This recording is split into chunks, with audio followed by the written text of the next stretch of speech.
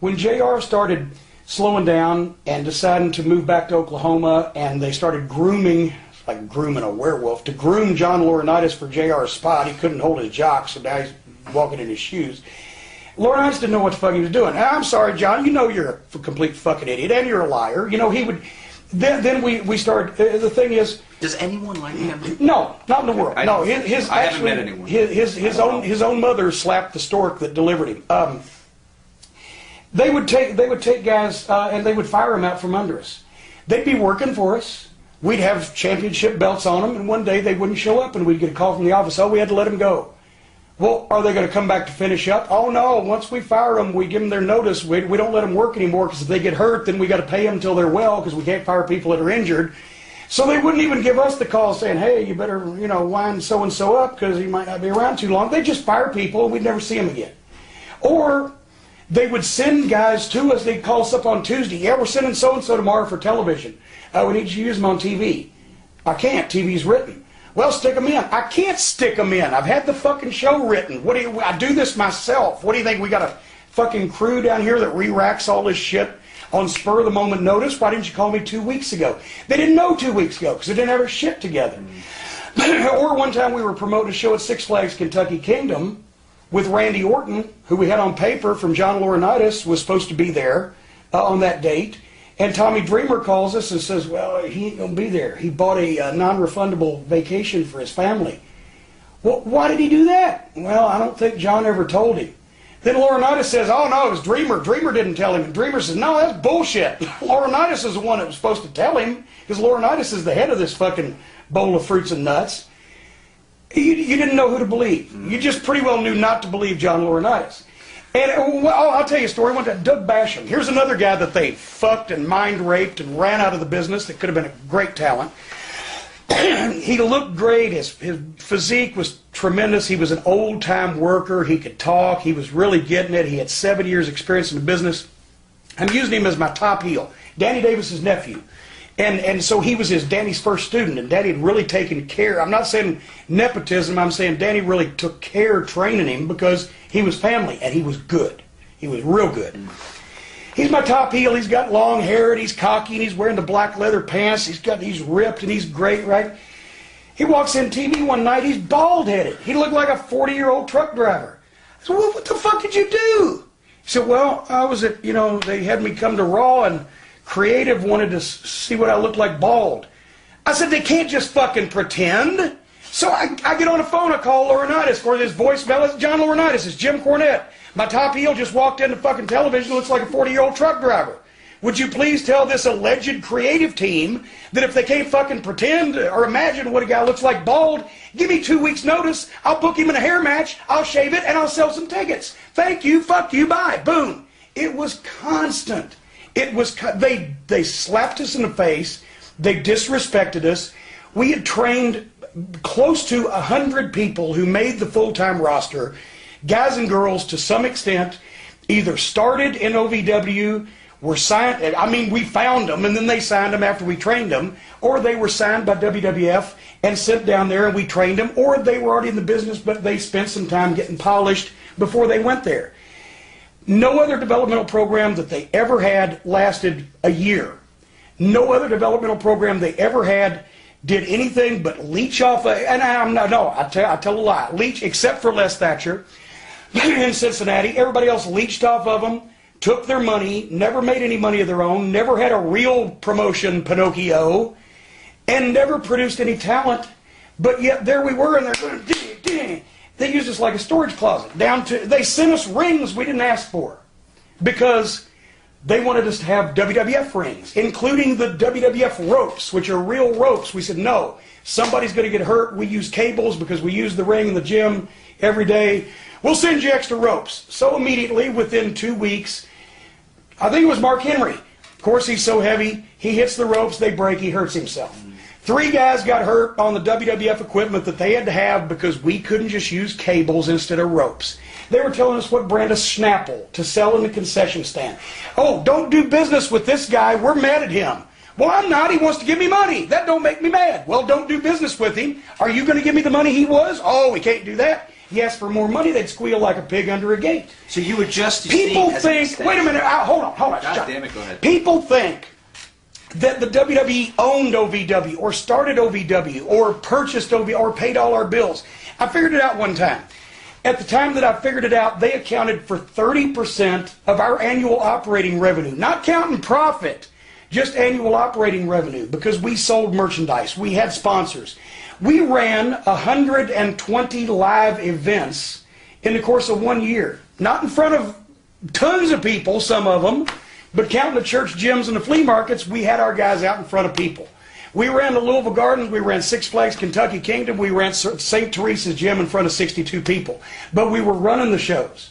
We had a television show that was not bumped, preempted, or fucked with by our full cable coverage broadcast affiliate CW network station in Louisville from May 2000 to May 2008. Saturday night at 11 p.m., never been touched. We were doing 2-hour primetime specials on Saturday night leading up to our Louisville Gardens events or for our anniversary shows. We had a real company, and we wanted some respect. Give us notice when you're taking somebody, give us notice when you're sending somebody, and leave us the fuck alone what kind of equipment we want to use, because obviously we're doing a good job. And John Laurinaitis is a fucking moron, and he couldn't leave well enough alone. And for the last year that I had a relationship with him, like this, I'd call up and yell. He'd call up, Jim, you can't do that. It's a publicly traded company. My response would be, we're not even a privately traded company. We're trying to make some money down here. Leave us fuck alone. I yelled at the guy and called him a stupid son of a bitch because he's fucking with my business. Well, you hurt his feelings. He shouldn't have such soft fucking feelings. He's in the wrestling business. And on it went. Until finally, boom, boom, boom, we agreed not to speak to each other anymore. Ever. For the rest of our lives. Now that I got that out of my system, well, I said the question was, hold on, let me tell Something you. about WCW, I don't know. No, the question was, yeah. I wanted to know what the creative was. Well, wait a minute. In developmental, there was a question down here. Was it a hassle being a booker in a developmental territory? No, box of fluffy ducks. So anyway. When I found out that they were, and Shamrock at the time was already there, and as UFC fans will recall, Dan Severn and Ken Shamrock had 2 fights in the UFC on pay-per-view before John McCain stuck his nose in and got the UFC kicked off pay-per-view for a while. And they had 2 fights, and then one won one and one won the other, and they never had the third fight. And then I found out that Dan obviously was doing some pro wrestling, and he was available, and they were going to bring him into the WWF. He was the NWA world champion at the time. So I sat down because I knew Dan personally. He had worked for me. I'd watched his matches. I knew there were a number of things that he couldn't do, and there were also a number of things that he could do better than anybody else we had. And I knew that we had Ken Shamrock in the same company, and that rubber match, you think at the time when WWF was not doing the best business it's ever done, that these 2 guys that had drawn in the hundreds of thousands of pay-per-view buys with no television, what could they do with TV behind them? So I sat down one night of my own volition. This was after I was already off the creative team, as I recall. And I wrote down, handwritten, 12 to 15 pages of notes on here's what Dan Severn can do in pro wrestling, and here's what he can't do. Here's how he should be portrayed, and here's how he shouldn't be portrayed. Here's how you accentuate his strengths, and here's how you hide his weaknesses. And I sent it off to Vince McMahon. The problem was the moron writing the television at the time was a complete jock-sniffing idiot who, if he'd been caught in the men's locker room, would have been whistling Stranger in Paradise, who had no idea about any realism or credibility in combat sports, wasn't a pro wrestling fan or a UFC fan or a boxing fan. He liked baseball, but he liked sports entertainment. He liked people that were painted different colors, and he liked dressing men as women and women as men and doing comedy skits. And I know you'll never guess what his name was, but he was a big piece of shit. And that doesn't narrow it down, because coming from you, okay. I mean... Well, it was Vince Russo. And basically, since Vince McMahon had never seen Dan Severn or the UFC or anybody else's professional wrestling, and I guess didn't bother to read the notes, Russo would rather use people that were painted different colors and comedy figures and fucking wearing stupid clothing and do, a bunch of shit off the Jerry Springer show than take a guy who was the most decorated amateur athlete that the United States has ever produced, with over 100 national, regional, and local wrestling and grappling championships, a UFC Hall of Famer, a Triple Crown winner, a super fight winner, former UFC champion, and who maintained a high level of professionalism as an athlete from the time that he was just a mere boy until just recently, when he finally retired from real shoot fighting and may still take a pro wrestling match every now and then. And at the age of 50, I believe 5 or 6 years old, I've seen him go through guys on the practice mat that were in their 20s and just fucking beat them up and wear them out one right after the other. Russo didn't know what to do with that fucking guy. Even though Ken Shamrock was right across the fucking locker room in another chair, and they could have had that fucking fight and they could have done a lot of shit, he didn't know what to do with him because he's a fucking complete idiot. And so they let me set up Dan's first couple of matches on Raw, where he just basically mauled people and pinned them, as he would do if it was a shoot. And then they started doing a bunch of hokey horse shit and never pushed him and never used him. And by the way, just since people pay this ridiculous 38 cents a week to hear this, but in this case it's free, I did hear that Vince Russo just recently said there was no such thing as a push when they were writing the TV. They didn't push anybody. They just saw who the ratings reflected that people were watching, but they didn't push anybody. This is how big of a fucking dumb fuck that this idiot is, that he was actually writing the television and taking direction from Vince McMahon, whether you like him or not, the most successful promoter of modern day, and he didn't even understand that he was pushing people.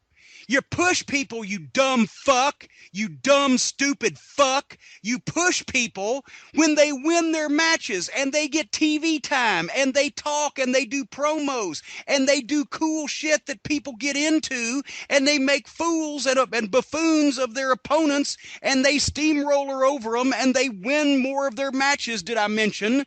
Because that's exactly what happened. Vince McMahon would say, we're going with Austin. And that was a push. That meant that Austin didn't get beat. If he did get beat, he got screwed by another top guy and he came back to get even. That was a push, Russo. That was a push. You don't understand it because you never should have been in this fucking business to begin with, and you didn't even know what you were doing at the time, which was pushing people. They pushed the stars by presenting them as winners and as important, and giving them plenty of time to talk on TV and get themselves over. And the people that weren't being pushed lost their matches and didn't talk. And if they did talk, it was to do some of the goddamn bullshit fucking unfunny comedy that you scripted by watching the Jerry Springer show, because you have a trailer park trash mentality and you think that everybody out there is just as dumb as the goddamn "he stole my woman" on Jerry Springer, because that's the only fucking thing you can understand because of your fucking mentality. So he didn't even know that they were pushing people. They didn't push Dan Severn's why he didn't get over, because Dan is not a sparkling personality, but he's real and he's a shoot, and they could have made some money with him. He's just not going to go out there and do 20-minute fucking promos and dance around in fucking tutus. And I'll say one more thing while I'm answering that fucking question. Also, I happened to be there, and I don't even know if I've told this story on the show before, but at the time that Mr. Russo was writing the television programming for the biggest wrestling promotion in the world, he also was doing the color commentary for WWF New York. It was a show on Channel 9. It was just for the New York market. And obviously, if you've heard him talk, those are the only people that could fucking understand what he was saying. My wife at the time actually heard one of those shows and listened to it for 2 minutes and said, I have not yet understood one word that fucking guy said. But he's talking like that because that's the way he's talking, bro, and I'll be honest with you. And as soon as he says, I'll be honest with you, you know a lie's coming. So we would do the on cameras at ringside, the announcers would. Like if it wasn't being done live commentary, the announcers would still sit at the desk. You've seen them, me or JR or Michael Cole, or in this case, Russo was down there because of WWF New York, and they would be seen in the background, so you'd think the announcers were there, and every once in a while you'd do it on camera and you'd say something, and they'd put it in, and you'd do the commentary later. We've done our bit on the syndicated TVs, and we're walking up the ramp, getting ready for Raw to start. And Russo says, that was cool. I said, what are you talking about? Because it was a pain in my ass to have to go down there and sit there for fucking half an hour, just do one on camera, right? He said, that was cool. I said, what are you talking about? He said, I've never actually been inside the railing while a match was going on.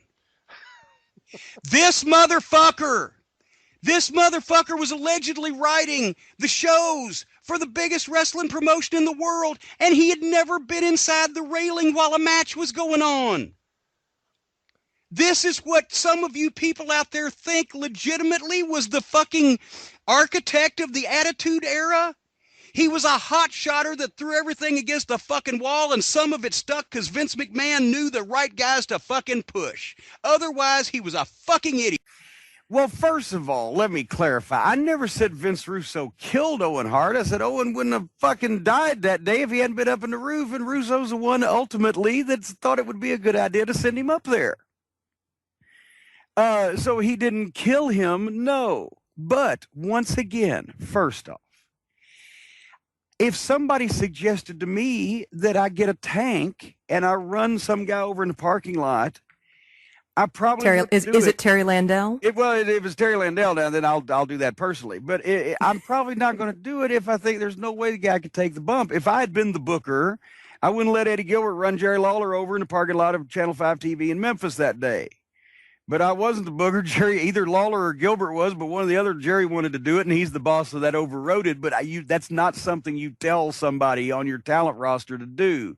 It was stretching it when they had us jump off the fucking scaffold, to be quite honest with you. But anyway, so first of all, second of all, yes, Owen had done it a couple of times that day. And see, Russo, once again, I hope he ducks every once in a while, you know, when the stars and planets that revolve around him, so they won't hit him in the head. Because, yes, if Owen had come to him, maybe he would have not talked him into it. Owen didn't come to him because Owen had already tried to talk him out of doing other shit and was trying to be a good employee and didn't want to complain so much because his main event push that he had been promised, you know, months before that, when he stayed after the Montreal, had become jack all of shit, and he didn't want to turn down something else after he'd already turned down having an affair with someone or whatever the fuck. So he went up there and practiced it. I'm sure he wasn't turning cartwheels about it and calling home saying, oh, guess what I get to do today? And it didn't have anything to do with the goddamn, it was just a goofy stunt that nobody would have remembered after the show, the blue blazer, bleh. As we've talked about before, it didn't sell any pay-per-views. It didn't really add to the overall presentation. It was just a goofy thing that would be done and forgotten. It didn't draw any money. It didn't get Owen Hart over in any way, shape, or form, or wouldn't have if it had been done properly. It was just another one of goddamn Vince Russo's Jerry Springer fucking look at this clown show that's going on, and here comes the dancing bear. So it was a counterproductive thing to begin with that went really badly wrong. But if Vince Russo, whether it was suggested to him by somebody else or not, hadn't have written it in the goddamn format, because he'll take credit for everything else that ever happened, from the invention of water to Steve Austin and The Rock. But somebody else suggested to him. As a matter of fact, he just said somebody else suggested to him that David Arquette win the title. Nobody will ever expect that. No shit. And so he's trying to walk back off of that one and bluff off of that one. Now he's saying somebody suggests to him, put Owen up there. Well, you said yes, motherfucker. It's like I told Terry Taylor, his Christian butt buddy, after that TNA production meeting where we changed the finish that I lobbied for, and they agreed with me. And then later on he said, well, we didn't want to agree with you. I said, yeah, but you agreed with me. He forgets that. Here's another thing about Vince fucking Russo. The main gist of that I should sit down with who wrote this letter, user not known. User not found. User not found. Well, we can't find him. Nobody's looking too hard. Me and him sit down and explain to him what the fuck problem I had. He knows what the fuck problem I've had. It's the same problem I've had for 20 years because his shit don't make sense. He's an obnoxious fuck. Don't know anything about what the fuck he's doing. He's damaging the fuck out of the wrestling business every time he puts his fucking finger in it. That's basically my problem with him. There's no way that he can't ever understand what I'm fucking saying. It started out nice and it continued to grow from there. When I would try to explain, Vince, you can't do that, here's why, or whatever the fuck. But the point is, I'm speaking Greek, he's speaking fucking Swahili. Neither one of us understand each other. We never will. We're as far apart as humanly possible. He found God and became a Christian just because I guess he found out I was an atheist. And we weren't quite as fucking opposite as we could possibly be. One of us either has to become a lesbian or a nun. So okay, I think you'll be the lesbian and he'll be the nun if I had to pick. Well, yeah, at least I'd have more fun that way. Definitely have more pussy. You know what? There's people in prison get more pussy than Russo does, but that's a different story. Nevertheless, the whole point is, no, I didn't say he killed Owen Hardis. If it hadn't been for his stupid bullshit that he fucking dreams up out of his ass, Owen wouldn't have been up in the rafters to begin with, and the whole thing probably wouldn't have happened. Now, you judge the element of responsibility that is assessed there. And as to for talking to this fucking guy, oh, and he's a writer, right? I'm a booker, but he's a writer. He makes a big distinction about that, and so do I. He laughs that I want to be a booker because he's a writer, and I laugh that he wants to be a writer because I'm a booker. And he's a goddamn writer that professes and admits out in public that he never reads. He can't read any of the kids, his kids, try to pin him down and make him read shit even. He is a writer that doesn't read. He can't spell. Yeah, I'm out on a limb. I was about to say that he probably doesn't even read what he writes because I have looked at his website. This has not been edited by anybody from what I can tell. No. Yeah. No, because everybody it gets brain damage. Oh, wait, there go the deer across the front yard at the house next door. Oh, it's a mama and a baby.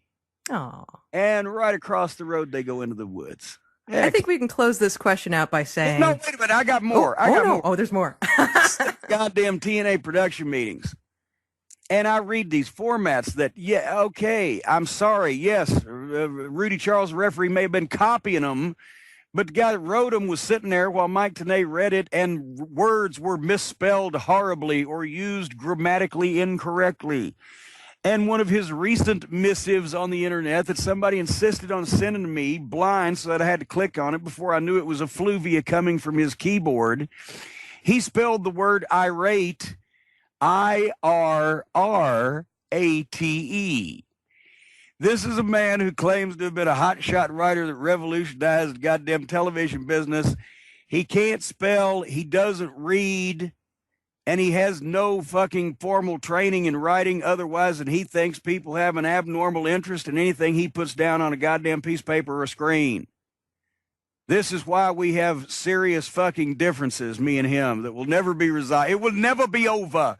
Old Anderson, it will never be over until your body is broken and bleeding.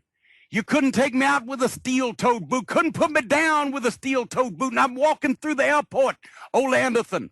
Walking through the airport and people coming up to me saying, Dream, go to the hospital, baby. Go to the hospital, honey. You need to get you some release. I said, I would not give him the damn satisfaction. It will never be over. Something that your friend and mine, I affectionately call him the Archbishop of Talentberry. He's known also as Shitstain, Dickhead, and more, Vince Russo. He was your friend. Although I started out, as you'll recall, we used to work at your house sometimes together. We used to ride around together. I started out sort of like Donald Pleasance in Halloween. At first, I tried to reach him. And then when I saw that behind those eyes was the incarnation of pure evil, I spent the rest of my life trying to keep him locked away. I tried to like the motherfucker until I realized he didn't want to learn anything about wrestling. And then we left on an adversarial relationship, but you guys were friendly. And then when he went to Atlanta, under cover of darkness, by the way, Vince McMahon was in England, in the United Kingdom. And that's when Russo and Ferrara took their chance to go down to Atlanta and make their deal. And Russo then gave his notice via telephone when Vince got back to this country and showed up at the Meadowlands for Raw in New Jersey, 30 miles from Russo's house, and the guy didn't have the balls or the guts to come down and shake Vince McMahon's hand and say, thank you for getting me started. And now that you did, I'm taking this other offer. Instead, he called him on the phone. But nevertheless, you guys were still friendly. And I was here in Louisville. Russo was down in Atlanta working for WCW, and you and Kevin Kelly had come to an OVW show to look at some of the developmental talent. You just recently, I believe, a few days before that, been in Atlanta, and you remarked as I was driving you and Kevin Kelly to Cincinnati to the airport to fly out after our show, you said something about how disappointed you were that you guys had even called Russo and said you were going to be in town, and he ignored your phone call. Y'all were supposed to be friends, Kevin too, and he ignored you, wouldn't speak to you, whatever. And I said, you got that motherfucker's phone number? And you handed me your phone, and I called him and proceeded to start to give him the tongue lashing that I'd always wanted to give him, and I'd left, and he had, we hadn't had the chance to. And that's when I want you to basically tell what you remember. And if you don't remember, that's fine. But basically, that's when he promptly, because I used your phone, he called WWF Human Resources and lodged a complaint against you guys because he claimed that I threatened his children and his family. Would you care to dispel that rumor? Because you heard what I said before he hung up on me. And then I said, hey, he hung up on me when I was in the middle of it. Did I say anything about his children or his family? No, I don't think so. I remember. I do. No, I remember the ride, and he did disappoint me the way that he left. And we were friends. It was the shitty thing about this business sometimes is that, unfortunately, territorial boundaries, if you will, is that a good way to say it? All of a sudden, if you leave somewhere, you're persona non grata. And I always thought, well, wait a minute.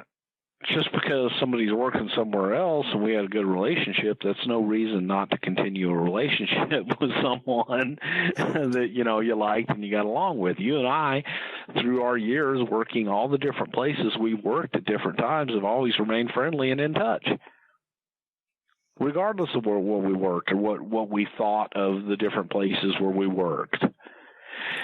And that was like, that upset me. But yeah, I remember the whole ride and everything. And it was, we'd called and say, hey, what's going on? And didn't return any of our calls. Didn't call us back. Pretty much what you just said. But I mean, no, it was, I believe that we said, okay, well, wait a minute.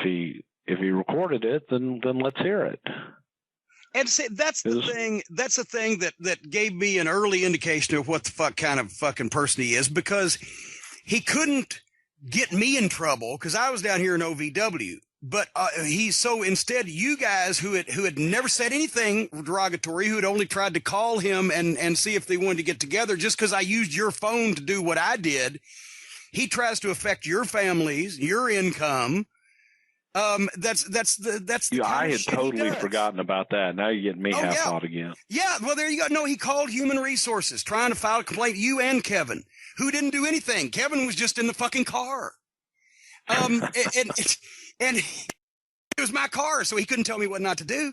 But that's the kind of guy he is, and that's what people don't understand about him. I'm going off on a soapbox here. This is going to be back to your interview in a second. But he does that behind people's back. And then publicly, he's the baby face. He's the wronged party. Well, so-and-so threatened me, or so-and-so got in my way, or so-and-so wouldn't let me do what I needed to do. There's always something where he paints himself as the wronged party, and it's all somebody else's fault, when in actuality, that's the public face, and the private face is going behind somebody's back. Whether it be asking Jeff Jarrett to fucking fire me as soon as he started working for TNA when I was already there, or going to Vince's office at 9 o'clock at night and missing his kids' Little League games just to try to not cut my nuts off, or burying the other guy, or trying to get his way with anybody. And to do that to you, who had never said a goddamn crossword to him and had actually been very gracious in taking a fucking rookie guy who had never goddamn booked, a fart after a dinner at Taco Bell, much less a wrestling show, and you tried to teach him. We all tried to teach him. When did you figure out he didn't want to learn, that he thought he knew everything and he was going to bypass all of us? Oh, I have no idea. But you know what? I mean, that stuff really doesn't bother me. I don't care. I'll give you the line. I stole this from someone very near and dear to our heart.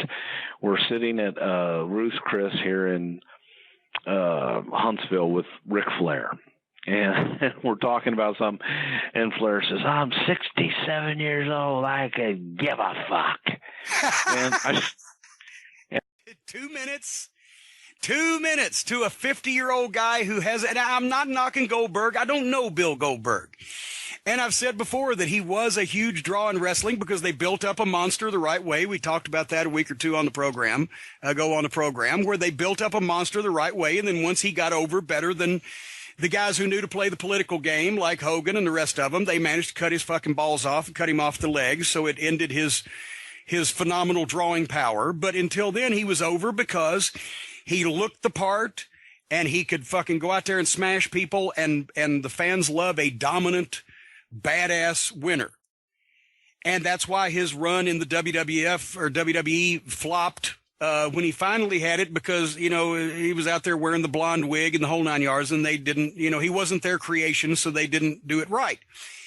But after over 10 years, they get this guy to come back, and they put him against Brock Lesnar in a rematch of that stinker at WrestleMania, where the people turned on both of them. And I'm just wondering, I don't know. I can understand why it might be a 2-minute match, because maybe they thought we don't want to leave him out there till people see through it. Or maybe Goldberg was hurt more than he cared to let on when they said he was hurt doing a little angle on Raw. But to beat Brock Lesnar, who ended the streak, who they have built up as an unbeatable monster, who's the one guy, the biggest drawing card they have, because he's the one guy that people still believe is real in wrestling since everything else has been exposed. And he gets beat in 2 minutes by a guy that now is going to come back, I guess, for Royal Rumble. Well, thank you for coming back again, since you just beat the biggest name in the fucking business in 2 minutes, flat, clean, with no rebuttal.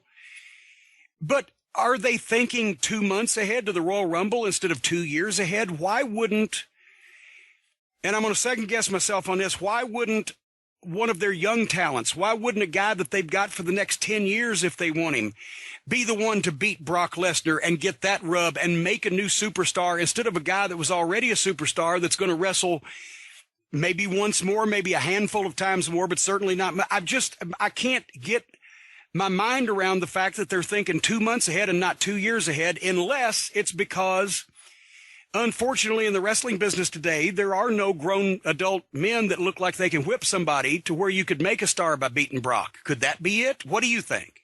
Well, they gave Roman Reigns that exact opportunity. Well, there you go. Roman Reigns. He looks like he whipped somebody. Well, they gave him a year. They built it up to him beating Brock. Of course, they did everything wrong and the people rejected him, but it didn't work. And I actually thought the way it was handled was great. I like the booking of this. And really? It's the only thing from Survivor Series I saw, and I watched it. And first of all, the place was going ape shit for Goldberg. Second of all, I actually don't think it would have worked as a match that went more than 2 minutes. Well, I just don't think it would have worked as a back and forth match. I think eventually it just, between the fact that he hasn't been an active wrestler in over a decade, and he's coming into this apparently injured, and the other fact that Brock for the last year, I'm a fan of Brock when Brock's doing things, but it's just suplex. I'm bored with it now. He would have hurt Goldberg after 2 of those. This way, Jim, it was actually really effective, and it makes me curious for one of those rare times lately to what they're going to do tonight and what they're going to do at the Royal Rumble, and if anything leads to WrestleMania. They face off in the middle of the ring. The announcers point out that Brock is not scared. Goldberg is not scared of Brock. Everyone's scared of Brock, but Goldberg's face to face with him and not scared.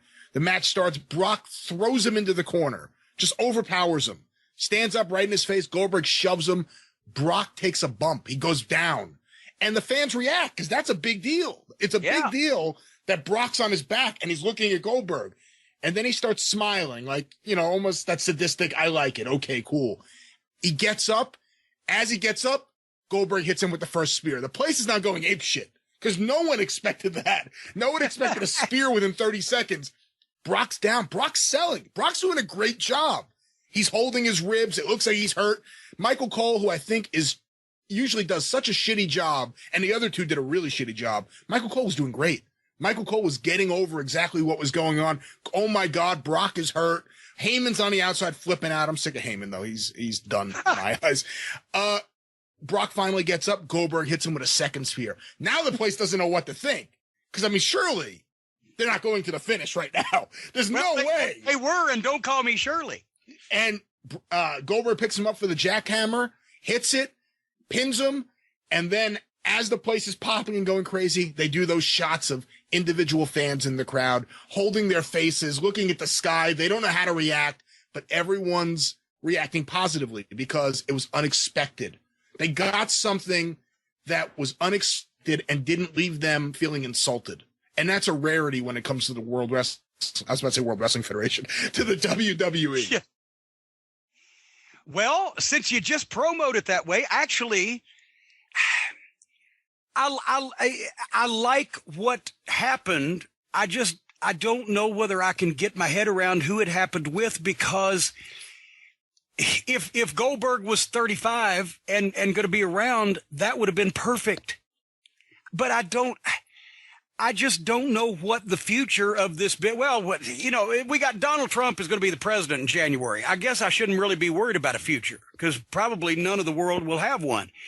But for the future of the business, it's like, I remember one time several years ago, they had The Rock and Austin come back and do something, in the ring with The Miz. And Bolin called me up and he said, "Did you see that?" I said, "No, of course I didn't see it," because he still watches some of this shit. But so he said, you gotta watch. I was over to his house. He said, "Let me show you this."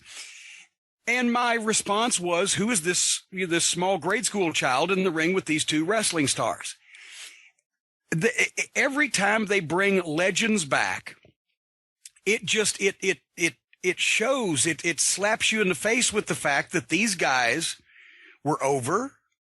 They knew what to do. They looked like men, and people react to it. And the newer guys, whether it be because most all the tough guys want to get into the UFC, or whether it's the bad booking because it's comedy writers now instead of wrestling people trying to get guys over, or whether it's that all the new talent has to walk on eggshells because they're afraid of doing anything or saying anything to make somebody mad, like when Bryan Danielson choked the guy with the fucking tie in the angle and they fired him for a year. Whatever. The modern talent cannot or is not allowed to or does not look like they can get over like the legends, the old guys. And unfortunately, the old guys have a shelf life now.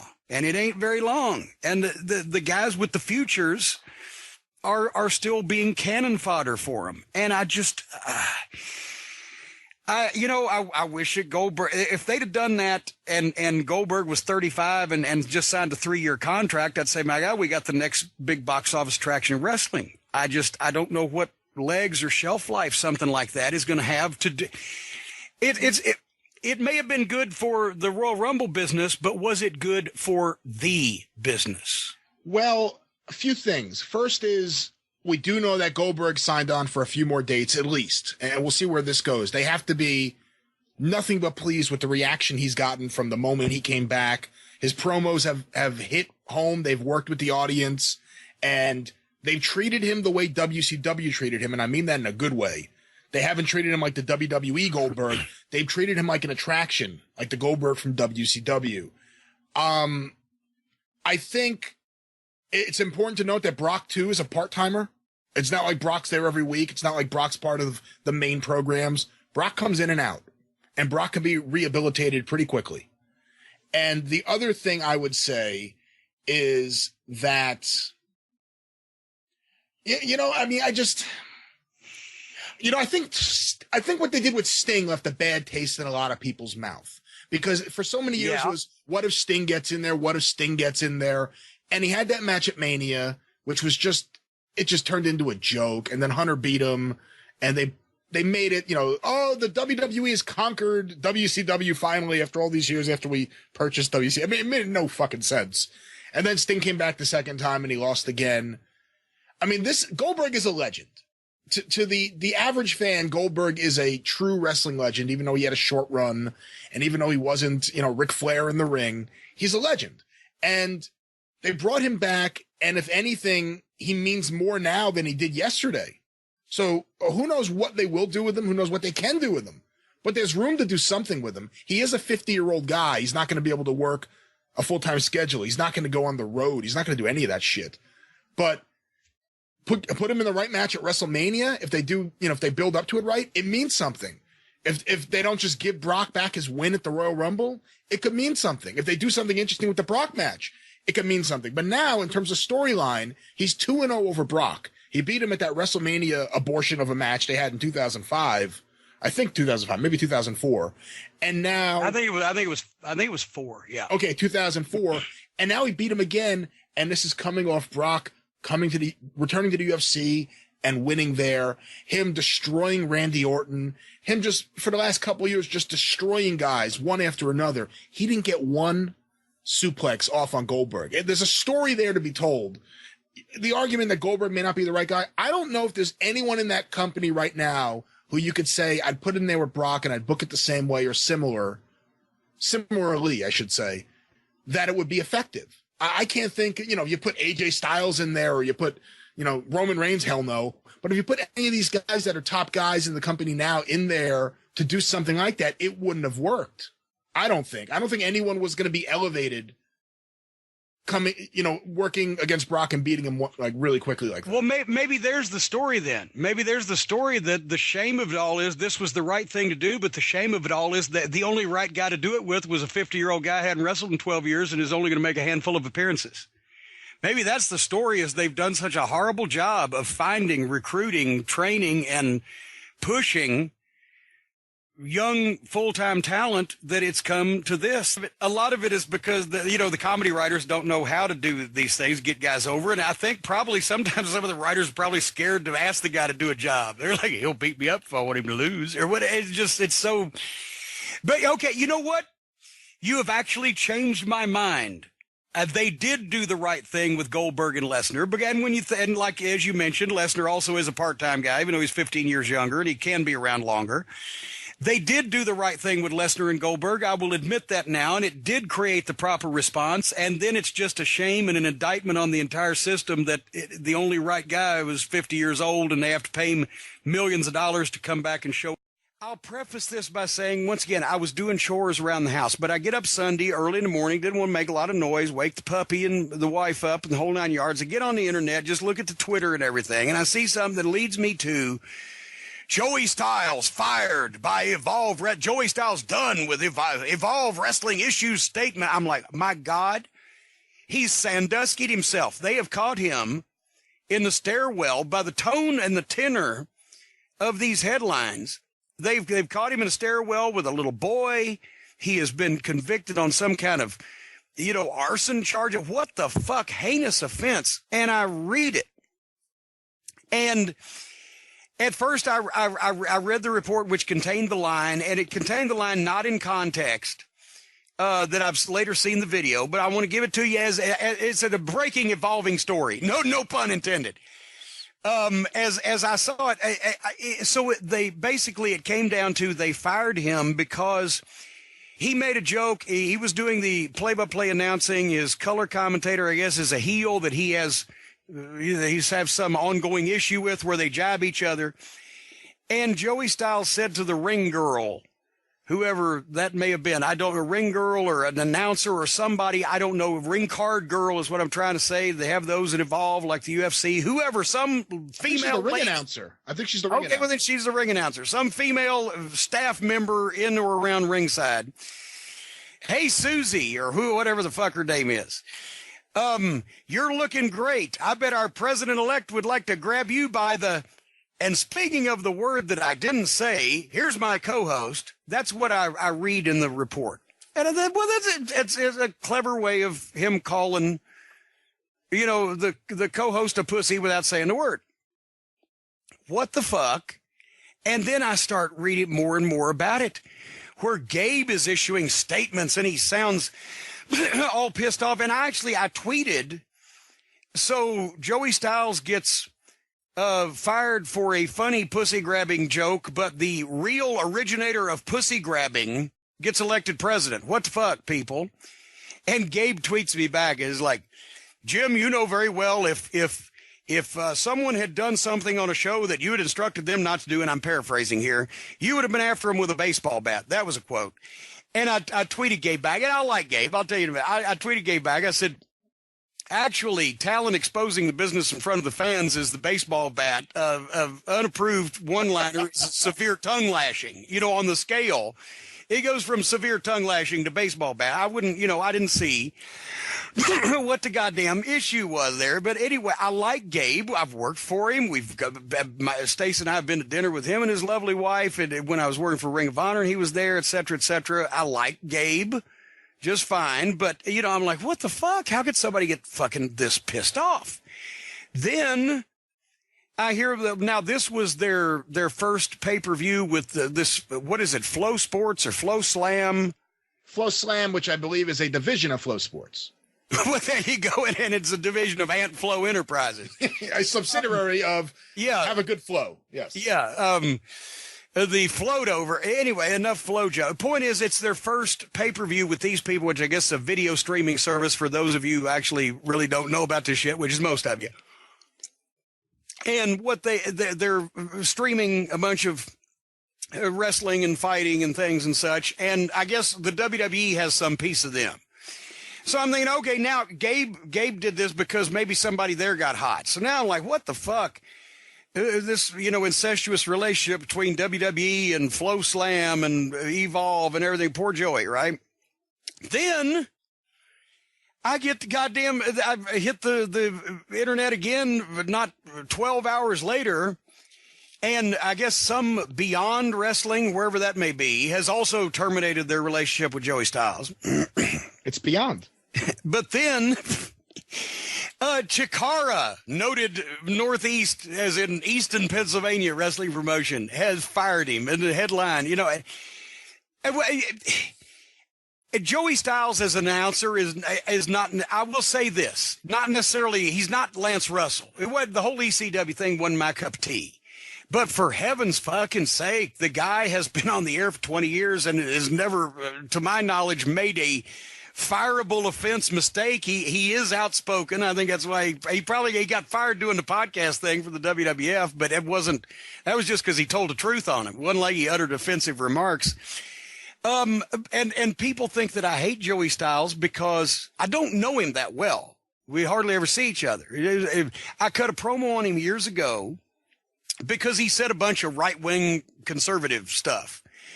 And so it was one of those moods I was in because it was an election year, I believe. It might have been 2008. And I cut a promo on him. People put it on YouTube, so everybody thinks I hate Joey Styles. I don't. I'd never really worked with him at that point or been around him. And I've seen him over the past couple of years at a couple of Legends of the Ring thing. And we had short conversations and laughed and joked and blah, blah, blah. And, so there's no heat here. And we're also not best of friends. So I'm just evaluating this from the outside. Besides the fact that people were offended, which was so fucking silly, who's behind it? Was it the Ant Flow of Flow Sports? Who the point? Because it kept getting worse. It's got worse here, and I gotta read this because, as I said, Chikara fired him, right? Mike Quackenbush, and I swear to God, that's not his real birth name, but that's the name that he goes by and people know him as. It's Quackenbush. It's not Groucho Marx in fucking, what was it? Night at the Opera. That's Dr. Hackenbush. Yeah, it's Mike Quackenbush is the head of Chikara. And he wrote and I'm not going to read the whole statement, but he wrote a long thing, but he's been known, he even gave a talk at a college about the art of professional wrestling and et cetera, and how it's so important that we allow everyone to express their art in the way they see fit, whether it's thumbtacks or whether it's whatever the fuck, and blah, blah, blah. But anyway, he made this statement. The events of the last few days have been just cause to take a look at the state of professional wrestling. The art form that I love and have dedicated my entire adult life to is embarrassingly behind the times. It is beholden to outdated tenets that threaten to render it obsolete at worst and a punchline at best. I know there are others, influential and celebrated, that imagine pro wrestling to be in a bubble in which the social norms from a bygone era are still relevant and valid. But at Chikara, we rail against them and those ideals with everything we make. Blah, blah, blah, blah, blah, blah, blah. Our mantra is not about critical acclaim or pats on the back. Quote, we believe pro wrestling should be fun. That's why we make it for everyone. But listen to this. Effective today, we are terminating our relationship with Joey Styles. Effective today, we are instituting a zero-tolerance policy for misogynistic, racist, and or homophobic speech, written or verbal, whether it's directed toward our cast, our crew, or our patrons. This is the shape of Chikara. All of us, all that craft and shape pro wrestling, we must fully understand this. The patrons of our art form demand more of us. It is to them, those that empower us to create the larger-than-life spectacle of professional wrestling, that we are beholden, not to an archaic subculture made up of turn-of-the-last-century carny values. Mike Quackenbush, you are so full of shit, your eyes are brown. You are the most pretentious, obnoxious, self-important twat that I've ever heard in my fucking life, and I've lived for a while. You run a goddamn comedy wrestling promotion in Easton, Pennsylvania, where a bunch of fucking local guys dress up in pajamas and put funny fucking hoods over their heads and fucking call themselves funny names and imitate Lucha Libre, except it's got even more funny horse shit in it because you're a goddamn clown show. You're a mud show that runs in front of 200 bemused fucking people. And you have done more to damage for anybody that's ever seen that fucking hocus horse shit that you put on. You have done more to damage the reputation of professional wrestling than anybody that I can think of offhand, with the exception of the guy that I talked about before.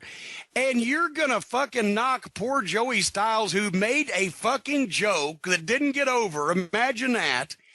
And it was something he was told not to say, and we're going to go into that in a second. But to fucking Jesus Christ, we tried to put that Chikara horse shit on Ring of Honor television once because Delirious had said they got a following up here and we'll get their best guys, and it makes us look bigger because we couldn't bring in Prince Devitt because he was too expensive. We couldn't bring in the Japanese guys. We couldn't bring anybody from anywhere. It required a plane ticket.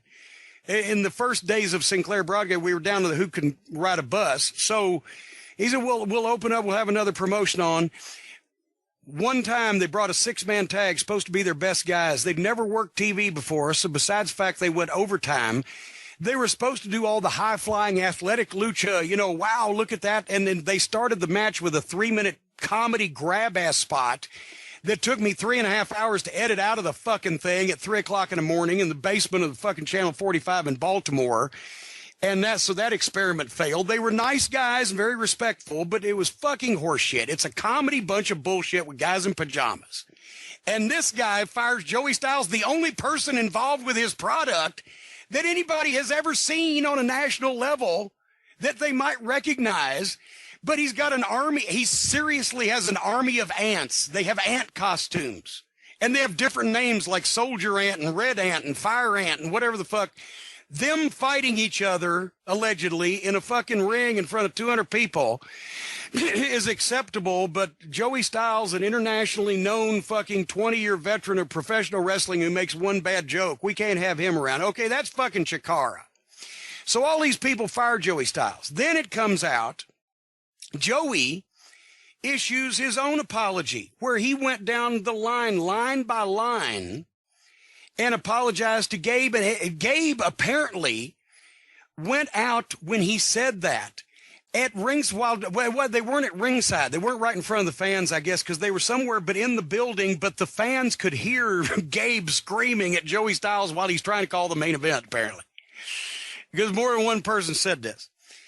So Joey told Gabe afterwards, don't pay me, fire me.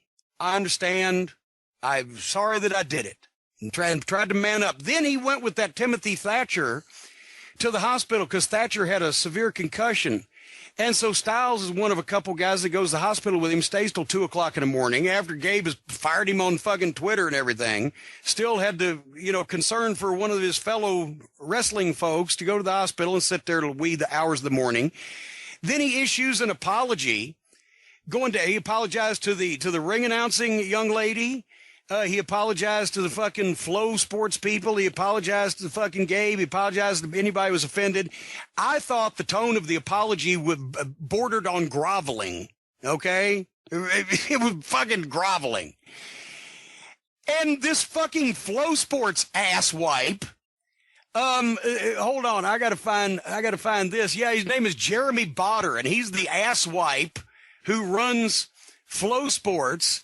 And he tweeted this. For the record, Joey Styles' claim that I wasn't upset is false because he said all these people in the apologies he gave, they weren't upset at him. Or at least they said that, but it didn't matter because he was wrong and he apologized anyway. He made the point of saying that. Joey did. This guy says, Joey Styles' claim that I wasn't upset is false and a mischaracterization of what actually happened. I was upset. When Joey approached me to apologize, I was more concerned about Thatcher, who was being loaded into a car going to the hospital. Yeah, you fucking dickhead, because Joey went with him. But to say I was not upset is false, and I support Gabe's decision 100%. This will be my last comment on the matter. So this dickhead couldn't even just let this fucking guy's groveling apology lay. He had to correct it that he was, they're dogpiling on this fucking guy for making a fucking joke. And meanwhile, I believe I said at the top of the fucking program, the originator, perpetrator, and instigator of pussy grabbing is a president, you fucking morons. And this guy makes a fucking joke on a fucking outlaw wrestling show, and not only do all these people fire him, but also on Twitter. When I said that on Twitter, here came the fucking basement dwellers. A bunch of guys who have girl wrestlers' pictures for, what do they call them, the avatar on Twitter or the icon, or what do they call it? Yeah, one of those two. On their profile thing instead of the egg. It's a bunch of guys who have pictures of the girl wrestlers on their deal. Well, I'm glad you think rape and sexual assault is funny, and I'm glad you vile, disgusting old man, you irrelevant, whatever the fuck. They came out. Then a bunch of girls, actually, they claim to be girls, but there's no ugly girls on Twitter. Because every alleged female that tweeted me that I was a horrible man for supporting this type of misogynistic violence against women is like a hot 19-year-old girl. How is that possible? Not any middle-aged women, not any, they got on and they fucking gave me all kinds of shit. And none of these people follow me on Twitter anyway. But all the people who follow me kind of said, yeah, Jim, what the fuck? And all my people are supposed to be these liberal people that stick up for, but the liberals are fucking anal retentive asswipes in this case. But the cult members are still the cool ones because they're like, yeah, the fucking guy made a joke. What the fuck's wrong with the world? Fucking, so basically all this fucking hoo-ha. And then Joey even admitted that the reason why he said it, he asked apparently Gabe if he could say that or something. The Gabe said, don't be political in any way. And I guess he ran that by him and said, no, don't do it. But when they were doing the segment, the ring announcer was supposed to be there with them or something. So they had a way to go into because Joey had just got zinged by his color guy who had blistered him. Now I've seen the video. I've seen it. The color guy is blistering him. And they were supposed to have the girl involved, but since she was in the ring, not down there, he fucking got you, and you can see him get lost for a second, right? And he's like, how am I going to respond to this? I can't do the day. And he came out with his joke that he had on his mind because he had asked. And he fucking turned around and fucking went right back to the color guy. And by the way, I'm not saying colored guy because the guy's black, folks. I'm saying the color man. Joey's play-by-play and the other guy's color, for fuck's sake. Don't want that on Twitter. But he goes back to his nemesis there. And that was it. And Joey Styles has a real job. He actually is employed working in I suppose, an industry that is more stable than the wrestling business. But he does this shit I'm sure for extra money and also for love of the game. He's been in wrestling so long. And now all these fucking companies are firing him because he made a joke. And if Gabe wanted to fire him, I've fired people for probably some egregious shit and also some simple shit. And I've rehired a few of them back the next day. But if Gabe wanted to fire him, fine, because he did say something Gabe told him not to say, even though, what the fuck? What kind of goddamn stick up your ass, panties in a wad, little panty waist pussy do you have to be to get that, especially if you're a man, to get that fucking upset about a goddamn joke? So if Gabe, and Dave Chappelle, did Saturday Night Live fire him? No.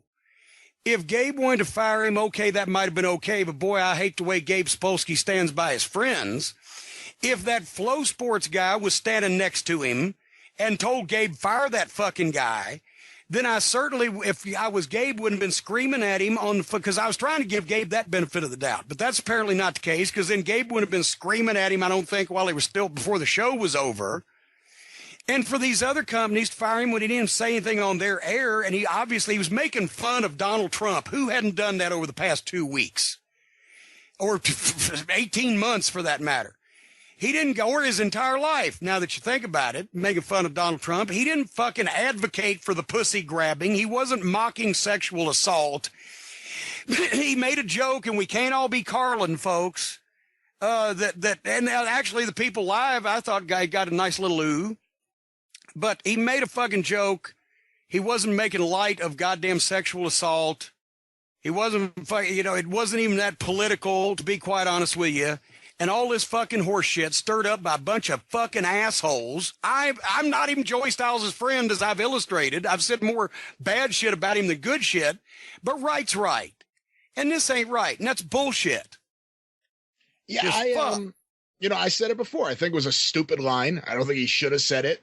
But I think there's all this mock outrage. I think there's some people truly offended, and then there's people who just are piling on, and it's almost they want to be outraged, so they're gonna say that they are. And I think a lot of it, and I'm no Joey Styles fan, and if you've listened to the experience, I was certainly not a Donald Trump supporter, but I think a lot of this too comes from the fact that Trump won, and Joey Styles is a known right winger. I think it would have been a little different if it was a liberal and Hillary won and made the exact same joke. If Dave Chappelle was on Evolve and made that exact same joke. I can't even imagine why this comes down to who's mad about the election or Trump supporter or Hillary. It just has to do with people with cognitive thought.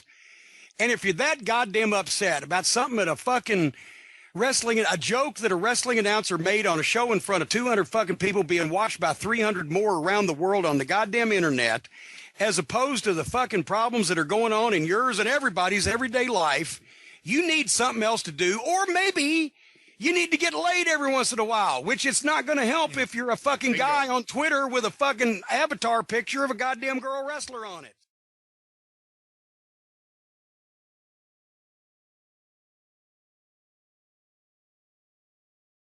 I'm going to be on his show, and when I am on his show, I'll give you the 411 then. Jim's going to drop that information in the interview. It's part 2 of the interview. Let's kick back and visit with one of my favorite managers of all time, Jim Cornette. I'm talking to Jim Cornette here on the Steve Austin Show. Thanks, everybody, for tuning in. Let's talk about Big Boss Man for a second. Big Bubba Rogers. Yes. When he made his debut on TV, what was that, NWA or WCW? Well, NWA in those days, it was the WCW program, but it was still Crockett Promotion. Yeah, but anyways, I mean, good. That was the good shit, man. That was my favorite program of pro wrestling. And boy, all of a sudden, this big sumbitch comes out, and he had those glasses on, the suit, and didn't say a whole lot. He's like, man, this is a big motherfucker. Who got him in the business? Well, it depends. Big Bubba Rogers was entered into the business by Dusty Rhodes, but Ray Traylor was broken into the business by Ted Allen. One of the nightmares, and the guy who, Ted Allen was a Georgia native. He just passed away a few years ago, but he trained some guys up in Rome, Georgia, Marty Lundy, Arn Anderson's hometown. Basically, Ted would bring job guys to the Atlanta TV tapings on occasion, and one day he brought this big kid, Ray Traylor, who was 6'6" and 360 pounds, and had no tan, and didn't really have a great physique to him. And everybody's looking like, Jesus Christ, this guy is going to be a job guy. He's a giant. And I don't know whether it was Dusty's perverse sense of humor or whether they just drew straws and Dusty hadn't seen what the guy looked like, but he put Ray in a match with Tully Blanchard, and Tully on a good day, 5'10" and 205 pounds, right? Yeah. Tully's finish was the slingshot suplex. Yeah.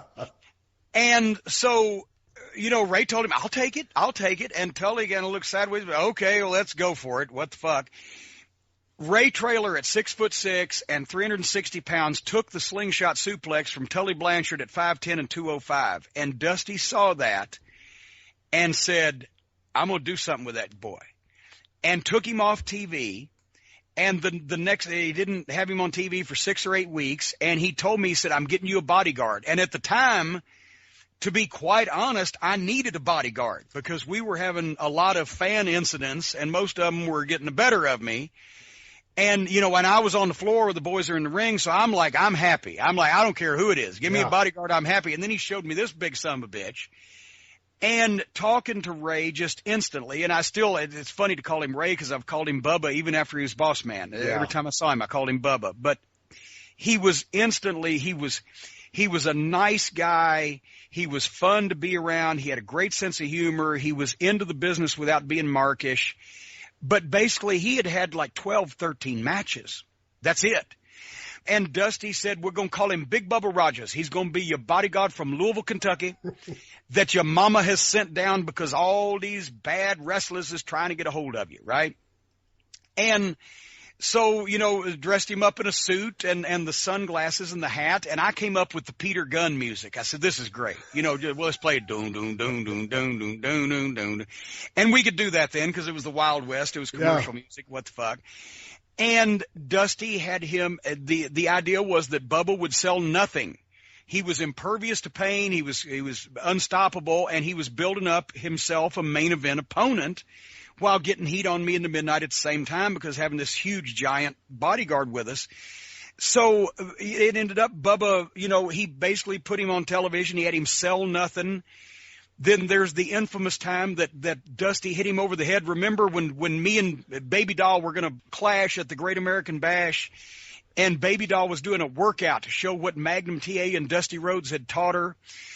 And no, actually I was doing the workout, and Baby Doll came in and belly to bellied my opponent, Randy Mulkey.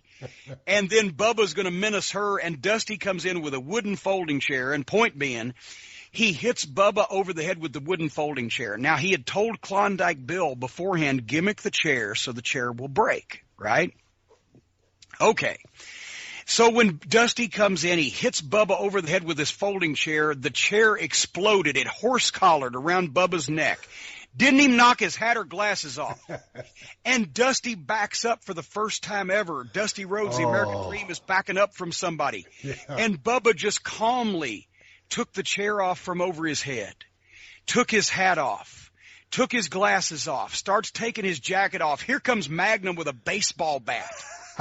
And the two of them together, I'm dragging Bubba out. He don't want to go, right? And what an impact that made. And we get back, and I told Klondike Bill, I said, Bill, what a job you did with that fucking chair. He said, oh, shit, I forgot. He didn't gimmick the chair. Dusty hit him so hard it just broke. And another time, Bubba took this so seriously. He was never to smile. He was never to speak. I used to try to crack him up on interviews, and he'd be biting his fucking lip, right? Blood would come down. But we go to the Omni in Atlanta in a fucking cab. And because that, the big stars, I mean, there's 400, 500 fans waiting out back of the Omni to see all these big wrestling stars come in. Here we come in a yellow cab, but they accepted it back then because, we were all paying our own road expenses. Yeah. And we get out of the cab, and while we're getting our bags, the cab driver, Bubba, leaned up against the cab to pick his bag up, and the cab driver slammed the door, and it latched on Bubba's fingers. What happened? And Bubba goes, hey, brother, the door, hey, brother, the door. And the guy said, oh, my God, and he grabs it, and he opens it, and Bubba pulls his hand out, sticks in his pocket, picks his bag up, starts walking back in the back door. And I'm behind him. I'm going, are you okay? And as soon as we got through the back door and the door closed, he fucking bent over, started screaming. He started crying, oh, motherfucker. Bubba had a high-pitched voice. Oh, yeah. And I'm like, are you all right? He said, yeah, I think I'm okay. I said, fuck, why didn't you sell that? He said, I couldn't sell. The fans were watching. That's the kind of dedication he had. And it just, finally the reason why he left and went and got his break as Big Boss Man, but the reason why he gave his notice was Starrcade 87. It was the Midnight in Rock and Roll in a Scaffold match in Chicago. And they had Bubba go up there. They didn't have him take the bump off, but they had Bubba go up there and fucking do a little spot with Ricky Morton where Ricky ended up nut-shotting him and running away or whatever. And we all got our checks. We all got 10 grand apiece, and Bubba got 5. And Bubba said, you know what? I fucking climbed that fucking thing too, and I could have fallen off just like everybody else, and they shorted me. And right about that time, Hogan was looking for big monster opponents, and somebody had made the call. And he told me, he said, I got to go. I said, yeah, you got to go because you're going to work with fucking Hulk Hogan in the WWF. So you got to go. You got to go now. And he gave his notice and he went up there and became the Big Boss Man and made a ton of fucking money. Man, that was a great gimmick too. And I finally ended up getting to go to WWF. I turned into Stone Cold. And my 2 Ray Traylor stories were one time, back in the day, we'd go to, we'd spend a week in England and then we'd go right to Germany, or Germany first and then right to England.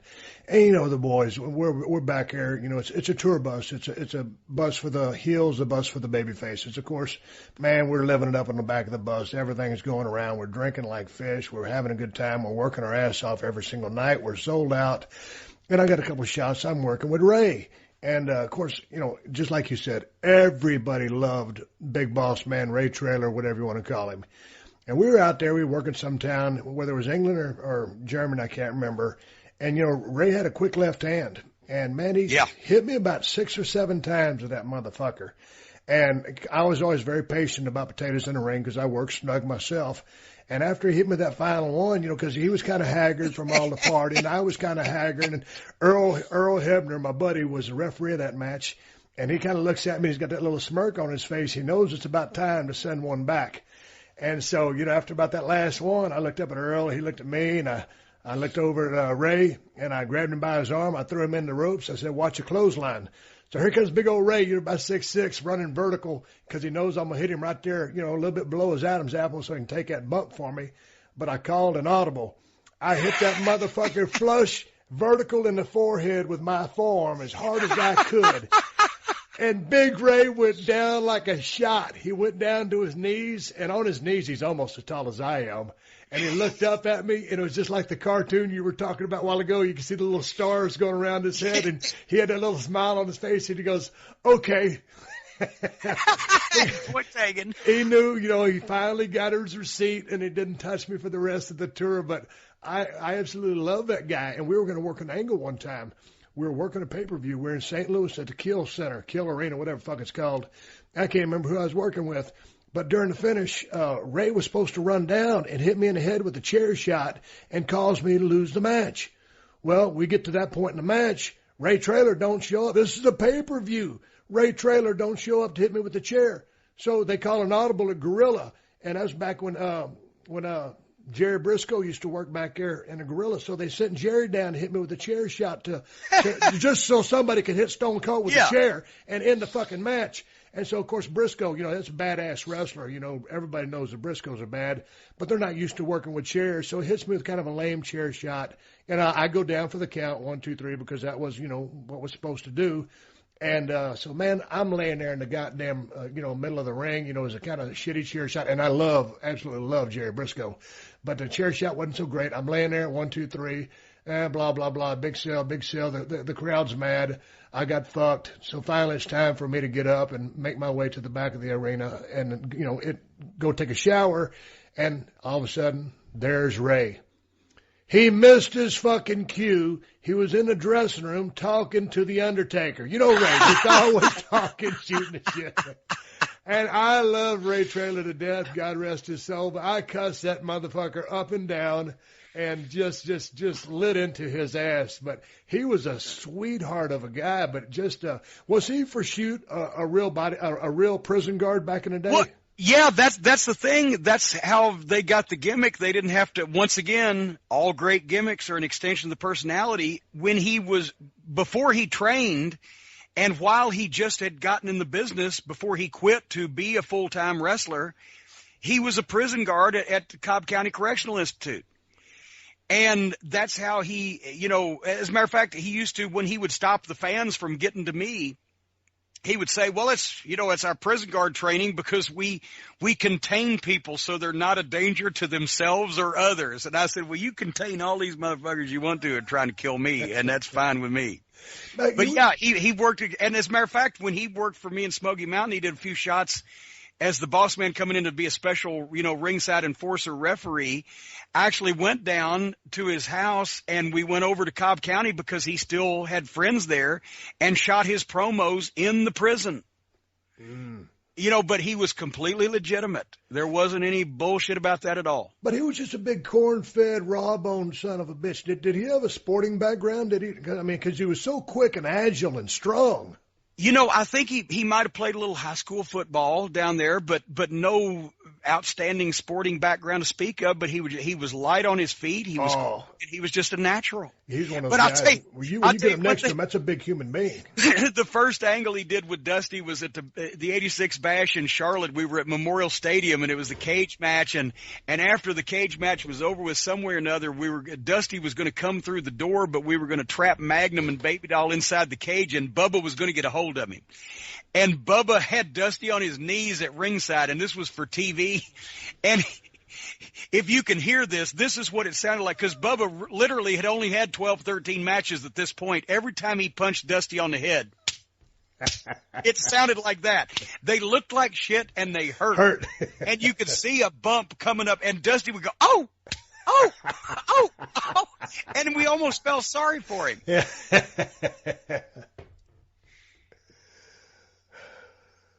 Well, there you go. Hey man, you brought up a name a while ago, a few minutes ago in a conversation, the Mulkey brothers. Tell me about the Mulkey brothers. Randy and was it Bill? And Randy and Bill Mulkey. Randy and Bill Mulkey. Dude, give me some background on these guys. Well, Atlanta TV was noted in those days in the early and mid 80s for having some of the worst job guys in the history of wrestling. Some of them that could work but looked like shit. Some of them that couldn't work and looked like shit. Mike Jackson would bring some guys over from Alabama, but Mike was a good worker, but most of the guys that he brought with him weren't. And there was some local guys from South Carolina and Georgia and et cetera, but a few of them attained legendary status. And George South, who was an excellent worker from Charlotte and still works to this day and did not fit in the category of bad job guy. He was the guy that was so good. Flair always wanted to have a great match with him, and they'd get mad at Flair for doing so much with George South because he was only a job guy. But he was a great worker. But Randy and Bill Mulkey were from Anderson, South Carolina. And Randy, I believe, was the first one in the business, and he was the more physically impressive of the brothers at like 5'10" and 200 pounds maybe, and didn't have a muscle that showed. And his brother Bill was a couple inches taller and about 20 or 25 pounds lighter. And as I said about him one time on commentary, if he'd have got a sunburn, he'd look like a thermometer. They were fishy white pale. They had bleached blonde hair. They had no physique. But they took the god-awfulest bumps that anybody had ever seen. I mean, when you threw Randy Mulkey out of the ring, he didn't grab any ropes. He didn't touch anything. He just launched himself through the ropes and landed on the concrete. And it's so hard. In a heap. You could feel it in your feet when he landed on the concrete floor. And Bill would take an ass whipping, and he'd look like, he went to give blood and forgot to say when. I mean, he was so emaciated. And these two unlikely looking fuckers, because of, as Dennis Condrey used to say, they took a classic ass whipping. They started to get a following among the people in the studio who started cheering for them. And so then, because they were great guys and they were willing to do anything, they'd take any move, they'd do anything for you. At the time, this was 1986. Hulkamania was big, right? So I went over one day as a joke, and on commentary I said, look at that, as the Midnight Express beating him up, I said, Mulkey Mania is running wild. The next week, it was sort of like, I remember something like this after somebody said Austin 316 says, I just whooped your ass, and the next day on Raw, the arena was full of Austin 316 signs. Yeah. Organically, the next week on Atlanta TV, they brought signs that said Mulkey Mania. And they started chanting for him, and it started catching on. And so then Dusty put them in the Crockett Cup tournament that year, the tag team tournament, and they actually the worst thing that ever happened was they won a match. When they won a match on TV, it kind of hurt them because the people, but they were selling at stores in Anderson. They were going around making their own T-shirts, Mulkey Mania, and putting them in stores and selling them. So the climactic point of this was like in early 1987. We were the U.S. Tag Team Champions, and they had me come out and they say, we're not going to defend against the Rock and Roll because we've already beat them. We're not going to defend against somebody. We've already beat this team and that team and the other team. And Jim Crockett comes out and says, well, I've got a team you haven't wrestled, and you're going to defend against them, the Mulkey brothers. Okay, and it's going to be in Anderson, South Carolina. No, their hometown. So Dusty, just as a rib, and just because it was fun, the Anderson Rec Center seated about fucking maybe, I don't know, 1,000 people, 1,200 people, whatever, in this old rec center building. But he had us promoting a U.S. tag title match against the Mulkey brothers in Anderson, South Carolina, at this little building when we're running the Baltimore Civic Center and the Philadelphia Civic Center and the Omni in Atlanta, all these big buildings. But we're talking about this thing on Atlanta TV for 6 weeks. We get to that building that night. I've never seen a building so full, and I know that wrestlers' exaggeration, right? It's sold out. We always had a riot, et cetera, but literally everybody in Anderson that could get there, and 3/4 of them were related to the Mulkeys.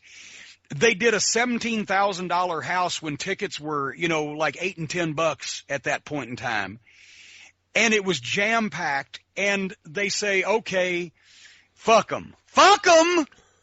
What? They're the whole goddamn family, the whole town. They'll kill us. They'll lynch us. They'll drag us out in front of the building and lynch us. So we had a 20-minute match with them and put them over as much as possible, and then got the heat on Bill Mulkey, and the boys kept calling, come back.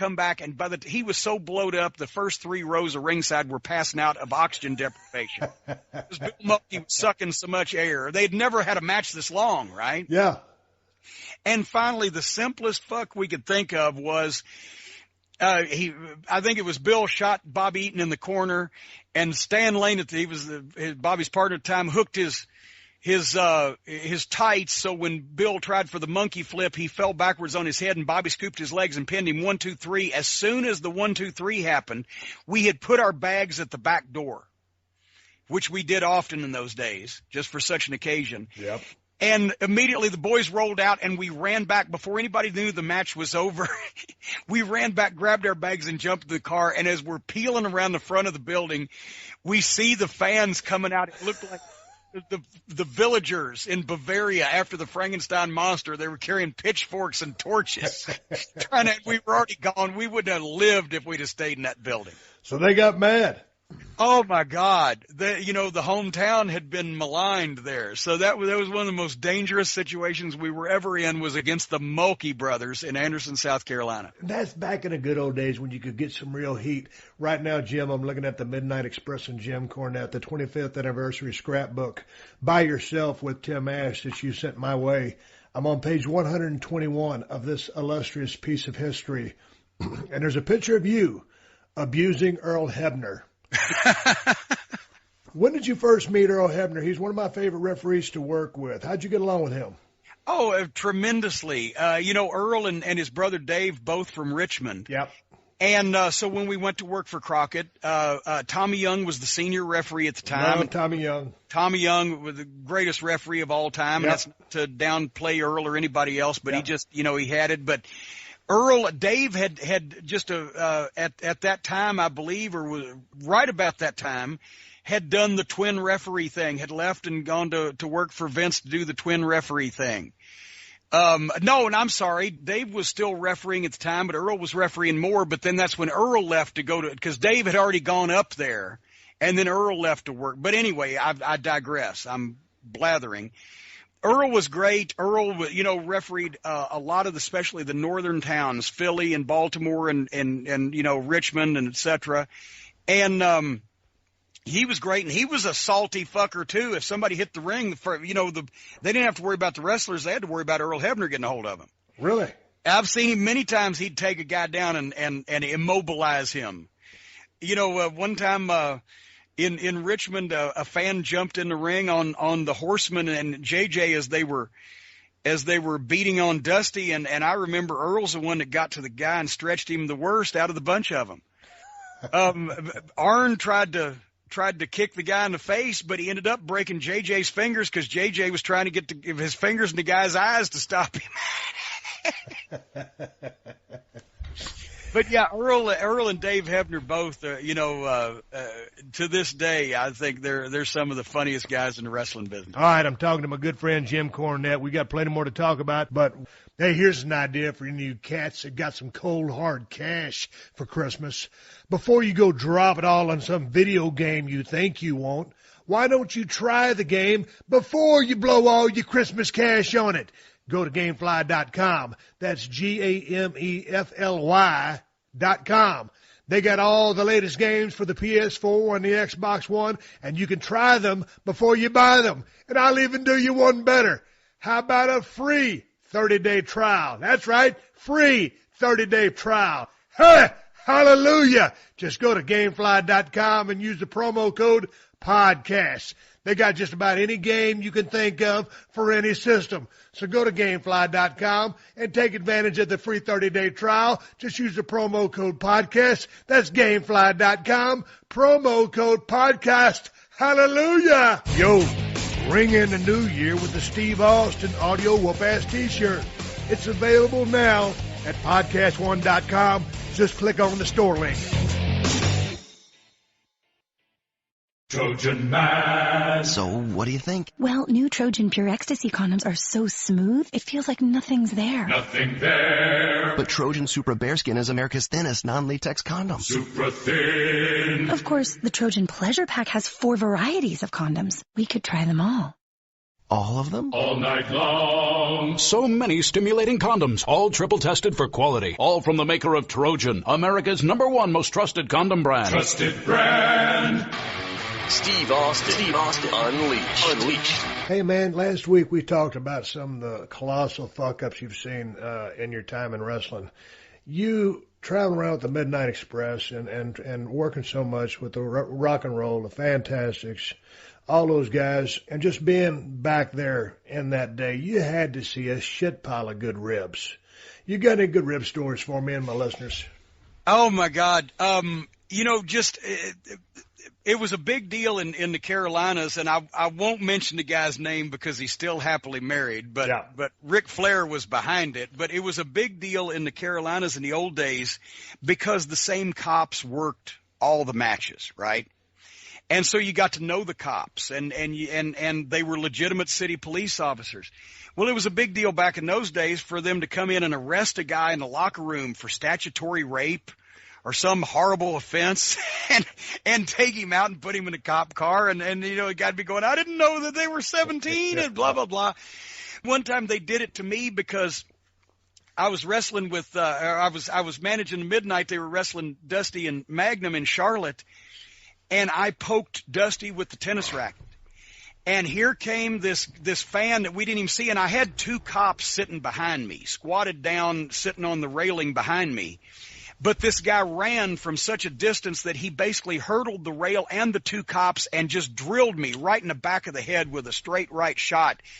And it would have knocked me out if I'd have saw it coming. Yeah. But it just, and then he grabs me in a headlock and he's trying to get to me and the cops are trying to pull him off.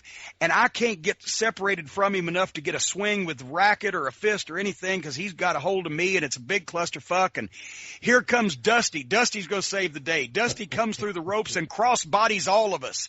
Me, the Mark, and like 6 or 8 cops, and we all go down. And when we get up, I see I'm going to get one shot at this motherfucker, right? He got one on me, I'm going to get one on him. And I haul off and try to football kick him in the ribs in the pile of all this shit, and I ended up kicking one of the cops in the leg. I'm like, oh, I'm sorry. Well, about a week or two later, they come into Spartanburg at the Memorial Auditorium in the locker room, and they've got a warrant for my arrest for assault on a police officer. And I'm shitting. I'm like, but no, you understand. Doug Dillinger, you were there. He's a cop. You were there. You understand. I didn't mean, I'm sorry. And the guys are turning away from me, and I'm like calling for anybody named Crockett and Baby Doll. And I feel bad about this day. Baby Doll is sitting there in the middle of the locker rooms. She had a little room, one side was heel, one side was Babyface. She's the only girl, so she sits in the middle where she can, dress and not be in the room with the guys. She's laughing, trying to cover up. She's laughing because she was in on it. But I didn't know what the fuck. And I turned to her. I'm like, what are you laughing at, you fat fucking hog? Oh, no. I was real stiff with her. She got mad at me. But, I'm being arrested, right? And I'm being hauled out in handcuffs. And then they said, before we put you in the car, read the arrest warrant. And I read the warrant. It was signed by Big Daddy Jimmy Crockett. And then they started laughing. I'm like, oh, okay. Bobby Eaton was the simple ribber. He was the guy that when you get out of the car to take a piss at a gas station bathroom, he'd take your full soft drink cup with the straw in it, and he'd tie a knot in the bottom of the straw and stick it back through so when you tried to take a drink, your head would cave in. And he had the fake dog turd, add milk or, whatever. He did the simple stuff like that. Stan was the production number ribber. Right? He was the guy one night in Memphis, Killer Carl Krupp had come back into territory. And this was a variation on the old classic wrestling Mabel rib, the Mabel rib. This has been done in every territory. What's the Mabel rib? Well, it's basically the gist of it is this. Krupp had come back in the territory, that ugly, bald-headed German, and he asking around if the girl that he used to see was still around the matches. Well, the girl was still around the matches because she was still around Stan right at the time. But they said, no, we haven't seen her. We don't know where she's at. Well, later on that night at the hotel, she's in Stan's room, and she calls Killer Carl Krupp's room, and he answers the phone, and let's say her name was Mabel because that's where it comes from. Oh, Mabel. It's so good to hear from you again, sweetie. I've missed you so much since I've been gone. Well, Carl, I can't come to the matches anymore because, well, my husband, he got out of prison, and he's back now, and he's very jealous. And, oh, my God, if he knew what had gone on between us, I don't know what he'd do. That's why I don't want to cause any trouble. That's why I haven't been. Oh, as a matter of fact, hold on. I think he might be coming home now. I'll call you back. Click.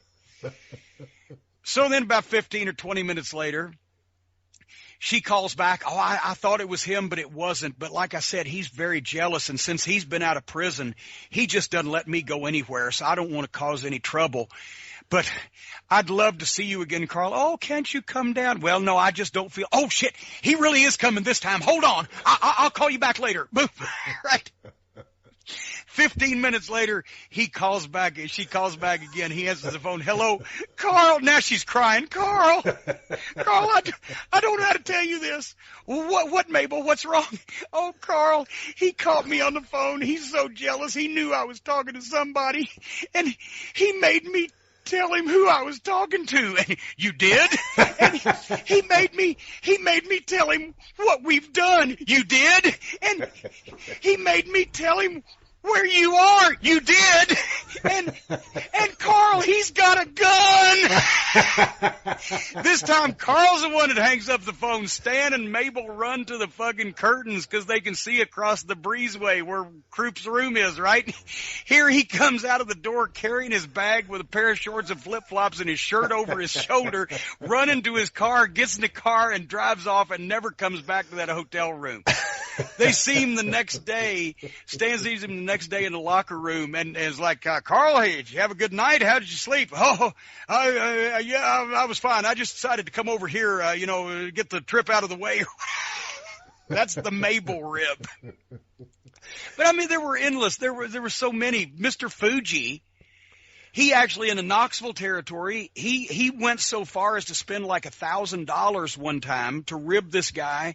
The guy came out of his apartment, got in his car, stuck his key in, and turned it, and the engine didn't turn over. And when he got out to look under the hood, it was because there was no engine. Fuji had a guy come and take the guy's engine out, and then later on paid to have it put back in, but just to see the guy's face when he opened his hood, and all he saw was parking lot. Hey, what was the deal with Bobby Eaton back when we were in WCW? Me and Bobby Eaton and Dustin Rhodes, center stage. There's one of those hallways back there. We always used to dress back there. And, Bobby Eaton always used to travel with that duffel bag. Yeah. And it was like a convenience store. And Bobby, he gets like, God damn it, boy, what you need? Toothbrush? Oh, I got a toothbrush. Toothpaste, bubble gum, a sewing kit, whatever you needed, Bobby had. He was one of the nicest guys in the history of the business. I don't know anybody that has anything bad to say about Bobby Eaton. He's one of the greatest workers of all time. But what was the deal with his bag? He had one of everything. Bobby liked to be prepared. And he would carry these bags that looked like body bags. There were the hugest bags. And I mean, especially when we were driving, but even flying, he would carry everything. He'd have 5 or 6 towels. He'd have, it used to be always a game. Carried extra towels. It used to be a game. Sometimes, like the Steiners would go up and ask for off-brand shit like, hey, Bobby, you got any silverware? And he'd come out with silverware. I mean, he always had everything. He was prepared for every eventuality, but at the same time, he would give it all away. I mean, one time we worked Reunion Arena in Dallas when we were working for the Von Erichs, and we go to, you remember at the time, even back in the 80s, that it was not the greatest neighborhood in some areas around Reunion Arena, that we found a beer store, a little convenience store, and, Bobby's going to go in and get his usual thing was Miller. Dennis might get some beer, might get some meat sticks. I'd get, my daggum, gas station sandwich and a Pepsi or whatever at that point. And so we get back in the car, and there's all these bums hanging around, and Bobby is in there forever and in there forever. And we're like, what the fuck? What the fuck? And finally he comes out. Some guys hit him with a hard luck story. He comes out with his arm around the guy. The guy was he had a brand new cigar in his mouth. He was carrying a bottle of whiskey and another bag of groceries. And Bobby was patting him on the back saying, good luck, brother. Good luck, fella. And of course then Bobby gets in the car and the bum turned and started walking down the side of the convenience store, and he was instantly mugged, 15 feet away by all these other bums around to get all his shit. But Bobby could not buy somebody something or give somebody something or just, help somebody out. Hey, man, you manage, singles wrestlers, tag teams. I mean, to me, you and the Midnight Express, that's just the first thing that comes to my mind when I think of Midnight or you. But speaking about tag teams, as you've been around so many of them, taking Midnight Express out of the equation, who are some of your favorite tag teams that you either enjoyed working with or just watching as a pure fan? Oh God, well, working with obviously the Rock and Roll, obviously I the love the Fantastics. Rock and Roll Express. I love the Fantastics too. And I mean, the Rock and Roll, you could start a riot because Ricky Morton could sell to the point where, and also when he would sweat and the sweat would be running down his face and he got that pained look on his face, it looked like he was crying. Yeah. And he would reach out to the people in the front row and with his hand and he would mouth the words, help me. And they would. And he was he was a good looking guy, and he was just, he could really place himself he could be very vulnerable. As fiery as he was, because they both had great fire, but Ricky could sell his ass off. Yes, and that's become a phrase, selling like Ricky Morton. Yep. And so the Rock and Roll and the Fantastics and the Road Warriors and Tully and Arn, and those guys were great to work with. As far as who I liked watching, I didn't get a chance to see them live in person, but I've seen films. Stevens and Bockwinkel to me were fantastic. Ray Stevens and Nick Bockwinkel in the AWA. I always enjoyed one of my favorite tag teams, and actually a team that nobody really remembers because they were always on top in main events in Tennessee. Back in the 70s, Tennessee was 3 different territories. It was the Memphis End for Jerry Jarrett. It was the Middle Tennessee territory for Nick Goulas, and it was the East Tennessee territory for the Fullers Southeastern Wrestling. And Phil Hickerson and Dennis Condrey were my favorite heel tag team to watch. Phil was an old redneck, pot-bellied fucking guy that could cut a heck of a promo and threw a mean fist, but he could move. And Dennis was his younger and smaller partner, but they meshed perfectly. And they spent about 5 years rotating between those 3 Tennessee territories, always main eventing, but they had great matches with everybody. Loved watching them. I was always big on the heel teams when I was a kid, anywhere from Kurt and Carl Von Bronner to the interns with Ken Ramey to, Don and Al Green, the original Heavenly Bodies. Tennessee was a tag team territory, so there were just, oodles of tag teams. The Valiant Brothers, I was always a mark for because, the bleach blonde, woo, Missy, and they worked for Bruiser, and I got a chance to see them. But just, any great tag team that traveled together with each other and went from territory to territory and really had experience. I enjoyed tag team wrestling. And you talk, I guess, I hope Phil Hickerson doesn't listen to this. If this is really Stone Cold Steve Austin Show Unleashed, I'll tell you another rib that involves, because I was going to save this for my tour of the United Kingdom, because I figure if I left the United States and actually told it over there that Hickerson wouldn't find me and kill me. But I told Dennis Condrey I was telling this story places, so he let me. One of the great ribs that Dennis actually ever pulled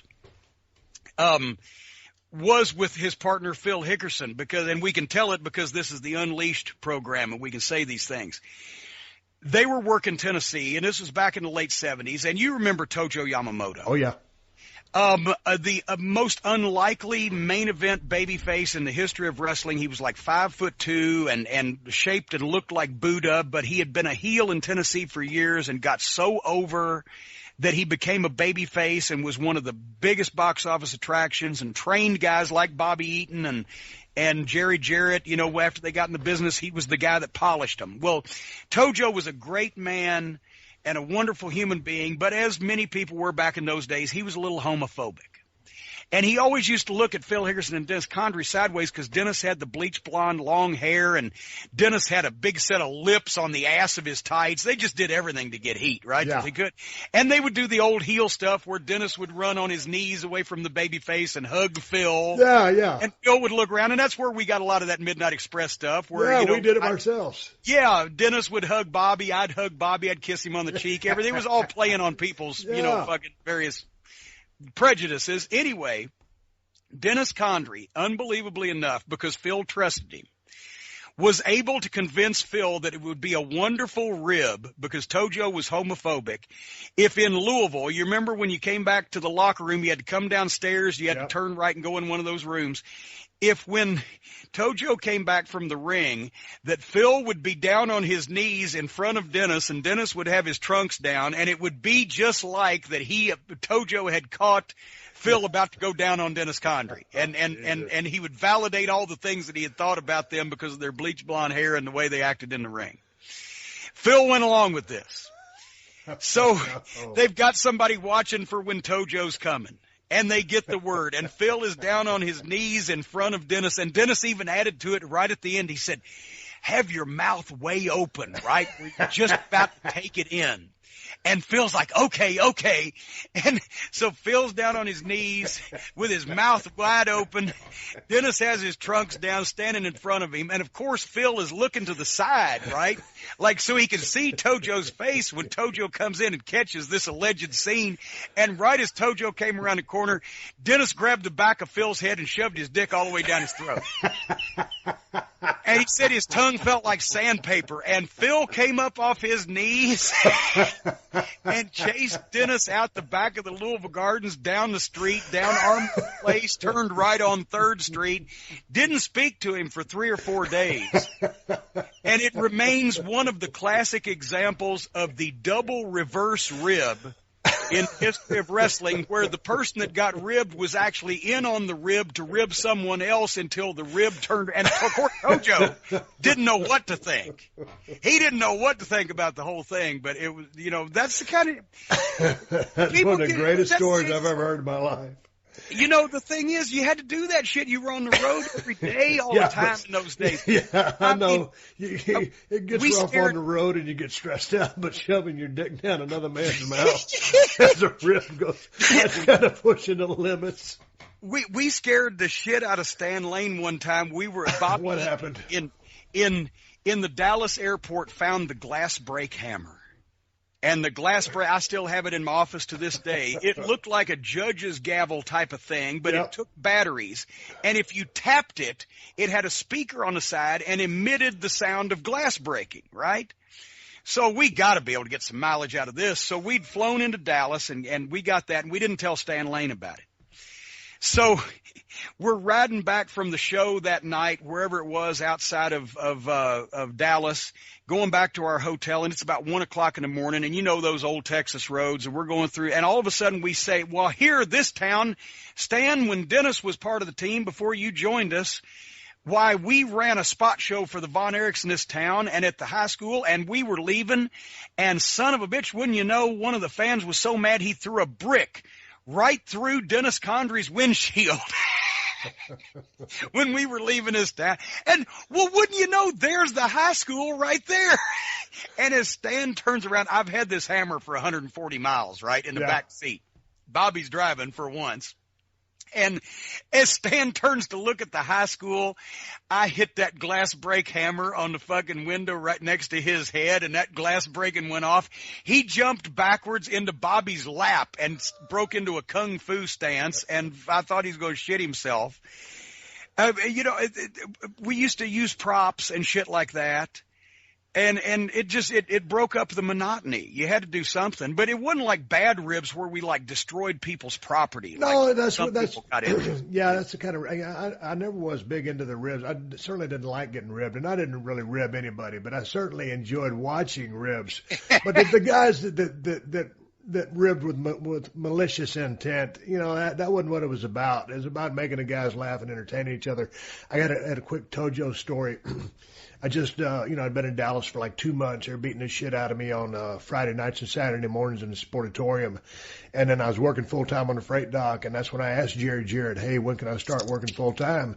And he says, hell, Steve, I think you're ready now. I wasn't, but he said, I think you're ready now, so you're not going to argue with the promoter, right? So a couple weeks later, there I am driving to Mid-South Coliseum. And one of the guys, when I broke in, broke in as a babyface.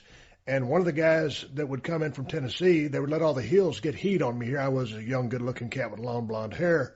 One of the heels that used to kick the shit out of me on occasion was one P.Y. Chuhai, which is Phil Hickerson you spoke of in the rib. But going back to Tojo, I remember Tojo watched a few of my matches. And he goes, come here. And, you know, like you said, Tojo, big as a minute. And he says, he goes, you need to learn how to sell. And, you know, I'm the young guy, jacked up, 2 months in the business, don't know where to shit or wind my watch, still, you know, trying to be a tough guy in the ring and not wanting to be vulnerable, the exact opposite of what you want to be as a baby face. So, you know, Tojo said, grab my ear. And I said, what? He said, just grab my ear. And he showed me, he grabbed my earlobe. So I reached out and I just barely grabbed Tojo's earlobe. And he just put his hands up to his head and he, you know, made that face like I just almost killed him. That's how bad me touching his earlobe. And he goes, that's sell. And that's when a fucking light bulb went off in my head and I was like, oh, I get it. You know what I'm saying? Tojo taught me, you know, really how to sell by letting, you know, me grab his earlobe and him showing me how painful it was. If the people in the goddamn crowd can't see that this stuff that is happening to you is hurting and affecting you, they don't give a flying fuck. Well, exactly. And, you know, that's why they always used to give the young kids to Tojo to season because, you know, Bobby broke in just by, you know, setting the ring up when he was 14 and practicing with a friend of his. They ended up teaching themselves. He was never formally trained, and he ended up starting to do jobs under a mask on TV when he was 15 years old, the Brown Bomber, and then, you know, then he got a spot with Nick Goulas, but they would give Jerry Jarrett was trained by Tojo then, and Bobby Eaton was trained by Tojo, and so many of the Tommy Rich, so many of the young guys with Jerry Jarrett. he would ride with Tojo, and Tojo would grab Jerry's ear and fucking crank down on the earlobe. And Really? Jerry would go, oh my God. And he would, see your face? Look in the mirror. See your face? Now, you make that face no pain, you sell. Right? That was, then he would break it down, like you said, to the simplest of terms. And Tojo could start a riot with a toothpick. He, especially in the old days of the small town shows, when he was a heel, he would have the baby face down and get a wrist lock on him, and he would take a toothpick out of his tights. And the referee, of course, couldn't see it because it was behind the, he was using his body to block it, right? Behind the referee's back. He would take the toothpick and he would be starting to dig under the babyface's fingernail, and the babyface would sell and scream, and then he'd put the toothpick back and he'd take it out again and he'd do it again. And after about a few minutes of this, people would be climbing over the rail to get this no good, evil Japanese son of a bitch to stop using this toothpick on the babyface's fingernails. And he was such a master of psychology. He looked like nothing you would imagine that a wrestler should look like, but he had so much heat from when he was a heel doing things like that when he switched babyface, people said, okay, now finally he's going to beat up the guys we don't like and do all these horrible things to them. And then he'd hit him with the heels with the wooden shoe, or he'd use a chop and they would fly. And he was an institution to this day.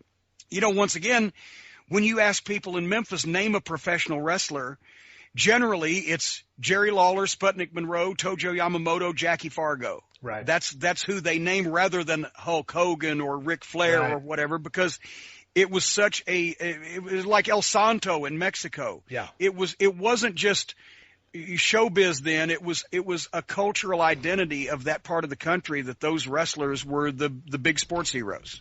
Hey, one time quick Tojo story. One time we were wrestling Nashville at the fairgrounds Saturday night.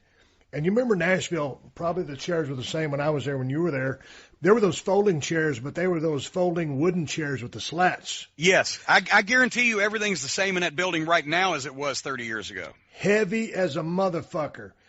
We were working a goddamn tag match. I can't remember who all was in the match, but I just remember Tojo was ringside, and it was back when, he's 5'2", 5'3", whatever you said, 140 pounds at the most, and he carried that briefcase.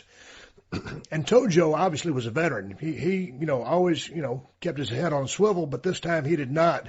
And he had so much heat. There was this old lady, I guarantee you, Jim, she had to have been damn near 90 years old. And you know how those old people love their fucking wrestling. And this was back when wrestling was still real, quote unquote. You know what I'm saying? And Tojo wasn't watching what was going on. I was there on the ringside, and all of a sudden I look up. Next thing I know, that old lady had gotten up, picked up her chair, folded it, and hit Tojo just like you hit a nail with a hammer, just hit directly down on the top of his skull. And damn near knocked poor Tojo out. And you could see the goddamn stars kind of flying over his head. And, he maintained his composure. And the security guard, whatever it was, got the chair from the old lady. They basically just sat her down, didn't remove her, because she was 90 years old. But that lady knocked the flying fuck out of Tojo. It was the damnedest thing I'd ever seen. That's what I miss so much, I guess, about the business is people taking it seriously. Well, because the atmosphere was so different. But the people within the promotion have to take the storyline seriously to begin with. Yeah. And that's where it starts. But yeah, man, I mean, god dang, when I watch something, I want to believe what I'm seeing, but what I'm being presented has to be, perceived as real or presented as real. You and I were talking yesterday. Goddamn, we fucked off 2 hours of because of my technology problems of a podcast, and we keep calling each other. And as soon as we start talking, we can't stop talking. But you and I were talking about UFC the other day because you left me a message that you were watching the pay-per-view. I was watching the same one too because I'm a big fan as well. And we were talking about UFC does a lot of things these days better than pro wrestling, when pro wrestling is basically what the UFC is doing now, but it was the fucking work. Yeah. Right now, the most successful pro wrestling promotion in the world is the UFC because they hype the fights the same. The whole concept is basically, it's so simple. we're going to make you think that this guy that you're probably predisposed to dislike and this guy that you're hopefully predisposed to like are the two baddest motherfuckers in this weight classification or in this division on the planet, and we're going to put them in a trajectory to meet each other, and we're going to sell tickets to see the fight and what's going to happen. And then they trash talk each other, not over the top, but enough to be believable.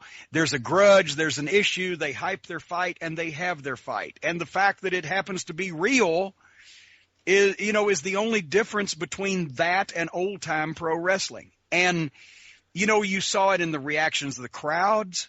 In the arenas, you see it. That Mark Hunt and Bigfoot Silva fight was a double juice Memphis main event brawl, and the people were throwing the babies in the air, just like it was Jerry Lawler and Terry Funk.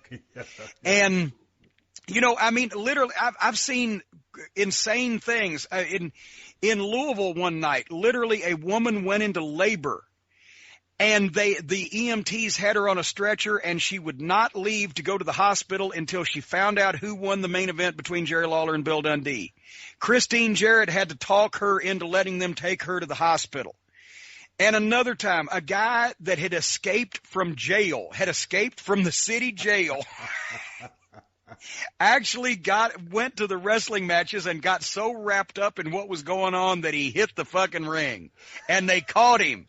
If you've escaped from jail, chances are you want to stay as far away from the cops as possible. Yeah. But in this case, he got so wrapped up on what was happening, he hit the ring to help the babyface out, and the cops grabbed him and took him back to jail. You think the business will ever change? You think it's too far to the side that it is? And I'm not going to be derogatory because I'm still a part of the company. I still love wrestling. But, okay, I'll speak. I think if you start taking yourself and your storyline seriously and weed out a little bit of the comedy, people will start taking the product seriously again. I think that, as Dutch Mantell, who we've both learned a lot from, yes, has said, you can't put the toothpaste back in the tube. Right.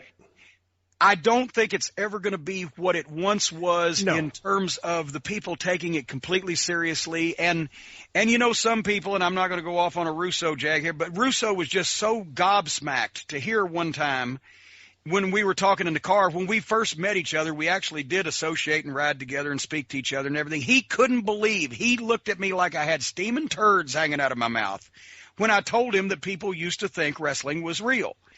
Because he grew up in New York and it's the center of the universe and everybody's the smartest people in the world there is what he thought. And that, oh no, I said, just because people in your backyard didn't take it seriously doesn't mean people anywhere else didn't take it seriously. But he couldn't look at it from that standpoint. He could never approach it from that philosophy. And so while, no, it's never going to draw 10,000 people a week, 52 weeks a year in the same town anymore, and nobody's ever going to take it as seriously as it once was, that doesn't mean you can't try. That doesn't mean that you still can't, because there was a time, and let's face it, when the internet came around, you and The Rock did what generated $50 million in one night in 2001 at WrestleMania 17. I was there. I saw it. I thought the fucking thing was great. And there was a Houston Astrodome full of people, watching it. And the internet had already come around and a lot of shit had already been exposed, but there wasn't any hokey hoo-ha in y'all's buildup. Right. So you can try and you can make the effort and you can, as we've talked about before, and it may have been on the lost episode that, one of these days will be out there floating around in the ether that we did. But Terry Funk always said, and I brought this up to you on a phone call we had also, because you and Bret Hart at WrestleMania in Chicago in '97 reminded me of this. Terry Funk always said, I can't make them believe that wrestling is real, but I can make them believe I'm real. Right. People naturally want to, if they enjoy something, they want to believe in it. If they don't like something, they look for every reason they can to take the piss out of it. Right. But if they like something, they want to believe in it. And so even if they don't believe in wrestling, they can believe in personalities. And if anybody's given the opportunity to play it straight, if anybody's given the opportunity to present themselves as legitimate, and then if they have the talent to do so, yes, there'll always be drawing cards, but sometimes, unfortunately, it's this guy sells tickets in spite of his push rather than because of his push. Right. And that's the sad thing. It is. It is. Again, going back to the Dutch Mantel thing, you can't put the toothpaste back in the toothpaste container, but you know, it is what it is. Man, I'm just a fan of serious wrestling. The product in the ring is about championship gold and real emotions and winning and losing and all the other horseshit stuff that you can throw in to make a great storyline. But hey, man, a while ago, before we wrap this up, you mentioned you were fixing to go on a trip to the UK. I am, and everybody that knows me is gobsmacked over that, bumfuzzled even. Let's talk about that. So what's going on? What's the tour? How long? Where will you be? Well, you know, the reason I have never appeared in 30-something years in wrestling, I have never appeared outside the continental United States and Canada, because everybody knows that I shake like crazy when I'm on a plane. I'm claustrophobic. I'm a free perspirer. I'm a control freak. I'm afraid of heights. You know, the whole thing, being in a metal tube going 500 miles an hour, 5 miles over the ocean, you know, for hours at a time is not my idea of fun. But having said that, my wife loves England and has always wanted me to take her there. So that plays a part in it. But Alex Shane, who does Wrestle Talk TV, and a guy named James Dixon, who's written a number of books and wrestled over there, they contacted me over the summer and we started talking. And besides a generous financial offer, I got started thinking, you know, I haven't been on a plane in 10 years now. And how shitty must my luck be if I take 2 plane flights and something happens on one of them after I haven't been on a plane in 10 years? Maybe I deserve it. And so we put the tour together, and we're going to start off February 17th in Glasgow, Scotland. And we're going to do Manchester and Birmingham and London at the Leicester Square Theatre, and then up in Cardiff, Wales. It's going to be one-man shows, sort of like Mick Foley says. I don't want to call it stand-up. I don't know if it's Q&A. It's me doing what we do, what we're doing here. Right. Answering questions, talking to people, meet and greets. It's like it's going to be the Bruce Springsteen of Q&As, because I will not leave the stage until I'm covered with sweat and everybody's physically spent. It's a once-in-a-lifetime opportunity. I'm also going to do a couple of VIP dinners and a couple of wrestling school seminars. I'm going to be over there for a couple of weeks. We're going to get some vacation in also, and I'm really looking forward to it. It's something I've never done. I want to visit some of these places.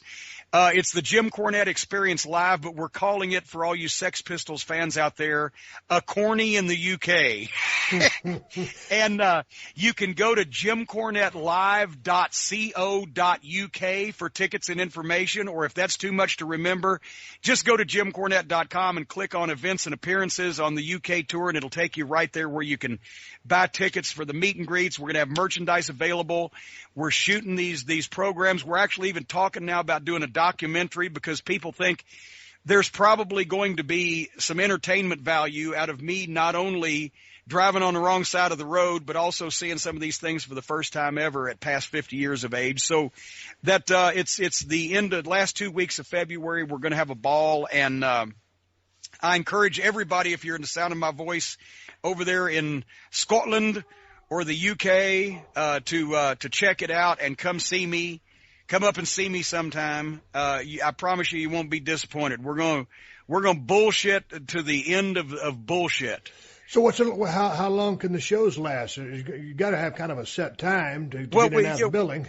We do. They're actually making me take an intermission, because the buildings want to sell, you know, concessions. I'm like, once I get cranked up, but we're going to take a break in between. But we're looking at 2 to 3 hour deals by the time, plus, you know, meet and greet either before or afterwards by the time that everything gets started and gets finished.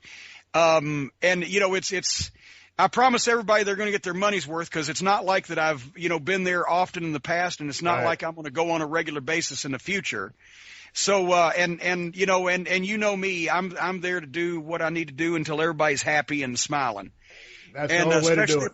Especially if they're spending money. They need to get something out of it. And plus, think of all the pussy I'm going to get for taking my wife to England for Valentine's Day.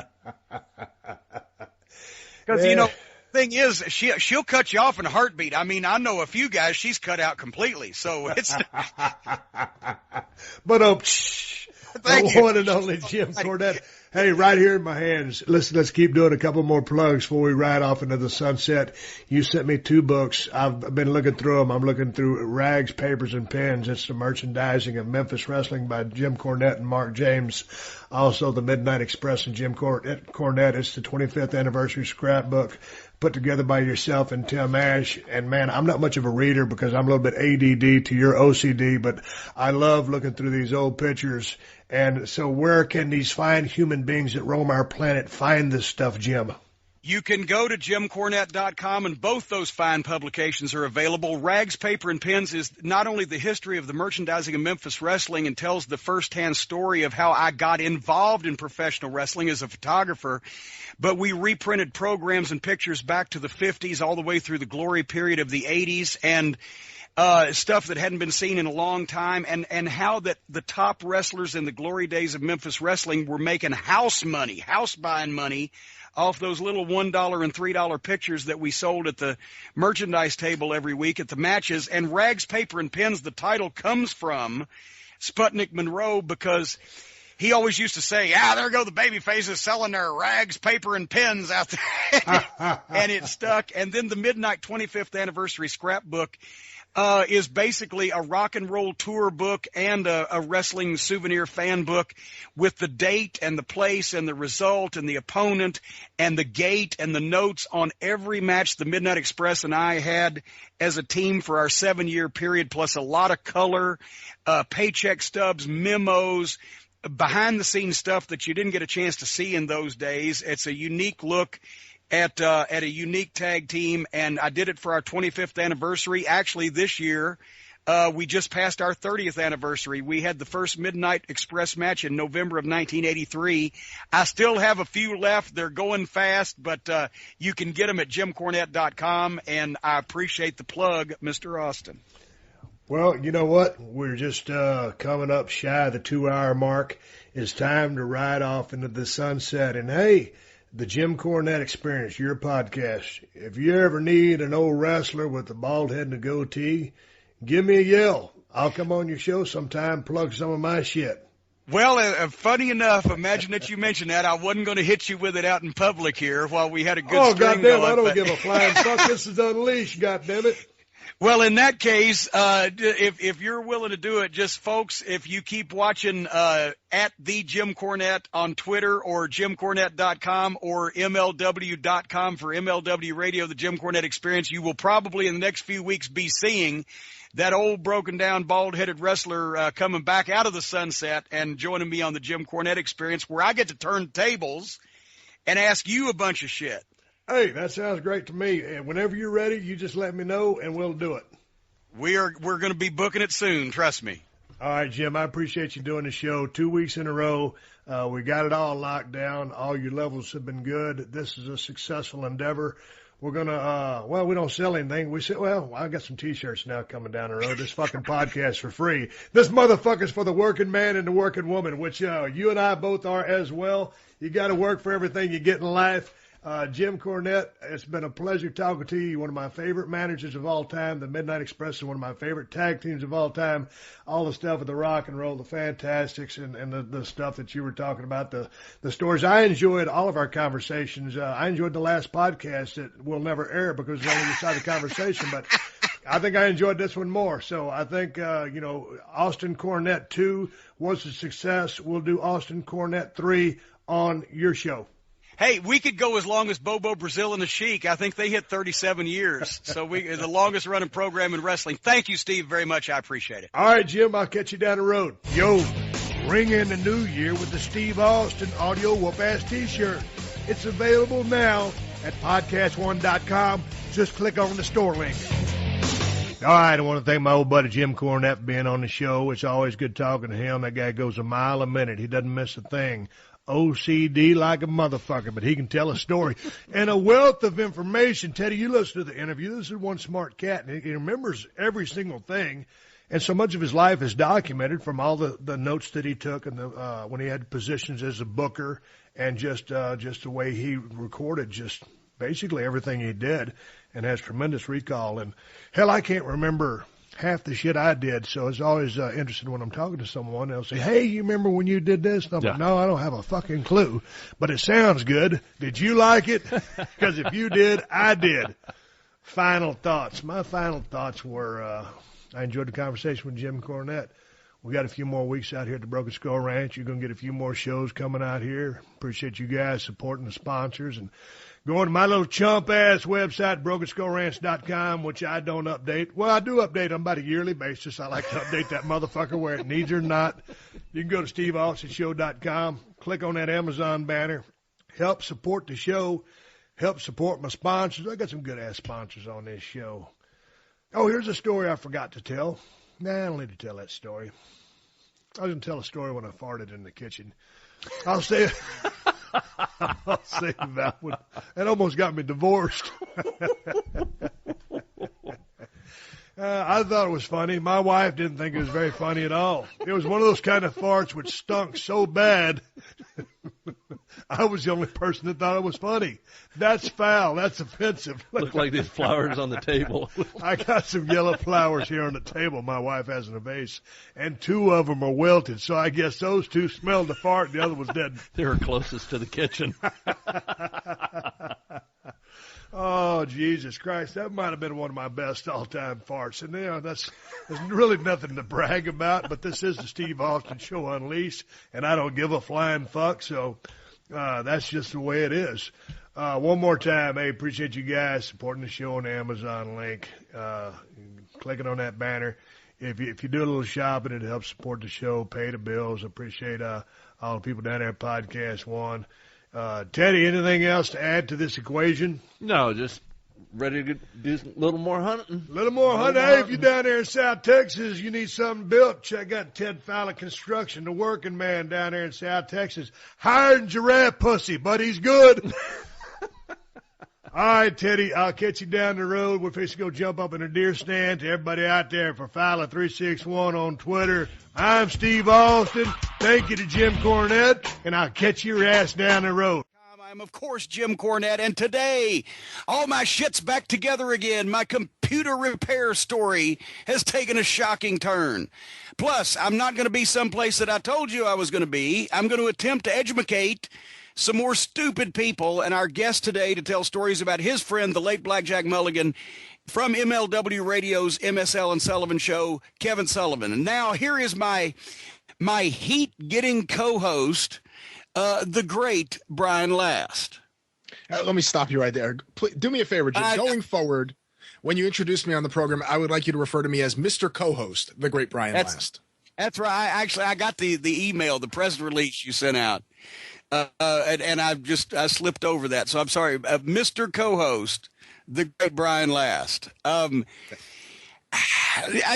what we're going to, before we go any further on the program here, I don't know if it's a moratorium. I can't remember. I wasn't old enough to remember exactly what détente meant, but a cessation of hostilities here on the program over the past couple weeks between 2 of my oldest and dearest personal friends, as Mean Gene would say, 2 people I've known exactly the same length of time, 22 years, 1994. Met you both the same year. Love you both. You're both on my Christmas card list. You and Lance Storm. And over the past couple of weeks, the vocal hostilities went from 0 to nuclear meltdown in about 10 days, actually. And I'm just, here's the thing. Brian, I brought you on. You came into the world here, into the experience world, as my anger management therapist. And 3 months, not even 3 months later, I am being the voice of reason, the peacemaker, trying to be the Henry Kissinger to get the Middle East and wherever back together again. Has this been some type of bizarre strategy all along? Is this just complete accident, or is this a plan that went horribly right, that you have taken all the heat off of me by becoming the hottest person on the goddamn internet? What? I saw someone post something somewhere that I thought was great. They said, Jim Cornette playing the Peacemaker may be the greatest third act in the history of the wrestling business. Because no one expects that. Yes. and suddenly they'll be flying me all around the world like they used to call Sam Muchnick. Now, anytime there's a promotional war anywhere in the world or any hostilities in wrestling, you call Cornette. He'll get them back together. What the fuck have you done? You're one of those doppelganger of sci-fi motherfuckers. You've come and sapped my identity away. I feel so old and shriveled. I can't stand up. It's good news, everyone. All right, but anyway, because I love you both on the program now, and from Calgary, I've heard that the message from the Prime Minister is that Mr. Co-host will not be discussed anymore in public, in a public forum out of Calgary. So we're gonna. There's so many worthy jackoffs that we should all be browbeating in unison. See, like the Democrats try to unite. Except Bernie ain't ready to fucking roll over and play dead yet. But, you know, we got to keep the party together. Oh, Jesus. Christ. You okay over there? Yeah, well, look, I certainly understand why you don't want to go any further with this here on the show. There really isn't much further to go with just because, you know, it's kind of... It sounds like a bowling wind-up. And then he proceeds to just almost get me kicked off the internet with his foulness of got planned for a bit. No, I'm sorry.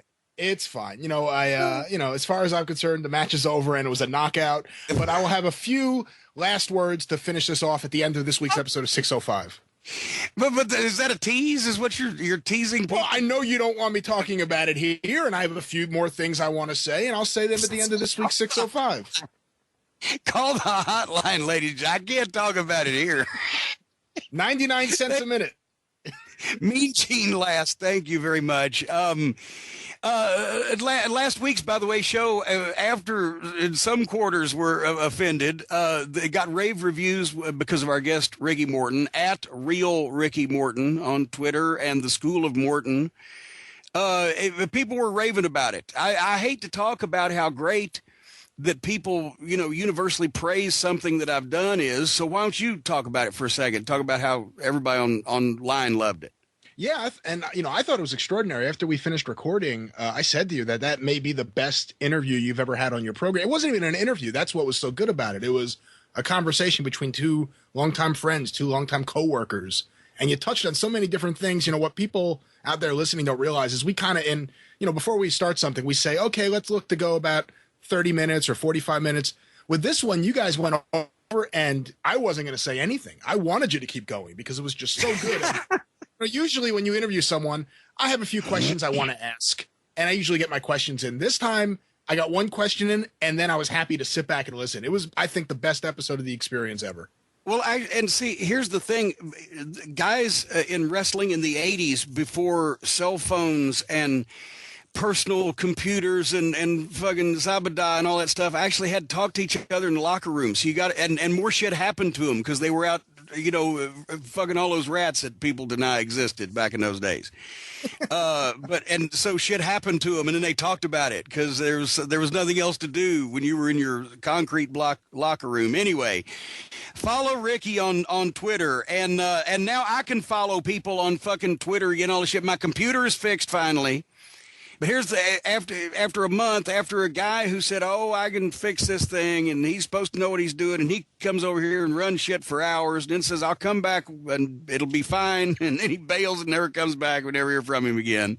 Then I take it into the shop. Then they say, "Well, it works fine over here." What? Well, we antivirus the thing. Well, the other guy antivirus the thing. Well, blah blah blah. And then an $80 to them, and then I go back over there 2 trips over, one to take it and one to bring it back, and then after all of this happens, 2 different people have said, now part of the instructions are, well, if that don't work, unplug it and plug it back in. After we got fucking trained technicians and goddamn people with licenses to run businesses and fucking goddamn diagnostic fees and etc., don't you think that should have been one of the first things they said? Well, we'll just unplug it and plug it back in. That wasn't it. But why would they wait so long to fucking say that? To sap some money out of you. Because nobody knows how this shit works. I still don't know what they've done or undone. There's still another issue with that. I told you the story about originally with the Geek Squad came over here and we're supposed to have Wi-Fi up here to the office at the castle. And because the internet was wired into the other end of the house. So, oh, we'll just get you some Wi-Fi. You don't need wires for that. Well, we needed wires for this because we couldn't ever get no Wi-Fi up here. And apparently somebody said it's because they were trying to shoot the signal through one of the air conditioning units in the attic. I don't have a fucking clue. But the Geek Squad puts on my refrigerator this god, it looked like it was torn off the fucking hallway on the Starship Enterprise of something with blue lights on, says, oh, that'll bounce your signal. Well, it still didn't bounce the signal. We couldn't get a signal up here. But it sat there for a year and a half, those pretty blue lights on it as like a hood ornament on my refrigerator until her father came by one day and said, oh, no, you're not attached to anything. It was plugged into the wall, so it was lit up pretty blue at night, but it wasn't actually getting or sending a signal anywhere. They hadn't done any of that. I don't know what the fuck. I don't know how this shit works, right? So then we had to get the midget electrician. You should have seen him. Because we had to hardwire from one end of the house to the other and to get through the way that, because the castle somewhat resembles the Winchester Mystery House. So to get from one end to the other with a wire and through the attic space, it was not big enough for a normal human. I shouldn't say that. He was a normal human. He just was smaller than normal size is what he had all of his parts and everything. Or at least I suppose he had the part. I didn't check all the parts. But the point is, he could not have been 4'9". So he was a midget electrician. Is there little people? If I've done something racist here, saying midget now? Someone recently said that to me because I used the word midget. Yeah, I guess it's supposed to be little person. Okay, well, it's got a 4'9" electrician. It went through where a normal human being could, or a normal size human being could not, and wired me up. But now maybe something's chewing on the wire because you're lacking the signal. I don't know what the fuck. So I've paid people, had people over here. They've done something. They've undone something. I still don't know why it didn't work or why it works now. And we pay people to do this shit. All right. I do know that they announced on the internet in my absence the past couple of days. Do you know Joe Dombrowski? I don't. From Pittsburgh. Dombrowski from the Pittsburgh outfit. He runs the thing down there. They in the family with the deal, Dombrowski. He'd fix you up. No, Joe Dombrowski is not only a friend of mine, but he also actually has a responsibility in the real world. He's done a ton of announcing, ringside commentary, and interviews. He produced and hosted the Virgil's Traveling Merchandise Table documentary from, I believe, last year that I got a copy of. So fucking hilarious. If you go out of your way to try to find and see that shit. But he's done a lot of wrestling projects, and he sent out the press release, and I retweeted the thing to get everything out there like we do these days. It's not in the New York Times. We retweet it. He's got a great outfit there at Pittsburgh. He's doing a deal. Dombrowski. Outsource announcing, where he takes videos that promotions, for one reason or another, they don't have announcers on at ringside, or they're not set up for audio, because I know that can be a bitch when you're trying to shoot a show. You can shoot the video better than actually have live announcing. HDNet didn't give Ring of Honor live announcers at the event for goddamn 2 years, so it's expensive. Anyway, he takes the footage and he professionally voices over it, and Shane Douglas works with him, and they voice over the DVDs or the second audio tracks or whatever. And he asked me if I wanted to do a couple of things. I said, it's not live on site, but I will go in the voiceover room with you on occasion if you like. So if there's serious, I'm not going to voice over anyone's birthday party, whether or not the kid gets super kicked. I'm not gonna do the birthday party. But no, if there's I encourage everybody to look at Joe's operation, and if there is call for me, I'm available on standby. But he's a very enterprising young man, and he does the commentary, and boom, puts it together and mixes it on all the shit that I don't know how it works. I would just talk and leave the rest to him. So fear not. Oh, there you anyway. Well, there you go. Now, see, be happy. I'm forging all these relationships with these new worlds on behalf of the experience, and you're out here causing chaos and wreaking mayhem. My anger management therapist, ladies and gentlemen, Heinrich Himmler. All right, I know what you're thinking. We're not. No, anyway.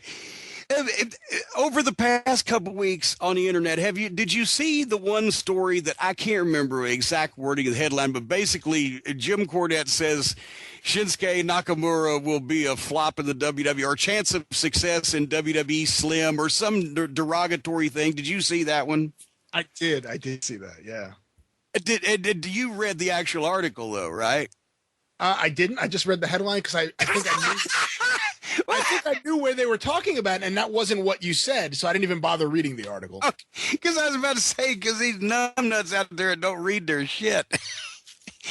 I apologize, Mr. Co-host, but no, that's the thing. Well, you knew what I had said, but nobody bothers to read. What I had said was, I think Nakamura is going to be an instant, because this was several weeks ago. I said, right when he was debuting, he says Nakamura is going to be an instant star in NXT for as long as he's there.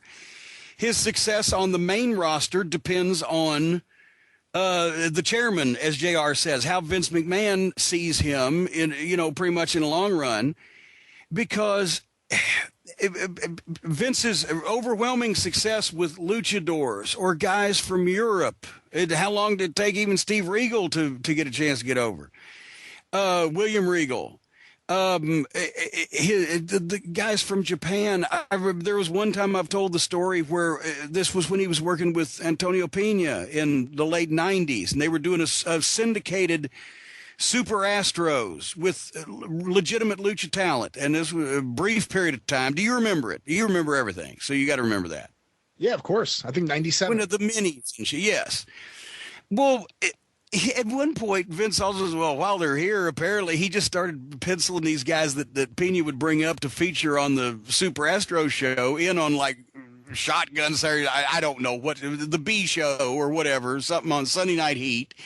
And he was going to beat him with like an undercard WWF guy, and I didn't understand why, even if there was no internet at that point and communication wasn't instant, just for Pena to bring his champion up to this supposed business relationship and Vince to beat him on fucking the B show with an underneath guy. I told Vince, I said, why don't you just piss in his mouth while he's down there?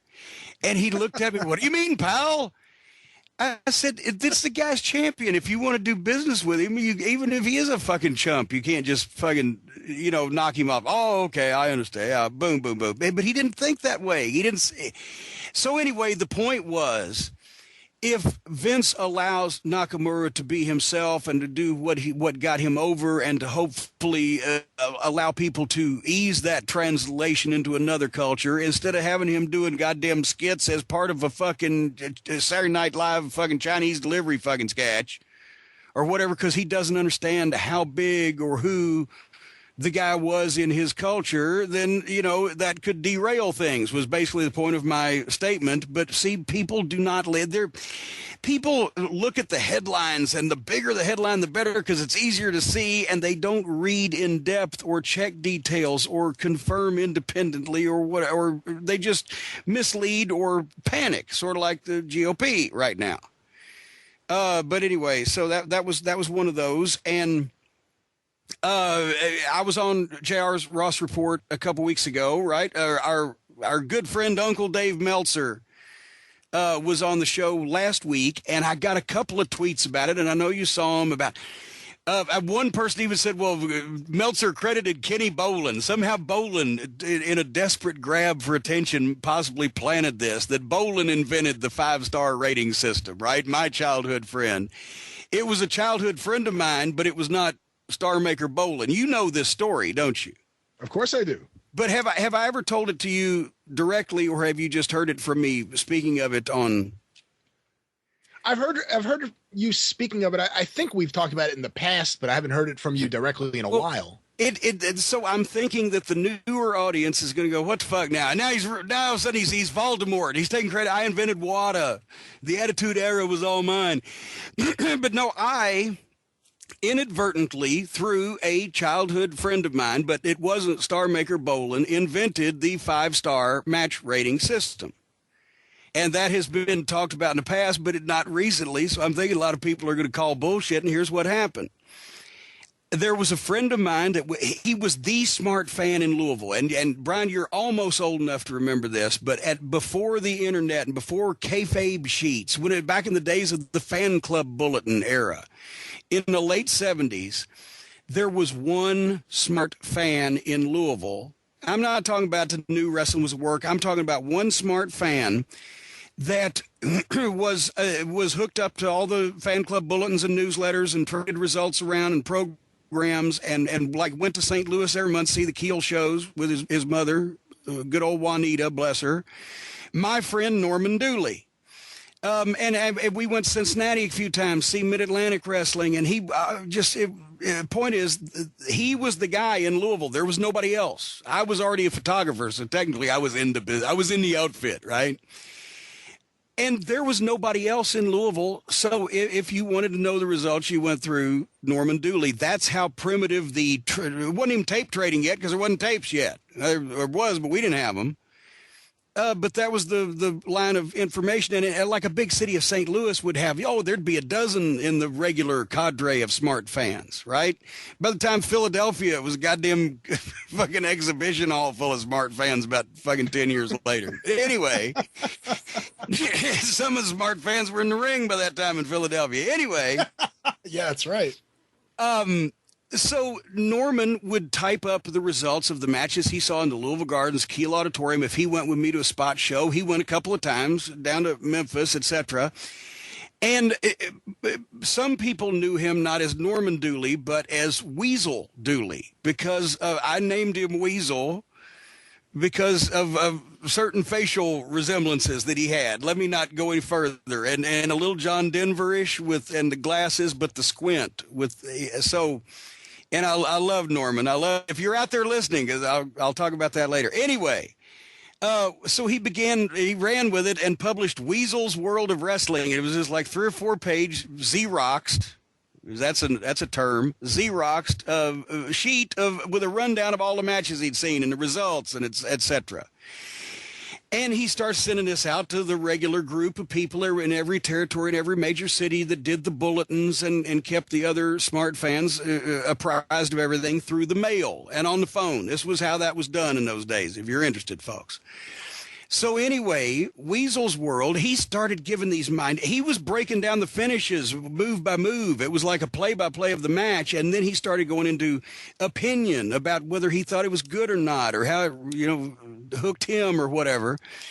And finally, I'm reading one of his bulletins he's handed me at the Gardens while I'm on the phone with him one night, while I'm reading the TV Guide, which once again, for you fucking children, was a book that you had sitting on your TV every week that they published. That's where you learned what was on TV on your 4 fucking channels that you had in your house. And I'm reading TV Guide, and of course they used the Leonard Maltin's 10,000 TV movies fucking reviews and the 4-star system. And I said, geez, Weasel. I said, if you keep doing this, you might as well just fucking rate them by the stars like they do the fucking movies and TV Guide. He said, oh, that's a great idea. And he started doing it. And then Meltzer started picking it up, and then the fans, and it became a quantifying along about, I could probably 1979-ish. Let's dig through the ancient bulletins and see when we can find the early examples. And Weasel Dooley started this I inadvertently, but I was joking. He was serious, but he got enough people into that's what they started doing. And for posterity's sake, the 5-star scale came into being March 23rd, 1981, after Jerry Lawler's match with Terry Funk in the Memphis Mid-South Coliseum, when both Weasel Dooley and I agreed that we had never seen a live wrestling match that good and that nothing could top it, so you can't just give it 4 stars. So we gave him 5. And there you have it. I mean, it's one of those things you've always been. Now this will make me the hottest heel in the fucking wrestling business again, because now everybody, that motherfucker. Only with the boys, not the fans. It's the exact opposite. I mean, it's like everyone's always given you credit, and you've always walked back the credit. It's really interesting. everyone's always said Jim Cornette developed the 5-star system, and you've always said, "Oh, wait, it wasn't me." Actually, goddamn it, on the surface of it, it's ludicrous, but it was meant as a joke, so at least my hands are clean. But and here's the punchline. You know, I moved away and I kept in touch with Weasel for years, but when I was running Smoky Mountain, you know, apparently he quit going to the matches. I quit hearing from him. Years went by. Nobody's ever seen him at any of the OVW matches. He was the biggest fan in the world. I don't know where he lives in the world or if he's moved away. Weasel Dooley, if you are within the sound of my voice, you must contact us because I have a standing offer for Weasel Dooley to be a guest on the Jim Cornette Experience, or just fucking kayfabe and call me and tell me what the fuck he's doing these days, even if he don't want to do the show. Oh, that'd be great. But the pioneer of all of the now the smart fans have to like me again. They go, oh, what? Real quickly, before we get into another putz, I am so far behind on emails and requests for podcasts, interviews, and stuff because as the computer issues are behind me now, but Cornette's collectibles orders and emails and Stace processes take up a lot of my time. Bookings and business stuff take priority. So if you're one of the people that's asking a question or sending a comment or sending love, place your hands on the radio. And I haven't answered you back. Don't think I'm a dick because I just fucking can't. I can barely keep up with my own programming, and especially if doing interviews right now. We're talking to each other enough. Brian, you do a hit show. I do a hit show. I'm supposed to be doing 2 hit shows. and as a matter of fact, I'll get into that right now. Yes, the drive-through for the VIP members. The drive-through has come back next week. We took a fucking month off because I was frazzled, and sometimes I even get tired of hearing myself talk. Right? I know that surprises people. But we took a fucking month off because of my travel schedule and trying to get Styles in the fucking studio, you know, when he's out with goddamn Spectre's attorneys every night. And anyway, we take a month off, and one guy on fucking Twitter, talk about a twat, he made an account. He made an account to tweet about fucking being mad that the drive-thru was on hiatus on MLW VIP because he had only tweeted 13 times, and I saw him tweet 7 or 8 about that. So I don't know what I missed, right? He made an account, tweeted about 13 times that he wanted a fucking refund and that I was such a fucking rip-off artist and everything. $1.60. Part of the reason sometimes that I'm testy with people is when they fuck. We haven't given you enough quality programming in the hundreds and hundreds of hours that are in the archives at MLW's VIP section that you can listen to my goddamn voice. We have not given you enough quality fucking laughs and thrills and chills and spills and adventure over the period of time that we've been logging this programming on the air of 100 and fucking I don't know how many goddamn experiences, 100 fucking I don't know how goddamn many fucking drive-thrus that you've listened to every single fucking one of them, that you're mad because I took a month off of the VIP show, motherfucker. I tweeted that, but well, not all that because that's more than 140 characters, but basically I told this fucking peanut head to fuck off, and that he was blocked, and if he wants to get a hold of me in person, in private, on a personal basis in Pittsburgh with the outfit in Dombrowski, that I'd be glad to settle and give him the $60 that I deprived him of in his miserable fucking life, where his wife doesn't blow him and nobody wants to fucking talk to him, so he listens to my voice on tape. Just to you took that. You got my heat. You got the heat back from me. So good job there. All right, and one more thing, and I know we got to get to Kevin, but one more thing. The Spring Fling Tour is officially over. And I know it wasn't supposed to be over, but here's the thing. I was going to, this weekend, be at the Marble City Comic Con in Knoxville, Tennessee. We've been plugging it for a number of several weeks now here on the program. And this is a lesson, and I don't want to bury this guy because here's the thing: the promoter was real nice to me last year, and if I'm going to feel like a heel if I find out he's like in a fucking coma in the hospital, he's been run over by a rainbow bread truck, and he woke up and they said a Cornette's knocking you everywhere. So I'm not going to mention his name because I don't want to. If that's the case, if he's in a coma in the hospital in Knoxville somewhere, then as they say, we at the Experience regret the error.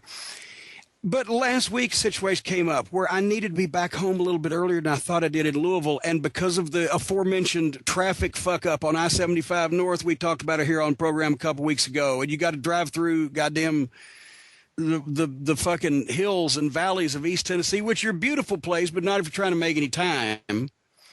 The point is, I try to contact the promoter and let him know I had to leave a little bit early. Well, then that turned into, I haven't actually talked to him since we arranged this date in early February.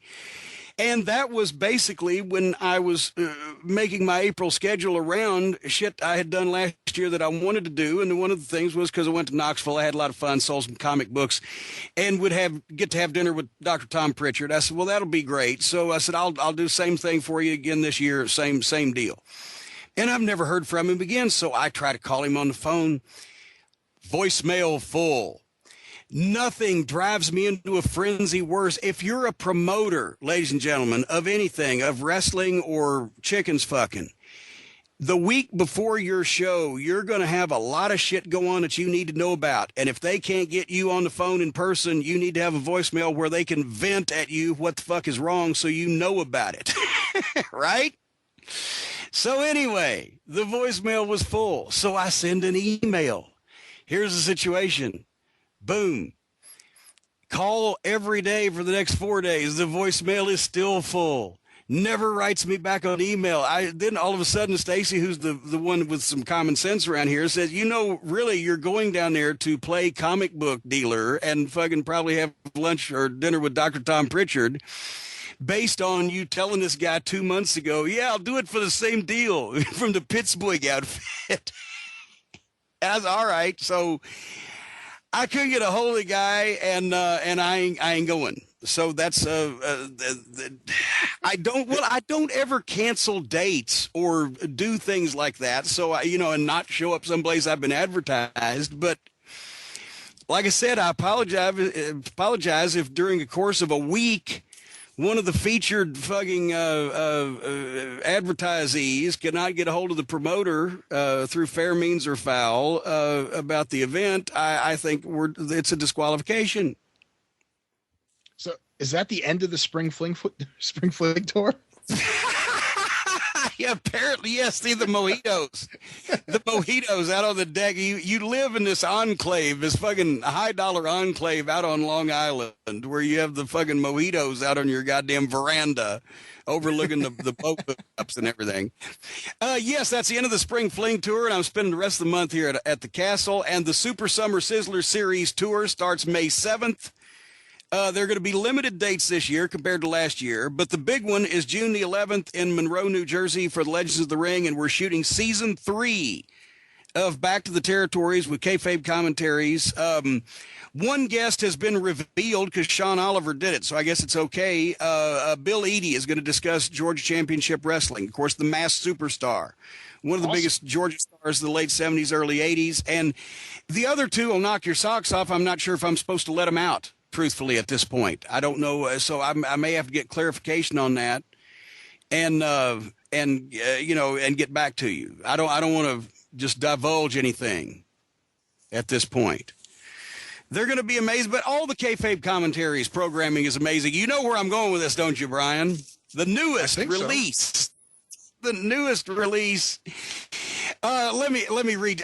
Imagine I have the movie voice with the NWO in full swing. There seemed no way that WCW could lose the momentum they'd built. Huge stars appeared on TV weekly as Nash, Hall, Six, Hogan, Savage, Flair, Brett, and Sting were red hot and would drive ratings high. Starrcade would deliver WCW's highest buy rate in 1997 as well. Now, head inside that operation with one of the engineers of the NWO, Kevin Nash, baby. Timeline history of WCW 1997. I will say one thing. If anybody knows exactly what kind of manipulations were going on in WCW in 1997, it would be Kevin Nash. And this is the year the tipping point tipped. So anyway, the newest release, Timeline 1997 WCW, and it's a 3+ hour. It's a double disc. Obviously, I don't have it yet, Sean. I've got the publicity. I don't have the disc yet because I'll watch this because I want to know what the fuck was, because everybody knows it was chaos. But anyway, it's a 3+ hour journey into WCW, and you can hear about putting all the pieces together and playing the game of wrestling politics to perfection. I like that alliteration, and Kevin Nash is the man to do it as far as wrestling politics to perfection. He holds no opinions close to the vest. It all goes on the table, from the contracts to the characters. It's all here in the newest edition of Timeline History of WCW, available on DVD, online, Roku. They've got all these things. I don't even know how the fuck these things work. I just wait for my DVD from Sean. ShootInterviews.com, folks, and check out. There's a shelf of these fucking things now. I've done a number of them. I'm sort of like I'm the Forrest Gump of wrestling. I'm in a timeline from just everywhere. A variety of companies, usually right close to when they close up, as some people would say. I'll beat you to it, motherfuckers. There you go. You've got goddamn programming up this week on the Super Podcast, don't you? Where you're not even Mr. Co-host, you're the fucking poobah over there. Yes, the star of the show over there, as opposed to Mr. Co-host here on the Jim Cornette Experience. We have a number of things coming up that I think everyone's going to be really excited about. Let me first tell you about this week's show. This week's show, we have part 3 of our conversation with Bobby Simmons, the former referee and office manager for Jim Barnett in Georgia Championship Wrestling. Bobby will talk about his memories and thoughts on multiple different wrestlers as well as bookers that came in and out of that territory during those years. So everyone will really like that. We also have part 2 of our talk with John McAdam, legendary tape trader. We talk about the candidates for the Wrestling Observer Hall of Fame, people we think should be in, people we don't think should be in. A really fun talk. But the third thing on the show this week that everyone's, I think, going to go crazy for, especially listeners of the Jim Cornette Experience, the Dennis of the Week, maybe the funniest Dennis Carluzzo stories we've had. Tom Robinson returns. He was on the show earlier from the Jim Cornettes. And he will tell the stories of Dennis and Star Maker Bolin together, doing Diamond Dash and crashing weddings. And it was absolutely the funniest. Me and David Vixenspan, who I do the show with, were dying of laughter during this entire thing. It was incredible. And Tom has this innate ability to do anyone's voice. So you get him doing Dennis's voice and then Kenny Bolin's voice, one after another. And besides that, Bolin has been in his life easily to 100 weddings. I don't know if he's been invited to 6. So I'm sure that so it's 605. Where do they listen to the Super Podcast? You can listen to it at 605pod.com. It's also on iTunes. It's on Stitcher. It's everywhere. And coming up in next week will be from 1988 Dallas radio interview with Michael Hayes, which is fascinating stuff. We had audio of him from 84 that everyone went crazy for. And also we have coming soon the beginning of a multi-part interview with John Arezzi, which everyone's going to flip for. If you've heard Jim Cornette's thoughts on Vince Russo, John Arezzi was the guy who broke him into the wrestling business. So you get to hear that entire story. And I don't know if it's ever completely been told, and it's going to blow people's minds. But incredibly, I don't want to spoil anything, but incredibly, I like John Arezzi. John Arezzi's a heck of a guy. I don't blame him. He knew not what he wrought. Right. He was an innocent victim of circumstance from the Pittsburgh outfit. All right. Anyway, let's get Kevin on the line before we lose any more control of this fucking program at this point. Jim, it looks like we have Kevin on the phone right now. Good. Ladies and gentlemen, joining the experience once again, another old friend of mine. Hopefully I won't lose this one before the end of the fucking program. From the MSL and Sullivan Show here on MLWradio.com, the Taskmaster, Kevin Sullivan. Kevin, thank you for being on the program. It's always a pleasure. Hello, Brian. How you doing? Is Jimmy have you running laps yet and getting him his pizza and coffee and Pepsi? Oh no, he's taken over. In a stunning reversal, he has now become the hottest heel, and he's one of the pods. He's the Invasion of the Body Snatchers. He's sapped all my heat. Everybody in the world that hates him is talking about him, and I'm playing the peacemaker with everybody. So, maybe between you two now, there'll be some kind of mind melding going on, and it'll create a super fucking race. Anyway, we talked on the phone last week, you and I did, and you wanted to come on and tell some stories because obviously Blackjack Mulligan passed away about a week ago as we tape this now. And, of course, also we want to mention, since we taped in the last week, John Reckner, Boo Bradley, Balls Mahoney passed away also. And I thought, Kevin, you were there for a while until we talked earlier, and you said, no, you had just left Smoky Mountain going back to WCW when Boo came in. But Brian, you met him at our fan week in 1994, and as Boo Bradley, he got over without doing the hardcore stuff. I don't know that he bled while he was there. No chair shots to the head. He was a big guy who could really work. Was he not, Brian? He was. I was actually at his debut television taping in August of 1994. I didn't know him. I knew some of the fans there from the Northeast knew him as a Buddha Singh for Dennis Carluzzo and for, I guess, Larry Sharp as well.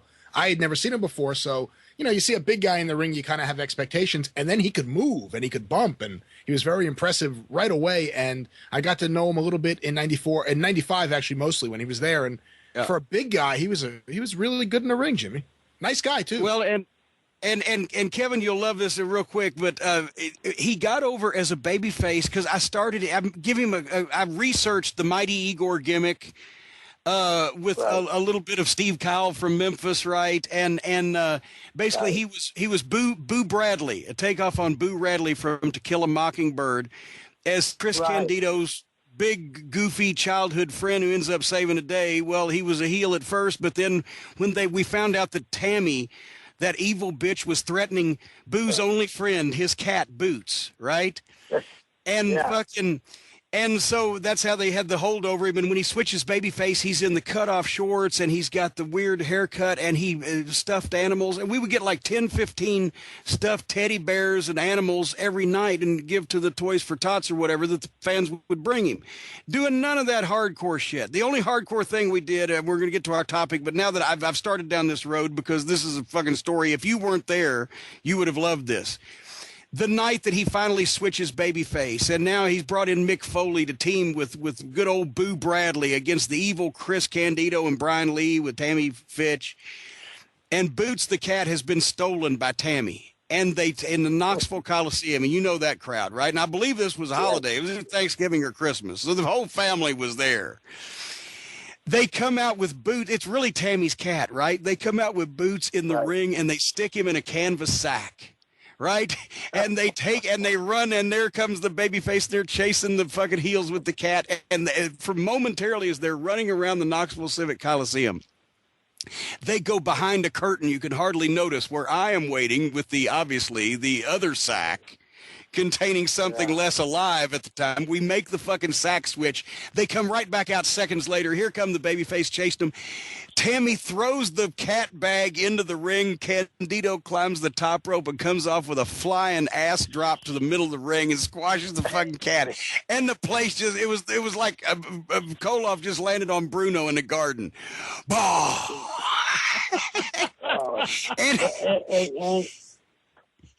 And then here is, after the heels get chased off, here's Boo Bradley holding this sack, which had some liquid in it that kind of popped a little bit, and vowing revenge. And it was quite, but anyway, he was a great working big man, and unfortunately, and he was a great guy for us that were in the territory with him. Unfortunately, he did shit that he didn't have to do. He was a great working big man. And we're going to talk about another great working big man today, Blackjack Mulligan.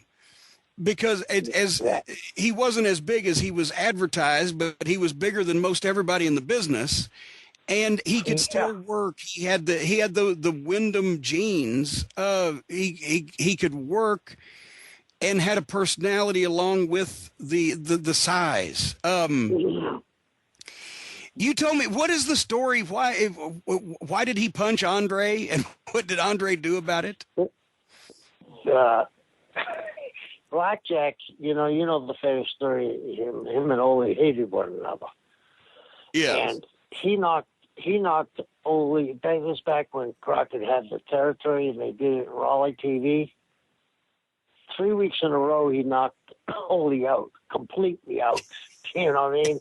Completely out. He just hated him. He knocked him out. And the thing about Andre was they got in an argument, and Jack thought that Andre kind of disrespected him because Jack was big. But Jack sucker punched him, and Andre turned around and said, "Boss!" And Jack walked out of the room. I mean, that was probably the only time Jack walked out of the room. I could tell you a story that you're not going to believe. This is a story. This goes back to when Mario Savoli's tapes came into Florida, right? He was in every major market we had. And, you know, and they were based in the Northeast, but they were doing that TV that was syndicated everywhere at one time, right? Right. And the reason why it was syndicated, there was a guy named Bucky. You know, Bucky's one of the boys, you know what I mean? And I mean, they were, is he from Pittsburgh? Pittsburgh, yeah. Bucky was actually from a dark corner in a sleazy bar somewhere. He was raised in the corner. So Hero and Duke came to me and said, "Do you think they're going to run against us?" We got, you know, because they had very good TV and they had some good talent on their television. They had Austin Idol and Hanson and Brody were going through there, and that's when Hanson and Brody were booking themselves all over besides Japan, right? Yeah. So I said, why don't I call them and talk? I know Mario. Let me talk to Mario. So I called Mario, and we talked, and I said, listen, are you coming to Miami anytime or Tampa anytime soon? He said, I'm coming to Miami to check on our TV. So he came to Miami, and I met him and Bucky for the first time. And a light bulb went on my head. I said to myself, why don't I talk to him about putting some highlights of championship wrestling from Florida on his TV? And I said, it would make us look bigger and better too, right? So the first match I put on there was Luger against Wahoo, okay?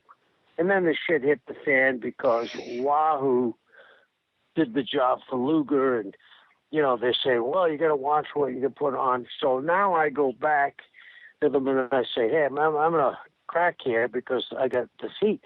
They said, well, bring Luger and Wahoo up here. So eventually we had a bunch of our talent going up and down there. So this is when, do you remember Ron Slinker, Jimmy? Oh, yeah, the demolition expert. Okay. He was a martial arts gimmick. Yeah. Yeah, and he actually caught an arrow shot at his head, Jimmy.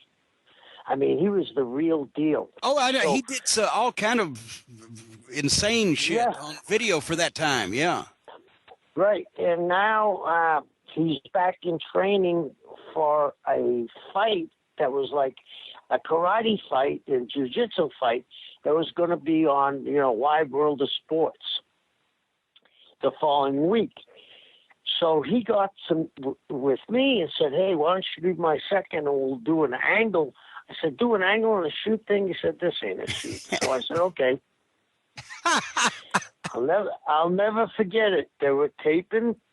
I'll never forget the town. It was Waltham, Massachusetts. I spent a lot of time in Waltham as a kid. I was in the Waltham Boys Club with the wrestling and all that. So you just admitted in public to being a member of the Boys Club? Yeah. Your image is Kevin is forever. And what's Father O'Malley going to say when next you reveal? All right. Anyway. Yeah. So anyway, we get a deal that Blackjack brings in a friend of his to be the announcer. So Slinker is listening to the guy, and Blackjack comes back in from this match, and Slinker didn't know that Blackjack brought the guy in. And he says to everybody in the dressing room, that guy sucks. And Blackjack had a temper sometimes. You know that. He snapped. And said, what the fuck what do you know about commentators? He says, well, I know enough that guy sucks. So Jack says, well, there's a basement. He said, why don't we go downstairs then and get this thing straightened out? And I got to give Slinker credit. He said, okay, let's go down. And he looked at me and said, he called me out, I got to go. So I go downstairs behind them, and I said to Jack, I said, Jack, why don't we talk this over? He said, why don't you go upstairs? I said, yes, sir. So I go upstairs, and all I hear is like it's a work, like a wild berry got loose, and smash, smash, smash. So Barry was in the town with me. He said, you better go down and talk to my dad. I go downstairs, and he's got Slinker upside down with his legs spread like a T-bone, and he's going to snap, but he's stomping on his groin area. This is on a Thursday night. He's stomping on his groin area. That sounds like a typical Thursday night for me to get your groin stomped. Yeah. His both eyes are swollen, immediately shut, and that doesn't usually happen, unless you cinder block falls on your head. So Friday, we go home Friday morning. We had it down in Florida. Saturday afternoon, I was supposed to go to Orlando with Slinker.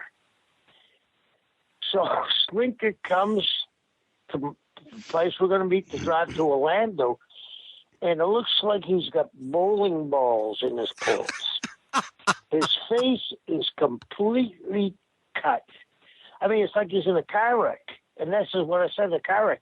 I brought him to the thing, and they wouldn't use him because they thought he was in a massive car wreck. Oh, my God. Blackjack Mulligan was, like you said, he was, might not have been 6'10", but he was a good 6'6", 6'7". And his hands are almost not like Andres, but the closest thing I saw to Andres. I'm going to tell you a funny story about how everybody talks about me. Everybody was afraid of Jack, too.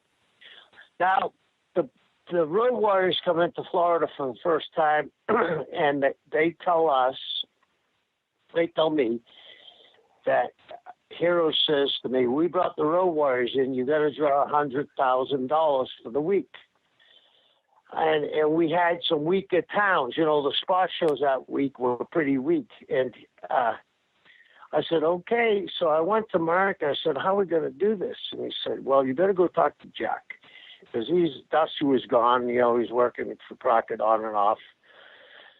And Mark said, let's do a thing where I'm wrestling on TV. He takes a bump on TV, and you got a water bottle, and you break it and stick it in his face. Well, I did that. Of course, Jack's got blood and all this.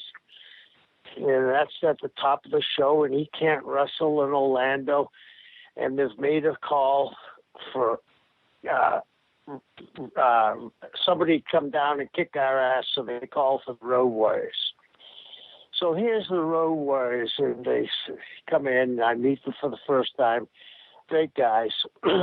Mulligan calls me over to the babyface side, and he says to me, you better not sell too much for these guys, because next week you got me. Well, I know how tough Joe and Animal are, but I'd rather fight Joe and Animal than Jack, right? So I get in the ring, and the first thing I do is, as we get into the ring, the Road Warriors making their way down towards the ring, and I see Jack, who never did this. He stepped out so people could see him, and he wanted to make sure I saw him, right?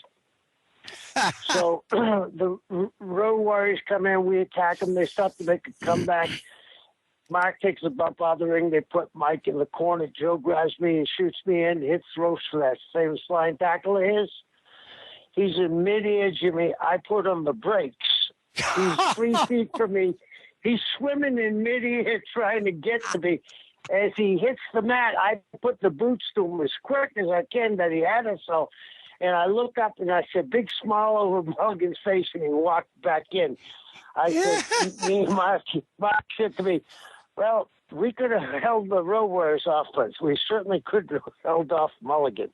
I mean, he was, he drew money. Jimmy, I don't have to. Well, you had basically a multi-year program with him just in Florida alone, and you guys, the size difference obviously from you and Mulligan was about a foot difference and maybe 100 pounds. And Right. when you were cut and bodybuilding, he was just enormous, but it worked and people bought it, and you both made it work. And my favorite, I don't know if it's a finish or if it wasn't really an angle as much as just my favorite moment probably I've ever heard is one of those things where people instantly got it, but you had to be there. Was in Orlando when you and Mulligan fight and you fucking bleeding and sweating all over the bunkhouse shit and you fight out the back door into the pitch black darkness. Orlando Eddie Graham Sports Stadium out in the middle of a mud field, and just off into the darkness you fight Blackjack Mulligan. And the next week the bell rings for the first match on the next show, and they wrestle about 5 or 6 minutes, and in the front door, dressed the same way as you had been the previous week, you and Mulligan fight in the front door. It's preposterous, but you guys made it work. They believed in your guys, in your personalities, in your charisma. Talk about working with Mulligan in Florida, the Cowboys and the Satanists. Yeah. And here's the thing, like you said, the Cowboys. That's when we were in Orlando at Eddie Graham Sports Center, but we were really in the rural area. There was people all around there that had little farms. I mean, these were cowboys. And one of the things that I'll never forget that, I went in there as a baby face. I came back as a baby face. I spent time as Mike's partner. And the thing was, half the baby faces, because I had turned heel, half up in Knoxville, in Atlanta. So half the baby faces hate me, and Mike Graham's standing up for me. So when I finally turned heel, the first night I was really a heel, I was booked against Mulligan. And Mulligan, they pulled me over to Orlando and in the dressing room, and Dusty was there. And Dusty said, we want a one-last finish, one-last match, blah, blah, blah, blah. And then Jack takes something on him and, real quick, 1, 2, 3. And Jack looked at Dusty and said, listen, if we're going to go with him, we're going to go with him. I want him to beat me. He said, I want Barry to come out and Kendall to come out. And he said, I want him to leave my family lying. Well, Barry, I don't have to tell you about Barry. At that time, Barry was probably the most handsome babyface in the history of wrestling, right? When he was 19 years old, when he used to take the bump over the top rope with Rick, it was, incredible. So I leave the three of them lane, Jimmy, and I don't have to tell you what happens next. That silence, like, whoa, and as I'm coming through, this is Orlando. I just beat up a cowboy, and there's only cowboys in the audience. They start to come for me. All of a sudden, Mulligan is bloody, and he comes back, throwing guys away, protecting me. You know what I mean? He got me back to the dressing room. I don't think I would have made it back to the dressing room without being stabbed. You know what I'm saying? He got around me and protected me.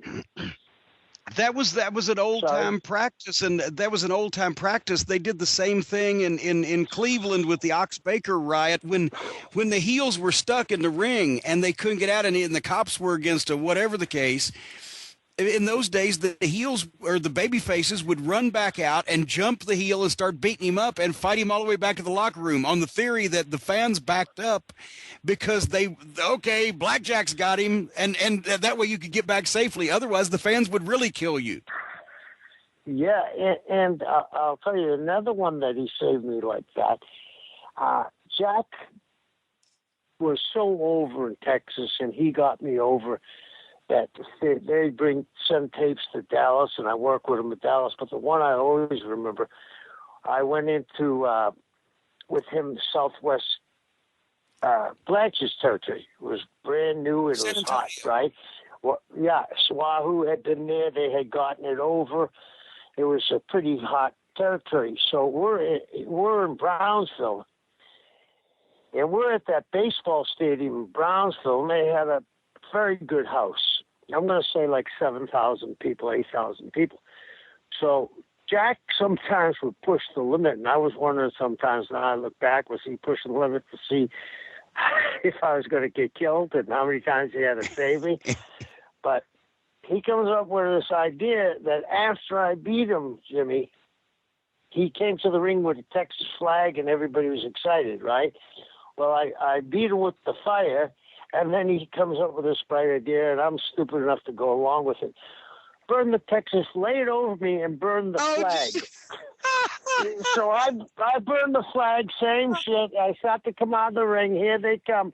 And I'm like Davy Crockett at the Alamo on the apron fighting them off. Jack makes the comeback. I mean, and Jimmy, you know this. We've talked about this before, how I actually watched Raw the other night. And I said to myself, this is not the product that we grew up on, Jimmy. This isn't the product that we got paid to do. It's an entertainment show, and I understand that. And I couldn't understand where the advertising for the cartoons and the matches started and stopped. It looked the same to me. You know what I'm saying? The video games or the reality shows or the wrestling matches, right. It's all a blur. Yeah. So, I mean, where I'm going with this is, in our day, besides Blackjack being the right type of babyface to sell for me, you know what I mean? To sell for me, he could talk his ass off. Because, I don't want to beat a dead horse, because guys like you know that how hard it is to draw every week, right? It's in town every week. Oh, yeah. Mulligan would get on, when I worked with him and I did a job, there was never that when I did a job that he didn't go down after I did the job. You know what I mean? There was only one time we did it, and that was in the Orange Bowl in that Hangman's Noose match. But any other time, Jack just knew he was not afraid to do business, and he wanted to do business for everybody. You know what I mean? He was the kind of guy that wanted, hey, I like that Cornette kid. Let me do something for him. You know what I mean? It wasn't like, oh, he's a young kid. I'm Blackjack Mulligan. But he could talk people into the building. And Jimmy, he was confident, at least, in if you gave him time on TV, he could go out and cut his own promo. He could get himself over. If you gave him time coming into a territory to get over, he could get over. And then he knew how to be able to do jobs for guys to help create somebody to work with without just blowing it all off. But he didn't mind doing that. That's rare in a guy, especially that size, and that gets that over places. But he created his own opponents most of the time, so he was a smart fucking guy. Hey, Jimmy, if you looked at it, the first night I came out in Orlando, I was 5'8". At that time, I was 240. Jack was 6'7" and 350, right? 360. And big. He could have. I could not have gotten where I got there if I didn't get this. Him to do what he did. I mean, the thing could have been dead. But he would do this interview, and you love the story that goes with it. He would say, "Stop what you're doing. Get Mama from the kitchen. I need everybody to help me. That evil, sick man is trying to kill my family. We got to pull together, right?" And he talked to people in.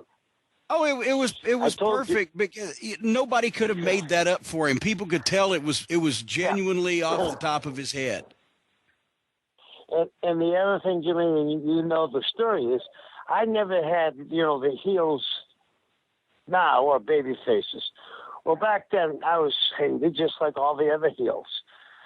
But there's a town outside Atlanta called Casadega. It is a town of mediums, psychics, faith healers, the supernatural, the ghost chasers. Yeah. So I come to the town Orlando one night, and I get a thing brought to me from the back. It's a necklace of bones, right? I'm not going to ask where they came from, but I'm pretty sure they're chicken bones, right? Yeah. So it's a necklace. I put it on. Now there's 5 guys in a crowd of probably 4,000 people that are cheering me. So I used to leave Orlando after everybody left. That was my gimmick. I didn't want people to see me. Only when I wrestled. I never went out and watched the matches. So me and Mark are leaving, and we see this huge bonfire we thought. So what the hell's going on there? Somebody had a bonfire got out of control. We drive by, and these people are beating the shit out of these kids, and they lit their van on fire. That's how over this guy was. And now the people would be chanting for the heel, and then posting social commentary about how hard his work rate was that night and how popular he was as an anti-hero. Yeah. Yeah, I mean, and the other thing is about Blackjack is him and Dusty. I never hear about this. I always hear about Dusty and Dickie Murdoch. Dusty and Blackjack were a hell of a team. You know what I mean? It was like Mark and I used to kid. We're going to wrestle at the, they got to get the payback after a while, right? Yeah. So we're going to wrestle Blackjack and Dusty, and I could never forget Mark says, "Oh, I guess we're wrestling Superman and Batman tonight." So we have Eddie Graham as a special referee, right? So Bill Alfonso comes over and he says, "How do you want this?" He said, "Do you want it the diplomatic way, or do you want the straight scoop?" I said, "We want the straight scoop."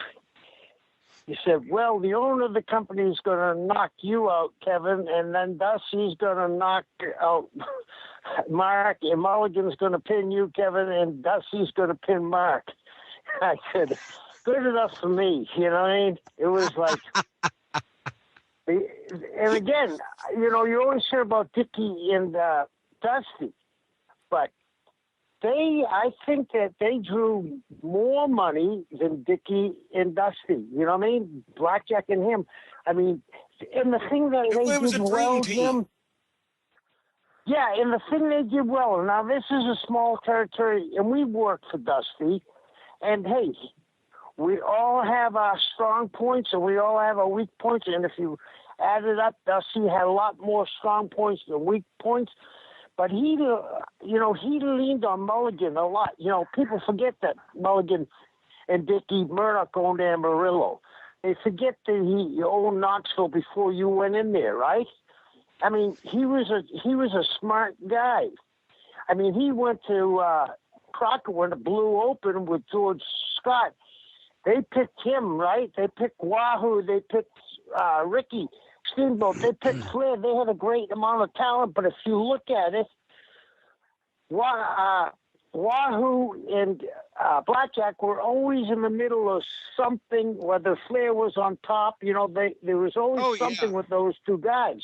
Well, and actually, it was in the Observer this past week that Blackjack Mulligan, when Valentine was in the plane crash, George Scott had called Mulligan and said, "Hey, I want a top heel. You're it." And Mulligan had just, with Lanza, had just won the World Tag Team title for Vince Sr. in New York, and Mulligan he tried to give his notice. They wouldn't accept it. They wanted him to keep the belts, so he dropped the belts on purpose in a match at their TV and said, I'm really leaving. And he left being WWF Tag Team Champion to go down and be the top single heel in the Carolinas, and it clicked, and he had like a 5-year run. But let me ask you this, because you guys in the mid-'80s were on top. He was probably a little bit, with his size, a little bit past his prime athletically, but the promo was great. He was a top main event guy. And within a couple of years later, he was out of the business, and really one of the last things he did was And you got to tell this story when George Scott brought him back into WCW for 2 weeks. But where I was going with that was, it seems like Barry was the same way. Barry Windham, early in life, was one of the, if not for a year or two, the best workers in the ring in the business. But then their weight get out of control, or they have an injury, and they were done at a top level at an early age too. Is it just the genes?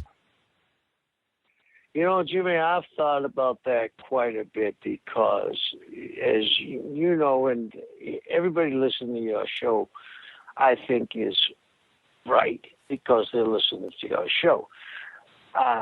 You know, I want them to go to YouTube and look at Barry from 80. I went there back in 81. So from 81 to 86, except for going out to Puerto Rico and, like I said, San Antonio and Dallas and Hawaii, I was there and I had a pretty comfortable run.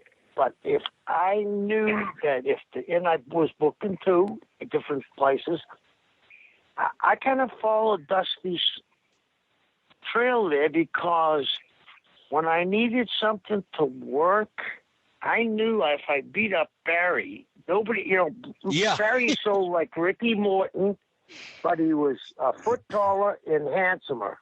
You know what I mean? 50 pounds heavier. And could fly. And I mean, Barry is a cowboy. In Tampa and Orlando, they knew Barry was a shoot. He beat up a bunch of people. But the thing was, it was a formula that was easy. If I destroyed Barry, and if I, did the old Midnight Express gimmick, if I took his face and rubbed it on the cement, you know what I mean? I took him outside. I get the sympathy for Barry from the women and the guys because they looked at Barry and they were saying to people in the stands, I want to be that like Barry. I want to be 6'6", blonde hair, and built. You know what I mean? Yeah. And then after I kicked the shit out of Barry, the old man would come in. You know what I mean? And the thing that was so unique that kept it going. Okay, he broke what I say is the mold. Here comes the old man to get Havoc revenge. Well, he got some of it, but he didn't get it all because after they beat us, we did something horrible to him where Kendall would come down and we would give Kendall a little boost. You know what I'm saying? The least expected one. We give it to Kendall. So, and this was Jack's ideas. I mean, this was his family he's putting, down and saying, when I say putting down, he would say, they're going down tonight. I don't think I ever saw anybody that offered their family up like he did. And, you said in the genes, look at what they produced. To me, he's the most over guy in the wrestling business, that Barry Wyatt. God, I mean, he does me better than me. You know what I mean? He does what he... I said you had to tell the story the one time, because I never actually got to work around him, because when you guys were in Florida, I was in Memphis. Then I went to Crockett, which he was already gone. And then, but in 1989, when Turner Broadcasting bought the company and they were in the process of hiring Hurd, but George Scott got named the booker for a brief period of time. That's another show for another day. Yeah. But one of the things he did was he brought Blackjack in, because it's 1989 and Mulligan's about to be retired. He's slowed his schedule down, but still, apparently, from what all the boys were told is, if you don't want to do what George Scott says, Mulligan's going to make you. And that's another thing that, your listeners probably don't know. We all heard about Ming. I've seen Ming, you know what I mean? I saw Ming do some things that look like they're on television, like a tape show. But Blackjack, besides being a great worker, George Scott kept him for that, so didn't Dusty. You know what I mean? Dusty, you know, hey, God bless him. I love him. I mean, he was wonderful to me. He was wonderful to you. But, you know, Dusty had an ego like all of us. And sometimes he wanted to play the boss and be, the family that he's married into, you know, they're wonderful people, but, you know, if you watch The Sopranos, that's them. So sometimes he was very rude to guys, Dusty, and Dusty was tough in his day too. But hey, at least Mulligan's. It's easy to be tough when Mulligan's behind you. You know what I mean? Well, at least Mulligan hung with Dusty for a while in Florida, but he only stuck with George Scott for 2 weeks. Because basically, what was it he said? He said, "I just don't know how to talk to these modern wrestlers. What the fuck they?" Luger, I think, drove him nuts. When Luger asked him one day, said, "Would my character do this?" Yeah. He started talking third person. Would Lex Luger do that? That's when it finally left. But what really cracked him, Jimmy, and you were there with me, when George, this is what happened, why George lost his job. He does the pay-per-view, and on purpose, he doesn't show the main event because he doesn't want to hurt the towns. Yeah, and Flair and Steamboat. He didn't want to advertise Flair and Steamboat in the Superdome because he's afraid it would hurt the house shows when it was the Clash of Champions. That Turner Broadcasting had just purchased the company and was supposed to be their big show, and he didn't promote it because he didn't want to hurt the ticket. That horse had left the barn a number of months earlier. By the way, ticket sales to live events. We could have been in the Federal Witness Protection Program and been perfectly safe. What was it like? I guess, for lack of a better word, what was it like being in there with that monster who was actually selling for you? Because it had to be like beating up Andre. It was like punching, like you said, beating up Andre. It was the same thing when I worked with Andre, but Jack was just a little tiny bit smaller, but the bark was. I'm talking about a tree. He's a tiny bit smaller than a great redwood, which was Andre, but his bark on the tree was a lot harder. You know, you're going to get scraped. Yeah. But the thing about him is, occasionally, I potated him all the time. Okay, he didn't know it. You know what I'm saying? I'm throwing things from left field. I'm winging chairs on him. I'm punching him as hard as I can. He thinks I'm working, you know. I'm trying to think of maybe I can wear him down. You know, Jack used to smoke quite a bit, so I'm saying maybe I can wear him down. But he would treat me like a baby with kid gloves until he would get kind of blown up a little, and he would hit me with those shots. He had one that he would wrap his fist, and it would go around my neck, and it was like I was squeezed over. You squeeze it, and the eyes pop out. I mean, my eyes would pop out, and then he had one who was a direct one when he was tired and he was selling.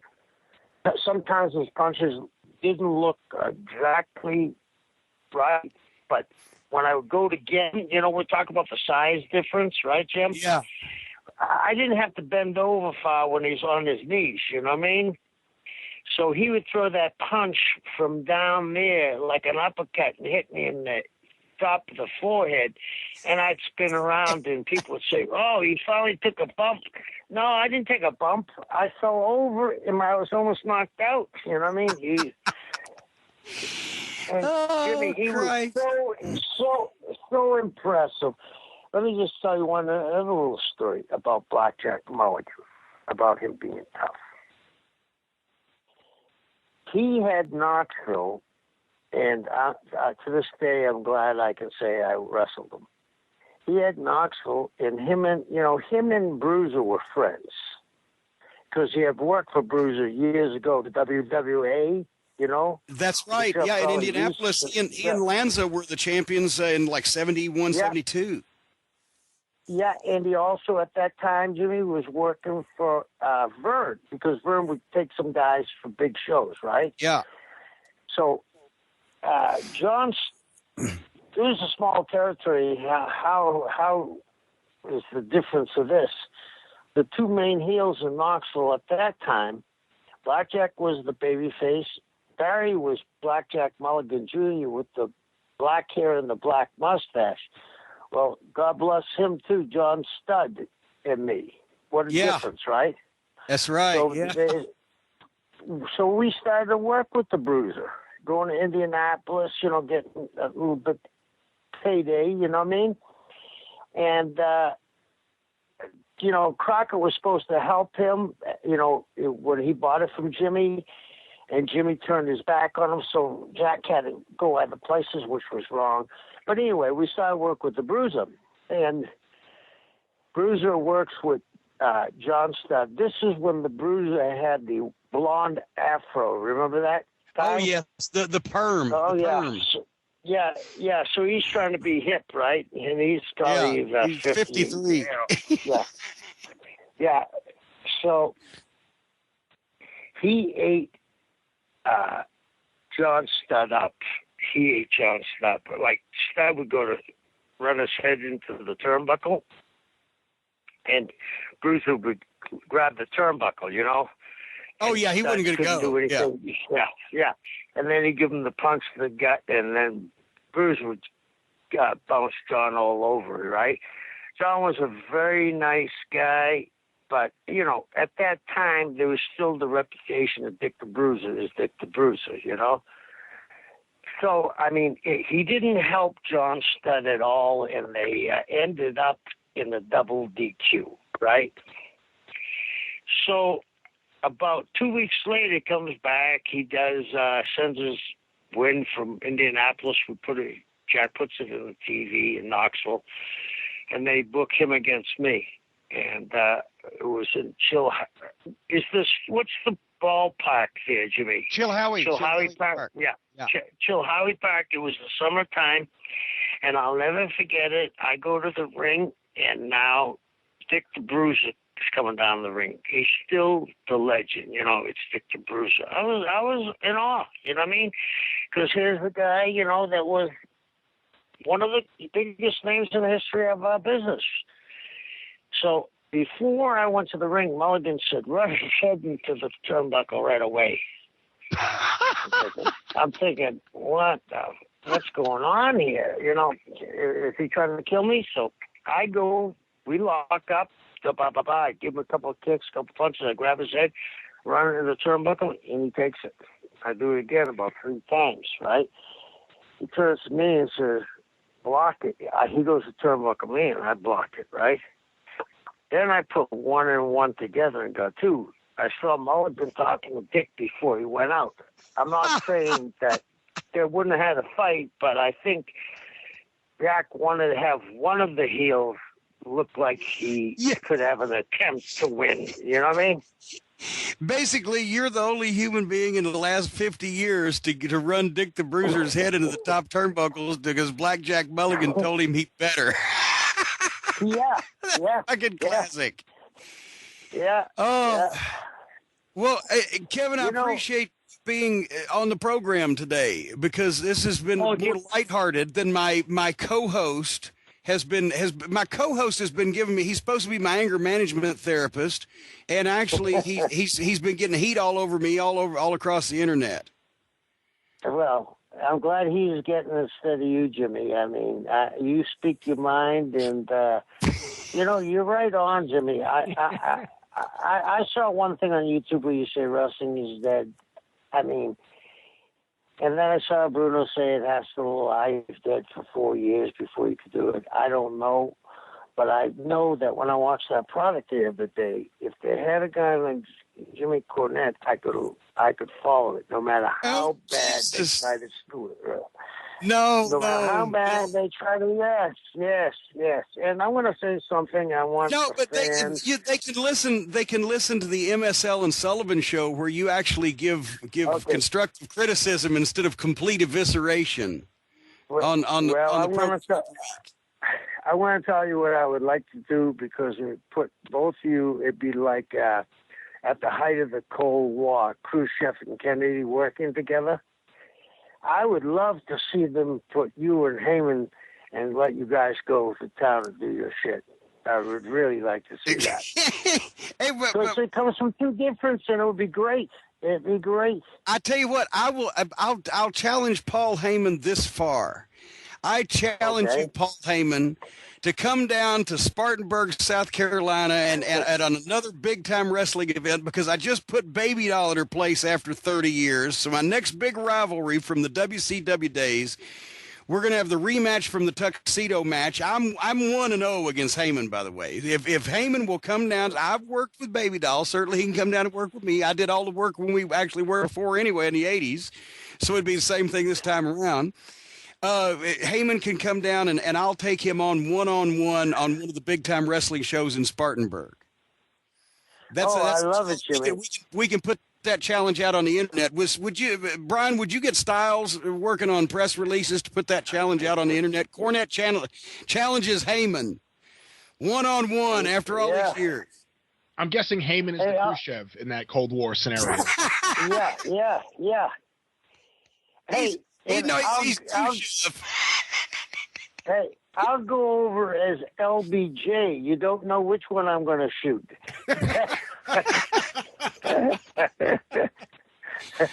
Oh, God. But anyway, yeah. Thank you, Kevin. And once again, the MSL and Sullivan Show. Yeah, and I got another plug that I don't mind saying. I told you about that guy that found all this memorabilia and tapes from all over the world. He's a friend of mine that played football for 20 years.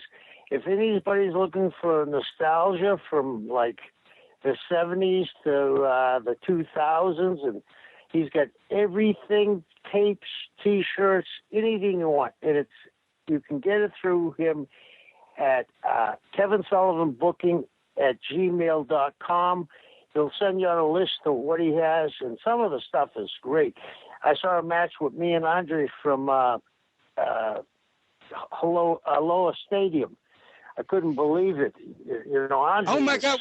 Was that big show that had like 18 matches with every top star in the world on it?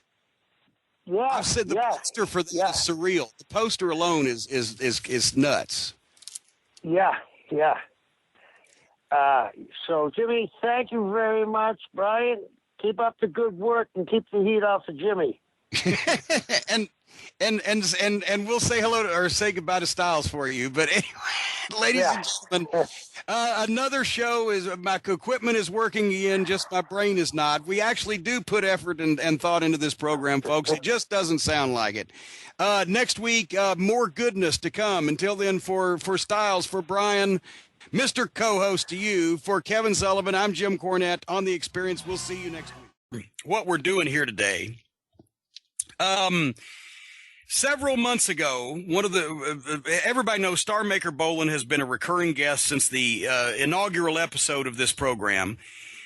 He's been a recurring nightmare in my life for the past 40 years. As a matter of fact, as of this December, we've had a 40-year relationship.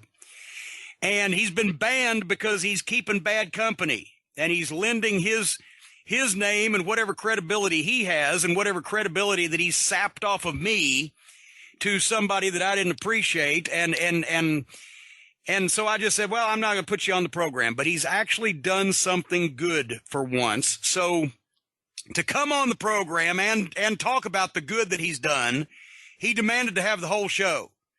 So without further ado, we're going to hook up the transatlantic phone call to Bolin Manor, and we're going to get the Star Maker on the line and see if he can refrain from pissing everybody off like he usually does and concentrate on the good that he's done, in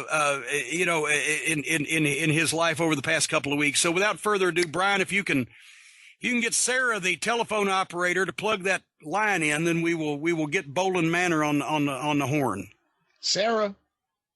Well, ladies and gentlemen, right now, after a long absence and a deserved absence, we have finally brought back one of our pioneers here on The Experience, one of the first guests we ever had. He was a recurring guest for quite some time till he started hanging out with the wrong people. But now he's finally done something good for somebody, and we want to celebrate that here on show 150 of The Experience. Ladies and gentlemen, please welcome him back, and your friend, Brian, Star Maker Bolin back on the program. How are you, Kenny? Oh, I'm doing lovely, Jimmy. Did you happen to get that happy birthday wish that I sent you here a few days ago? Yeah, as a matter of fact, it came. It was a set of headphones. Came COD. Well, I knew you wouldn't want to take advantage of me. I mean, come on, for crying out loud. Oh, all right. Anyway, we're not going to go into the reasons. So happy birthday. Thank you very much. Thank you very much. We're not going to go into the reasons why you've been banished from the program for dealing with the wrong people. Concentrate on the positive here today. No. Hold up just a second. We are going to go into the reasons why we've been banned from the show. Because let me tell you something. What the shit your producers went over with me at the beginning of the show to get me to agree to come on.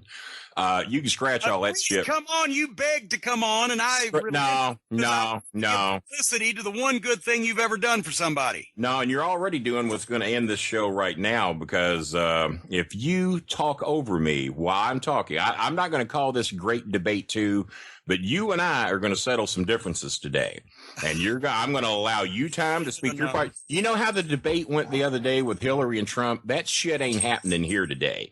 You say your part. I'm going to say my part, and we're going to hash this shit out. We are going to talk about why I've been banned.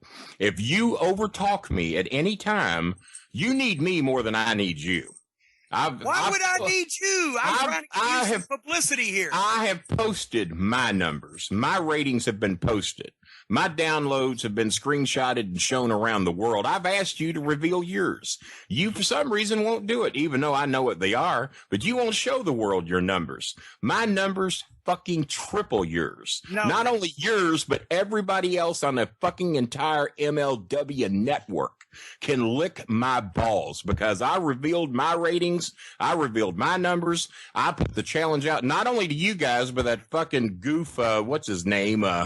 Colt Cabana, and he won't show his numbers either. He claims I wouldn't show my numbers if I was Colt Cabana either, but what you've shown is like what Trump's shown, fictitious numbers that bear no fact, no rooting in fact whatsoever. No. Let this idiot that you deal with from wherever he does your show from, because you won't do it yourself. England.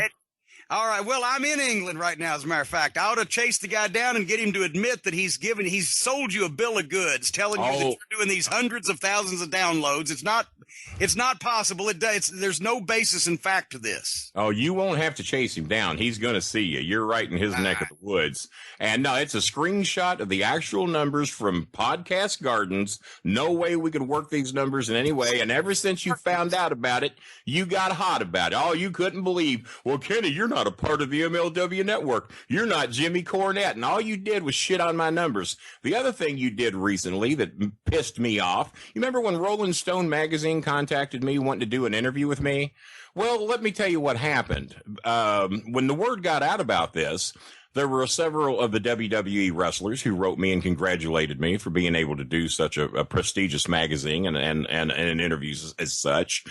Then Bill Apter called me and congratulated me. And then your old buddy, the one that you like to shit on so much, and I'll say his name if you won't, my old buddy Vince Russo. For heaven's by the way, I will add, was the first person to call this home when I went into the hospital. He was the first one to make a phone call. Wasn't you. Wasn't anybody else I know. It was Vince Russo. And that's because your son put out on the internet that you were about ready to die and he was trying to solicit contributions. That's why he called. For one thing, I was in Rolling Stone just a few weeks ago, the 18 wrestling podcast you got to listen to, Jim Cornette Experience, right there on that list. I didn't see the bowling alley on that list in Rolling Stone. Well, there's a reason you don't see the bowling alley on that list. Is because we don't suck the balls of these various little MLWs and podcast ones and all that. We're little podcast one. We're like Macklemore. We're independent. We do our own thing. Nobody controls us. Nobody dictates what we say or do. We're not scared of anybody, which I don't guess you should be either. You've been fired by every goddamn company you've ever worked for, so I don't know who you're hiding from. Oh, for heaven's sake. But then again, you have offended. You're much like Donald Trump. You're more like Donald Trump than you realize. You have insulted and belittled and besmirched every fucking race and religion on this planet. And if people don't agree with with you, you ban them. So then the thing comes up with me and Russo. And this is why this happened, because you always told me what a horrible guy Paul Heyman was. And I have backed you in your corner ever since I've known you against everybody you've ever hated. If Jimmy Cornette hated him, well, me and my son hated him too, because you quit OVW because when Heyman came in and reduced the ratings to hash marks and ran off all fans of OVW, you quit too when Heyman was around. I haven't finished my story, and I doubt you ever will. I asked you not to interrupt me, and this is your first interruption. You're not going to get many more. So you're right. I did work with him. Now, Heyman was a fan of mine. Heyman loved me. He loved me so much, he made sure I didn't have to talk much on any of the shows. Yeah, he loved you so much, he ran you right out the door. He gave Ken Doane all my promos, and you were right. His shit didn't work here. His shit didn't work in the South. But he wasn't really that bad a guy. He just didn't really have any fucking clue as to how to do wrestling in the South, or the North, or the East, or the West. But I had to come to that conclusion on my own. I had to realize I had to quit letting you dictate my thoughts and opinions for me, because as you were in the wrestling business, and as long as you stayed in, your list of people that you hated and people that you couldn't deal with or talk to got longer and longer and longer. And then I finally realized, well, goddamn, I'm not going to have a friend in the wrestling business or a connection or a place to go. I couldn't go to WCW because you and Eric Bischoff had all this heat. So any friend of yours was an enemy of theirs. They've been out of business for 15 years. You couldn't go there anyway. Not when I was trying to get a job there, not when I sent in a resume and an application. So no. So then finally me and the Prince sat down. You said, you know what? Maybe we need to start coming to our own opinions on this. Oh, Jesus damn Christ. Just make sure I get it back by. Oh, that's my landlord. That was my landlord wanting to know if I'd signed my lease yet, and I haven't. I haven't made my mind up. So what? Wait, and folks, if you wonder why Bolin sounds so bad, it's because he's talking on one of those microphones he's trying to sell people. You're trying to end this goddamn show right now, aren't you? I'm just making an observation. You're on a 50-cent fucking microphone over here, and I'm over here sitting here in front of $400 worth of microphones. Available at Kenny Bolin by Facebook.com or whatever, right? /Star Maker Bolin, the Bolin Media microphones that are only $59.95. But I'm not on here to promote the microphones today. I'm trying to continue our little discussion about why you and I have such a problem and why you childishly banned me from your show. What, 7 months? Has it been 7 or 8 months? Childishly, just childish. I want to talk about you being childish and hanging out with the wrong people. If you're gonna bring his name up, you might as well. I told you not to interrupt me. I'll grant you the same discipline and courtesy. Go ahead. Basically, here's the problem. The problem is I took you off this program because you started hanging out and talking to and doing shows with that fucking shit-stained Vince Russo, not only trying to sap his whatever listeners that he might have and trying to sap some fame off him, and you thought he might still have some money from where he conned WCW out of giving him big money for a couple of years, about 20 years ago, before he bankrupted them. That makes him smart. Thank you, Donald. But also, the real reason is because you talk about me being childish. Mm-hmm. I mentioned the name Tim Ash because Tim is the guy that helped me with my Midnight Express book, the guy that was selling sponsorships for OVW. He was your Vince Russo. You hated him worse than any human being walking the face of the earth. If you could have taken a hammer and caved his skull in, you would have done so. And you waited for 15 years until finally you found somebody that I hate as much as you hate Tim Ash. And to get back at me, you then started associating. You don't like Russo. You have no confidence in Russo. You're not friends with him. You were simply doing that to get under my skin and give him some kind of credibility and some kind of validity. And when Star Maker Bolin has to lend credibility to somebody, you know it's bad.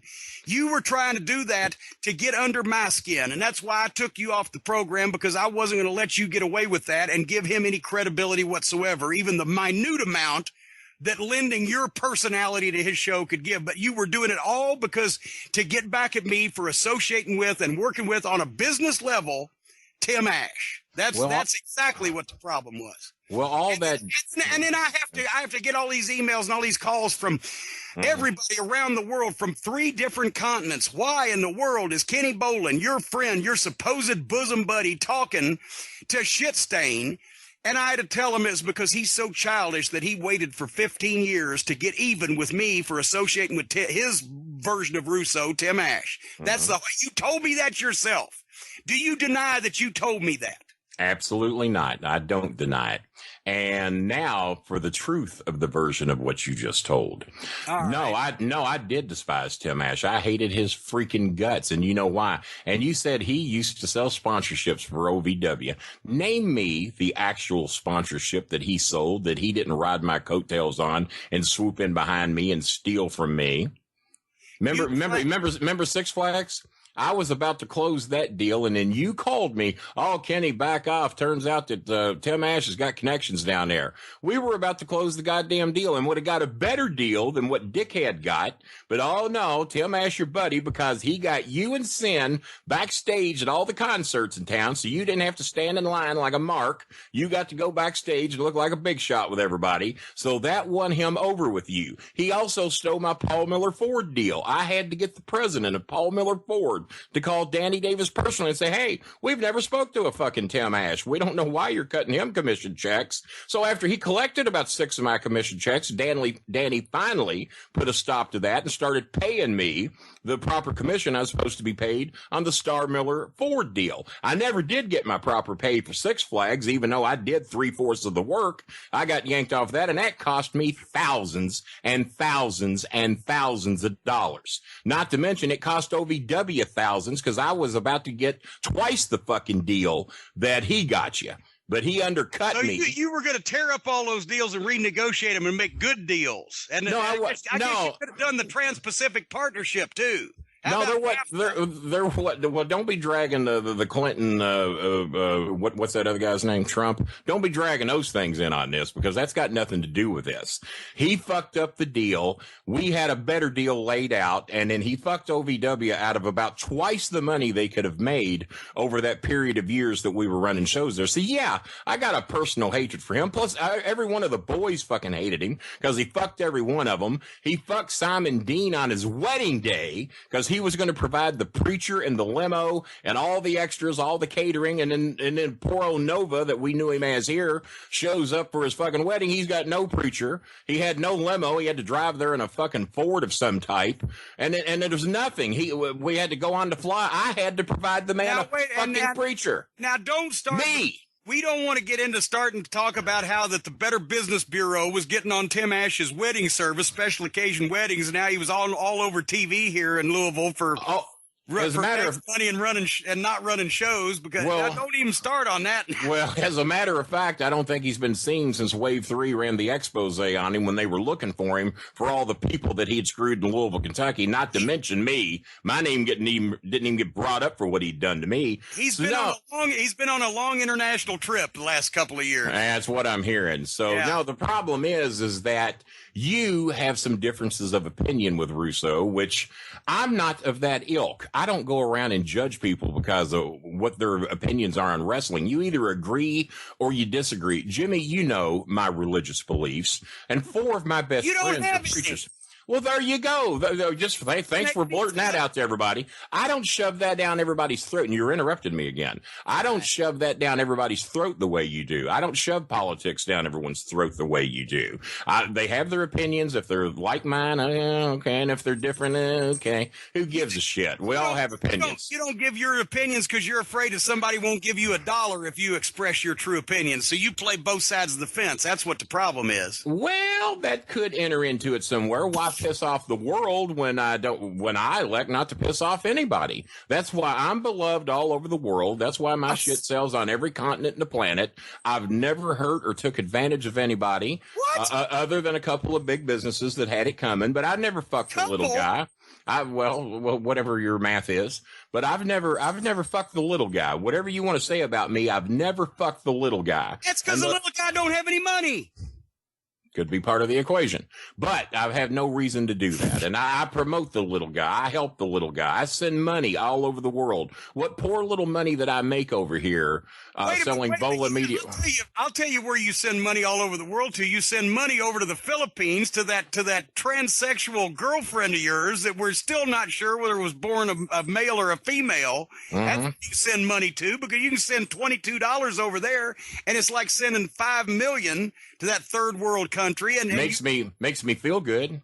And I bet she will, or he, or as the case may be, it. See, fans, what I'm talking about the jealousy. I've got a hot 24-year-old, which I'm looking at her right now. She's my screensaver on my computer. I've got a hot 24-year-old girl in the Philippines named Evangelina who just absolutely loves and adores me and worships me. She could care less that I was a big famous wrestling personality. She could care less that I managed John Cena and Mark Henry. She loves me for the goodness. You could care less that she was born with a penis. She loves me for the goodness inside of me. And if she's got a penis, then I want to tell you the doctors did a fine job.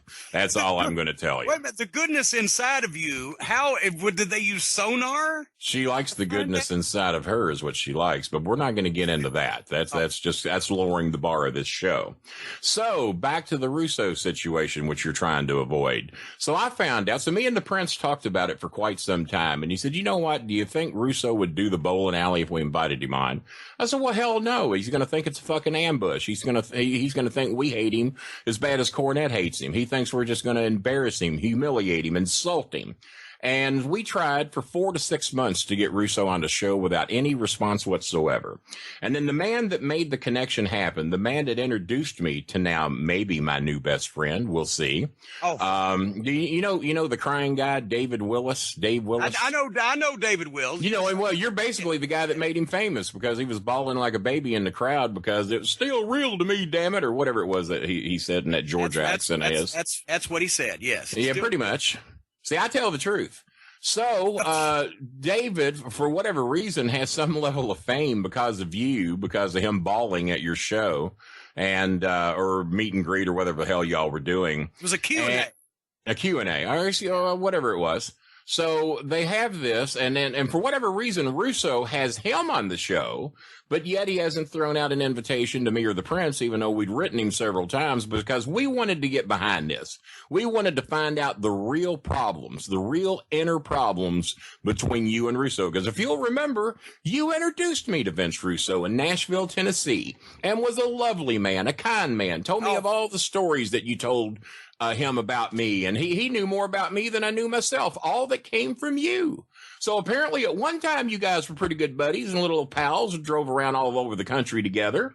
That's been covered. That was 20 years ago before I knew what a piece of shit that he really was, before he single-handedly demolished the wrestling industry. Yes. Well, in Nashville, Tennessee is where you introduced him to me at, the birthplace of my son.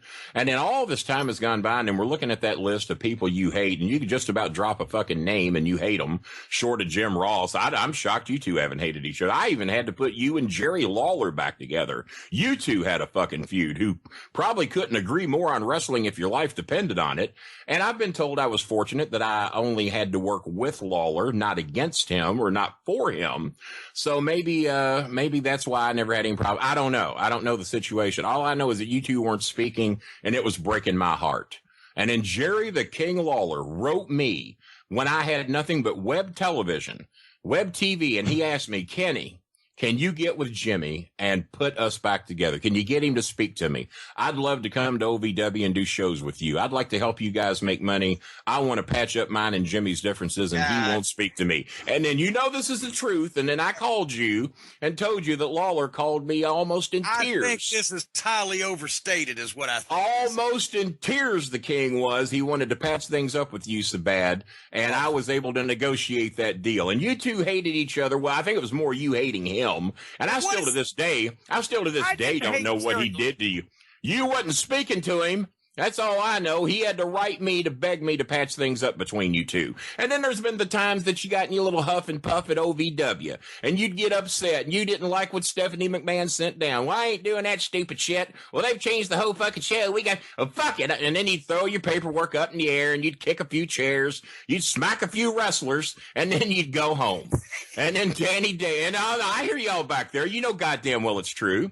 So then Danny Davis would have to come to me. And one of those things they were saying was, why is that bowling on that show? We don't want that bowling on that show. He's going to be on the show. To defend you, I think that did come up because I think Stephanie McMahon wrote a letter to Danny Davis, strongly worded, that she didn't want me or Dean Hill on the show. Dean Hill called, or I'm sorry, Yeah, Danny. she, as a matter of fact, she was trying to pick the announcers of the show too, which didn't fly as long as I was around. She was, but you had gotten mad and took your ball and went home at that time. You got sick of fucking with them. And so Danny Davis calls me and Dean Hill into the office, sets us down like a couple of school children, and lets us know that Triple H and Stephanie don't want us on the show anymore, and that they, strangely enough, had picked out Tommaso, which I understand is doing a good job down in NXT now. I didn't recognize him, but they say that's who it is. And I forget who the other person was, but they were fucking horrible. No offense. Yeah. So, well, because they ain't announcers, and they're never going to be announcers. Yeah, they might be good wrestlers. I haven't watched enough NXT to comment on them. I do love Shinsuke Nakamura, but I don't know enough about them to comment on that. But all I know is that they were going to force me and Dean off the show, and Danny Davis and apparently you said no. They stay. They know the product. They know every moment of the history of OVW. They know the history. They stay. And but also, it's our company, so blow us. But then Danny stated to me and Dean, he says, well, if push comes to shove and they threaten to pull their check, you two are gone. He says, but we're battling for you until that time. So he was battling for us, but then again, if they yank the check. What does this have to do with asswipe anyway? Your continuous... I'm tying it all in because then Danny Davis had to come to me to call you in your pissed off state because you wouldn't speak to anyone else. I was the only one you'd speak to. And then I had to call you at home and calm you down and get you to come to some level of rationale, realizing, hey, Jimmy, if you piss these people off, they're going to yank their check. We all go home because there's no fucking money coming in. Will you please come back? Will you please talk to Danny? Will you please come to some type of mediation with this fucking cunt, Stephanie McMahon? I don't know if I called her a cunt or not. I believe you did. Yeah, as a matter of fact. It could have. But regardless of whether I called her a cunt or not, I begged you to come back. You calmed down and you came back. I think we even brought you a birthday cake to make everything nice for you that day. And you came back. So I have negotiated you out of trouble and through problems with your friends more times than I can count. So me and the Prince are thinking, you know what? We saved him with Lawler. We've saved him with Danny Davis. We extended his career in the WWE with his countless tantrums and yeah, I really want to thank you for that. That's why I had to have a treadmill stress test on my fucking heart from dealing with him fucking anyway.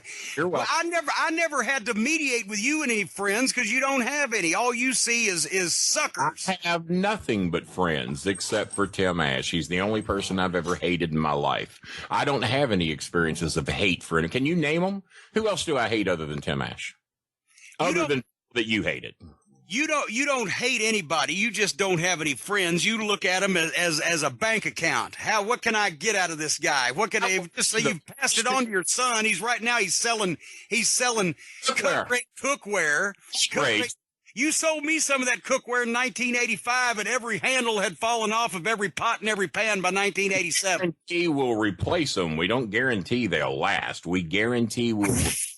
You didn't read the fine print. I didn't read the fine print. I don't know. Well, you should have, because we'd have gladly covered them. Where's all that video equipment I bought you in 1987 when you had that revolutionary idea of doing those video yearbooks for all those high schools, which was a way for you to meet high school girls? So glad you brought that up. You repossessed it all when I was at my lowest form of life. You repossessed it when I was going through a divorce. You called me and said, Kenny, come on to Charlotte. I want to show you a good time. I know times are down for you. You're divorced. You're living with your mother in a trailer. Let me improve your life for you. Let me get you out for a good weekend. Oh, do you mind driving here in a piece of shit car of yours? Too cheap. You were making, I guess, $400,000 or $500,000 a year with WCW at that time, or NWA or whatever the fuck they were called. And I thought you was going to fly me to Charlotte and show me a glorious time and lift my spirits and maybe slide me a couple of bucks to help me get through until better times turned around. Oh no, guys! You know what he did? Jimmy Cornette, this is my old buddy here. He put $80 in an envelope and sent it to me to the trailer that my mother lived in LaGrange, Kentucky. Good luck to you. This is enough money to get you here. He wouldn't give me enough to get back. He was scared I might pocket the... Now, just hold on a second. Now, you let me talk for a second. Here's what really happened. What really happened was you called me and you said, hey, I'm so miserable and I'm going through a divorce. Can I come down and see you in Charlotte? And I said, sure, you can. Then you said, well, I'll drive, but I need some money for gas. That's why, because gas was cheaper back then. That's why I sent you that $80 for the gas to get you there. And is this true or is this not true? You drove down to Charlotte, North Carolina. When you pulled into my driveway, every goddamn piece of machinery under the fucking hood of your car fucking fell out and collapsed in my driveway, and I had to pay to get your car fixed to get you out of my house. I will be the first to tell the fans that sounds like the most made-up, cockamamie, piece of shit, bullshit story ever told. Sadly enough, it is true. Well, there you go. My car, absolutely, it's what made me almost believe in God that day, is that car tried to go up the Appalachian Mountains. So much smoke and oil was coming out of my car that such a cloud of fumes and smoke and was going behind me that the cars behind me couldn't see. So they started trying to pass me so they could get their vision, all flipping me the bird. Every time I pulled over for gas, I was in an 83 Lynx, which is the shittiest car ever manufactured to man, but it was all I could afford when I got divorced. And I would pull over at the gas station. I would say, check the gas and fill her up with oil, because I'd be 4 or 5 quarts low on oil, especially after going up the Appalachian Mountains. But at least when you got to Asheville, it was all downhill to Charlotte from there, and you coasted into my driveway where your fucking car expired, and I had to, not only did I have to put you up for a week and feed you, but I had to pay for your car repair to get you out of my house so I could go back on the road. I literally, my car basically died in Jimmy's driveway. That is 100% the absolute truth. He only sent me $80, so I didn't have the money to fix the car. He had it towed down to his I didn't know you were trying to drive Jed Clampett's truck down to see me. I tried to tell you it wasn't as good as Jed Clampett's truck. I'd have rather had that. But Jimmy did, showing some love for me, had the vehicle towed down to his local mechanic.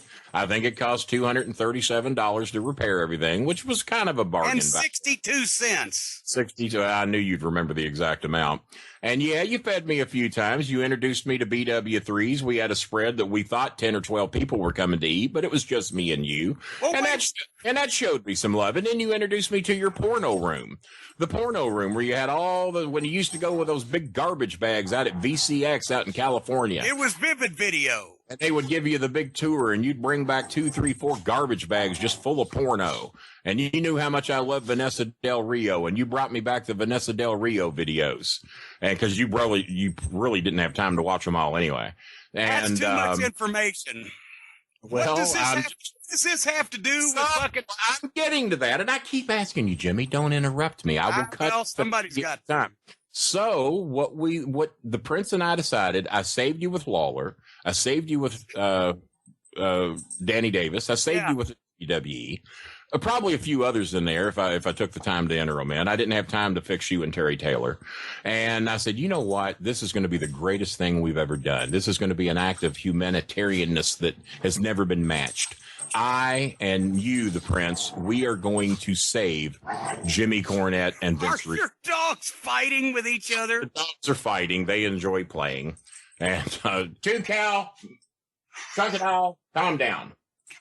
All right. Sorry about that. So I don't think it's going to work. They're just. So you're saying that you went on Asswipe's show just to be humanitarian and get me and him back together? Exactly. Exactly. Why have all this hatred? Why have all this bitterness? Because we had heard that Russo said, and this is a paraphrase. He said, "How can one individual hate another individual just for his views on professional wrestling?"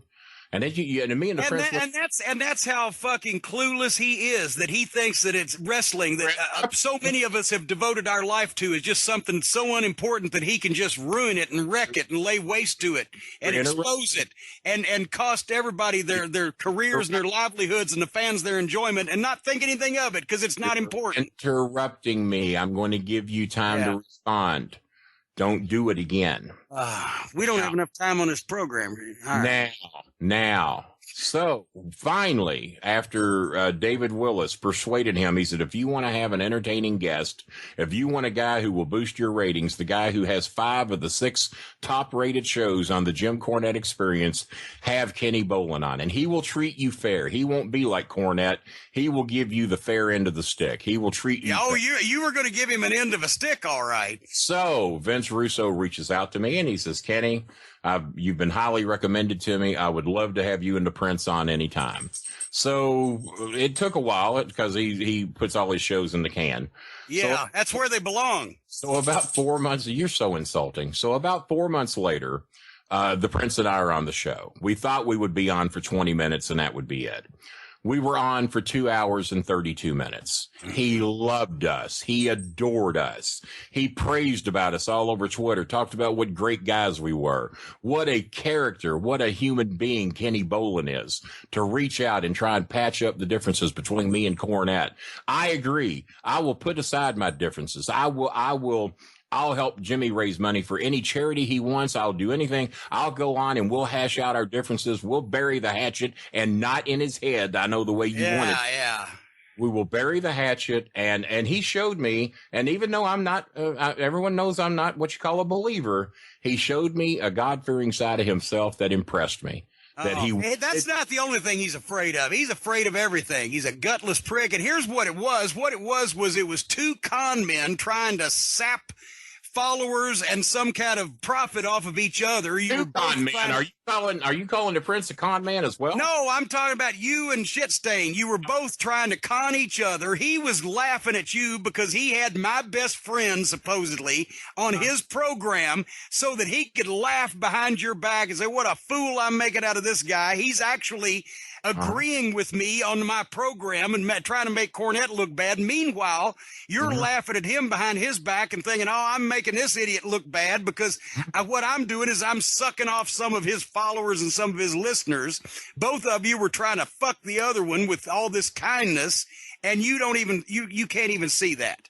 You are definitely the Donald Trump of wrestling podcasts. Oh, for heaven's sake. You have your own view of things, and I'm going to reveal something else on you right now. I know you tell everybody you're a Democrat or you're an independent or you're this. You are the biggest Republican in town. And Donald Trump said something on his debate the other day that Hillary exposed that was so parallel to you, it's not even funny. And I'm going to give everybody the quote, and then you all decide. Be like Fox News, fair and balanced, you decide. Oh, for heaven's sake. Hillary pointed out that Donald Trump rooted for the collapse of the housing industry so he could swoop in, buy up all the shit properties and make a lot of money out of it. And then he says, well, that's good business. He chimed in, that's good business. Do you remember the quote you made to me? You're wanting me to agree with a bunch of things you're saying. I don't know what this quote could be. Well, give me my quote. Well, I know what the quote's going to. I'm going to tell you what the quote was. You told me, Kenny, God damn it, fuck, goddamn gas is down to like $1.88 a gallon here today. Jesus fucking Christ. Yeah, it's great, ain't it? I'm happy for you, Jimmy. All that fucking traveling you do all over the goddamn planet, all that gas and look at all the goddamn money you're going to save. Hell, you can probably afford to take me out to dinner a time or two. Goddamn, fuck that. I'd rather gas go up to $5.99 a gallon. I said, why is that? Well, I'm invested in gas. I make a shitload more money when the fucking gas is higher than low. Let them check that shit up to No, don't you interrupt me. Let them check that shit up to $5.99 a gallon. I said, you mean to tell me that just so you can put a few fucking dollars in your pocket, you want the rest of us normal people, common folk out here to suffer, to drain our pocket? A lot of us make our differences on whether we can eat or not based on how much money we have to put in our gas tanks. Fuck that is what you said. I need to make money. Fuck the rest of the world. No. That's exactly Donald Trump's view. That's exactly Donald Trump's view. You're just fucking like him. And it makes me sick that you try to pad your pockets and you only try to help the rich. You never try to help the common guy. As a matter of fact, I haven't even seen you donate one nickel towards Rico yet. And I've got a solution for that. So have your say. I'm going to give you your say. I'm dying to hear what it is. And then let's get into the other idea that Russo's got. And we'll see how you go with that. We're supposed to be talking about Rico. We're going to talk about Rico here in a minute, but let me just tell the people how fucked up you are in the head, because one thing, and I knew taking you out to dinner would be a part of any fucking equation that you mentioned, but I actually said, and if you knew anything about the global financial markets, instead of having all your money locked up in a lockbox somewhere, buried out in the backyard at Bolin Manor, you'd never use trying to find. Because you don't exist on paper as far as the federal government's concerned, so you can have a bank account. But here's what I said. That makes me smart. I said oil is crashing. Oil is worth nothing. Yes, the gas prices are coming down, but because oil is worth nothing, this was quite a little while back here. That means that all the stock markets are down and everything's down and all the financial markets are down because oil is going to shit. And so it would be better for everybody to pay a few more dollars at the pump instead of losing their retirements and their investments. That's what I said. But since you don't know how the financial market works because you've never been in the financial market because you hide all of your money. As a matter of fact, did you or did you not, the last time you went to the hospital, go to the hospital with $7,000 in cash in a bank bag under your big bliffed ass that they didn't find until you'd been in there for 13 days? Well, it was actually 16 days. I told the story yesterday on another podcast, and it was $7,500, not $7. And the reason being is I was being smart. There was while you were in the hospital. There was a house for rent that cost $1,490 a month. The landlord says, if you will pay 6 months in advance, I will let you have it for $900 a month. So I brought $7,500 with me, knowing that's under $7,000 would take care of that. Even I can handle that math. And I got to pay the rent over the 6 month period anyway.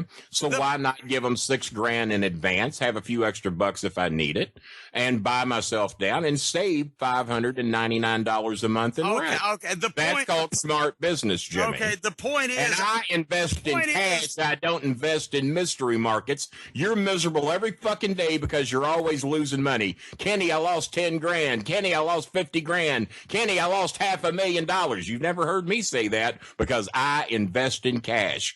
Fuck stock You've market. never said I lost $500,000 because you've never had $500,000. But here's the thing. I didn't say, fuck everybody. I'm worried about making money in the oil market. I said that the oil market was going to hell and it was costing everybody in the world money and better to pay a little bit more at the pump and have the financial markets flourishing instead of worrying about cheap gas when everybody's retirement was evaporating. And that was because of the Republicans. You've seen the back of Castle Cornet, the George W. Bush Memorial Gardens, where he cost me $300,000 by tanking the global financial markets and getting us into 2 undeserved wars. And I still have not got all of my landscaping and my fucking barbecue because George Bush ought to come and mow my lawn every 2 weeks in person to make up for all the money that he cost me because he was the worst president in the history of the United States. You're below me stuff. You're below me stuff. You're the only one that ever sees it. You're the only one that fucking cares. You do it to blow yourself. You see what I live in, Jimmy. I used to live in a Hey, nice don't house. bring Lanny Poffo into this. We've talked about Lanny Poffo before, and yes, he did blow himself. And I think you witnessed it. Not that there's anything wrong with that. No, if you can do that and you're cool with it, then who are we to judge? But that shit is all below me material, Jimmy, because you're the only one that sees it. You don't have anybody there. You've got one of the biggest houses on the east side of Louisville. If I had to estimate the value of that house, and your tax man's going to love this, I would crank it up at about $650,000 in value. I don't think you've had your house evaluated since 1964. They think your house is still worth $130,000. So who's fucking who there? What are you now? You trying to get me in trouble with the fucking state tax authorities? Well, I think like Donald Trump, you should pay your fair share. Donald Trump apparently hadn't paid a fucking. Wait a minute. You're more like Trump than you realize. You really are. You've got your own reality, your own version of the truth. You don't pay fucking taxes. You're not helping our soldiers. You're not helping our middle class, and you're fucking everybody and trying to make us pay high gas prices on top of it. Let's tally up how many taxes I've paid, federal, state, and local, and how many taxes you've paid over the last 25 years. How many taxes have you paid over the last 25? Have you paid taxes in the last 25 years? I have a lot of exemptions and no comment. Oh, for hell. Oh, but... I'm a man on disability. People on disability don't have to pay taxes. Yeah, you're disabled, all right. You ought to be disabled. Your microphone ought to be disabled. One of those bullshit fucking flea market microphones you try to pass off on people to talk and listen. And that is something else. You heard Chinese headphones. Those Chinese headphones that you sell people that you get $6.99 in bulk. Hey, you don't know the fucking price I pay, and I want that edited. I want that edited out right now. Because he doesn't know what I pay for my headphones, because I've never told him, because I knew he would divulge it on this fucking show. And he's on here, And I know before I got on his show, you fucked with my microphones and you fucked with the sound, because that's the last thing I need Bolin to do is come on here and have microphones that blow ours away, make his show look better and sound better than ours. Wait a minute. Now who's Donald Trump? Blaming the microphone because you can't win the debate? So, hey, I'm winning the debate, trust me. So, hey, Styles Bitchley. Styles, fuck the sound up. Do whatever you can. Fuck up Bolin's audio. Make sure that I'm louder than he is. Make sure I'm clearer than he is. And that's exactly what you've done, because I've done countless podcasts from Russo's. I'm about to do Jericho's. I hear I'm going to be doing Stone Cold Steve Austin's. I think Jim Ross going to cave in order to help Rico Constantino. If not, I'll go to Oklahoma and I'll put a beating on him worse than what the Sooners have been taking this year. I may not be louder than you, but I've always been clearer than you. I don't even know what the fuck that means. You've been clear. You've distorted the truth ever since the day I've known you. So now here was talk into the Campbell soup can that you're using over there and tell that's due to fancy editing on your all's end. These microphones are fantastic. Yeah, they can't hear me in the building. They're the greatest. They're the biggest. They're the most hugest. The best microphones. I got the best people. You even tried to get with Brian Last and tried to take over this program here about 6 months ago. I knew you were planning something, plotting something. You were trying to suck up to Brian and take over the experience because Brian loves what everybody listens to. Do you really think that I would try and take over this fledgling show? We would form our own. I might invite Brian to come over and work with me and the great, what's my guy's name? Harry Barnett. Oh, no, it's your story. You need to tell. I may bring the great Brian Last, team him with the great Harry Barnett, and let him see what it feels like to have 160,000 downloads on his show. He'd probably like that. Your co-host even took my co-host's gimmick, the great. He's been the great ever since the day he's been on the bowling alley for the last 5 years. When the hell? No offense, Brian. Great Brian Last. Brian, tell him you've been the great Brian Last since 1994 when we first met. Actually, Jimmy, you are wrong. It was since, what else is new? It was since 1995. Okay, 95. See, I told you was wrong. I knew Brian would correct you. Well, it's still 21 years ago, you blithering dipshit. Oh, but you were wrong. That's the key of this debate. You were wrong. Oh, but let's give him credit where it's due. He was right. He just had the wrong year. But I have been the great one longer than your. Well, let's see. Yours is only semi-great. Hang on. Now, I'm not trying to pick a fight with you, Brian, but who called you the great Brian Last? Because I never called myself the king, and Jimmy would be the first to tell you I never called myself. What? You've been calling yourself the king since we were 16 years old because you're so you had such a man crush on Jerry Lawler. You wore his tights. You walked like him. You talked like him. When you worked at Long John Silver's summers when you were 16 years old, you used to call yourself Long John Lawler. How were those crispy chicken things I brought home to you that night, Jimmy? Huh? How were the crispy critters I brought you? He made me eat food out of the dumpster. He didn't tell me he worked at Brian. Here's what he did to me.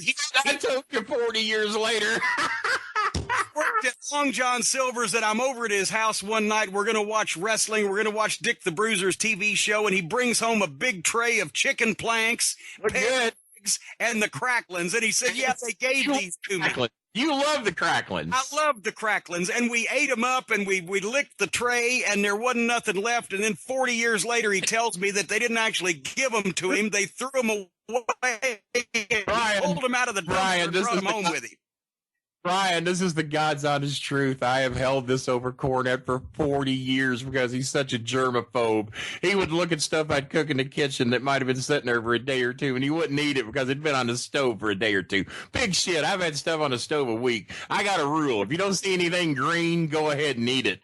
So they threw away about, $150 worth of chicken and fish and the cracklins that Jimmy loves so much, and hush puppies and various other items. That's God. I'm gonna look like a god when I come home tonight. I said, because they wouldn't give it to me. They weren't allowed to due to health reasons. So they set it nice and gently on top of the dumpster. And I said, well, there's no harm in that. It's just a dumpster. It's sitting right there on top. So on the way home, I grab that big $150 pile of fucking fish and chicken and crackles, and I bring it home. And Jimmy looked like a cartoon dog licking them lips and that tongue going, man. He was starving because he wouldn't eat anything in the house because he thought it might be bad. So he was waiting on that chicken and fish, and he ate that shit, man, and we ate every bit of that damn chicken and fish and those cracklings. And then it dawned on me, and I never told him that it came out of the dumpster. So I told the prince, and I told his wife and a couple others. They said, "Oh, my God, you got to tell that story on Jimmy's show." I said, "Oh, I don't know, man. Jimmy might get real sick. He might throw up from 40 years ago if he realizes he ate dumpster cracklings and dumpster chicken." And that was great. He just told me that last year, and I gargled for 3 days. He said, "Have you ever eaten food out of the garbage?" And I said, "Of course not." And he said, "Well, yes, you have." And he told me I was gargling with extra strength Listerine, something you're not familiar with, Kenny, for 3 days after that to get that taste out of my mouth from 40 years beforehand where he fed me garbage. Well, listen, but before we go any further, Kenny, let me ask you something.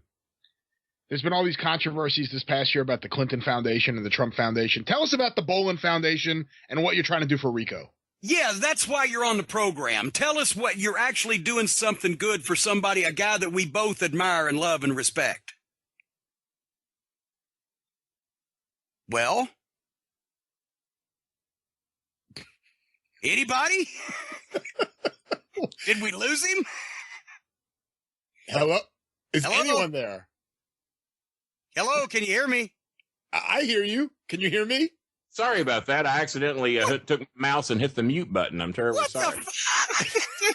We didn't miss anything important, did we? Yes, because finally you're getting a chance. And the reason you're on this program is not to talk about all these off-brand subjects and not to try to reconcile me with that fucking asshole in Colorado. You're trying to talk about... And to harp on the fact you ate garbage. And I harp on the fact that you fed me garbage. Okay, you got me there. You've finally done something good for somebody. Rico Constantino, who is one of the greatest talents that we've ever had here in OVW. We actually, and you remember when Danny Davis and I both had to go to Stephanie McMahon because she had her head so far up the fucking slope-headed caveman's ass. And Stone Cold Steve Austin, he led the way. He helped. Wait a minute, that she was blowing Triple H at the time, and she wouldn't know fucking talent if it slapped her in the head. And she didn't want to use Rico, and we had to go and beg her, give this guy a chance. He's a great wrestler. He's a great human being. He's the best employee we've ever had. And finally, they brought him up there. And of course, they doomed him. They gave him a gimmick like they gave DeMondo and Jeter and so many of the rest of the guys. It was doomed, and he wasn't going to get over, but at least they gave him a job. But Rico Constantino, who you like, who I like, who everybody that's ever met him likes, is in bad health and has had health problems. Right. And because of a variety of reasons, being in the wrestling business and et cetera, doesn't have the insurance and the things that he should. 2 blood clots in his lung. He's got the bad heart valves. He's got the CT of the scan that he just had done yesterday. He's got a lot of brain damage, and he is really in very, very bad shape. And the point is, a couple of weeks ago, you started a fundraising effort for him, and you've been getting publicity out there. And Chris Jericho donated $3,000, and a lot of people have been donating. And would you tell us, please, about your efforts and how people can help Rico, somebody who actually deserves it? Well, before I accidentally muted myself, and that leads me to the last thing that I was going to have to say about Vince Russo, because he's got a proposal, and this is where we're going to see whether you got a decent bone in your body or not, because he's offered to debate you. He's offered to have the money go to charity. There is no money, and it wouldn't go to charity because there is no money. I ain't going to debate him. No. You're interrupting me. Oh, there will be money, and it will be the hugest money draw in the history of any podcast. I've cost him a lot of money. I've turned down $25,000 minimum in offers to work with him because I've told everybody that I would never work with him under any circumstances because of the piece of shit he is. And I've cost him that same amount of money, and I take great pride in that because every time somebody offers me money to work with him, I ask them how much, and then I say no, and then I say, call that fucking asshole and tell him how much money I just cost him because he has no principles. And he'll do anything for money, and he'll suck up to anybody to get listeners or ratings or money or attention because he's an attention whore just like you are. And that's why that's the only way you can hurt him Yeah. is by fucking not letting him go and spread his bullshit around, which is why I don't. He's also a sweet, loving, caring man who will do anything for anybody, and he's offered to do something huge. He has offered basically to single-handedly pay for anything that Rico could ever possibly need. He doesn't have any money. How can he do that? He's lying to you like he's going to, because if you'll shut your fucking mouth, I'm going to give you the proposal. He keeps talking about how he needs money so bad. Meet him, Brian. Join his brand because he needs the money so bad, and he needs the money, and he needed the job, and that's why he got back in wrestling, because he needed a job, and he wouldn't be in wrestling otherwise because he hates it. Why do you travel around the world? He needed the money. How do you travel around the fucking planet and sell your bootleg fucking DVDs that I'm not even sure you own, and those bogus books you fucking... I wonder who copies those bootleg DVDs for me. They must be coming out all right. I sell so many of them. No comment. Now, here's what the proposal is. You and Russo on any podcast, it can be yours, it can be his, it can be mine, it can be the 605. We don't give a shit. No, thank you. It could be... No disrespect, Kenny, but no. Let me take myself out of the running for that. Good, because you honestly weren't considered. So just shut up and let me finish. Hey! Oh, well, you were rude to me. I'll be rude right back. So, even though you did say no thank you. So here's the offer. $1 per download. It will get at least 350,000 downloads. Okay, explain to me. Every fucking dollar of your debate goes to the Rico Foundation. He don't make a penny. Explain to me how he's going to make $1, because he don't have 350 grand. We know that much. So how is he going to make $1 a download to give that money? And why would you trust the biggest liar, except for yourself, in the history of wrestling? We will, because I'm going to be the one to orchestrate it, just like I've done with the situation we have right now with his personal PayPal account. You are a pretty good orchestrator. I am an orchestrator. That's what I am. I have 17 missing teeth. Shut the fuck up and let me do my best to talk. So what we're going to do is we're going to have you and Russo. You're going to debate, just like you and I have done here today, semi-peacefully. We haven't resorted into too much name calling, and we've gotten our differences out. We've hatched out what the problems are. You two pick the site. I don't care. Come on to Bowling Alley and do it.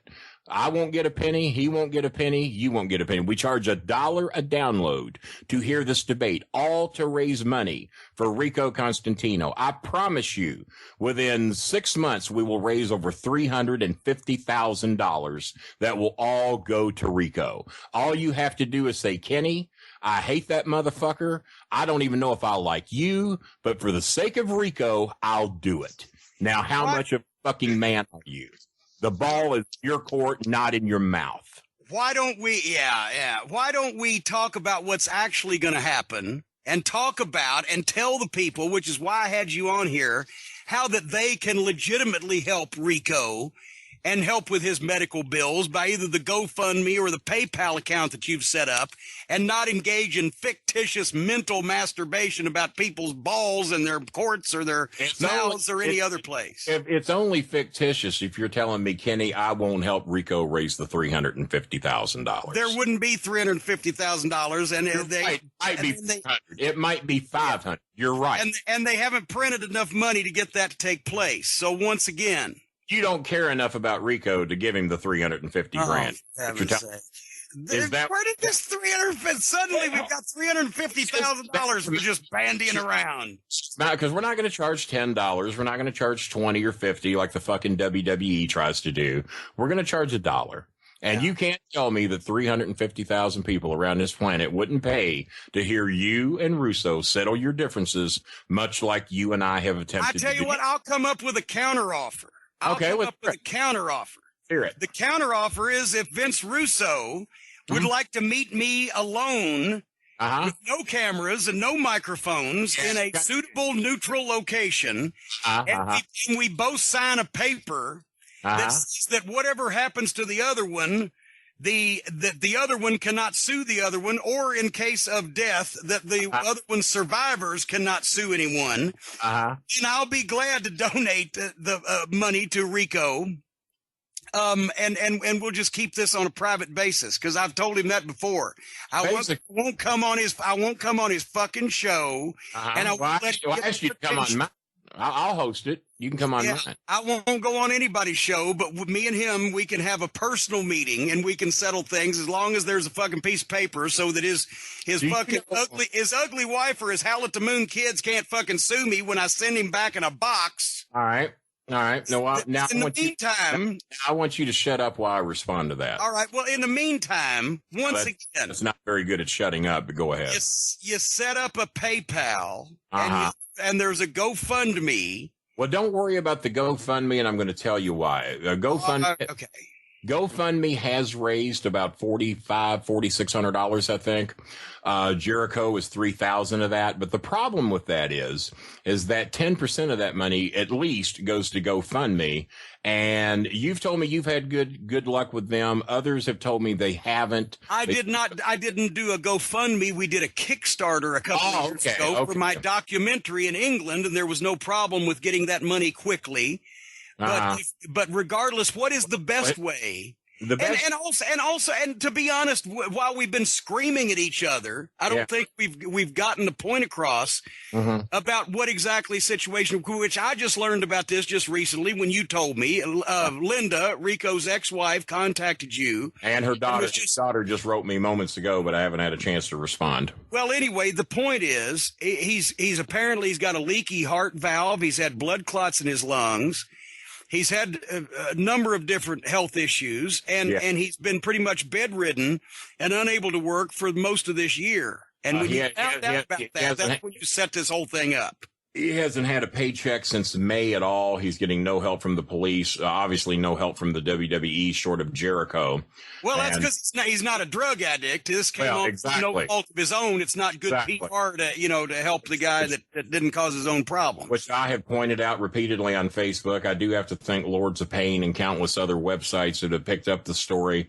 They've all promoted it well. Thousands of people on Twitter have tagged Vince McMahon, John Cena, Stephanie McMahon, and Triple H to let them know of the health conditions of Rico and that he needs help. And, of course, this has been going on for about a week or so now. And, of course, not dime one has been seen from any of them because I'm the one that... And also, you mentioned he's getting no help from the police. We don't want people to think he's called the police, but he used to be a police officer, but he's got he didn't qualify for the pension and et cetera. I don't know how that shit works. And they're not doing anything to help him get it either. Linda has told me that the state of Nevada is just an absolute joke. She says many of the doctors are an absolute joke. Me and my son are considering taking our own money. And because we talked about this yesterday, and this is dead serious, we're talking about flying him here. Because with the money that we've raised so far, we have enough money to save his insurance. We may fly him here to Louisville and get him into University of Louisville, where they actually have heart doctors that know what the hell they're doing, because the analysis and studies that are being done out there are ridiculous. Even me sitting back with as little as I know of the medical field, the shit that they're saying is not making any sense. The poor Prince knows more about brain injuries than I think the doctors that are talking to Rico does. Well, if anybody knows anything about something being wrong with somebody's brain, it'd be your son. But nevertheless, thank you. The Prince would appreciate. But in all seriousness, and Brian, step in here and try to calm both of us down, because as bad as we like to snipe and joust at each other, Kenny and I, we have known each other for 40 years, and while we do sometimes reveal the worst of each other. You got to admit, eating the chicken cracklings was pretty funny. That was a good chicken crackling, good rib. That was a good 40-year rib. Who else has ever pulled a 40-year rib on you? I ate food out of the garbage. Thank you very much for revealing that. But in all seriousness, now if you can just eat some cake by the ocean, you'll have it all done. Oh, this cake by the ocean thing again. Can I say something? Well, I'm just saying he's really doing this, folks. And bowling, it's hard to know how to take bowling. Believe me, I've tried to figure it out. Well, but this is serious. So let me give the address, and then if you have a way to type it up or to put it out to your old folks on Twitter and everything, where you donate to is his personal PayPal account that he had me set up for him. It is WWE Rico, RICO, of course, 20 at gmail.com. And then if you have a way to type it up or to put it out to your old folks on Twitter and everything, where you donate to is his personal PayPal account that he had me set up for him. It is WWE Rico, RICO, 20 at gmail.com. And then if you have a way to type it up or to put it out to your old folks on Twitter and everything, where you donate to is his personal PayPal account that he had me set up for him. It is WWE Rico, RICO, Constantino, we had to put an N in it because somebody had already took his real name. So, but Wikipedia had him as Constantino too for some fucking reason. Well, that's because that's the way I started spelling his name, because I thought that's the way his name was spelled, and then everybody started saying it that way. And there you go. I have to be honest with you, I did too. And then he corrected me like 5 years later. So, but it's a Rico, a WWE, Rico Constantino, Constantino at gmail.com. That money goes directly into his PayPal account. He gets every dime if you donate it as friends or family, and he gets it immediately. To where if you go the other route, he ain't got a dime of that money yet. So at least this way he gets it instantly, and it comes in daily and weekly, and is a huge help to him. Guys, I hate to tell these things, but right now his memory's so bad he's having trouble recalling the name of his dog. He's seeing things that aren't there, and this is just the brain problems. And on top of that, he told me that he's down to eating one meal a day because that's all he can afford. He eats a lot of chicken and rice. This guy does not deserve that.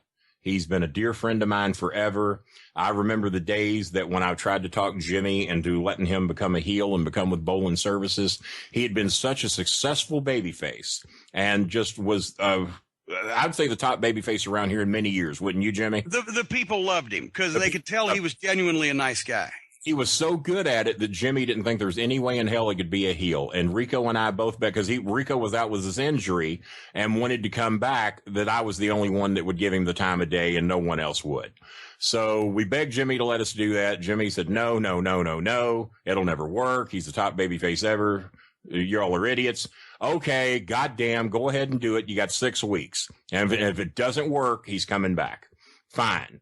And you'll have to admit, Jimmy, he became also one of the top heels we had. Well, as a matter of fact, he carried Cena in that team because John, he was always a great promo. He was starting from scratch with his work, but they were a great team. But Rico was the star of the team between the two of them. Absolutely. He basically, whatever credit myself or Jimmy or Danny Davis wants to take, John Cena owes his career a lot to Rico, because he helped get the attention and focus on him. Then I think you'll admit this too, and Vince has already admitted it on DVD. He didn't think Cena had it. He wanted to let Cena go. He did not think Cena had what it took. And of course, me, Danny, and Jimmy and Rico are going, "Are you out of your fucking mind?" And eventually, apparently, they saw the light, and we see who the face of the company is now. And I think there's a lot of people in the WWE and our OVW alum that owe Rico a little bit. I mean, if I can donate a few $100s, I don't know why the hell they can't come up with a few. They got a shitload fucking more money than I got. But I'll do anything for Rico. I actually will. And I know he would do the same for me if I was in the same boat. I always said I didn't have to worry Rico, whether he was hauling the ring, whether he was a babyface, whether he was a heel, whether he was on TV or on a house show. He was a model employee, and he was the kind of guy you didn't have to worry about him getting there. If he broke down and had to build a car from scratch out of scrap he found on the side of the road, he would make the show. And on top of that, not only he got mad at me one time, folks, where he hated me. He was pissed at me, was terribly upset with me. And the reason being, he saw a lot of his promotional stuff in the trunk of my car. He didn't realize, like many people know today, that my business is run out of the trunk of my car, and that Rico was my top priority. But I felt bad for Rico because he went on every personal appearance. He went on every hospital visit. He went on every news channel. He'd go to every restaurant, every building that we were going to promote. It was always Rico. Well, I tried to cut him some slack. I tried to make other people go, make other people show up, make the Henrys and Lesners and the Batistas and the various other, the Ortons, make them do their fair share. And he got mad because I wasn't sending him on these things, and he thought that I was ignoring him by throwing his shit in the trunk of the car. And then I explained to him, well, number one, this is where I do business, and number two, you do more than your fair share. I think you've done enough. And he didn't see it that way. He says, no, if there's a kid in the hospital that needs to be seen, if we got something to promote, I'm your man. You send me. And the WWE should have never, ever let him go, because he is an absolute ambassador for professional wrestling. He is one of the kindest, sweetest men I've ever known. And if anybody deserves your 10 to 25, many of you have donated 100 that I know never knew the man. Many of you have donated even more than that. Jericho coming through with $3,000. If Randy Orton Mark Henry, John Cena, and I'm probably Big Show and a few others that were all developed and brought up around Rico, just donated a tiny, tiny little fraction of the millions they've made, we can really improve Rico's situation tremendously. And Rico's got pride. He's not asking for a dime of this. I had to beg him to let me do this for him.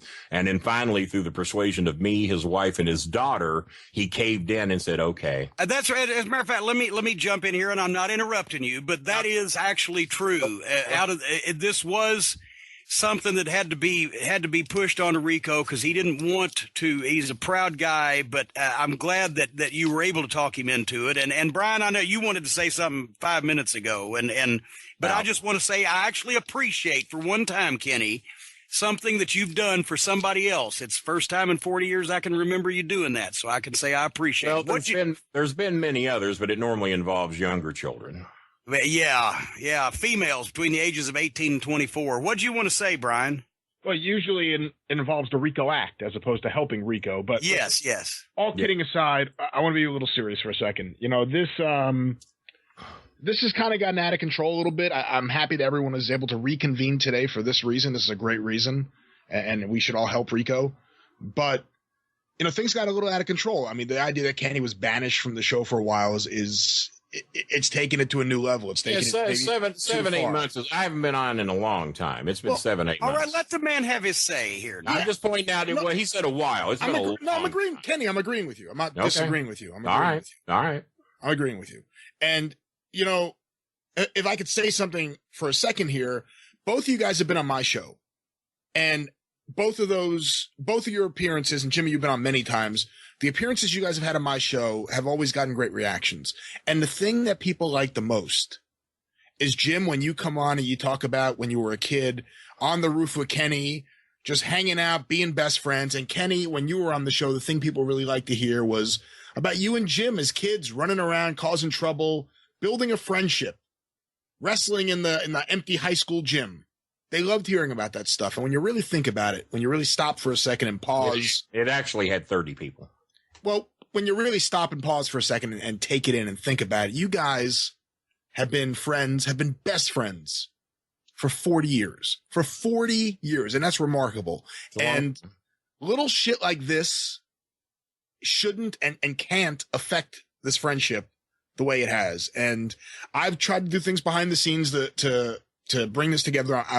It's said that something like the unfortunate predicament of Rico Constantino would be what brings us together here today, but it has happened.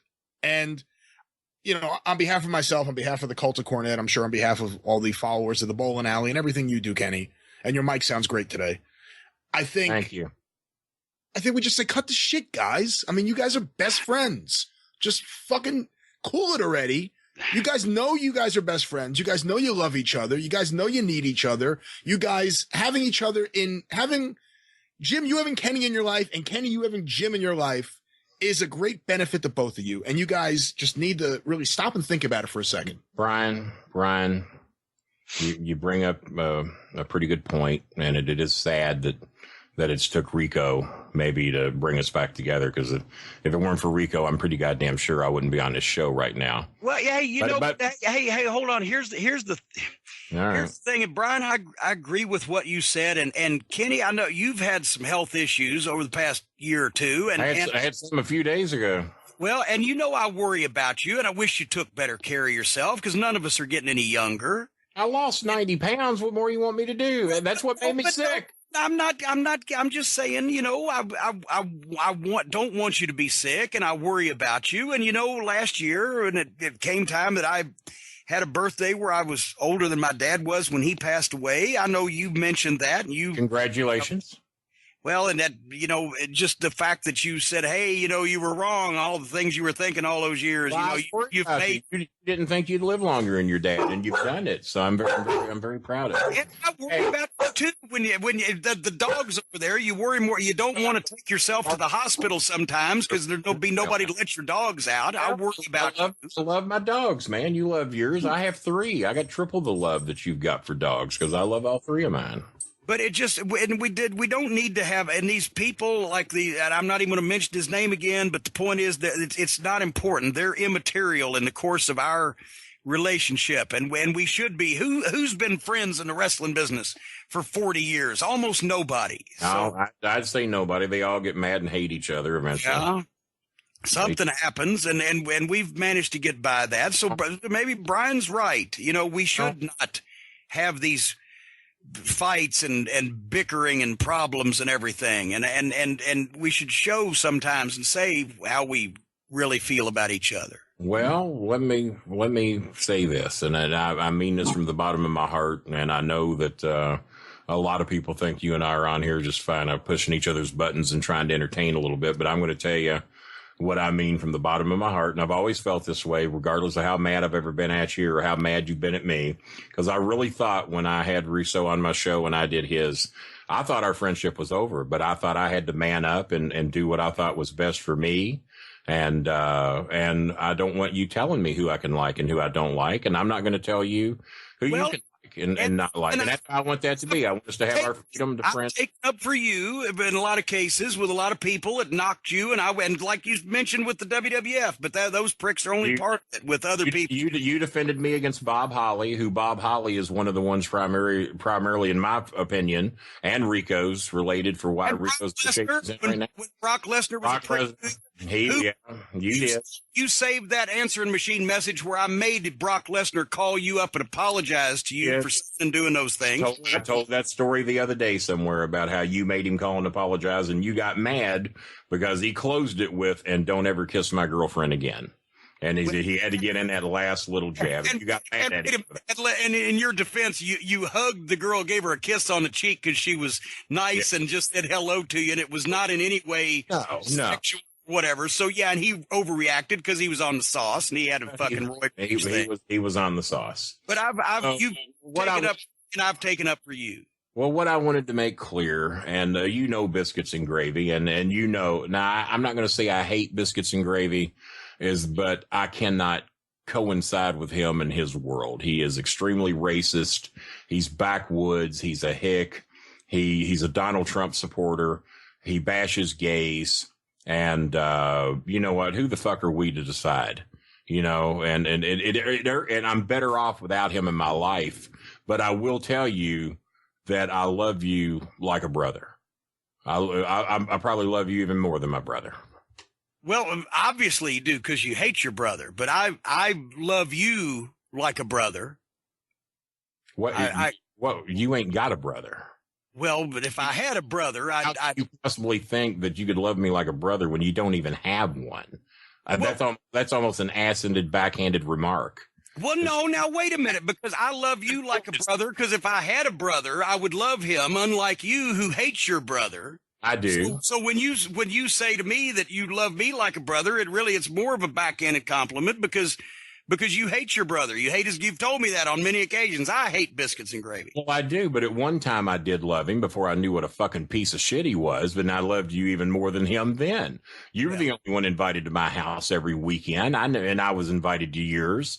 He wasn't invited. I never invited him. Neither of us wanted to be around him because he was stupid and backwoods. I agree with that, but I'm just saying that I said that I love you like a brother. Even if I don't have a brother, I can still love people like a brother, and I would love you. Just I don't know whether but Jimmy, before me, all you had were imaginary friends. You stayed up in that attic up there, and you was an only child, secluded and protected by your mother. You couldn't possibly know what it's like to love somebody like a brother, because all you had was yourself. Now hold on here a second. I certainly have the capacity to love more than you do, because let's face it now, you hate your whole family, except for your son. Well, hang on. I don't really know if you were brought up, because you were brought up under trials and tribulations and bad circumstances. So I don't know if you have the capability to love somebody like a brother or whatever. So I think I would know a little bit more about loving family members than you do. You hate every family member you've ever had. You never wanted to see your uncle. You'd always bitch and complain. You'd go out of town. That's why you wanted a car, so you wouldn't have to be around when Uncle Larry and all those guys would come around. Larry's my cousin, and I like Larry, but the other uncle, but that's beside the point. Are you trying to tell me that I don't love my family? I don't know. I don't think you do. What family members ever come to see you? What family members do you ever go see? Hey, it's not my fault that my family dies or at early ages, whereas your family just lives on forever. Your mother's 300 pounds and she's almost 80 years old and just kicked her out. Ma Bolton just recently lost 60 pounds. God bless her soul. Bless her heart. Congratulations. I've lost 90. She's lost 60. That means the Bolins have lost 150 pounds recently. We're doing what we can. We're doing what we can to improve our health. The weight loss is not the problem. The problem is that I think that I love you more than you love me. I don't think that's the case because you're right. I was brought up through trials and tribulations and lots of terrible, horrible things you would never experienced. And yet I still love people. I still love the notorious Johnny Bolin till the day he died on his deathbed.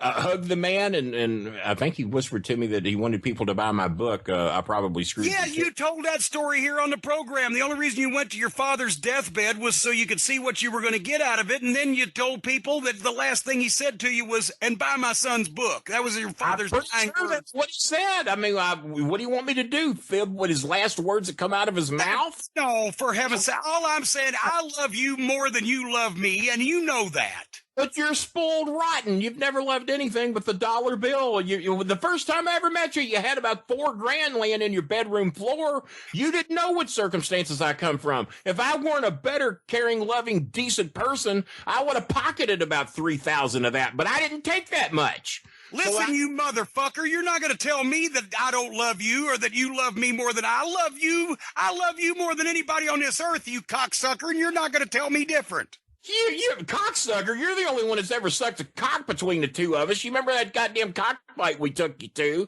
and you went back there and come out others in your goddamn mouth? I remember that story like it happened yesterday. The only thing that's ever come close to sucking a cock around here is you. So fuck you and fuck your love, because I don't think you mean a goddamn word of it. You mean to tell me that you think that you love me more? You don't even, you say you've had heart problems. They've never even found evidence that you've got a heart, you miserable bastard. There's no way that you love me more than I love you. I love you more than anybody on this earth, and I will beat you till an inch of your life if you tell me different. Let me tell you something, you piece of shit. When I lose this weight and when I can start moving a little bit better, I'm going to come to that goddamn fucking 10 acres of land you live on in that big motherfucking house. I'm going to kick your goddamn door down. I'm going to come up that fucking office that I can't go up right now, but I will be able to soon. And I'm going to grab you like I used to do when I was a teenager, get you down on that floor, put my knees on your shoulder, and bitch slap you the way I did in 1976 and teach you some fucking manners and respect. And I'll show you some fucking brotherly love, you goddamn bitch.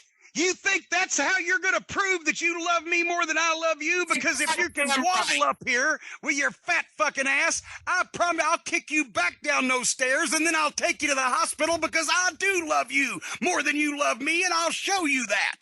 Well, if I waddle up there now, I can assure you, you ain't kicking me nowhere, you little fragile 188-pound fucking male whore. Sell yourself all over the goddamn country for fucking money. I will, Jimmy, I swear to God, I'll lay on you, I'll put a knee in your throat, and I will fuck you up to where you can never speak another word, and then your goddamn career's over, motherfucker.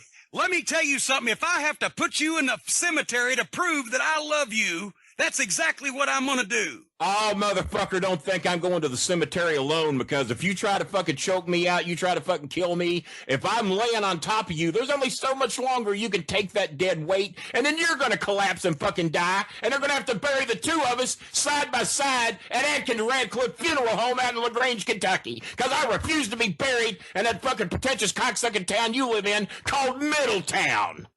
Well, there you see, Brian. You see what this fucking asshole is like? You see, all along I've been telling you, and now this proves it. There is no way that he can prove that he loves me more than I love him. I love you more than you love me, and you know that. Or I love you more. I think I proved that beyond a shadow of a doubt. I proved that more than what Hillary proved on Donald Trump the other day. So fuck you. I'm going to go to a man that truly loves me, and I'm going to go do Vince Russo's show as soon as I get back from the goddamn doctor. Well, fuck you. Go ahead and go on to the doctor, and then do Russo's show if you want to, because I love you, and nobody's going to prove different. Good day. Good day. Hello, everyone, and we we are here for a very unique shoot interview. In fact, it's not a shoot interview at all. It is a how-to, and we are joined... It's a beat-me-up interview. You're going to beat me with clubs later. I know that. We are joined by the legendary Jim Cornette, and thank you very much for being with us today. Thank you very little. You're welcome even less. And basically what we're going to do is give you a variety of topics, and you will tell us how to do it correctly. And I will confuse everyone to the utmost ability of the law. All right, let's start with promos. What should every wrestler do in a basic promo? You know, once again, this is all such a long, involved process, and it's experience. You can't really tell somebody exactly what to do in a how-to tape. However, it depends on the promo. If it's a local promo or something geared to a pay-per-view or a specific event, then naturally you got to sell the match. You got to sell the people on the idea that what they're about to see is the dadgumdest fight they're ever going to see in their life. It's going to beat everything they've ever seen before. It's going to be worth the price of admission and more. And you've got to get them involved in the issue or the subject or the confrontation or whatever it may be. And a lot of that comes from the heart. And you've got to be able to, I tell the guys in OVW a lot, I don't want you to memorize some cute, clever phrase that you've thought of or something like that. If you can do that naturally, it's great. But instead of memorizing exactly what you're going to say and standing there with the deer caught in the headlights, Stepford Wives look and go, I will beat you on June 21st because I am better, then no, people don't believe that. They're going to click, click. What's that sound I hear? Television stations all across America are sets. Click, click, click, click, click. They want to hear somebody from the heart say, I hate your fucking guts, and I'm going to kill you. That's what they want to hear. Jerry Springer. When Jerry Springer was legitimate, the producer would get one side in one room and one side in the other room, and they'd fire him up. You wouldn't believe what so-and-so said about you. Well, you wouldn't believe what so-and-so said about you. By the time they come out on stage, they're ready to kill each other. But then they were getting too many lawsuits and everything. Now Jerry Springer is phony. Imagine that. A reality talk show fixed, but Jerry Springer's phony. It's people acting, playing a part, and you can tell when you watch it. You can tell those people are not genuine, they're not legitimate, and therefore, Jerry Springer now, because of the name, is still on television, but instead of 4 o'clock on the ABC affiliate, he's at 2 in the morning on the UPN, because it's yesterday. You've got to have some kind of legitimacy. When I've got something I always tell the guys. When somebody knocks on the door, if I say, come in, I'm a good worker. Somebody knocks on the door, I say, is that the phone? I'm a bad worker. Because I'm not listening to what's going on. It's not acting, it's reacting. If you're not listening to somebody that's yelling at you, that's getting in your face, that's telling you what's going on, if you're not listening to them, if you're just thinking, now as soon as he stops, then I'm going to say this and this and this and this and this, and that'll really be cute, well then he's going to say, yeah, I'm going to beat you, I'm going to take your title, I'm going to run you out of town, and by the way, your wife blew me last week. Oh, you think you're going to take my title, huh? He threw that last part in just because he thought of it. You're not listening, so now all of a sudden people go, wait a minute. Losing the title's more important than his wife blowing him. Listen to the people that are talking to you. If you're having a confrontation with somebody, you get up in their face, you listen to what they say, you respond to it, and you mean it. People will buy. I'm not saying we can put the genie back in the bottle. Professional wrestling, in most cases, although now there are people who are going to business for themselves, there's things that happen, but in most cases, professional wrestling, the people take it as entertainment instead of legitimacy. Easier on us. I was talking to Bobby Heenan about that the other week. Bobby Heenan, classic thing he said, a caller on the radio show we were on said, why can't the guys get heat anymore where they want to kill the heels and stab the heels and shoot the heels and beat up the heels with clubs and blunt instruments? And Bobby said, watch television, watch the news. There's war going on in Iraq. There's people killing their husbands and wives and dumping them in the bay. There's people getting their heads cut off. How can you get heat by pulling some guy's trunks? And it's true. People are immune to that. They're so immunized to violence. But still, if there's a personality that the people believe in, if there's an issue that's on television that they can say, okay, so-and-so, they should be mad.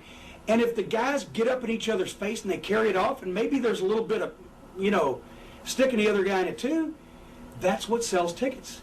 Jerry Jarrett used to love to have Jerry Lawler and Bill Dundee wrestle each other because even when they were partners, the people knew they hated each other. Lawler was the top star. Dundee couldn't really get over him, but Dundee was the workaholic, and he was there to book or to work or to do whatever Jerry Jarrett wanted. And Jerry Lawler, if his house was on fire, he'd say, well, hold on a second, show will be over in a minute, I'm watching TV. You know, he doesn't get upset about anything. Never freaks out about anything. So you had two very disparate personalities, and they didn't like each other. And the people knew it. So even if they were both baby faces, people knew that. Lawler and Dundee, they don't get along. When they were wrestling each other, that's when they'd come out. Lawler would say, Dundee, you got a big problem because you're 5'2" and I'm 6'2", and you know, because Dundee was, you know, a little sensitive about his size. And Dundee would say, well, every time I ride in the car with Lawler, he's going to put in Jerry Lawler's greatest hits, all those 5 albums that he produced that went plywood. They were on the verge of becoming sheetrock when they, you know, they weren't released. They escaped. And he'd say, I can't stand to hear any more Jerry Lawler's greatest hits. And the point is, there was legitimate heat that they would bring up. So when you can stick somebody, and I always, when I was doing promos, I would go for the jugular. I would go to make those baby faces mad, because when they came back, there wasn't anything really that they were allowed to say on television without getting kicked off the air that they couldn't say to me that I would get mad about, because I pretty well decimated them down to their testicles anyway. So, promos, going on too long, make them believable. Have a conversation, have an argument, have a confrontation. Don't memorize this script that you think that's going to be cute, and you're going to say a lot of things that people are going to go, ooh, he said that, because they aren't going to believe it. Dusty Rhodes. You know, once again, Dusty Rhodes on the closed captioning. Watch WCW Saturday Night in the days when Dusty did commentary. The closed captioning reader couldn't read him. They don't know what the Dusty Rhodes are trying to think. They're all, man, he pancaked him, man, flapjacked him, man, honey, we're going to have gravy tonight. I don't know what to tell you. Nobody knows what Dusty's saying, but when he looked in that camera, and he said, Old Anderson, one thing you're going to remember in the Omni, Friday night, payback is hell, Daddy. Now we know what Dusty Rhodes said. He's going to kick Ole Anderson's fucking rosy red ass Friday night in the Omni. We got to be there. Dusty could talk him in the building. Even if you didn't understand what he was saying, he could talk him in the building. It's emotion, it's passion, it's intensity. Don't script things. Don't write things. I never had a script handed to me because I can't remember them anyway. I never said the same thing twice, the same way. You can't do that. It's got to come from the heart, passion, emotion. And if a guy can't talk from the heart, from emotion, and tell that story and explain to the people why they got to see this match worse than they did to see their mother hooked up to a machine in the intensive care ward, then they ain't top guys, and they need to wrestle underneath somewhere. Is there any advice that you can give people to really feel it? I mean, you touched on some things that they can do, but I mean, just in case a guy just really isn't getting it. If you're going to have an argument with somebody, you don't sit there in your house for 3 fucking days thinking of cute things to say to him, because what you're going to do is you're going to get mad at something he did, and you're going to get up in his face and you're going to tell him what you think of him. That's an argument. A confrontation. If you're going to have a fight with somebody, obviously you're going to think, God, I'm ready to go, but you can't just, I'm going to kick his ass. You gotta say it in a more colorful way, a colorful phrase. You can't just go out and say, you're a big phony. You're as phony as a get well card from an Undertaker. Make it colorful somehow. There's so many different ways. There's no real set, hard and fast rule. Everybody talks different. Jerry Lawler was tremendous. Jerry Lawler could fill up a building with an interview. Terry Funk, Ric Flair, Mick Foley, Arn Anderson. And none of them really were similar to the other. They all had different ways to do it. But all of those guys were great promos, great talkers. Stone Cold Steve Austin, The Rock. Who's going to say shit that The Rock says? But the people love it. Because he's The Rock. You got to make it colorful. You can't just stand there and go, well, I hope to win this wrestling match, and if I do, I'm going to take my purse, and half of it I'm going to put in the bank, and the other half send home to my mother. No, Flair would go, woo, when I win the Crockett Cup, $1 million, then I'm going to go to the Marriott, and the drinks are on me, and ladies, none of you can be first, but one of you can be next. And people go, fuck, we got to see this fucking guy. it just, they can talk to drab people at their work, right? They work at a cubicle. They can talk to drab people next to them all day long. They want to see somebody that says the shit that they want to say, or that they would say if they had the chance. And let's think about a babyface promo. In a babyface promo, the babyface should illustrate why he's mad at the guy, what he's going to do to the guy to get even for what the guy did, and he's also going to say the things that the fans wish they could say if they had the opportunity. They'd like to say, Jim Cornette, you're a no-good faggot. They'd like to say, Ric Flair, you're a stuck-up prick. They'd like to say those things, but they can't because they don't have a microphone. They're not on TV. So when the guy that they're watching says that, yeah, I'm on your side. That's a babyface promo. What'd he do to you? What are you going to do about it? And what do you think of him? And in the process, say shit that they'd like to say if they had the chance. When I used to talk about Paul E., I would say everything about Paul E. that the people could plainly see was true. He was a disreputable human being. And I would say those things. They wanted to be able to say that themselves, so they agreed with me. And I was a big prick at the time myself. Why would anybody like Jim Cornette? Because the other guy was a bigger asshole, and Jim Cornette was knocking him, and it was funny. With a heel promo, lie, exaggerate, put yourself over, be egotistical, and talk about how you're the greatest things in sliced bread and everybody else is second place. Talk about how you're going to destroy the only hope that the people have left. You know, you're going to take Ricky Morton and Robert Gibson, the Rock and Roll Express, and you're going to show them for the second-rate team that they are. You're going to destroy all the people's hopes. Everybody out there chanting rock and roll, rock and roll. It's all going to come to a screeching halt. The music will die on February 3rd at the Omni, whatever the fuck. Lie, exaggerate, be egotistical, piss people off. That's a heel. Babyface, sell the match, and say what the people wish they could say if they had the chance. Does a manager's promo just fall into those two categories, or is there anything different that? Yeah, and I mean, also you gotta, the thing is, you've got to get your team over, your guy over that you're managing. I mean, just little things. You don't have to go hog wild with it. But one time Stan Lane wasn't at TBS, so I said, you may notice Stan's not here. Stan, being the charitable guy that he is, noticed that there was a home for unwed mothers that was not doing well, so Stan Lane, on his own time, on his own money, is going out and supplying that home with more unwed mothers. What the fuck is this guy saying, right? But at the same time, Stan's not even there, and I'm helping get Stan over. Just a little background shit. Just be colorful. But the most important thing is, that was natural for me then.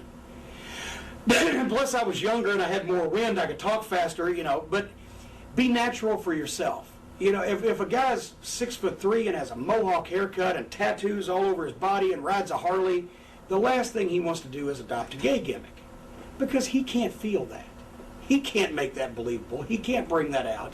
There's no reason for that. Being natural. Bring it from within yourself, turn the volume up, and get it across. How about a go-home promo, like it's the week before the big pay-per-view or the big match? Is there any principles or any basics that need to go in that, or does that cover... Mention that a lot.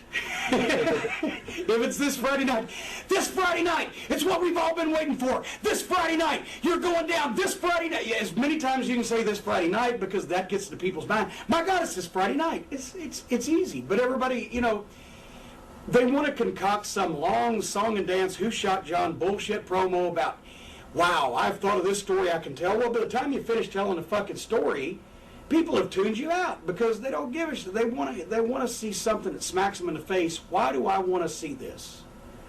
Why do I care that these guys are fighting? Why do I want to see this? And you got a very short time to tell me. So don't go around your elbow to get to your wrist. Hit the meat of the matter. It's timing and it's just experience and a lot of people are not comfortable talking on camera. A lot of people feel like they've got to memorize what they're going to say, and then they come off with that blank look because you can tell they're shifting around trying to figure out what was it I was going to say.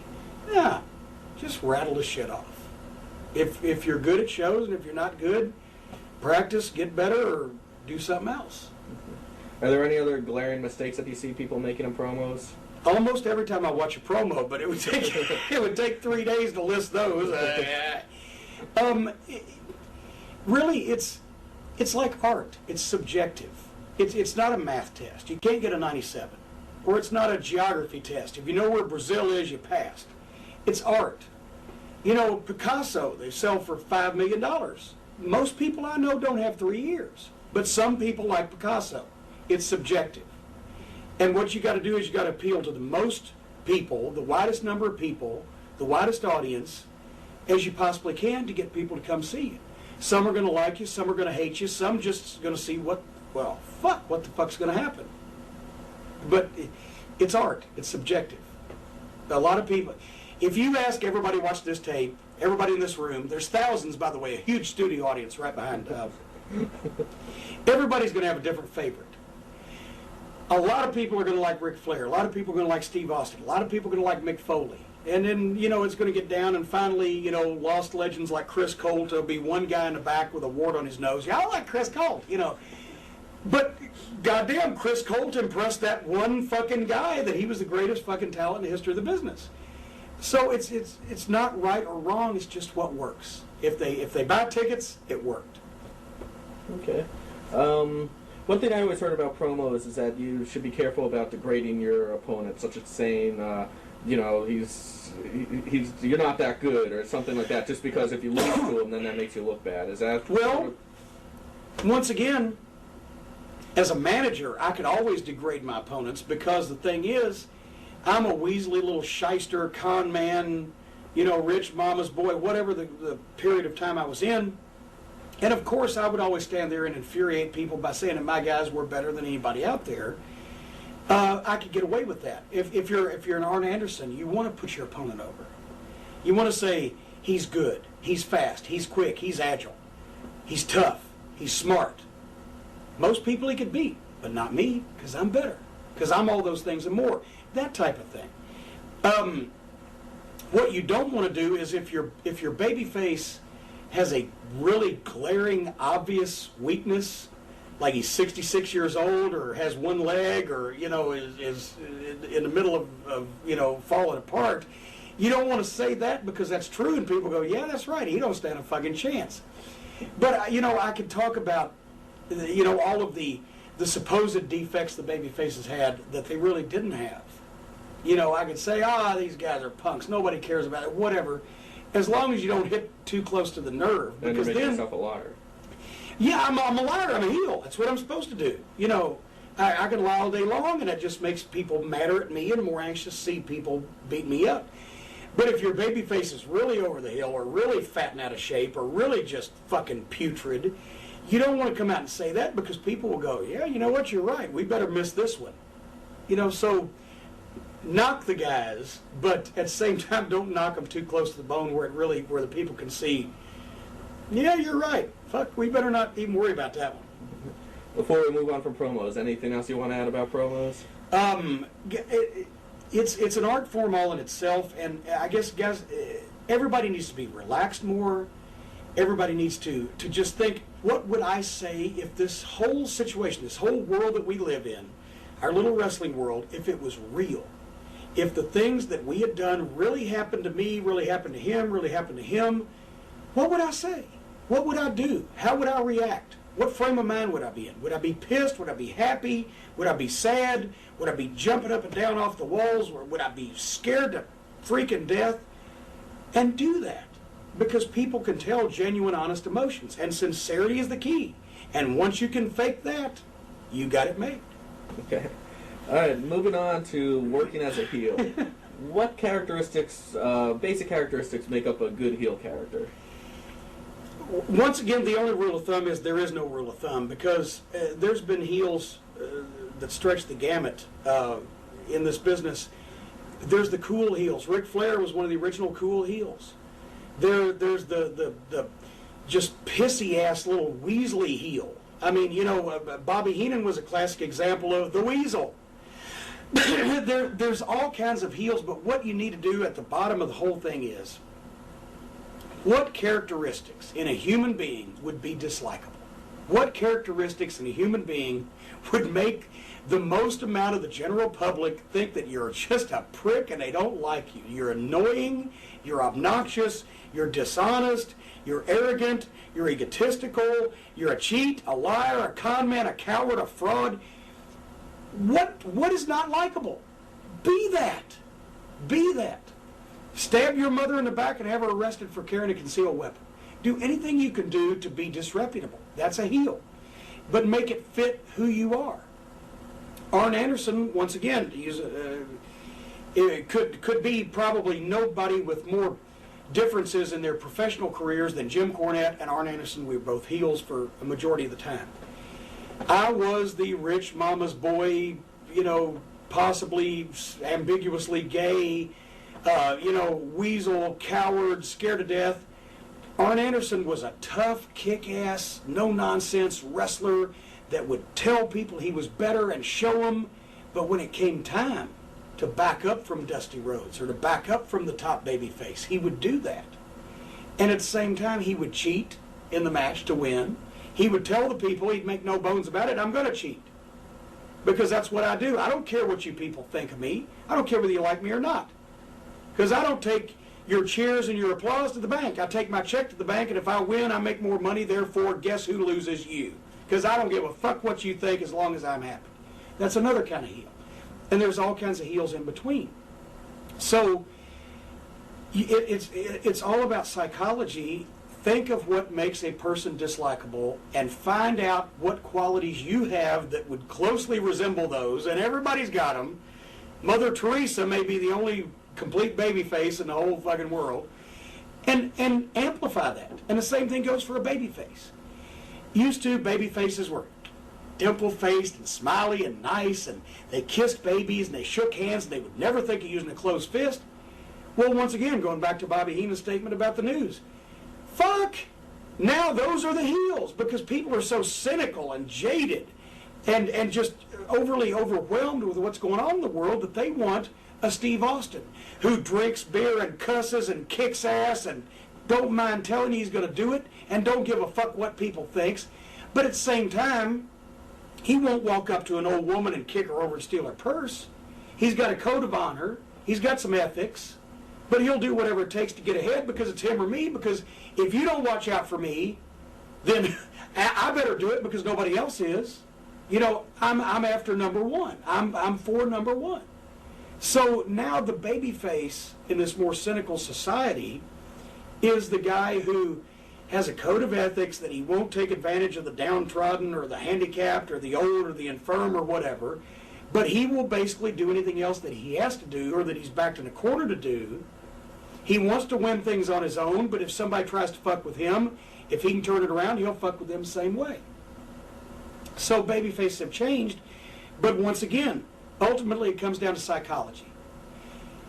Do you believe in the guy? Do you want to be like the guy?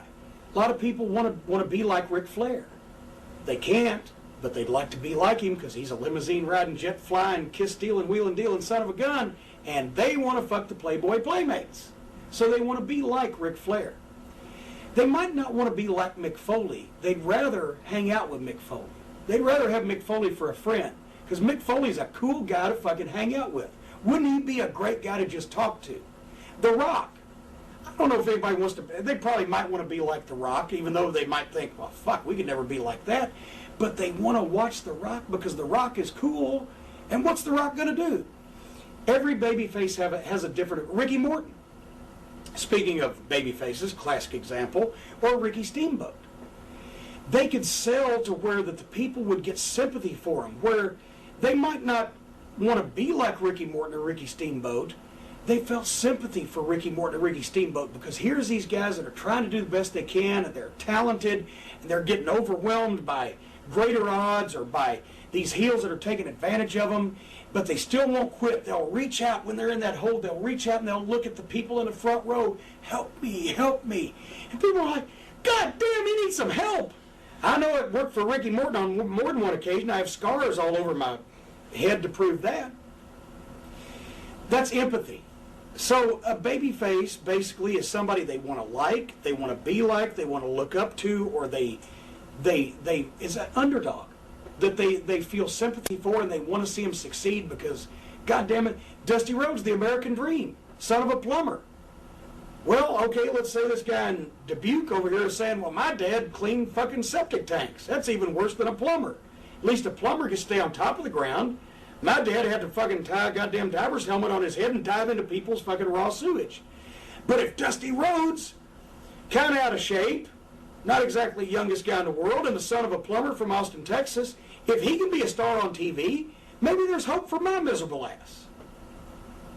That's a babyface. Some likable quality. The exact opposite of a heel. But there's no rule because it's got to be you.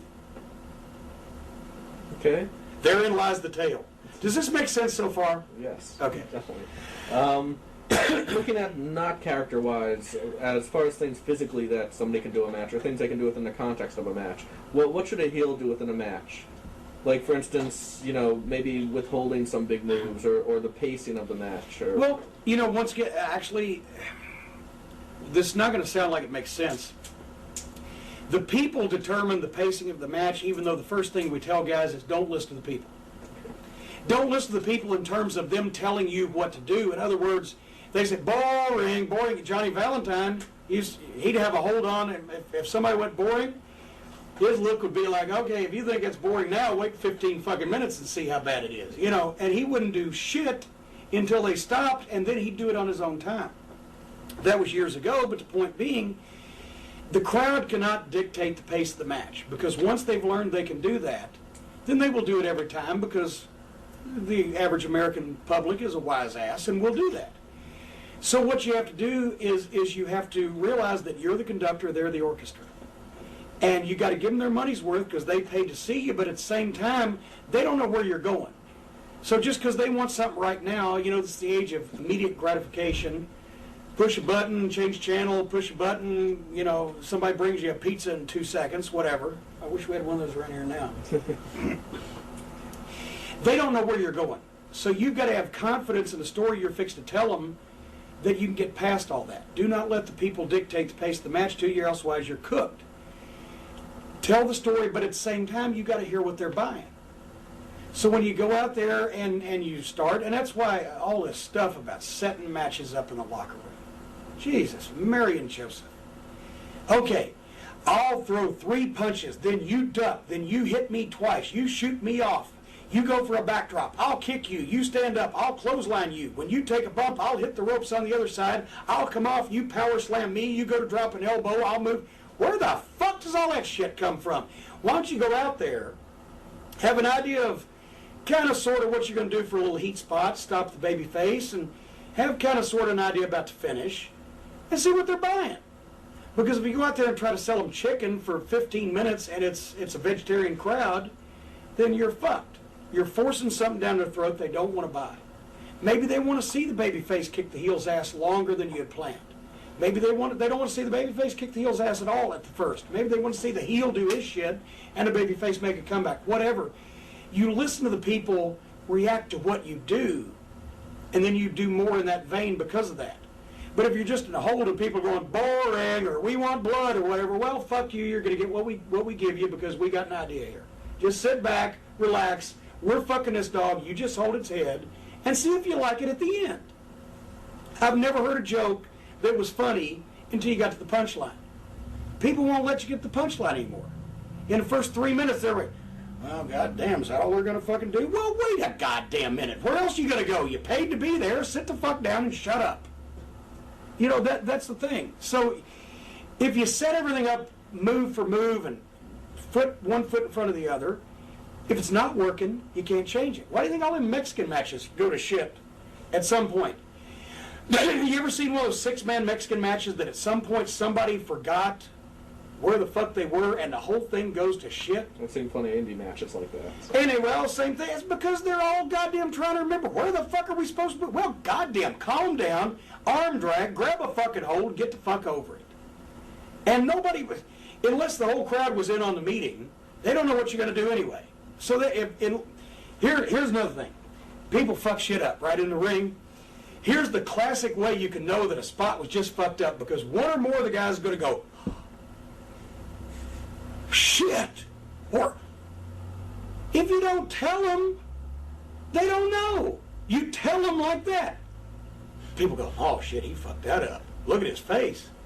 Well, if the fucking guy, the guy's going to jump off the top rope and cross body and he lands 3 feet fucking in front of you, doesn't make it all the way, just look down and kick him in the head. Fuck you, boom. People go, oh shit. Guys overanalyze, overthink. They don't know what you're going to do. And once again, the other night, in OVW, 6-person tag, Brent Albright, Chris Masters, and Beth Phoenix against Danny Inferno, The Idol, and Trudy DiNucci, the Jersey Crew. Albright gets thrown out of the ring, and he was thrown evidently so quickly or whatever that he missed the middle rope, and he just went, bam, landed, fucked his shoulder up, and had to be counted out. Well, now that is a glaring slap in the face to the fans that what we do is a work, because all of a sudden everybody's standing around and go, oh, the guys in the match are standing around and go, oh shit, he's hurt.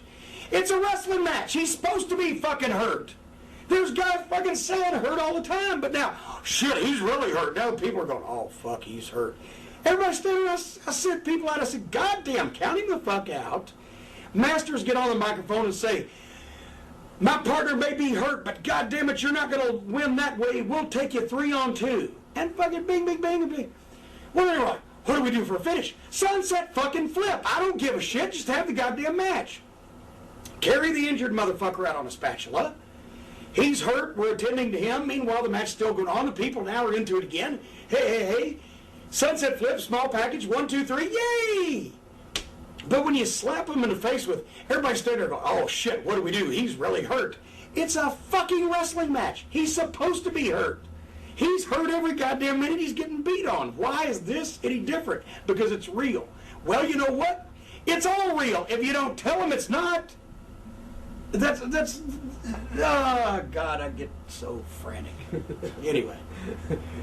All right, well, looking at a heel in a way that he can command attention from a crowd, for instance, like Ric Flair, he'd always command the attention of a crowd. What are some of the little and subtle things that a heel can do to get that? One thing is facial expression. I mean, and you know, I'm sitting on a couch here. I'd stand up. The Buddy Rogers strut. Vince McMahon was influenced greatly by 2 of the greatest heels in the history of the business, Buddy Rogers and Dr. Jerry Graham. When he was a kid growing up, that's who he watched and saw. And when you see Vince McMahon, who has more personality, you know, whether you like him or you don't like him, and that's the mark of a great wrestling personality. Some people hate him, some people love him, whatever. When he goes to the ring and does that strut, that's the second coming of Buddy Rogers and Jerry Graham. What's old is new again. You've got to have body language that indicates that, you know, Flair strutted like a peacock. Flair would stop on the apron and tell the referee, hey, flunky, little man, spread the ropes. I'm a star. You can't go out there. A lot of the baby faces go out there and are so high-strung that they want to pump the crowd up and they want to get the people behind them. And they'll run out there to the ring and they'll jump in and they'll hop up and down like they're doing jumping jacks, and they're probably blowed up before the match starts. And especially even during the match, they're going, yeah! Read him. If you ain't over, the worst thing you can do is go, yeah! Because the people don't give a shit and they're going, yeah, fuck you, we ain't doing nothing. You ain't showed us shit yet. So if you don't feel the people with you, yeah, is not going to get them. You have to do something first to get them. Once you hear, okay, they're coming with me a little bit, I think, yeah, power slam, boom, fire up, yeah, and then you go, yeah, and then you go, okay, I'm quitting while I'm ahead, back to business.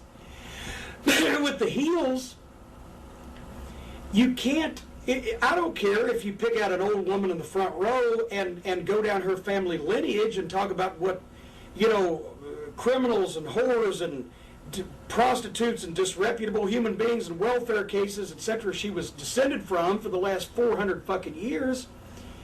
If you don't do something in the ring to make them dislike you as a wrestler, they're going to get bored because now you're talking to one person.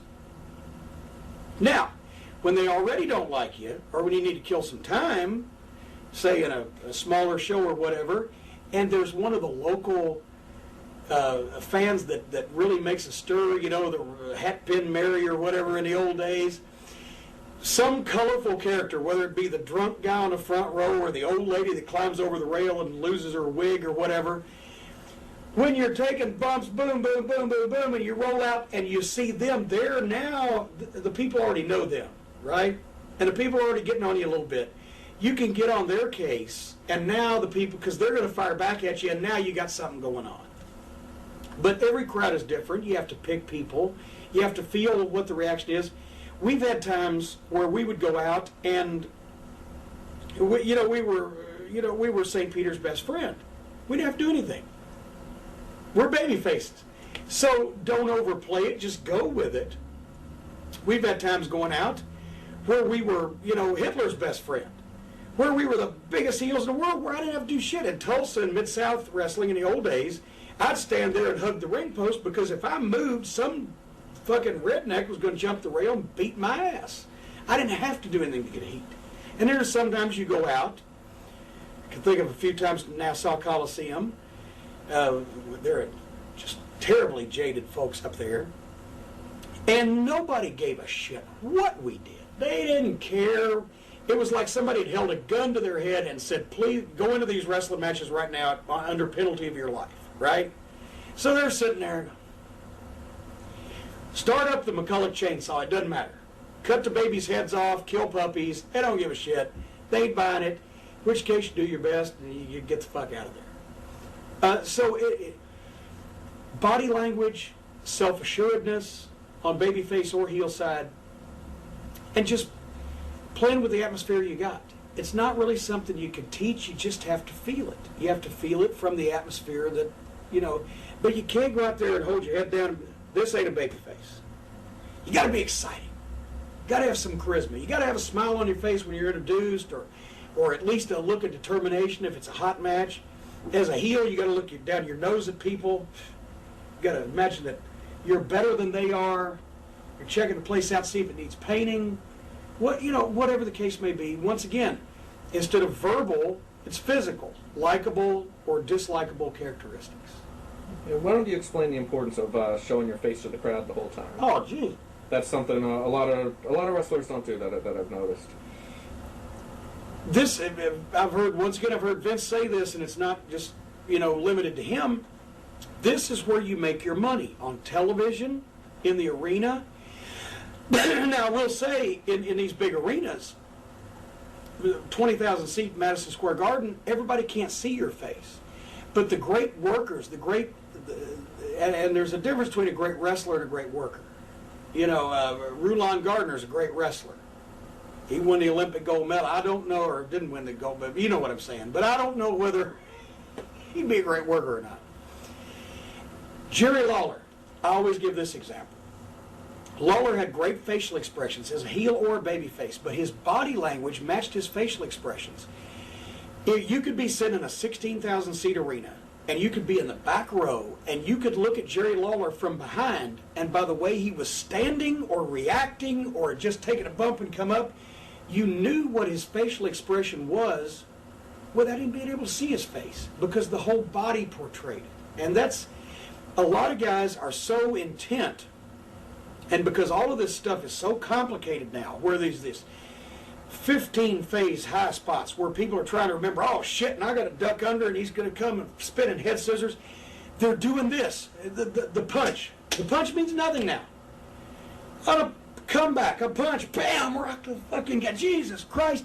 Now it's like boop, boop, boop, and the guy's going, okay, now you're going to shoot me off.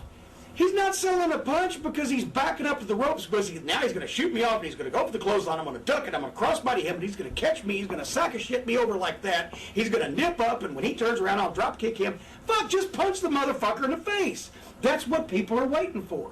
So this boom, boom, boom, and this boom, boom, boom. They're standing there thinking, what am I going to do next? React to the moment.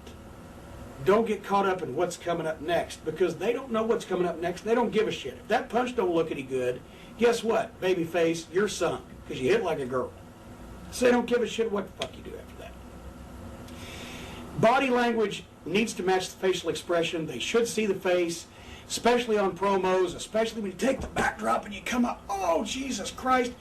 But so many guys, once again, are so concerned about taking an artsy-fartsy, perfectly formed backdrop that when they land, they just do this. They know they got to grab their back. They're supposed to do that. They know that. And they do this, and they're looking up like, and now you got to shoot me off again. Sell the fucking backdrop.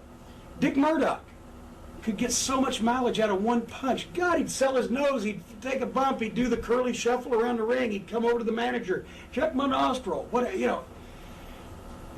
I'm not saying the guys have to slow down the pace of, although in some cases that would be a bonus these days, because once again, as I've said before, nobody claps at a tennis game until somebody misses the ball.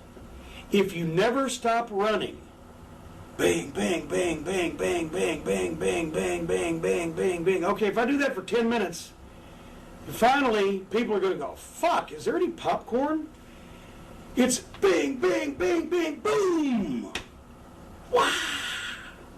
You got to give them a place to clap. If you just keep running, everything goes by. They don't get any reaction. Okay.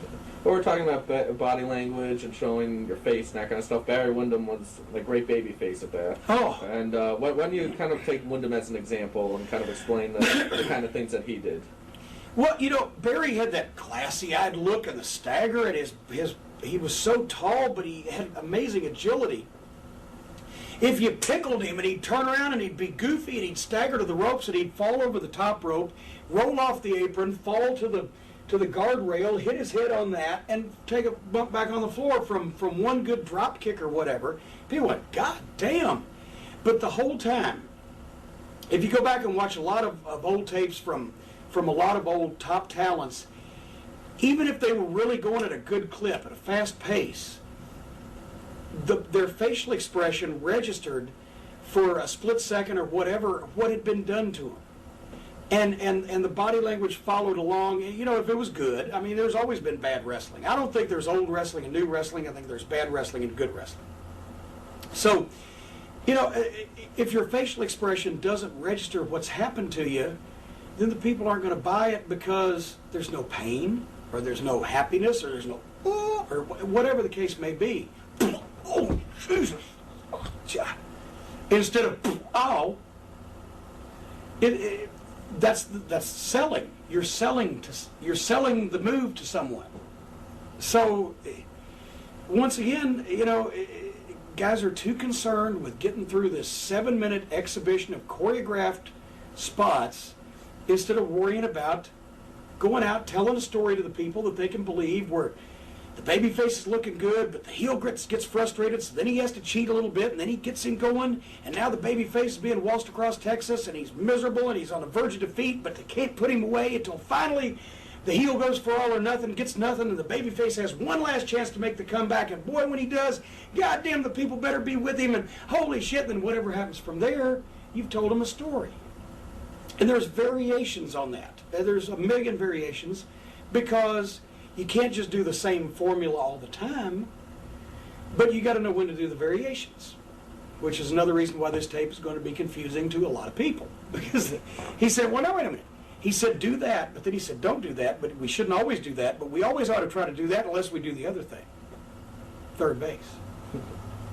What are some of the things, like you mentioned the variations, what are some of the things a heel can do maybe early in a match to kind of set the story of a match or set the tone?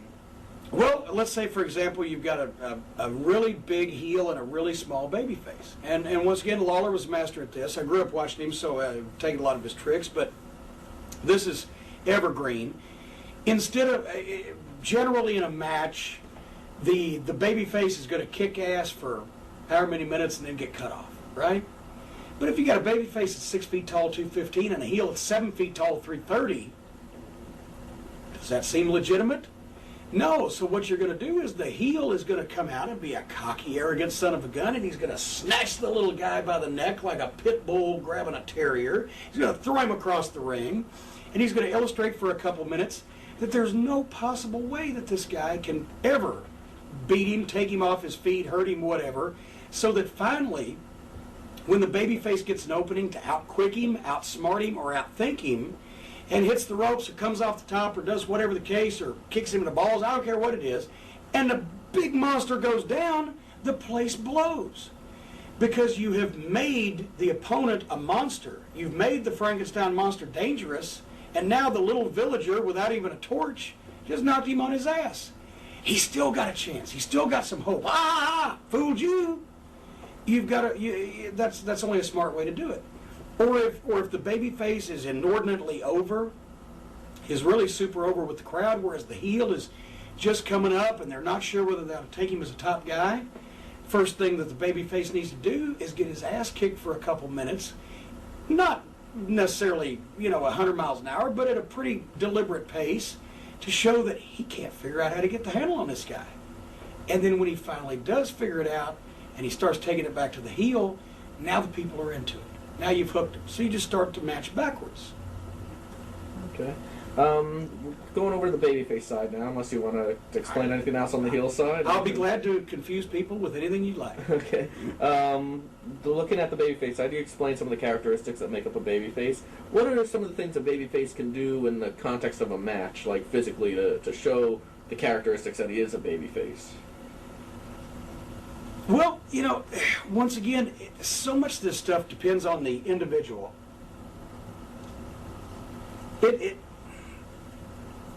You almost, in the case, if they don't know that you're a baby face coming in, you can get over with them. If they know the heel, then you've got a whole lot easier job, because you can do things, because the heel is trying to go out there and get heat and hopefully succeeding. So if you're an unknown baby face with a known heel, then all you have to do is do some things to take the piss out of the heel, as Adrian Street used to say. Take the piss out of him, mate.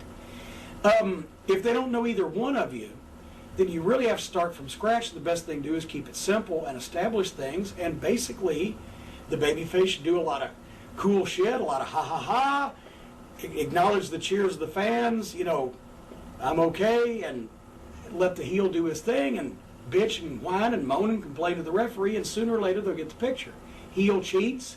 Babyface cheats only after the heel is cheated, when he's provoked. That type of average shit. But everybody tries to think there's some kind of big formula, and there's not a big formula. It's individuals in the right place at the right time. What would we do? What would we all do if all this shit was really happening? If it wasn't on television, if it wasn't in a cartoon, if we weren't on the moon, what if we were all just really here and this shit was really happening? And I was really a prick, and you were really a nice guy, and we were having a professional wrestling match, and a bunch of people came to see it. What would we do? And we just do that. And people, they get the picture. If you try to pre-plan and overanalyze, oh my God, well, now would that be good for, because I run a wrestling school, so believe me, I get this.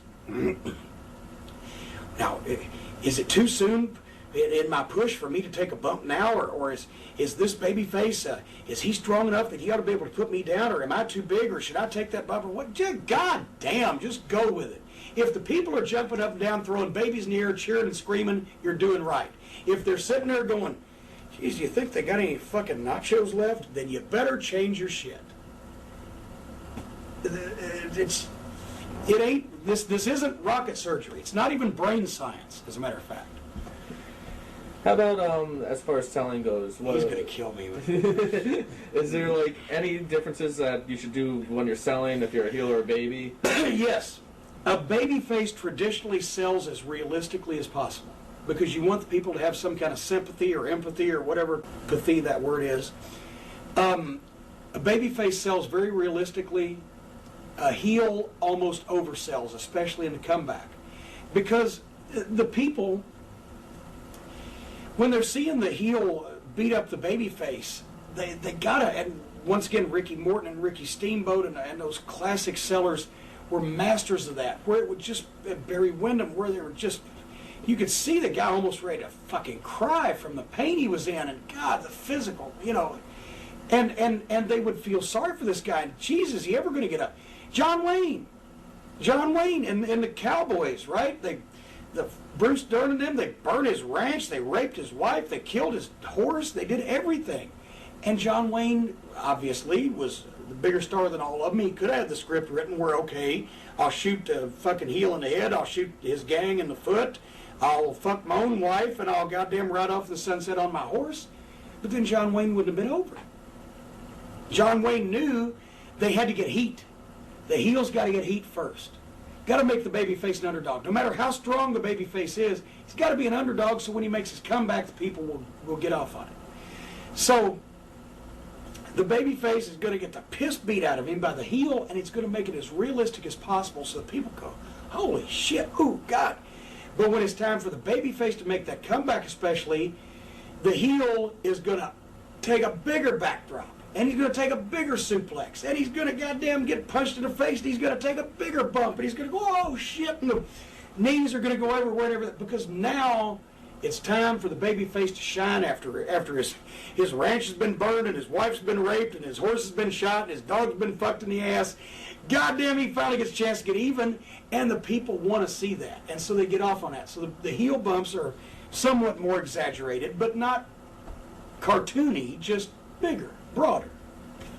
Okay. A lot of times... Sometimes cartoony, you know, but I don't know about that. A lot of time on the indies now, we have two guys that are basically baby faces. What can two baby faces do against each other so one doesn't really end up losing his credibility as a baby face or inadvertently ends up turning heel or anything like that? Well, you know, once again, it depends, because I don't care what you do in a match unless you rip a guy's balls off of your teeth or stick your thumb in his eye and come up, and, you know, with an eyeball and eat it. The thing is, in a babyface match, it's going to be bland. Unless you've got two of the top babyfaces in the business. You know, I mean, Jack Briscoe and Dory Funk Jr., they could go 60 minutes, and Dory would make those little subtle gestures. He'd shoot the elbow in there, or do the old Lou Thez deal, or whatever, and people go, oh, shit. But that just made Briscoe more of a babyface, but at the same time, they could respect Dory because he was a great wrestler, he was a world champion, whatever, blah, blah, blah. It depends on the babyfaces, once again, it depends on their personality. It depends on how they've been used, how they've been pushed, how they've been presented and promoted. But let's say that you have two guys that are just pretty well equal standing baby faces. If they're wrestling, they ought to be wrestling for something, first of all. If they're just having a match against each other, it's poor booking, because why? Why do you want to split your audience up?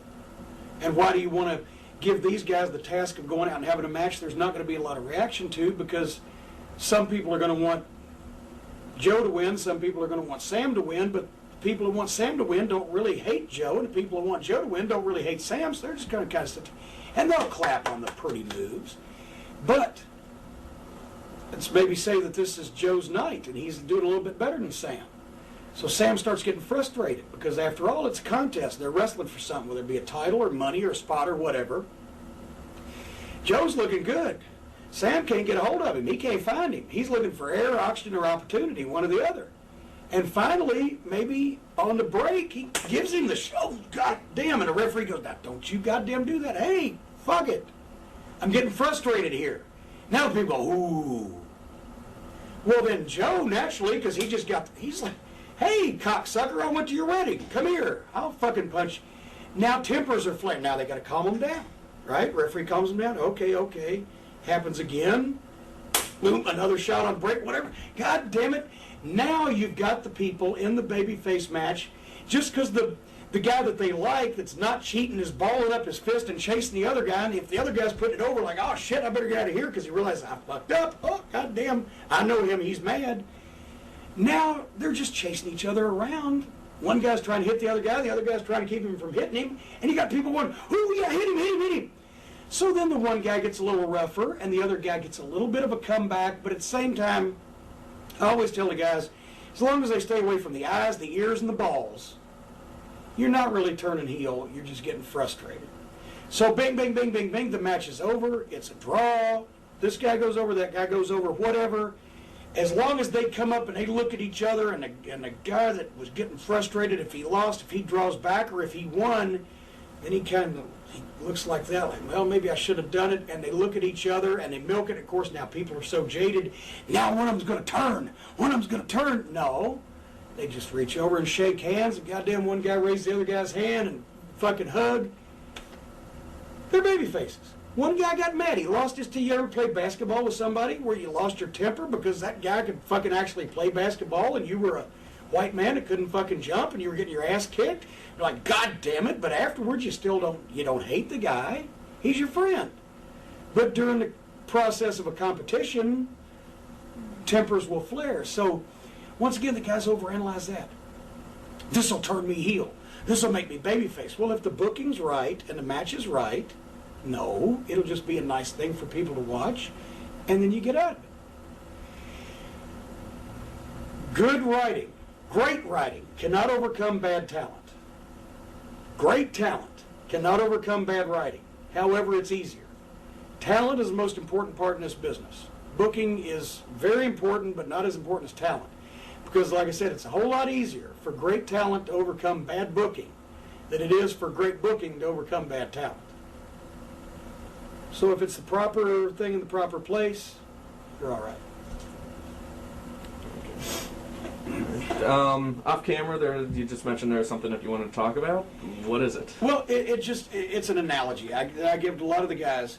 There is this many people that are going to come to see anything in a wrestling ring. They're going to come see anybody in boots and tights in a wrestling ring, no matter. That's that many people. They're hardcore. They're on the internet. They want to come because either they can't get enough wrestling or they want to bitch and complain about something and say how they can do it better. Whatever. That's right there.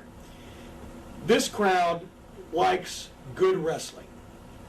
Remember I said not old wrestling or new wrestling or this kind of good wrestling. There's two kinds of wrestling, good wrestling and bad wrestling. I don't care who presents it or what it is. That's this crowd. That's the second crowd. They want to see good wrestling. And if you present a good product for a extended period of time to where it gets the point across, they will come to see you. This crowd comes to see the star, comes to see the big event, WrestleMania, The Rock, Steve Austin. Either somebody really gets hot like Hulk Hogan 2 decades ago, or The Rock and Austin in the late 90s, or whatever, or WrestleMania is hot. That's that crowd where they're not, I don't care what you do, they're not going to come all the time. And they're not going to watch every week, but they know it's around, and that's the third group. That's the people that will come for the big shows or the big stars. Everybody else in the world is in the fourth group. They don't give two flying fucks. You could put Dumbo the pink elephant and, a Chinese fire drill in the ring. They don't give a shit because it's wrestling and they don't want to see it. They want to see ballet, fly fish, and I don't give a fuck what else. You ain't going to get them. So you've always got these people, okay? And I'm not saying you should shit on them because they're your ticket purchasing patrons, but you've always got these people. If you have a good product, you got group number 2. Concentrate on that. There's really no way you can control group number 3 because how do you just say, okay, this guy's going to be the next Rock, this guy's going to be the next Steve Austin, or the next Hulk Hogan, the next Ric Flair. Can't do that. They got to come along. That's when you get the really big houses, record gates, whatever the fuck. And then the fourth group, who gives a flying fuck what you people want to see? If you're going to goddamn ballet, fuck you, because we're doing wrestling. And the people who try to say, well, we're going to give people who don't like wrestling something to watch. They got something to watch. It's on all the other fucking stations while your program is on, you dumb son of a bitch. So what? Why do you do shit that's not related in any way to wrestling in a wrestling program? They don't stop Saturday Night Live to have Kurt Gowdy give the goddamn fucking Olympic freestyle skiing fucking report. Because the people watching Saturday Night Live don't give two fucks about the goddamn Olympic freestyle skating. So, why is all I'm saying. You got these. If you're good, you get these. When you're lucky, you get these. And the rest of them, it don't make a fuck because they ain't coming anyway. That's my point. All right. One thing that you've touched on that I want you to explain a little bit more now is listening to the crowd. Number one, the importance of it, and number two, how you do it. Well, it's most important because, once again, if you're in any kind of entertainment, sports is different in this instance because if you're in sports, your object is to make a touchdown or to make a basket or to hit a home run or whatever. It don't matter what the crowd is doing. But any kind of entertainment, you got to listen to your fans because if Mick gets out there and he sings Jumpin' Jack Flash and for some reason the Stones are blowing that night, he's going to tell because people are going to be like, yeah, okay, yeah. But if they're on, they're going to be, fuck it, here go the babies, right? Every time that I would be in a, any kind of match, really, but especially on the big ones, and a babyface would nail me, or I'd whack somebody with a racket, or I'd be involved in something, it's easy to listen to the crowd when you're not actually being beat up or involved in the thing. You're standing out there going, yeah, this is getting over, but you can always tell if they wanted to see you get punched, because when you get nailed and people blow, that was a good thing. They wanted to see you get your head knocked off. But guys now are so, I say guys now, I'm sorry because I'm old, back in the days of black and white, I was really over. But a lot of guys who are really nervous and really not confident and sure of themselves, they're so concentrating on what they're doing and what they're trying to do and what they want to do that they don't listen to the people. And so if you do something that people ain't reacting to and you keep doing it because that's what you plan to do and you're not listening to them, then you're just stinking it out even further.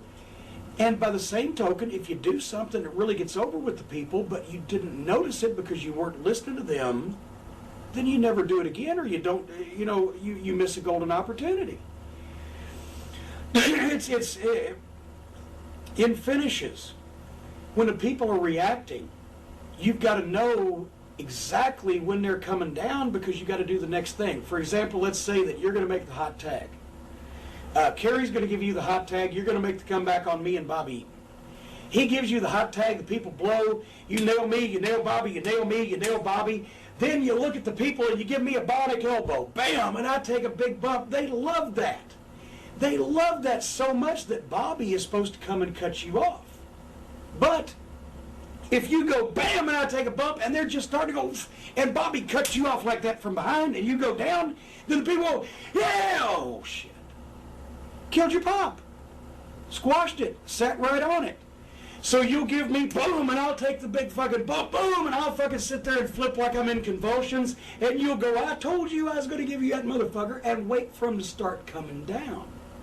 Because when they start coming down, then Bobby Eaton will come from behind and nail you with the deal. So they're coming, ooh, oh, ready for the next thing.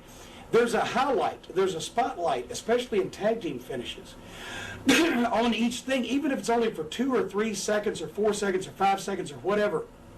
People's attention can't be split, can't be diverted. You can't watch over here and over there at the same time and do that.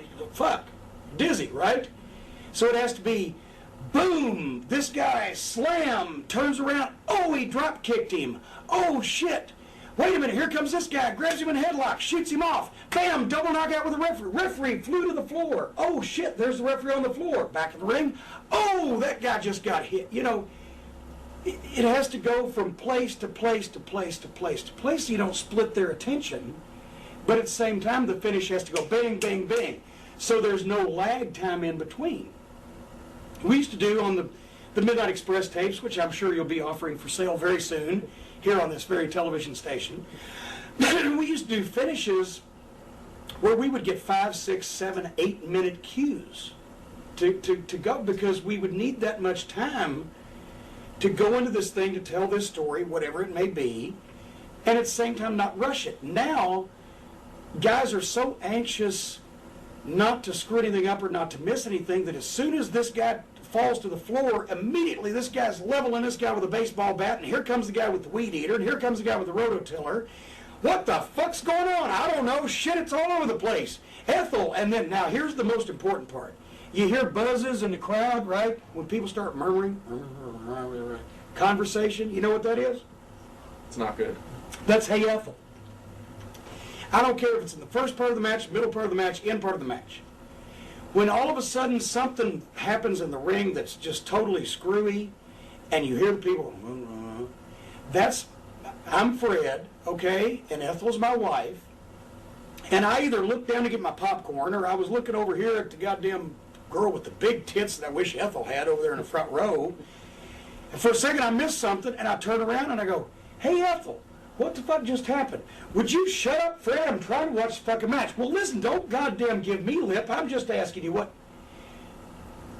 what's going on over there? We don't know, because now we're over here, right?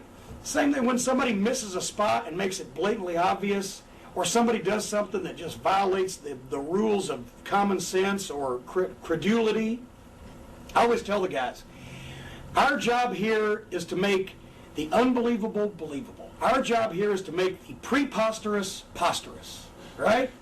Well, when something happens that's just totally fucking stupid, right? And old Fred turns to Ethel and goes, did you see that? Or why did that happen? Or what's going on here? Or what? And then they start fucking mouthing off. That's all over the whole arena. That's what that is.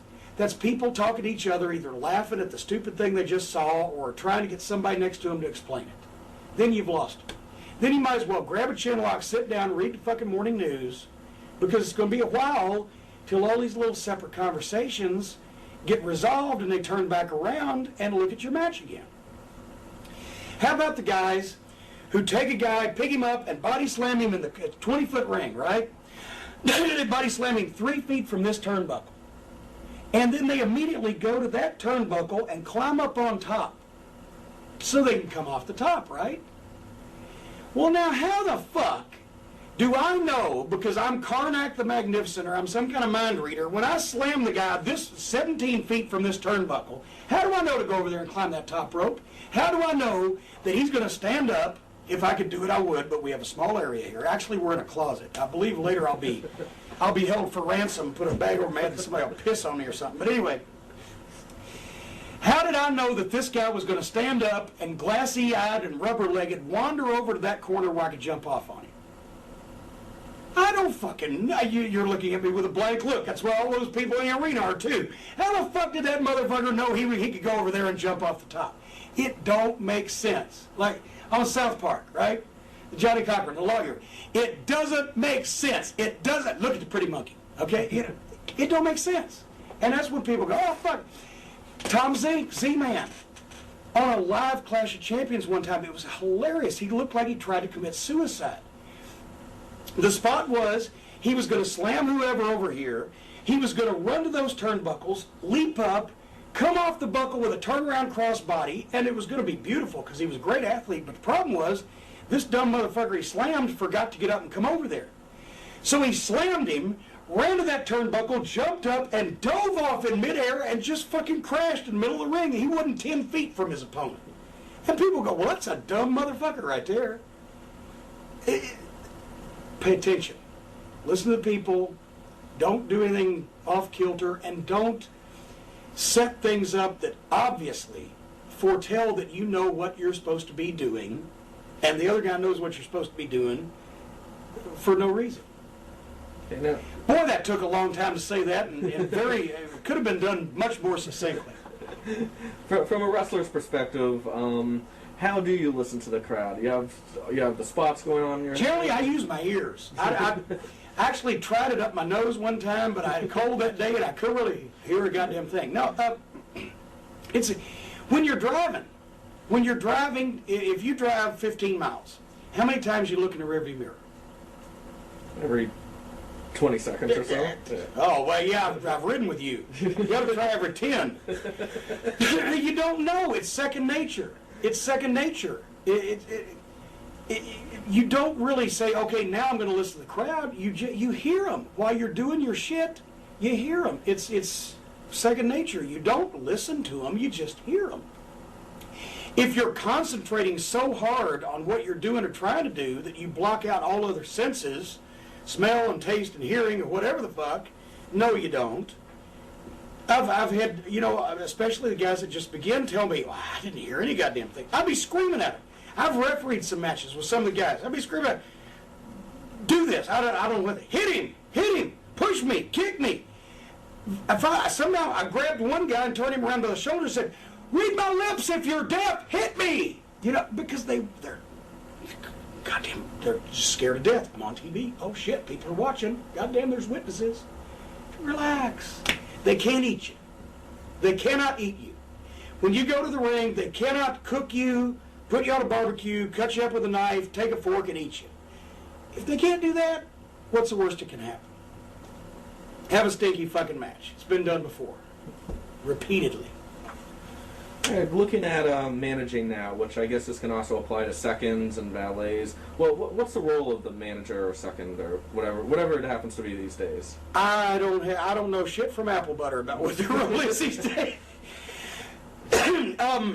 For instance, how the art has somewhat been lost. Go ahead. I was just going to say, for instance, how can you add to the match without taking away from what the guys are doing in the ring? Well, see, the thing is, I mean, that's easy. You time your spots. You augment the match. The manager is supposed to talk the people into the building or help talk them in. The manager is supposed to interfere in the finish. The manager is supposed to really get people riled up when the guys come to the ring. But when they're having their match, if it's arm drag and hip toss, double atomic drop, and double knockout in the middle of the ring, and down they go, boom, boom, boom, then I should just be reacting to what's going on. Because even if there's 3 people in the building watching me, if I'm sitting there going, okay, I'm waiting for my next spot with a stone face while my guys are getting beat up or beating somebody up, then those 3 people know, well, okay, there's something going on here. But if my guys are beating somebody up and I'm like, yeah, beautiful, yeah, I'm a cheerleader, right? I should be. They're my guys. I want to see them win. If they're getting their ass handed to them, oh, shit, fuck, jeez.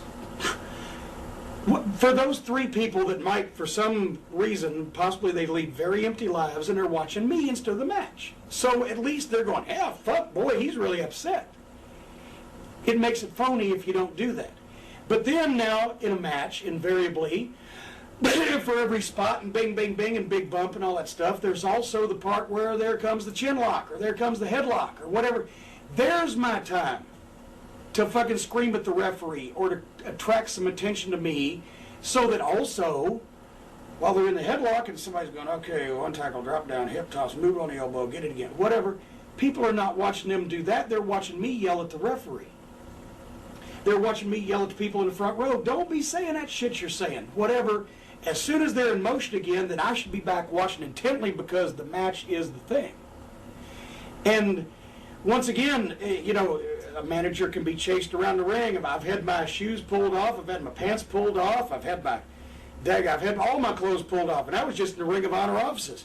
I've had all kinds of shit done to me. I've been hit over the head with things, faces and cake. You know, you can do all kinds of stuff because that way you don't have to do it to the wrestlers. The Midnight Express were not stripped or embarrassed or humiliated. Jim Cornette was.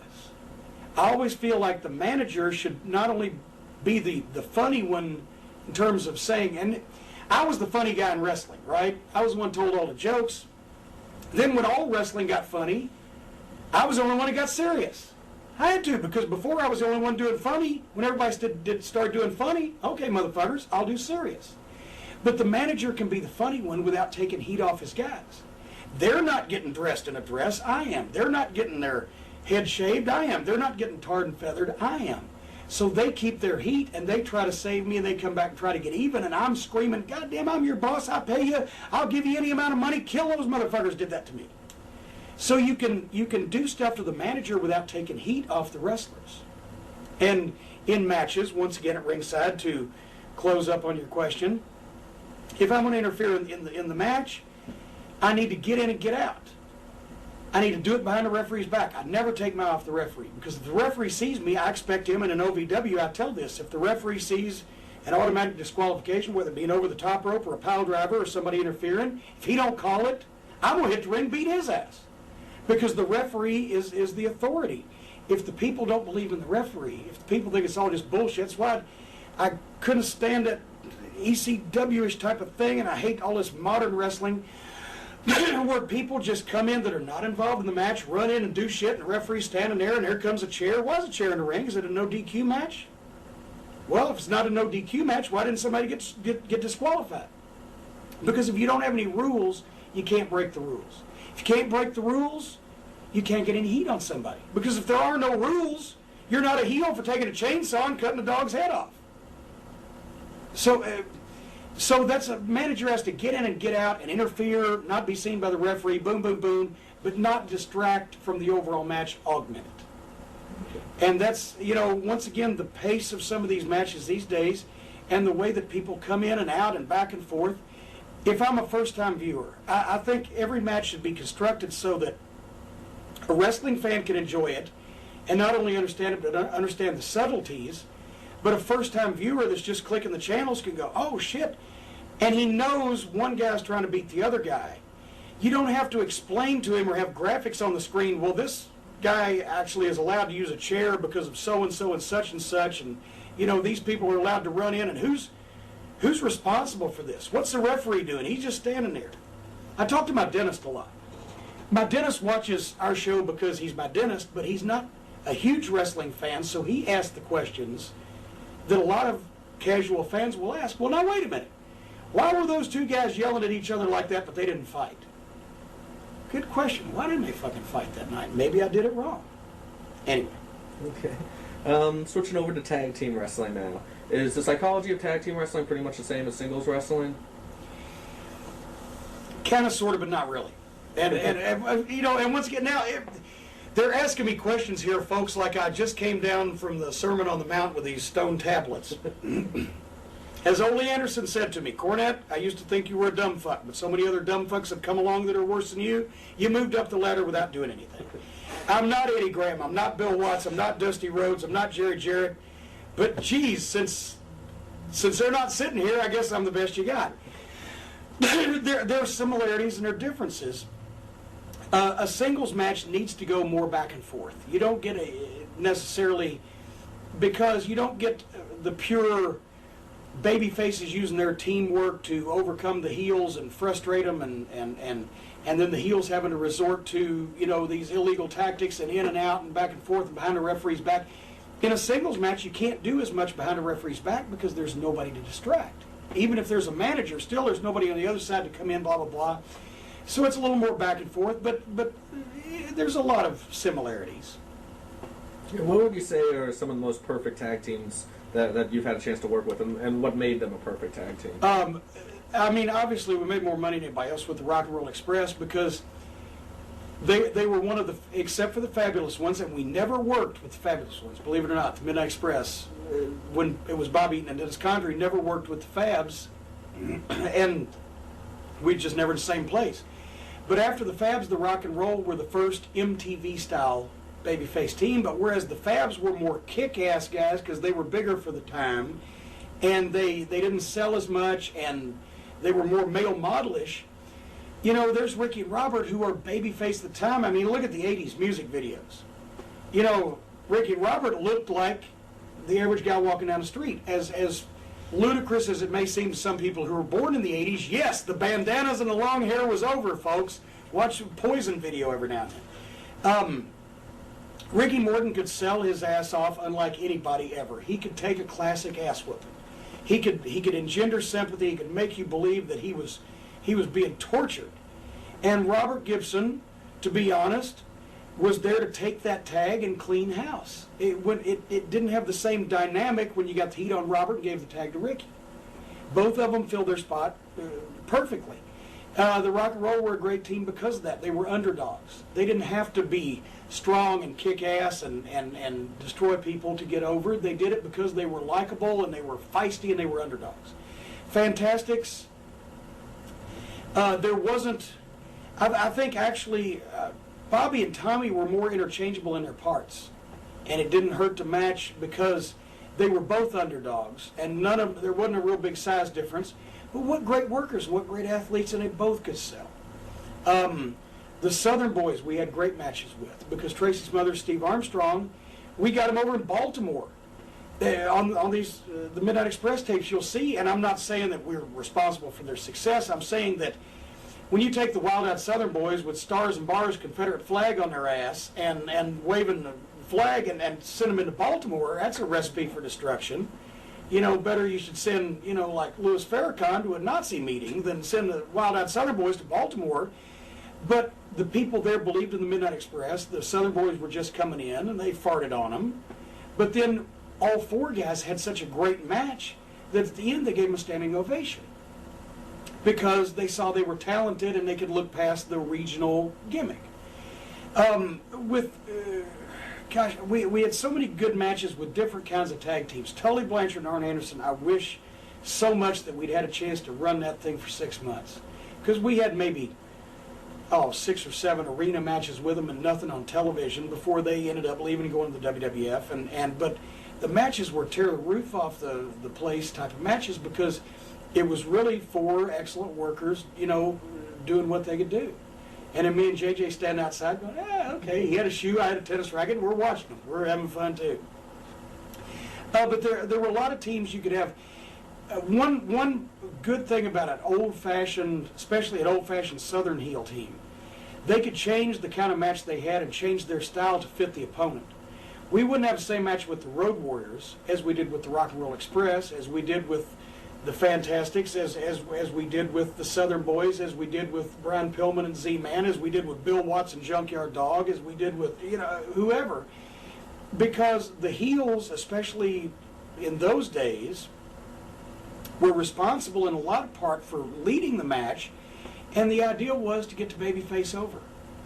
Actually get the match over. Dennis Condrey always said this, and you ask him about this, get the match over. Because a lot of guys are just worried about getting their own stuff in and them looking good. Well, you know what? Transfer this to Hollywood. Who's a great actor these days? I'd say Laurence Olivier, and nobody was even born by the time he died if he's dead. Say again now? Leonardo DiCaprio. Is he a great actor? Is he just... Robert De Niro. Robert De Niro. There you go. De Niro, Pacino. They've made some really stinky fucking movies. Not a lot, but some.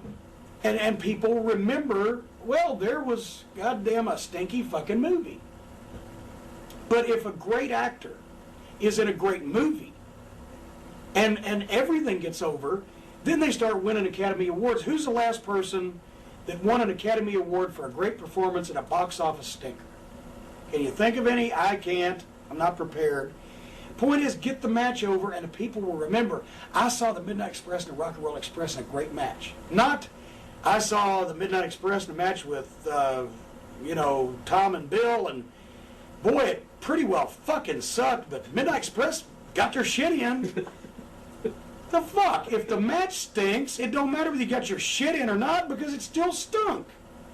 And we've had some stinkers because things just didn't line up right, but it wasn't for lack of trying. Get the match over. Don't get your shit in. Let's look at gimmick matches. How should a gimmick, for instance, like a no-rope barbed wire match or a steel cage match, how should the gimmick in the match be used to get the most out of using the gimmick? Well, in a no-rope barbed wire match, first thing they need to do is not book me.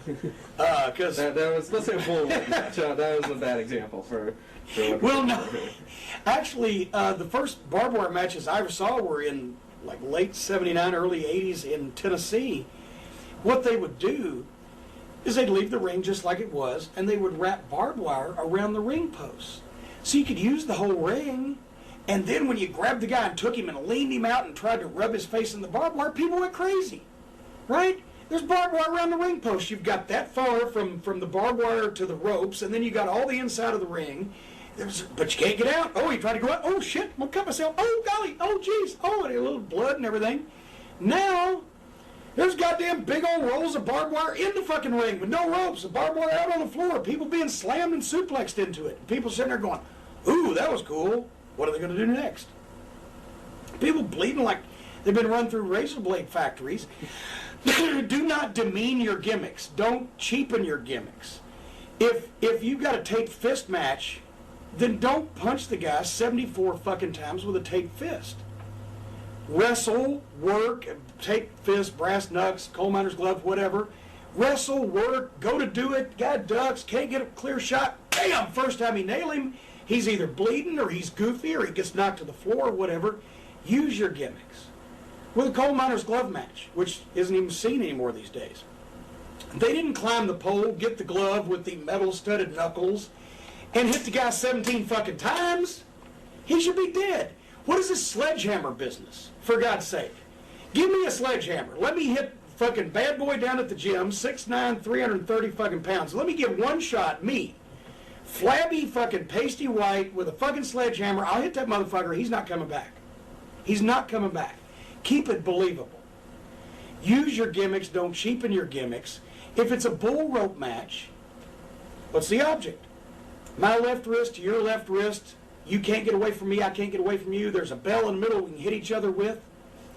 Pull each other around, choke, through the crotch, with the belt, whatever. But guys now would take the fucking belt and take it off and shove it up the guy's ass and let him fucking run around the ring tingling fucking jingle bells. And that'd be for a goddamn high spot. That wouldn't even be the finish. Give me some more matches. Dog collar. Dog collar. Say what now? Lumberjack match. Dog collar. Lumberjack match. Lumberjack match. The object of the lumberjack match is that everybody's around the ring because these two guys have a grudge, and one of them is going to bail. We know it. That heel's going to bail unless all those guys are there to throw him back in. But is it fair if only one guy's friends are there? So you bring everybody's friends. So now, once again, if you have a lumberjack match and the first time somebody takes a bump out on the floor, immediately every lumberjack comes over there and gets in a goddamn big Hey Rube, a big Donnybrook, everybody's punching, beating everybody. You've seen it. So first the guy tries to fucking bail and see, oh shit, I've gone to the wrong side. Oh shit, jumps back in, then goes to the other side. I'm here with my friends. But as he jumps out with his friends, here come the other guys, and he, oh shit. And as they start to get a little skirmish, he rolls back in where the guy takes over again, bing, bing, bing, and you don't get in the big schmoz till the end. All I'm saying is, with any gimmick, make it mean something. Don't cheapen it. Don't overdo it. Don't hit a guy 17 fucking times with the same thing and not kill him. You know, a baseball bat. Once again, I'm very sparing. Every once in a while I have a baseball bat. Usually a gut shot, usually just to chase the guy off, or if somebody's a really good worker, every once in a while you go for the head shot but one. Because who's going to get hit in the head twice with a baseball bat? I mean, except for post-mortem. People don't believe. If a motherfucker comes out with a baseball bat and is chasing people around and people are running, screaming for their fucking lives and, oh my God, he's going to kill me, that's excitement. Once you hit the motherfucker once, maybe he takes a big-ass bump over the top or he fucking shot in the boom and off he goes. Ah, that's excitement. Hit him boom over the back of the head, boom, drive it. Now, and also, who takes a baseball bat by the goddamn end and does this shit? I did it with a tennis racket because actually there really is no accepted way to hit a motherfucker with a tennis racket. I pretty well invented that. So we can do like that, we can do like that, we can do whatever we want. But with a baseball bat, you're pretty well going to hit the motherfucker, right? Hit him 5 times, people are going, oh, fuck. Because it don't make sense. But everybody's trying to go one further. Everybody's trying to do something better. Everybody's trying to get, you know, I'm going to get myself over. I'm going to hit the son of a bitch 7 times with a baseball bat with nails sticking out of it. Well, then you're a big fucking pussy if he ain't dead. If I'm invited to the funeral next week, you're over. Otherwise, fuck you. It's stupid. How about like a title match, like a world title match? What can a guy do in a world title match to make that separate or stand apart from like a regular match? Keep his mouth shut and his ears open and listen to everything the champion tells him. Because the champion wouldn't be the champion unless he knew what he was doing, in most cases.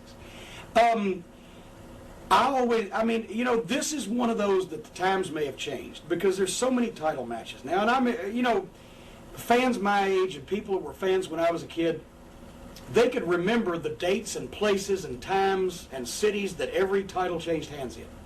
You know, you could go from Pat O'Connor, Gene Kaniski, Dory Funk Jr., Harley Race, Jack Briscoe, blah, blah, blah, and quote it. And now titles change so often that you can't keep track of it. It doesn't have the same meaning. But when I was a kid and I got a chance to see a world title match, there was once a year that I'd see it live, and I'm like, wow.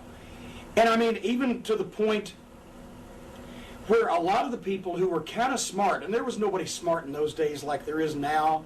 The first time I ever heard the phrase high spot, I was in Memphis TV dressing room for my first day as manager. That's the first time I ever heard the phrase high spot. Because there was no internet, there were no newsletters, and that shit didn't get repeated. So people would say, well, say what you want to, but those world title now, those things are on the level, you know, because even people who were smart. So you worked it a little more seriously. You obviously the champion was always a guy who could work with anybody, or most time was, and it was presented more as a prestigious deal. You never saw it on television. You always had to go to the arenas. Now it'd be the equivalent of pay-per-view. I hate when there's free world title matches on television because, you know, Matt Morgan, the OVW champion this year, I think he went 4 months without wrestling, but maybe once on television because he's the champion. And we were doing our Six Flags shows. And he would come out and not use these words because we'd been kicked off the air, but basically he'd say, you motherfuckers have to pay to see me Friday night at Six Flags because I'm the champion and I'm too good to wrestle on television. But I will take John Cena or Nick Dinsmore or Big Bad John or Chris Benoit or whoever it may be, and I'll show them why they call me the Blueprint. And he would talk them into the building. You know, they pay to see the champion. Things are more television oriented now. People are, you know, getting rights fees for television, so of course you got to change with the times, but still title matches should always, I think, be protected as a little something a little more special, a little more serious, only with people. I mean, if I have my champion wrestling, that's just the OVW champion. He's champion of the Ohio Valley. Jeez, I get what's next? The Poughkeepsie heavyweight champion, you know. But at the same time, if he wrestles on television, it's either in a title match against a top contender, or it's in a non-title match, because how does Josephus out of the barn here get a title match? If it's real, if it's something prestigious that people should want and go for and fight for and want to possess, then how does the fourth guy from the bottom of your babyface, you know, roster get a title match? Because you want to have a title match on TV. Well, fuck. Big shit. People are going, we don't give a fuck, so it's a title match. The guy ain't going to win, so you're just devaluing your title matches. How about within the match?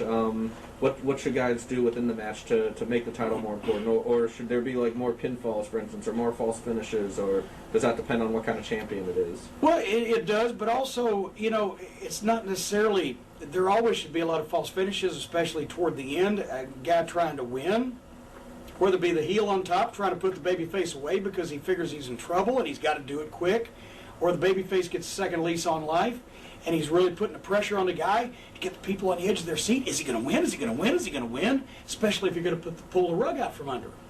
But that's for any great main event match. It doesn't necessarily have to be confined to a title match. And I just think that, you know, when I would go back and watch Harley Race or Ric Flair, or actually even before that, Jack Briscoe for the Style of the Day, those were the epitome of title matches. And those guys really knew how to do things right. And if you can go back 50 years and say Lou Thesz, the style has changed, but the champion should always have a little bit more aura. Okay. Looking at the pacing of the match, something that I read in the notes, which you get onto the OVW students, is how, for instance, Wyndham and Flair used to bring the crowd up and down like a yo-yo. Could you explain that for the people? Well, you might even want to put in a clip, you know, of one of those Flair Wyndham matches, because there was a point, I can't even remember the exact spot, but there's a point where Wyndham just starts firing back, boom, boom, and Flair's rocking, and boom, and all of a sudden in desperation there's a headlock, and I think he shoots him off at a tackle and a drop down, and goes for a clothesline, and Wyndham comes off the other side with a crossbody, and they both go over to the top rope together. So you've got all of a sudden, boom, boom, boom, and they start coming alive, and now they're running, people go, oh shit, where's this going to end up? Crossbody over the top rope, poof. And they go, holy shit, and now both guys are down on the floor. Now they got to start crawling back in together. They're not out there wasting time. They gave the people a chance to go, holy fuck, thought he had him then. Whatever. You hear the people in the arena get as far as they can go, and once they're all the way up here screaming, they do something to bring them down, but not just grab a hold, where people go, pfft. They did a big thing that registered. Pfft. How can they top that? They can't. So now let's rest. Now the people are breathing. Now they're climbing back in. Now they're going to go do something else. A lot of times with the Midnight Express matches, what we would do is, if I was going to get nailed by the babyface, that would be the spot right before we get the heat. Because the babyfaces would look good, boom, boom, boom, boom, boom, and I'd get more frustrated, and they'd get more frustrated, and finally we'd get into something where they chased me, I'd run in, double knockout, or I'd be up, and they'd bonk them and nail me, boom, and down I'd go, and I'd be on the floor, and once I got hit. So now remember this, when your managers, or your girls, or your referees, or your announcers, or your seconds, or whoever, non-wrestlers, when they get in a fight, it naturally gets more reaction than the wrestlers, because not necessarily they're more over, but they see 20 wrestlers beat the piss out of each other every night that they go to wrestling. but the manager only takes a bump or two, or the girl only takes a bump or two, or the announcer only takes a bump every so often, or the referee's only getting a fight once in a great while. So that's more special. So you can have, you can have that go on if you don't overdo it, and it gets over. So anyway, point being, bam! When a manager gets pickled, yeah, he finally saw that too. That's as high as they can get. So now let's get to heat. So bing, bing, bing, bing, bing. Shit happens. I'm calming the Midnight Express down. Finally they hug. All is forgiven. I turn around and say, hey, shut up, you people. The baby faces come over, grab them, double head bonk. They split around. I turn around, boom, nail me off the apron. Down I go on the floor. Ricky turns around, gets a headlock on Bobby. Bobby fires him off the other side, drops down. I'm staggering up there, the racket in my hand. The referee's looking elsewhere. Bam! Crack him in the back with a racket. Whoosh! Now we pulled the rug out from under him. Now people are like, yeah! Oh, fuck! Now we get the heat. Now, once again, you got him going, you got him going, you got him going. You can't put him away. First thing, you can't, if you've really got the people going, you don't want to go in the finish right there because they're already up here. They can only go here. So, boom, you got them going. Now you get ready to go. Grab a chin lock. Let him start to fight out. Boom, boom, boom. Make the tag. Slam. Rocket launcher. Boom. 1, 2. Shit, he kicked out or he raised his shoulder. Oh, my God, that's our finish. How'd he do that? People are like, oh, shit. Grab him. Bobby tag Stan. Bobby tag Dennis. Bobby tag somebody. Shoot him off. Flapjack. Boom. Goddamn cover. 1, 2. Hoot makes a save. Bam. Holy shit. Referee's putting Gibson out. Bobby grabs a fucking headlock. Ricky fires him off. Ricky drops down. The other Midnight guys coming in. Bam. Bobby or Dennis. Bobby or Stan. Boom. They have a double knockout. Ricky goes to the neutral corner. Now the people are going, tag, Ricky, tag. You got to tag. Both heels get up. They both charge. Ricky rolls between them to the middle of the ring. Dives, makes the tag to Robert out of nowhere. He could have never got that, but he got it. Whoosh. That's what they call a hot tag. An iceberg tag, where all the fingers fall off because of frostbite, is what you see a lot of times on TV these days, where one guy will be laying about this far from his corner and the other guy will be laying about that far from his corner, and they'll both reach up and just tag at the same time. If it's not a surprise, if the people can see that you can physically possibly reach your partner and make a tag, it ain't a hot tag, because it ain't a surprise. They know you're going to do it. As a matter of fact, they're wondering why it took you so long to fucking do it. You're laying right there, you dumb shit. There's people been in car wrecks can do that. So you're a fucking idiot. But if you're over in the neutral corner and there's two guys closing in on you, you got to roll this way, dive that way. Oh shit, he got it. Fuck. Democracy is saved. That's a hot tag. So you build the momentum leading into the hot tag and the comeback like that, and then when they blow, then all the guy comes in and makes a comeback, boom, boom, boom, and you go wherever you're going.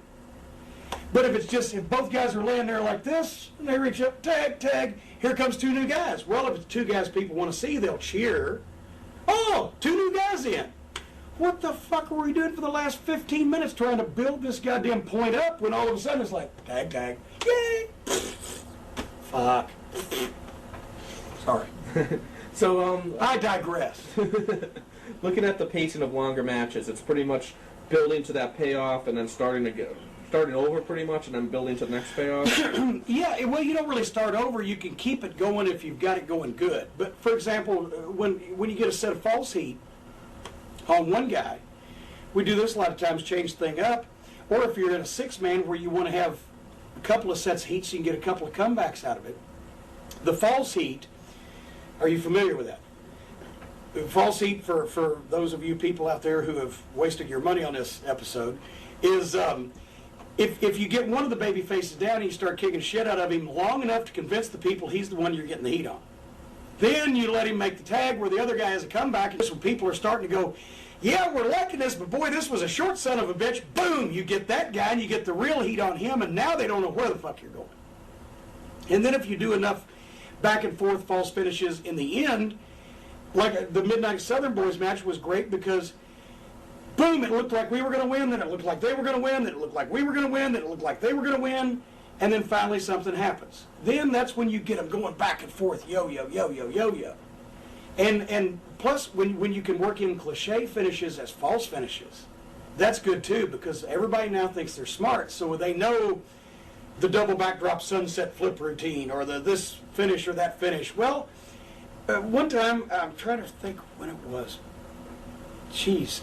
It was on a Dennis Coralluzzo show. I can't even remember who it was.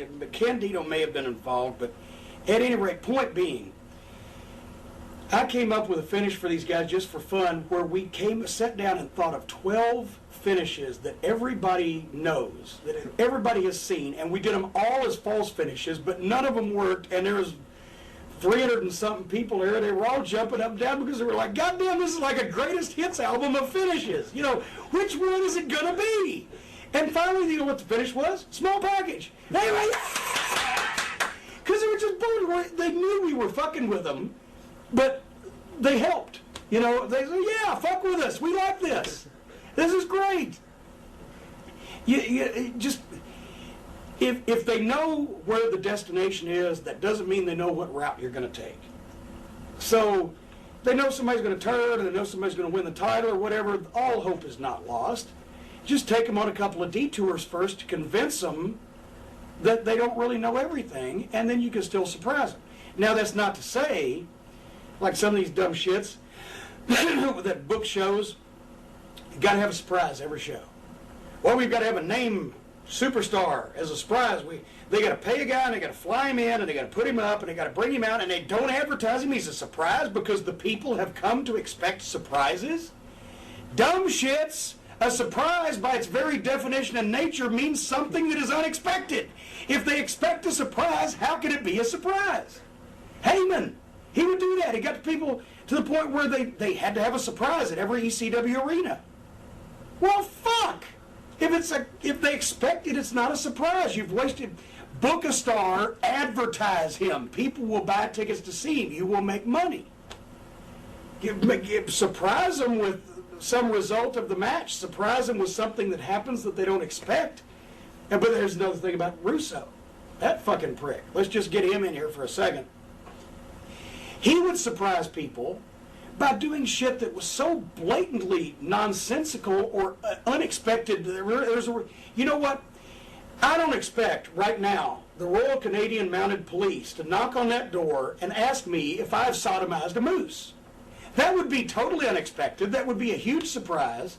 And would also make no fucking sense. Because I may have done that to a moose if I'd been in Canada, but everybody knows I haven't been to Canada. He would do shit just to surprise people that made no sense in the story, and he would lose their viewers. Because it didn't make sense. Look at the Pretty Monkey. It didn't make sense. So you can't surprise people with shit that just blatantly is off the wall. Well, they'll never expect that. For good reason. Because it doesn't make any fucking sense. Sorry. One last thing about pacing. If you could explain to the viewer out there how guys can build drama on a match by increasing the intensity or the violence or with last-ditch efforts or harder punches as the match goes on. You know, once again, I know which match you're talking about, and I'll try not to put the Midnight Express over again, but in any kind of match like that, especially if the babyface is going over at the end, which is the best kind of Cinderella story for this to be, but you can do it both ways. But that really gets a babyface over when the heel has done everything to him but crucify him and can't beat him, and the kid keeps fighting, it keeps coming back, or keeps trying to get a tag if it's a tag match, and the heel has got to show more frustration on his face and more frustration in his body language, and just be like, what do I got to do to beat this guy? And things have to get a little more vicious. And he has to cheat a little bit more. He has to take a few more shortcuts. Has to really dig in harder, because that's building the intensity and building the emotion, the expectations of the people. My God, what is he going to have to do to beat this guy? And it gets the babyface over, it gets the heel over as a kick-ass sumbitch, but the babyface gets over as a guy who can take an ass whipping and still keep in there, keep fighting. He won't quit. Everybody hates a quitter. There's a definition of a heel. A babyface, a lot of times, can get over just by, even if he's overmatched, if he's good, if he's good enough to do other things that he needs to do. A babyface who is not a top babyface can get over more by losing, but by not quitting and having to practically be, hit with an axe to be beaten, than by winning. That's why everybody's well, geez, you beat the guy. Well, now he's dead. No. A lot of guys get over more by losing than they do by winning. So anyway, in answer to your question, boom, boom, boom, more intensity, more frustration, even if you do win. It still took everything you had to beat that guy. People would probably like to see it again because it was close. Could have gone either way. Ali Frazier won. Ali Frazier 2. The reason for the rematch was because it could have gone either way. And when you beat somebody, once again, if it's a world title match and the world champion can't beat somebody, then who the fuck can beat him? So Jesus Christ. If you've got a guy that, especially a babyface, that you really want to elevate, you put him in a competitive match with a known top guy, top heel, and he takes that heel to the limit, and the heel has to win by the skin of his teeth. You've elevated the babyface instead of saying, okay, we're going to put the babyface over, but the people know he's not quite ready for it, and he wins, and people go, fuck you. Once again, that had to be fake. That was bullshit. He didn't deserve that. Well, now that they know it's all fake anyway, they would say, he didn't deserve that. You push him to Rock. Die, Rocky, die. People said he may look good, but he don't deserve to be winning all these fucking matches, and they turned on him.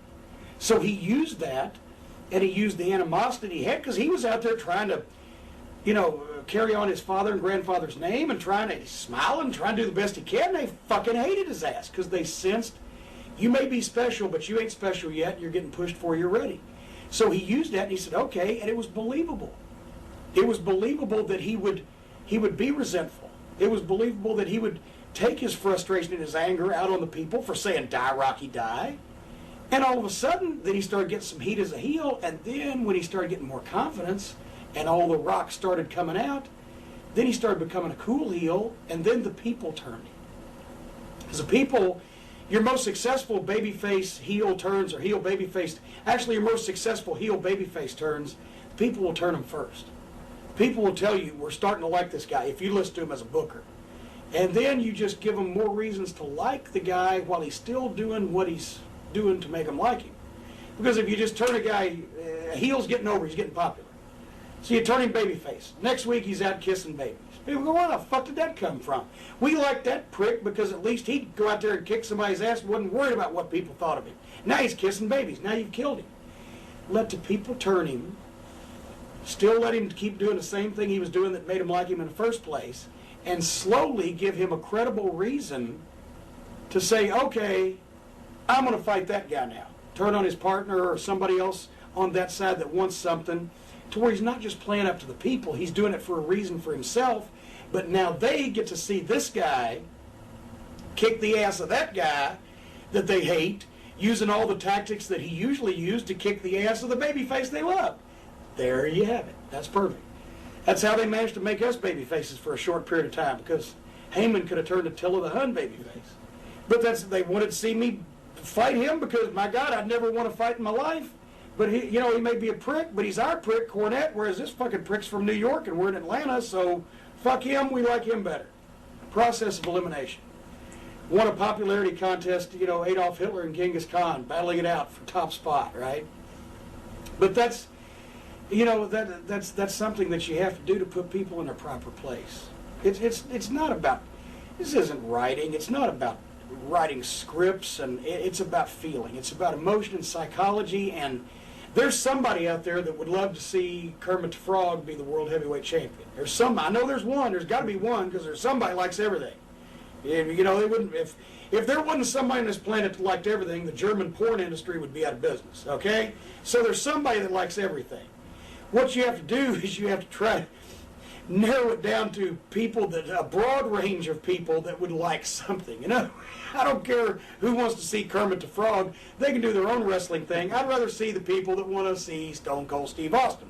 Give me that crowd. I like that crowd. I can make some money off of them. So you got to find something, talent, that appeals to a wide variety of the audience, and put them together in situations where the people are interested to see what happens.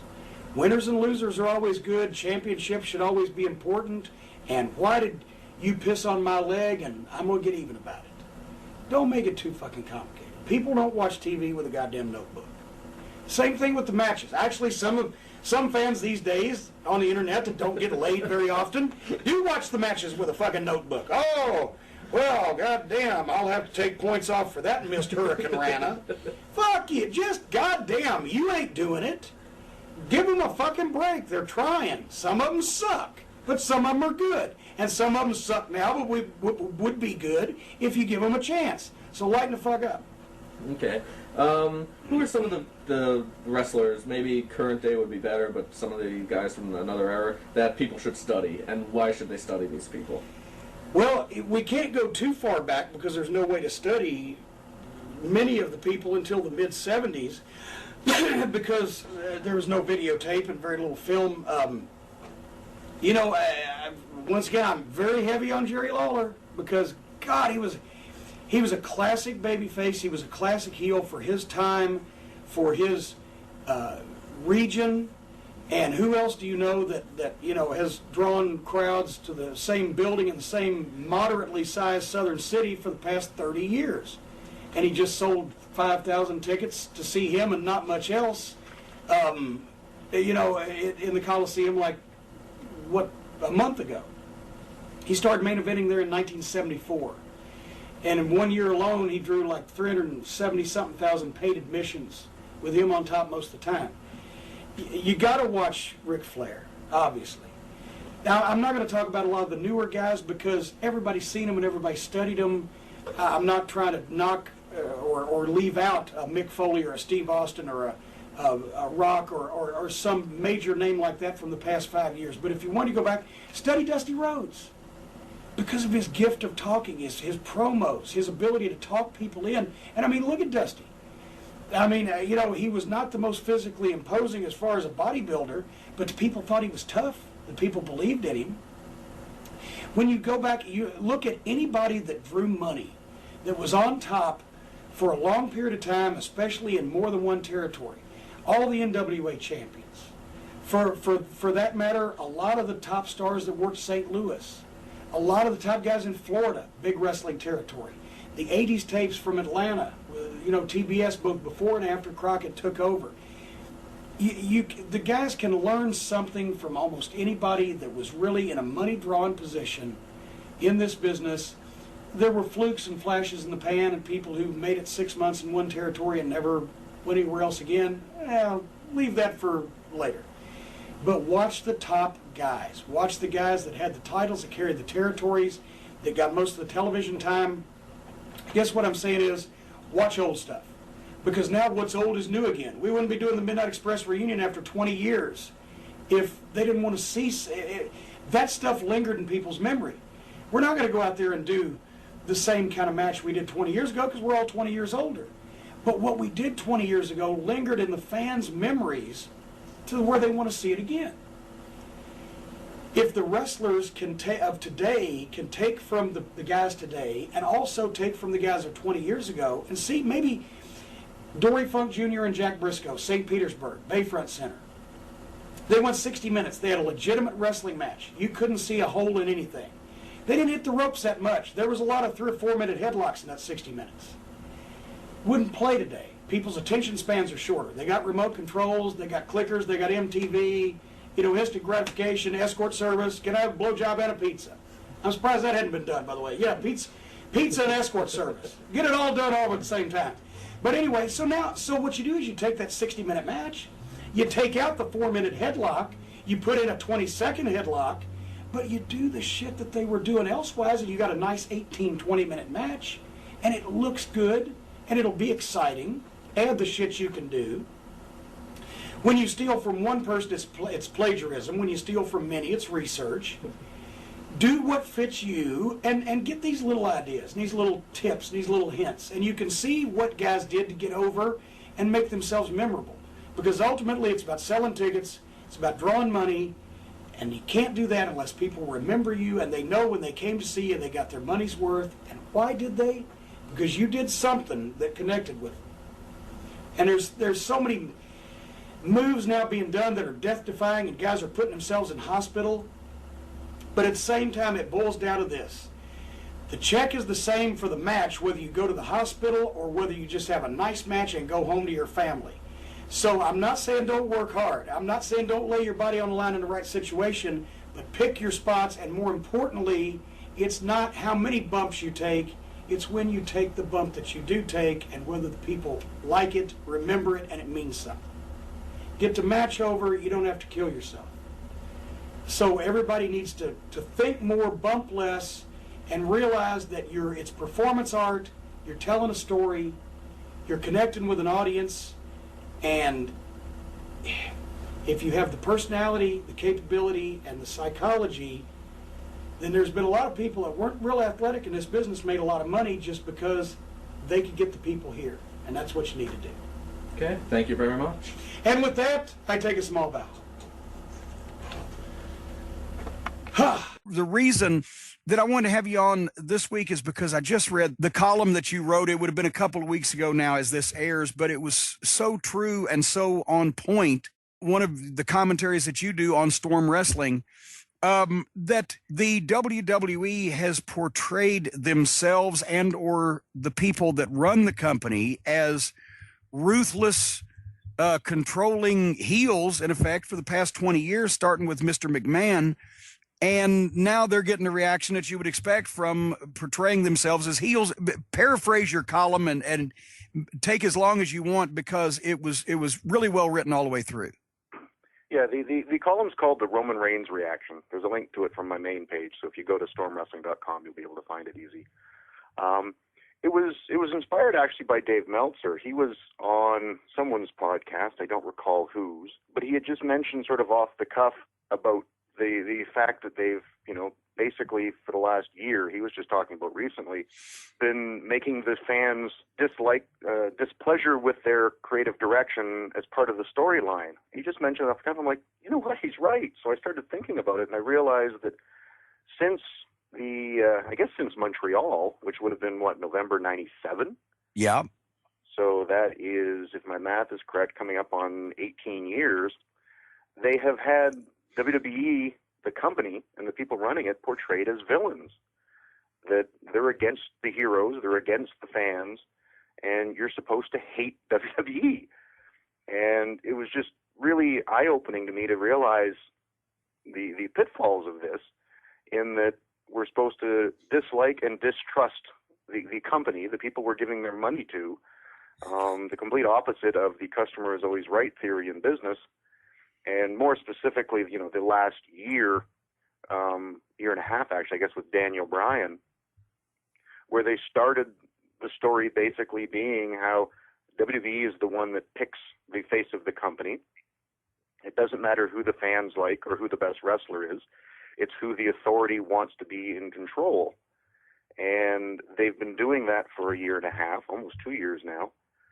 And I think what compounded it most was they then started turning the fan backlash into a storyline with the Yes Movement, the Occupy Raw, and they basically trained and conditioned their fans that you should disagree with everything we try to present to you, and if you complain about it enough, we will have to change our plans and give you what you want. And while Roman Reigns is not the authority pick and storyline, when you blur the lines of real and storyline, you're then asking for anyone who knows the real story backstage, that Roman Reigns is in fact who they want to be the top guy. Then, as per the booking of your show the last year and a half to 20 years, you're supposed to then complain about it, dislike it, yell at the authority and tell them, no, we're not accepting what you're giving us, we want something else. So then when it happened, they seemed all upset about it. And they should be patting themselves on the back going, hey, we succeeded in conditioning our fans to reject everything we give them. I think the other tine on that fork, and this was something that I heard from Les Thatcher, is that they have sort of especially in the last about 5 years, been asking people, go on social network, tell us what you think. We'd like you to vote. Here's all these different things you can vote for on our site. What kind of match do you want? They'll do that, during Raws. And you at home get to pick. So they've sort of created this environment where we want to know what you think. But then when you say, this is what I think, we didn't want to know what you actually think. It's a funny dynamic that they've created. It is. And I think one other, and I've mentioned this to a lot of my students, I lecture them in the mornings quite a bit, that they did it also, it started getting really bad I don't remember what year it was, 2 or 3 years ago now, when the post-WrestleMania Raw had I think it was when they did the 18-second Daniel Bryan loss.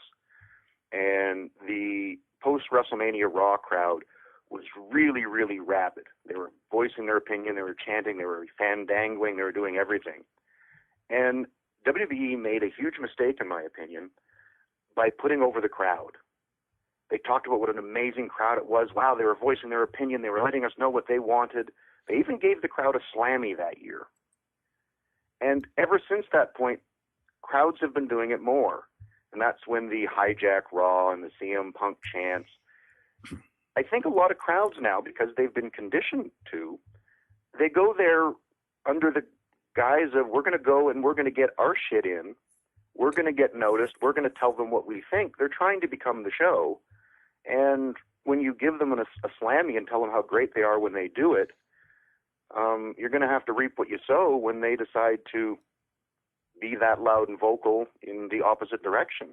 Well, yeah, and it's like giving your dog a treat when she pisses on the rug in front of you. If you do that, she's going to always piss on the rug. But this has created a situation where it's illogical and problematic for everybody. For the talent that is chosen, because Roman Reigns is a future star. How far the future is, I have no idea, but look at him. And he's got the look, he's got the talent, he's got the bloodlines, he's got everything going for him, except he's suffering a backlash because it's the die Rocky die thing. Poor Rock, did you see his face when he raised Roman Reigns' hand and got cascaded with boos? It was almost like he realized just then, oh my God, this is the first time I've done something in 15 years that didn't work. He did the shoot eyebrow raise. It was like, yeah. Which is where the working eyebrow raise came from, because he had that look. But it's problematic for the talent that's figured in to be pushed, like Roman Reigns. It's problematic for the talent like Daniel Bryan that at some point, it's going to happen, if it hadn't already been happening, that the office is going to say, this fucking guy, oh, fuck, why would he just go away? So it gets heat on the guys that they want pushed. It gets heat on the guys that the fans don't want pushed. It gets heat on the company.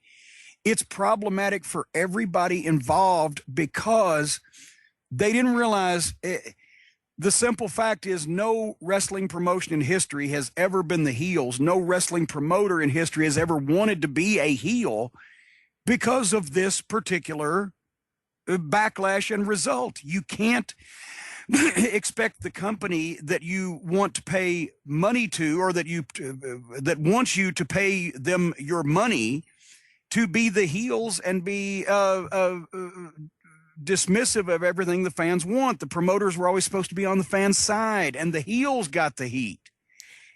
And that's how Roy Welch integrated Memphis. Sputnik Monroe was the heel. He's the one that was saying it publicly. He took the heat. But Roy Welch wanted the black folks ticket money as well as the white folks. So he let the heel take the heat, and he got wrestling integrated. If it had been the promotion going, we want to let the black folks sit with you white folks, they'd have been burning crosses on the daggum office lawn. It doesn't make any sense. It's funny how little they seem to have their finger on the pulse. I guess it was a couple years ago, a couple Royal Rumbles ago, when I guess the last two guys in were Roman Reigns and Batista.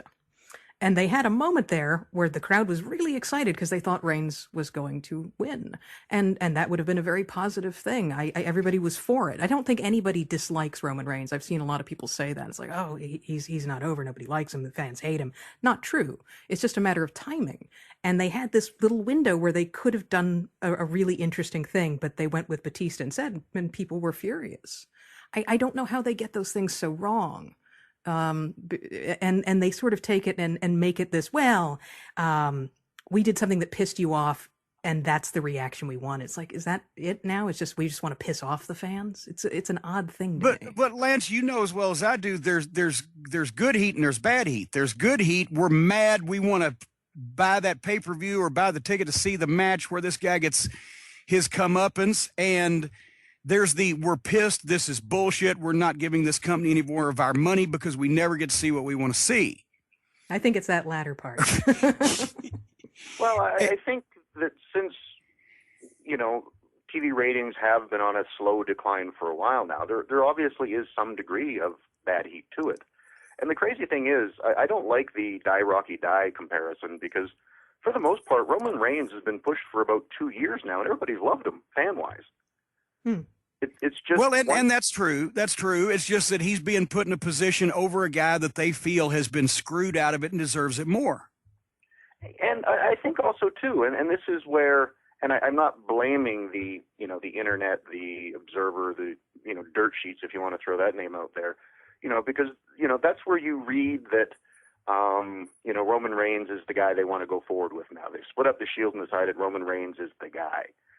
And as soon as word of that got out, I think that's when the Pavlovian response of, well, we're supposed to reject the hand-picked guy, kicked in.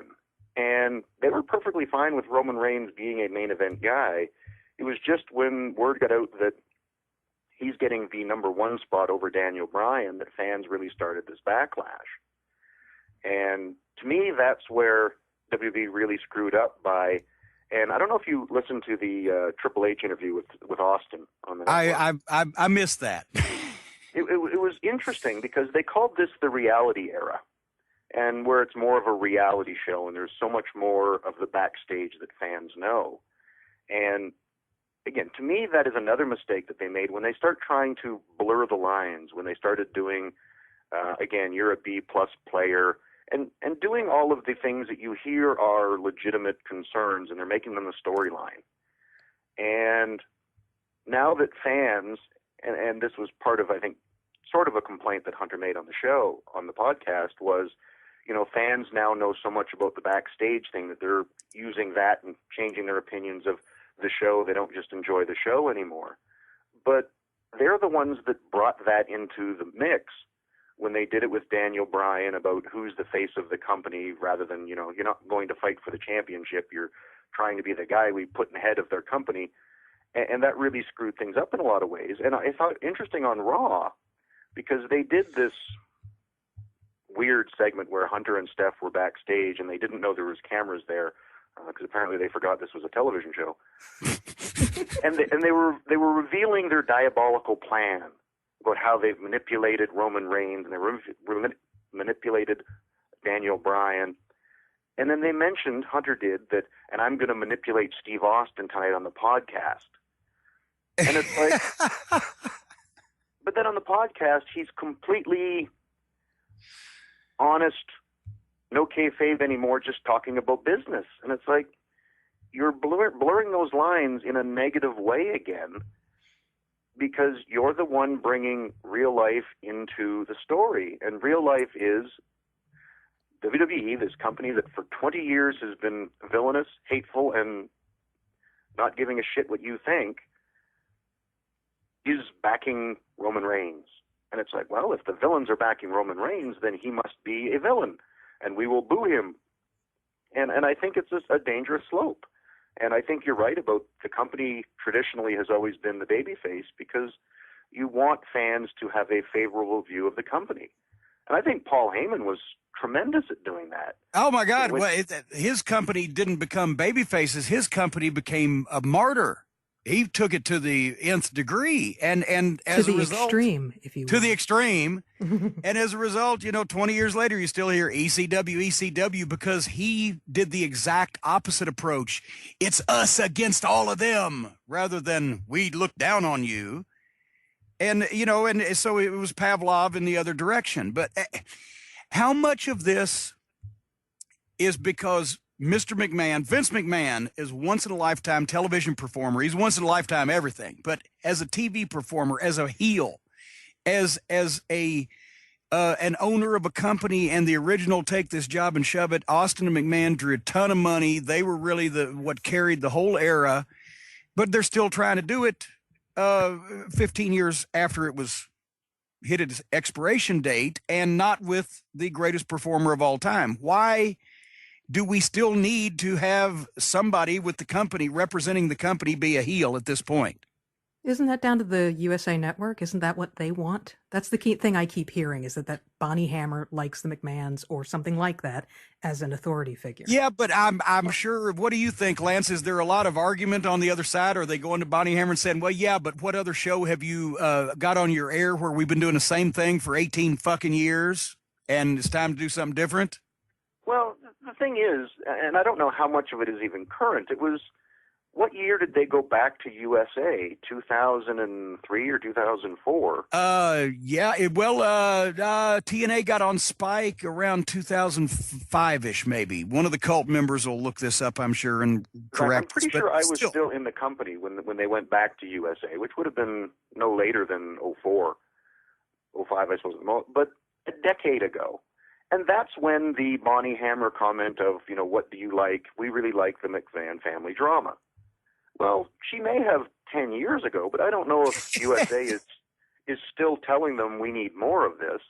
And also, too, because you want McMahon family drama, does that mean that the McMahons have to be heels? Well, exactly. And also, to be quite honest, I would think that USA at this point would be going, we want more viewers instead of or drama with the McMahon family. We want more viewers, whatever you need to do to get us those.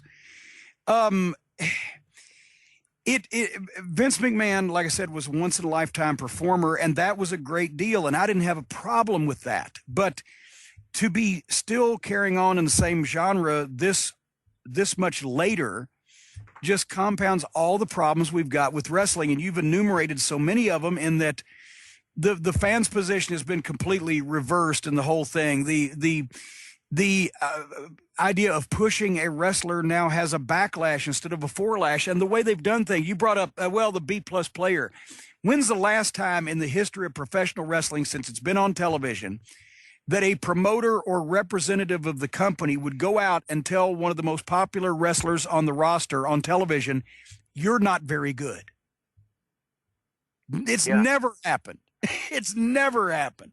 The heels that were going to be against that guy would say, oh, you're the shits, you're not very good, because they're heels, and they're supposed to say that. But Paul Bosch never went out and said, oh, Gino Hernandez or Hacksaw Duggan or whoever the top guy was in Houston at the time, he's really not that good. And, just not, in my opinion. And it's really the cardinal rule. I would think the number one rule is that you never, ever point out legitimate flaws in your babyface. Can you imagine when you were in Mid-South to have, Cowboy Bill Watts come out and point out that Junkyard Dog really doesn't know a whole lot of wrestling moves? Could you imagine? It's like he's over like crazy. People are willing to pay to see them, so we just tell everybody he's fantastic, and they go, yeah, he is. Yeah. But Junkyard Dog, to be perfectly honest, no disrespect to the man, he was not a sound wrestler. No, not at all. And that's not a surprising statement for anybody to make. He was a great athlete in his day. He was a great personality. He was a great promo, but he was never a great in-ring professional wrestler.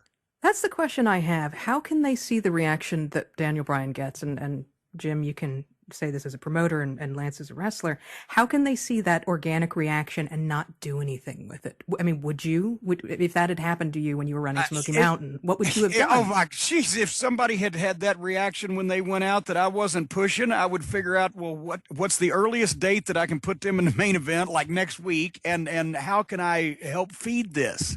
As a promoter or a booker, I don't have an answer for it. Lance, as a wrestler, is it just what everybody says, that he doesn't fit the idea of what they think the mainstream fan will like, so they're not going to go with it, or what?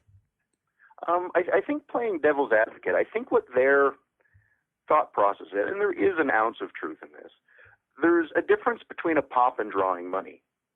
And I think the only thing I can think why you wouldn't give him a real legitimate shot is, it's like, okay, the fans that are coming anyway like him, and they like to chant yes, but is he really drawing as an over talent? And the flaw in that logic is, unless you give him the chance to main event, you don't know. Yeah. He may just be fans like to go yes, and the ones that are coming anyway like the guy, but he's not going to attract any new fans. That is a possibility, and in that regard, he shouldn't be your main event. But unless you put him in that position to see if he can actually draw people in and still maintain that pop, you don't know what that is. And when you're theoretically, I would think, searching for that next top guy, when you see someone's lights start to spark, it's like, well, maybe we should throw some gas on this fire and see if we can get some, get a fire going. And heaven knows they've tried that. I mean, they tried that with Ryback of all the people in the world. Well, and that's like the Goldberg principle, where anybody that looks like that is that physically dominant, goes and smashes people in 20 seconds or hits a hot move and says, who's next, or feed me more, or whatever. That appeals with people. It works. It's worked many times in the past. But I agree with what you're saying. I've always heard, he gets a great pop from a half a house. But why aren't we sold out? There is something to be said for that. But the bigger thing is, if nobody's really selling out for you at this point in time, and the people who are there are going absolutely berserk every time this guy comes out, then you do give it a try. You don't beat him, and you throw roadblocks in his path, but have him overcome them, not have them get the best of him. And you don't point out his flaws. You say, what an incredible up-and-comer this guy is, defying the odds. It should be positive, not negative.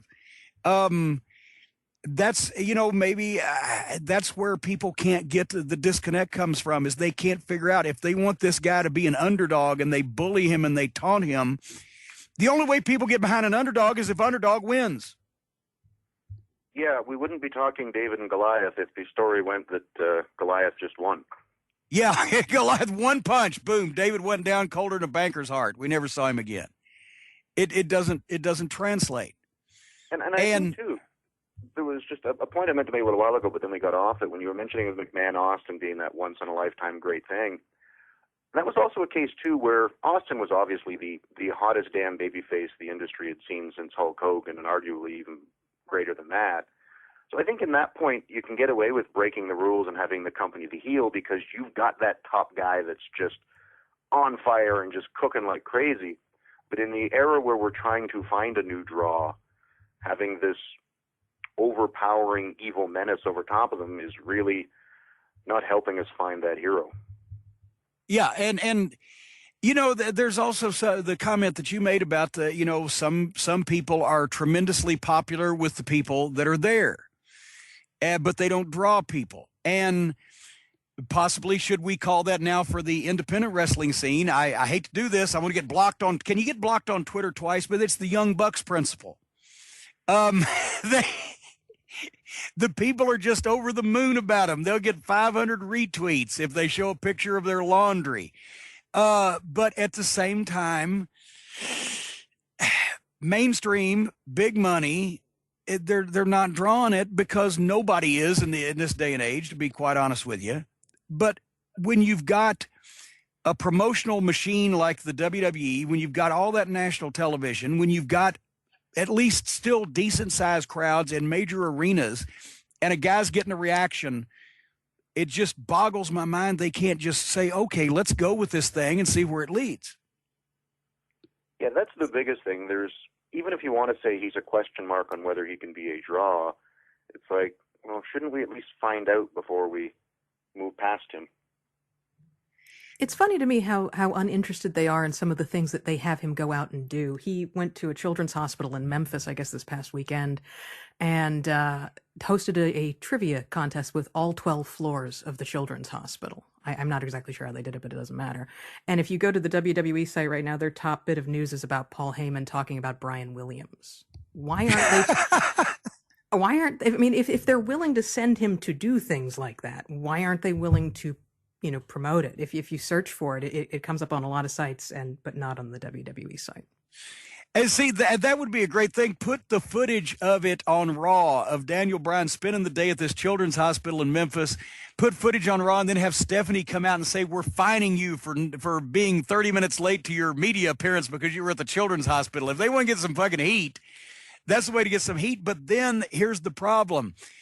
Then the guy, the long-term goal, and actually short-term goal, needs to be that the guy's going to be your new champion, because you fuck with him. And if he doesn't overcome and he doesn't give the heel back everything that he got and then some, then you've killed a guy off. He's got to go over in the end. if you're going to fuck with him like that. And they fucked with him and fucked with him, finally put him over. He had to relinquish the title because of the injury. And then the most mind-boggling thing to me of this whole thing is that they put him in the Royal Rumble when he wasn't going to win the Royal Rumble and didn't even have a really good way for him to leave the Royal Rumble. That's the worst component of this whole fiasco. Yeah, and that's something when I was in ECW, I did some booking with Paul, and that was something that I was always very adamant about. To me, if you create this roadblock, and for some reason the heel's going to win, because that happens sometimes, and it's like, to me, the babyface needs a hot angle to pull him away on why he gave up on that pursuit. Yes. And that's where, if there was some kind, again, I would have left, I'd have him come back a week after the Royal Rumble just to save the whole headache if you don't want to win. But if you are going to put him in it, it's like, give him something. Let whoever eliminated him be a huge screw job where Daniel Bryan has more personal business to attend to at the moment than pursuing his title. Come up with something that, he's just so passionate about because he's been screwed so badly that he's going another way. It's not just you're not in the mix anymore. And, you've got to reroute them. And I agree with you, too. The babyface has to, at some point, overcome. It's actually a story I just told my students on Friday. They were talking about one of the pay-per-views they had just watched on the network was it was a 4-way or a 6-way or something, where Goldust and Booker finally won the tag team titles from Christian and Jericho. And what most people don't know is they originally weren't. Because Booker and Goldust had challenged Christian and I for the tag titles, but they didn't win. They failed in their pursuit. And then the titles ended up on Christian and Jericho, and Booker and Goldust had another run at the tag titles, and they were going to fail again. And in this 4-way, William Regal and I were going to win the tag titles. And at the show, I asked the agent, it's like, would it be terrible if just Booker and Goldust won so they don't fail 3 times in a row, in pursuing these titles? Can we put them over and then just get them to William Regal and I in a month or two? Do we have to do it now? And they're like, are you sure? Because I'm basically saying, I don't need to win the tag titles tonight. Yeah. But I'm like, we've got to throw our baby faces a bone. It's like they've been failing for the last 8 months. Can we just let them succeed before we move on so that the crowd doesn't completely give up on them as losers? And he went and pitched it to creative, and they brought us all into a room and made sure everybody was okay with this because they were changing. And it was both William Regal and I. It's like, we're going to get our run. We'll just wait so that our baby faces can have a reprieve. And they're like, okay, and they agreed to do it. And it's like, we throw our baby faces a bone once in a while. Yeah, you have to. Baby faces have to overcome adversity, so they have to have the adversity, but you can't forget about the overcoming part. Because when somebody is slapped down and slapped down and slapped down, after a while, you get the idea, well, they just ain't going to do it, and that's why people don't get behind them. No top star that I can recall ever did more jobs than Jerry Lawler in Memphis, but he was over first, and he got over in the end. Example, he was beaten by Kamala in Kamala's first appearance, right flat in the middle of the Mid-South Coliseum. And then Kamala got matches against every other babyface on the roster, starting at the bottom and going to the next to the top, and finally got the rematch with Lawler, and Lawler beat him. They got 3 months of business out of Kamala, and Lawler got even. But you just don't see a situation where guys get over, especially as baby faces, without winning more often, and especially the big ones. And I can go back to the points you made earlier. It seems to me like we've forgotten they're almost like, we'll give this guy's win this week and that guy's win that week.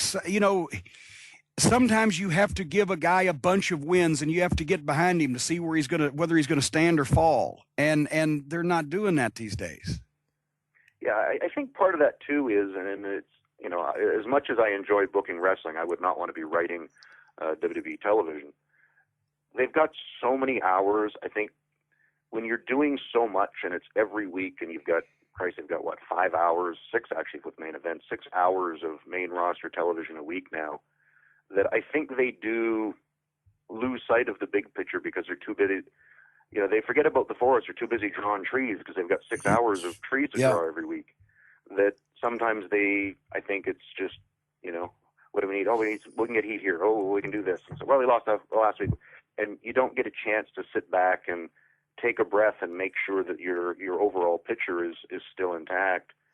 And, you know, you mentioned also when a babyface is going to come up short, that there has to be something to draw him away. They know that principle too. That was what happened when at Bad Blood in St. Louis in '97, when Kane was introduced. The reason why Kane was introduced right in that specific point is because Undertaker was not going to win the belt from Shawn Michaels.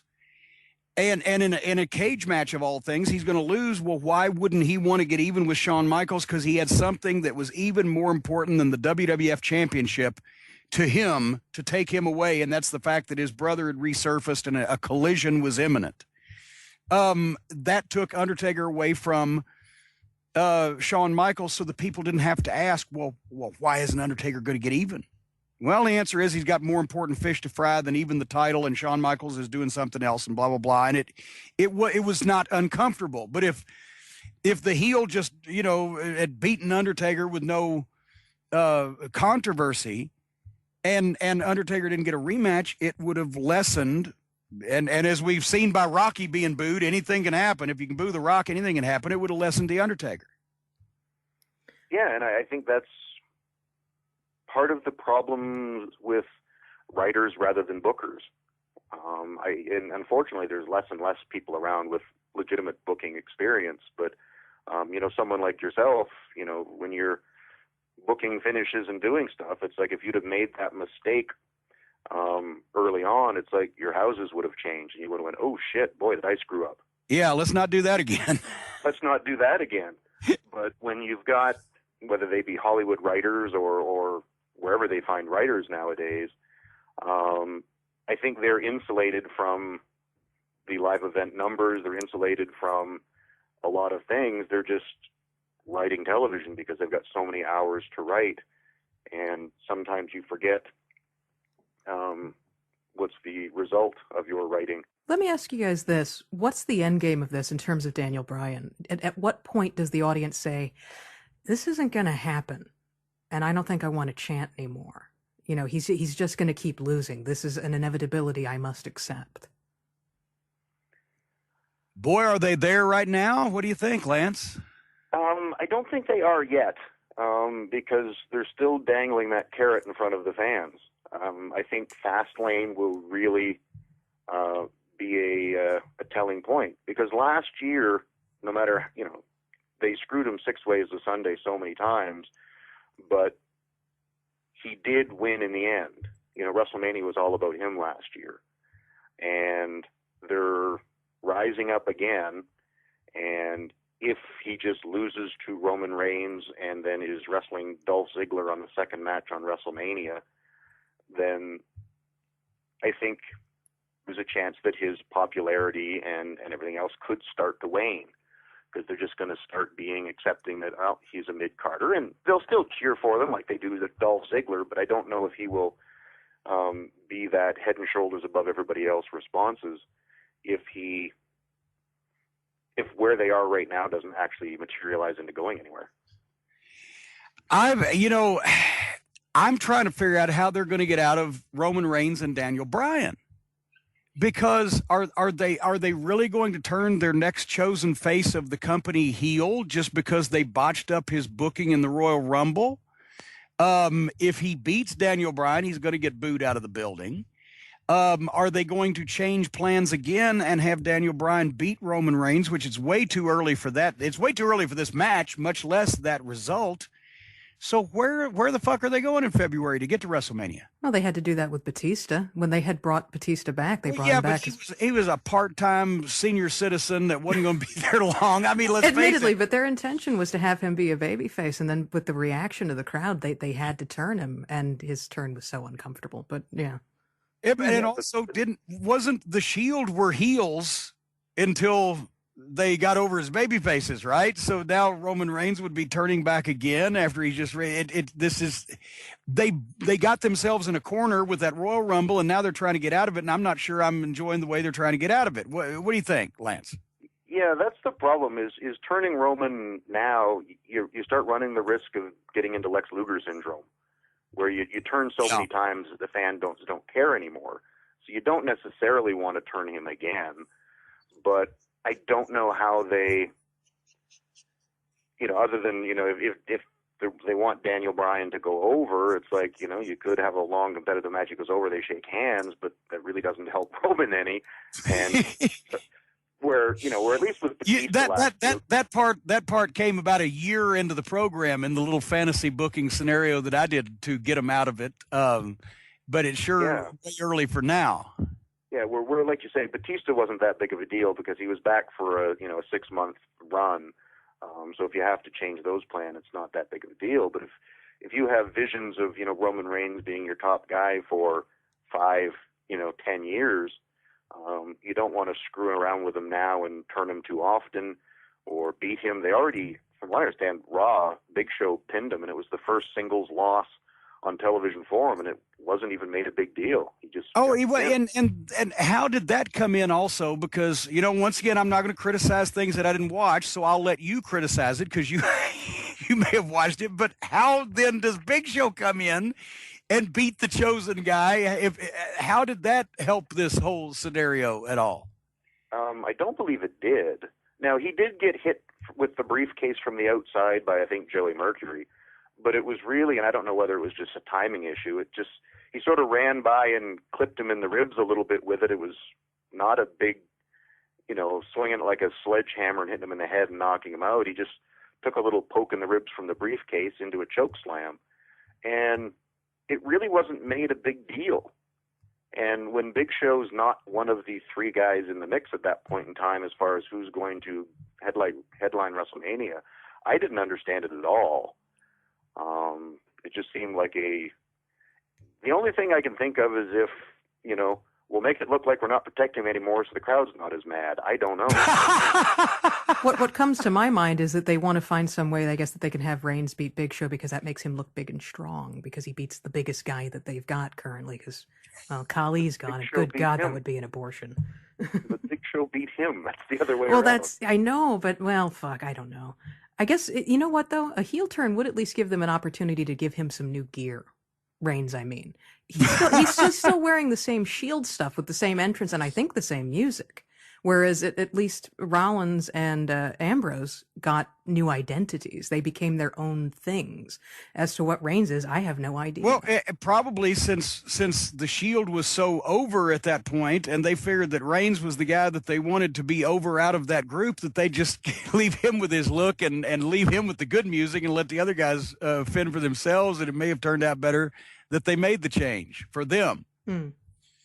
Yeah, I'm assuming that's what they did because I think I might have done that. It's like you've got an over package and you want to push the one guy. It's like, well, we'll let him keep all the stuff that's over, and the other guys will have to fend for themselves. But that's interesting because just sort of viewing it in my sort of amateur fan way, it's like, golly, I guess they couldn't come up with anything new for him, or he doesn't really have an identity of his own, or at least that's how I perceived it. No, see, I perceived it as the entrance through the crowd is over, the Shield gear and look is over, the song is over. Well, let's leave that with the new guy to do stuff with, and the other guys will repackage them. And if it doesn't work out well for them, well, we're protecting the guy we want. And I like Roman Reigns. I think he still has room to improve, as I think everyone does. But he's far from failing at being a successful wrestler, in my opinion. It's just there's backlash in him being number one. And to be honest, he's the newest guy. He's the youngest guy, or the most inexperienced guy in that group. But once again, does that play into some of the backlash because we are down at this point to the most hardcore, knowledgeable fans? WWE has never been one until the past couple of years to fall victim to that because they always had so many more people at their matches. But now as I've said many times, we have fewer people than ever in the past 120 years as fans of professional wrestling, as watching professional wrestling. The few that are now spend more money and know more about the product per capita than at any point in history, but it's still a smaller number. So is WWE now suffering that the people basically recognize, yeah, Seth Rollins was the most tremendous worker of that group, and Dean Ambrose is the quirky personality of that group, but they picked Roman Reigns because he was the best looking of that group. Yeah, I think you're right, and I think also too, just to give them a plug, since we're bearing them so much, they've hit 1 million subscribers now on the network, and back in the day, there was always the internet smart marks or the 5%ers, and it's like, well, if you've got 1 million people subscribing to your network, which is an online service, apparently the online smart marks are a much higher percentage of your audience than ever before. Yeah. And Roman Reigns doesn't have, for lack of a different term, indie cred.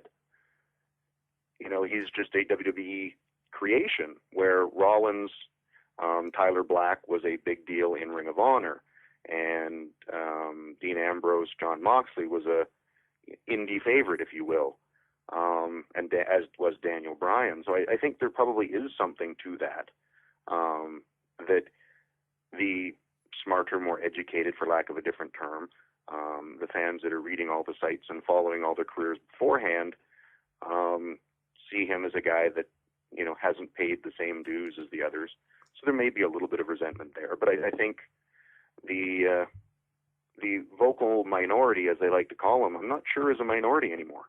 I think it's probably more of a majority than they realize. As Dude Love, or as Mrs. Foley's baby boy, he has been a professional wrestler, a best-selling author, a stand-up comic, a raconteur, which is another word for bullshitter, and he's all around one of the nicest guys in professional wrestling. Our guest today, Mick Foley. Mick, thank you for being on the program. We appreciate it. Hey, thanks, Corny. It's my pleasure. Thanks for inviting me. We've got to talk about so much, but I've mentioned that you're the busiest retired person. When I saw you this past weekend in Newburgh and at the big event and everything, you were telling me you've got so much going on. You're in the middle on the last leg of the Foley Final Four, your last club appearances for this year, probably because you're tired of being on the road. You're on the road now more than you were when you were wrestling. You've got a charity thing going on. You're going to be at LexCon with me this weekend in Lexington at Rupp Arena, Lexington Center. What's going on? Tell us about the genesis of the Foley Final Four tour first. Yeah, well, it was fun. Now it's down to 3. I thought we did capitalize on that. And by the time this goes up I think you're doing another one tonight. We're taping on Wednesday. We go up on Thursday, so it may be down to the final down 2. All right, we're down to it's the finals here. Just 2 shows. One in Cincinnati, and that's tonight, Thursday night, and then the final one. I go to Lexington Comic Con for 3 days with you and DDP, and then that night I drive on to Indianapolis for the last final show of this year. I just, I'm running up and down the roads for 6 years, and and after a while, like, when you kind of lose like the passion for it, and you're trying to put on the best show you can, but something's missing, and it's just time to kind of regroup and maybe come back next year when it's all new again. And in the meantime, That's the thing is I can identify you. You don't lose the passion for the performance, but you lose the passion for the journey to get there and to travel to the next town and being away from home. And I can understand it. Is that kind of what it was? You still enjoy the shows and they're great. Yeah, I enjoy the shows. And it's, it's like when I go back to WWE, if I'm on a show there, I feel like I'm the guest at a dinner. I just show up, and whereas when I do my own shows, like I'm buying the meal, I'm preparing it, I'm serving it, and then I have to clean it all up and do it again the next night. It's not. It's not nearly as difficult as promoting a wrestling show, but it's still my show, and I'm kind of, responsible for who shows up. You know, the way you make some money playing these small clubs is by keeping your costs down. Like if you ever advertised on television or radio or even newspapers, you couldn't make money, and so you do it through social media. And sometimes you buy ads because it goes directly to the people most likely to go, or you're sending out your things on Twitter and Facebook, and so I get tired. You get tired of that, and the morning media drives me crazy because it's just. I know what you've said before we went on. I want to ask you about Hell in a Cell. That's like my Vince Russo. It's the thing you ask about all the time. So, but imagine if the question wasn't even, the question is usually, wake up at 6:30 in the morning to do media. It's usually my alarm clock, and they go, so, comedy, that seems like a stretch. And the worst thing to be on autopilot is you want to, like I said, you want to have that passion, and you want that to extend to the media you do. And when you find yourself on autopilot going, well, it's not really a stretch. We always consider ourselves to be storytellers in the ring. And so I've taken stories from the ring to the page and now onto the stage. And it's just, it's not really comedy, and then I just feel like I'm on autopilot. And that's really one of the things that really wore me down was just morning media, driving, Well, here's the thing is I've had the same problem when I did a comedy club in Poughkeepsie over the weekend, and you don't do stand-up comedy, although your show is uproariously funny. And sometimes you don't even stand up. Sometimes you sit, and I sit too because we're old. But it's sometimes it's not even a one-man show because you might have a host or someone to field questions in the audience with the microphone. It's unique. It's neither animal, vegetable, or mineral. It's an evening with Mick Foley and all your various personalities and some of the great stories, which I've seen a couple, and you've been kind enough to ask me up for a Q&A portion on a couple of them. And I think it's amazing. I couldn't do what you do. Your memory's incredible. You have a great delivery with these stories. But at the same time, it's not, take my wife, please. It's not comedy per se, but it's done in comedy clubs because those are good venues for a guy to get up on stage and tell a story. Yeah, last night, and this is I did the show, a favor of mine for a guy who runs. You can't make this stuff up. I'm in the town of Santa Claus, Indiana, doing the interview in Santa's Lodge. And yesterday I did an appearance at Santa's Candy Castle, which is the oldest themed attraction in the United States. And then I followed up with a show that night at the American Legion Hall. And I did it on a much more friendly cost basis, percentage-wise, for a friend than usually the cost, the percentage would favor me. In this case, it's just, hey, you want to do it 50-50, no guarantee or anything. And it wasn't a great turnout, and it's no offense to the American Legion Hall, but it's not. The funny bones and the improvs are built for performances. You walk out, you're on an elevated stage. The stage kind of fans out, and the audience, is placed in front of you. With low ceiling, it's dark. And everything that a club should be, the American Legion Hall is not. It's got two stories. It's bright light. The tables are fanned out, and the sound system could have been better. And then you go out there, and you try to do your best, and that's. We've all been under less than amicable wrestling conditions, and I think one thing that bonds wrestling and comedy, for lack of a better word, is that you tend to get the best stories from the worst shows. Yeah, you have, even the Cell story. What makes that story work is that it was a disaster as a match.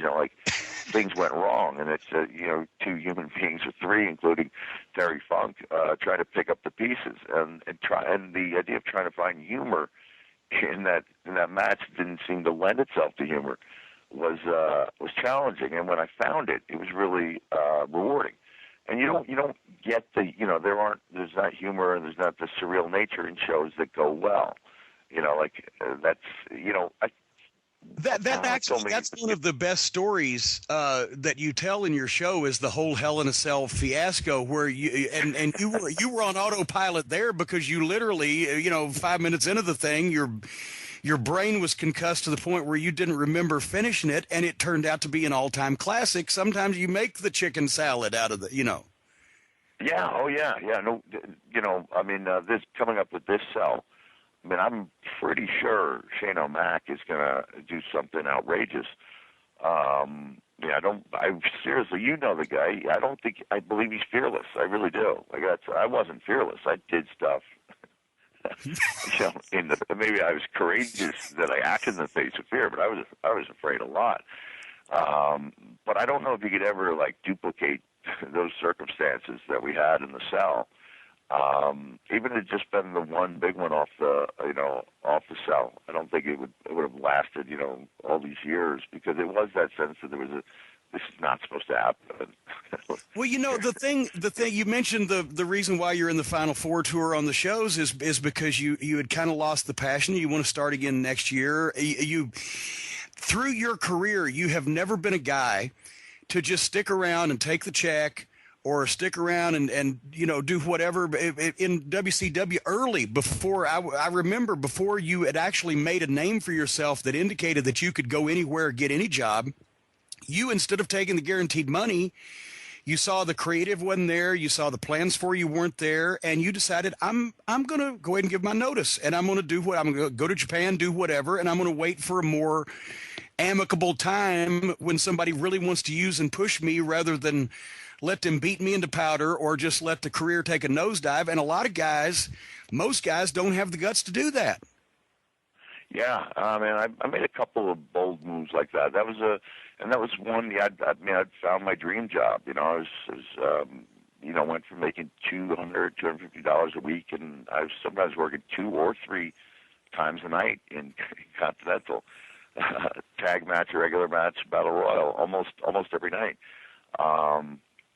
And then all of a sudden I'm in WCW, where I was being treated pretty well. You did some amazing commentary work. I think you and JR kept me alive even when the one-loss record wasn't too good. And then, it turns out it's the best thing that could happen to me, because had I stayed, I probably would have had a nice little run, a babyface turn, and just kind of been in the middle of the pack for a while, lower middle part of the pack, and I would have been pretty happy there for a while. But Ole Anderson was not a Cactus Jack fan. Turned out to be the best person who could have entered my life, because I did leave on my own, and I did go out, and it's difficult to make yourself more valuable as an independent wrestler than when you're working for a national company. You've seen instances where guys have done that, like the Young Bucks have done it, and AJ Styles has done it.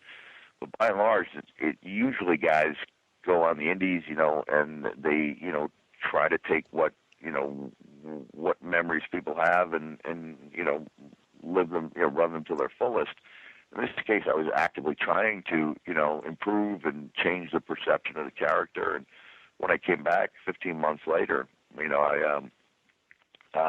I'd had the big matches with Eddie Gilbert, some of which you were at, Jimmy, and had a lot more confidence, and also felt like I could go in there and ask for a little more money. I remember when Magnum asked me for the, he gave me the contract, and it was for that same amount I had wrestled for. And he said, it's really just a carrot. Next year, this could double. And I said, Magnum, you've seen me wrestle. There may not be a next year. That's a good point. He said, I'm going to talk. You've heard about it. And I got a pretty good deal out of it for 3 years. Let's go back and talk. And I know Brian wants to ask you about the Eddie Gilbert matches, because those, I was there for, Can I hit the sweepstakes before we talk about sure. Yes. And your charity sweepstakes. Let's go for that too. Yeah. Yeah, well, that's the same thing. I only have one sweepstakes going at a time. Well, give us the details. All right. Well, this is we've got I think about 5 days left. It ends at midnight on the 15th of March.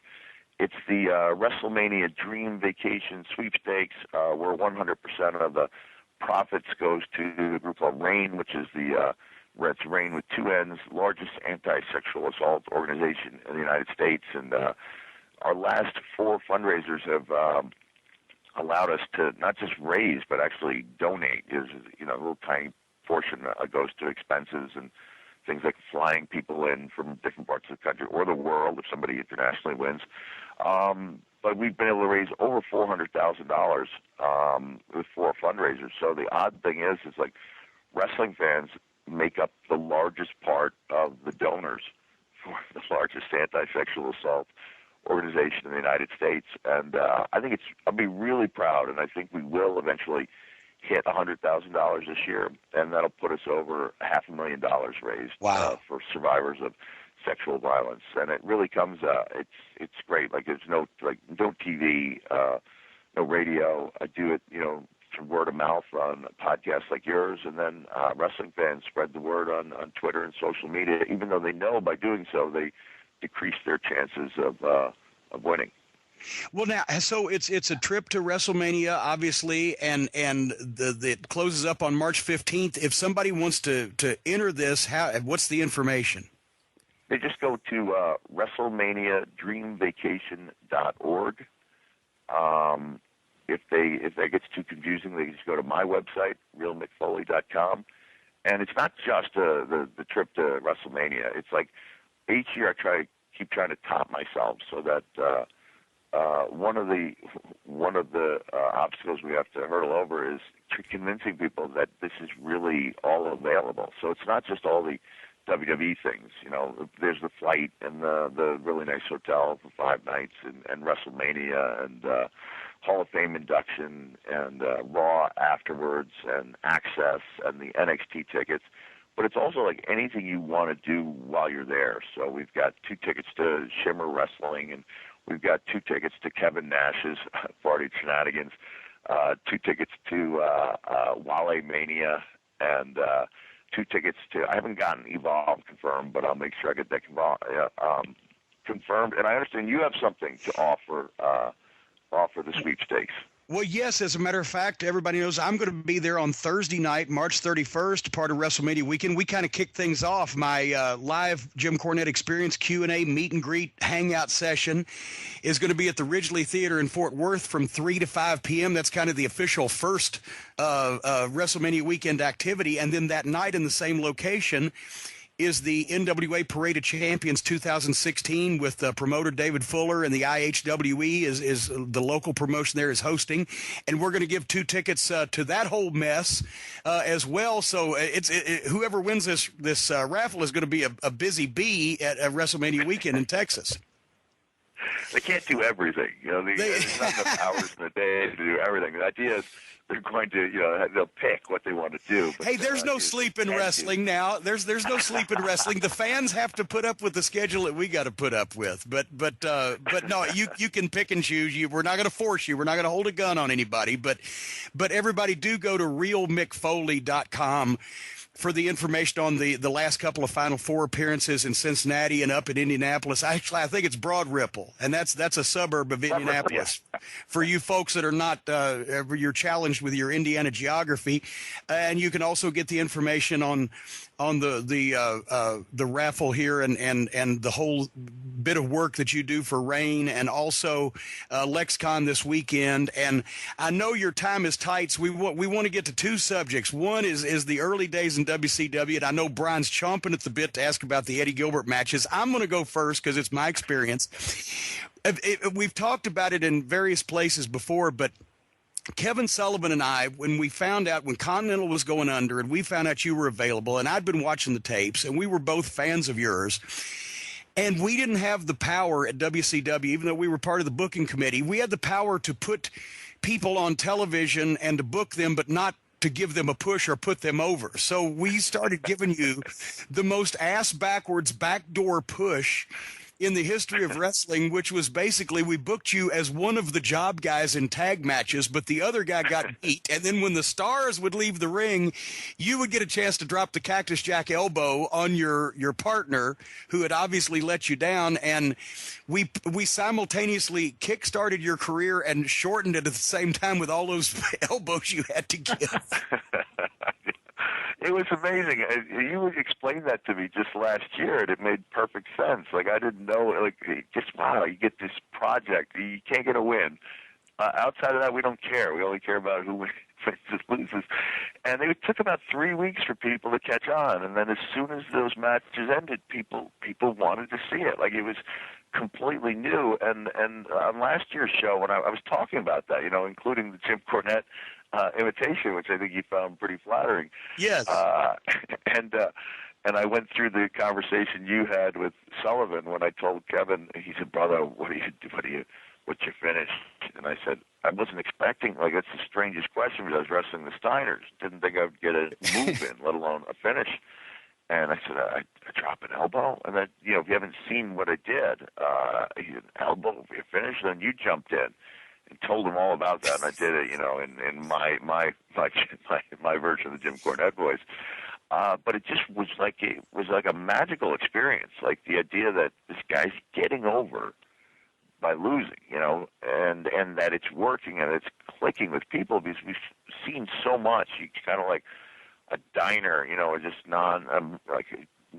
24-hour diner. It's just, absorb, digest, get rid of. And in this case, we had something people were actually holding on to, and I have no doubt. I mean, it was working. And then when we brought it to the Sullivan Slaughterhouse, and then we did start getting a push. People got with it, and they understood when Kevin was. It got to the point where when the stars would finish winning the match, the people would be like, "Okay, hurry up and get out of the ring, so we see what we we would see this shit." and the thing was, it kept weak. Go ahead. Go ahead. You go ahead.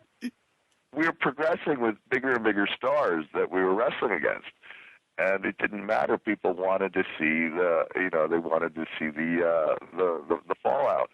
And the big angle was when Mike Rotundo had gone from being one of the varsity club to kind of being in limbo, and they wanted to give him another push and as a babyface, and found a strange way to do it. He teamed up with me, and now instead of turning on a nobody, I was turning on Mike Rotundo.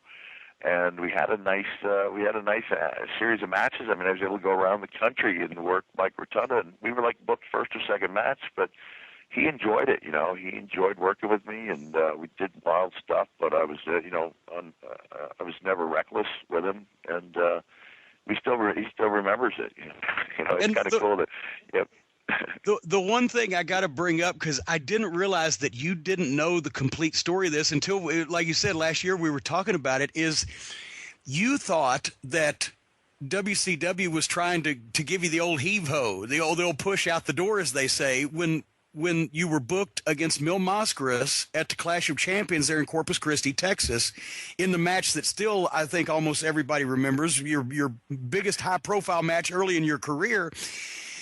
You thought that it was like, oh, they're slagging me off, they're fixing to finish me off. But once again, it was Kevin and I.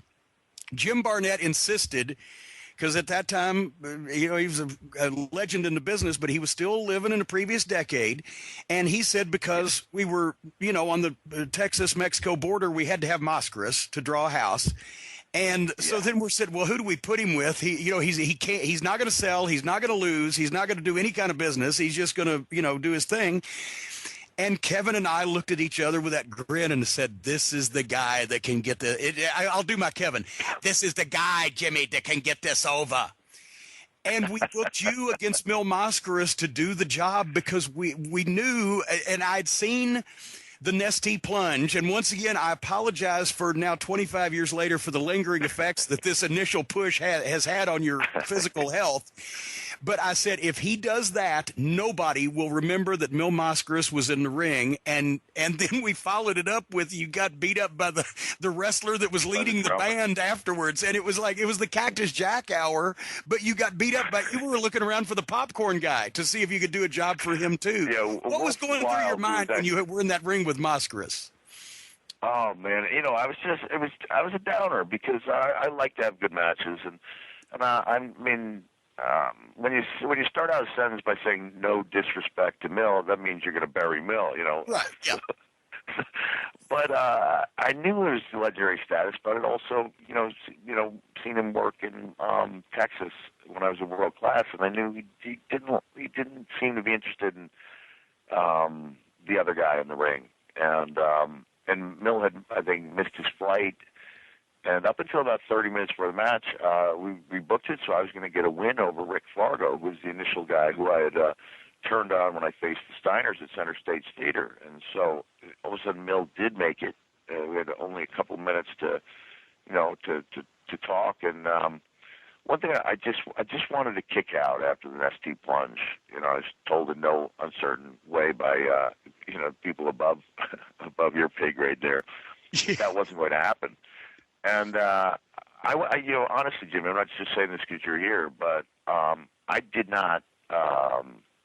I didn't take into consideration just how important a great call was, and I believe it was you and JR calling that thing. Yep. And JR had the famous call with the cell.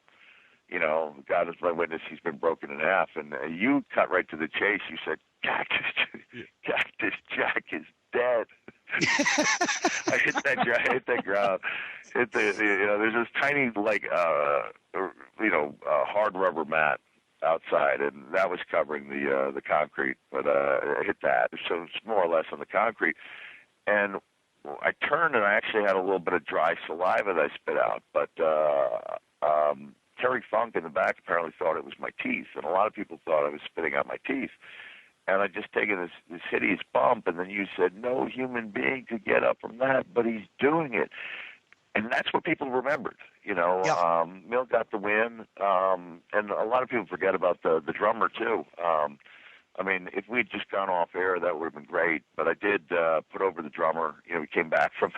Well, see, that was the thing. That was the thing is to get the band, we had to have the drummer do a spot. That had been sent down to us. As all right, after Mil Mascaras beats Cactus Jack, after he survives a bump that no human being can survive, then we'll send him out to fight the drummer in the band. They wanted to. It should have been a pull. They should have been pulled apart. There's no way a drummer. I just, as a wrestling purist of sorts. Well, he was an independent wrestler. They thought they were good. Southern, and but he was a one and off for him. He didn't. It was like, the indie guy just beat Shane O'Mac just destroyed 6 indie guys. But in WCW, the indie guy goes over. Well, that's because they were going to use the guy with the fan, and the indie guy using his drummer name. But Wolf Wild. At the end of the night, Wolf Wild, Joe Blanchard came over, and it was his ring, and he goes, all right, let me have a go at you. I said, I figure if you're going to put over Mascaras and the drummer, you'll put me over, too. But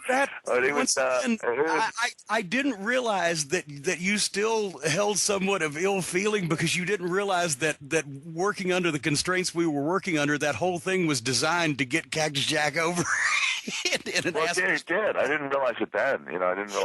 But it's if something stands out in people's minds, that was 1989. It's February of '89. I think 27 years later, people are. 27 years later, people. It can't be 27. It is. Sure is. Whoa. 27 years later, people are still talking about it. And we did something right. I wanted to. I always wanted to have a good match. And I didn't think we'd had a good match, and so that's why I was down. It was Clash of the Champions.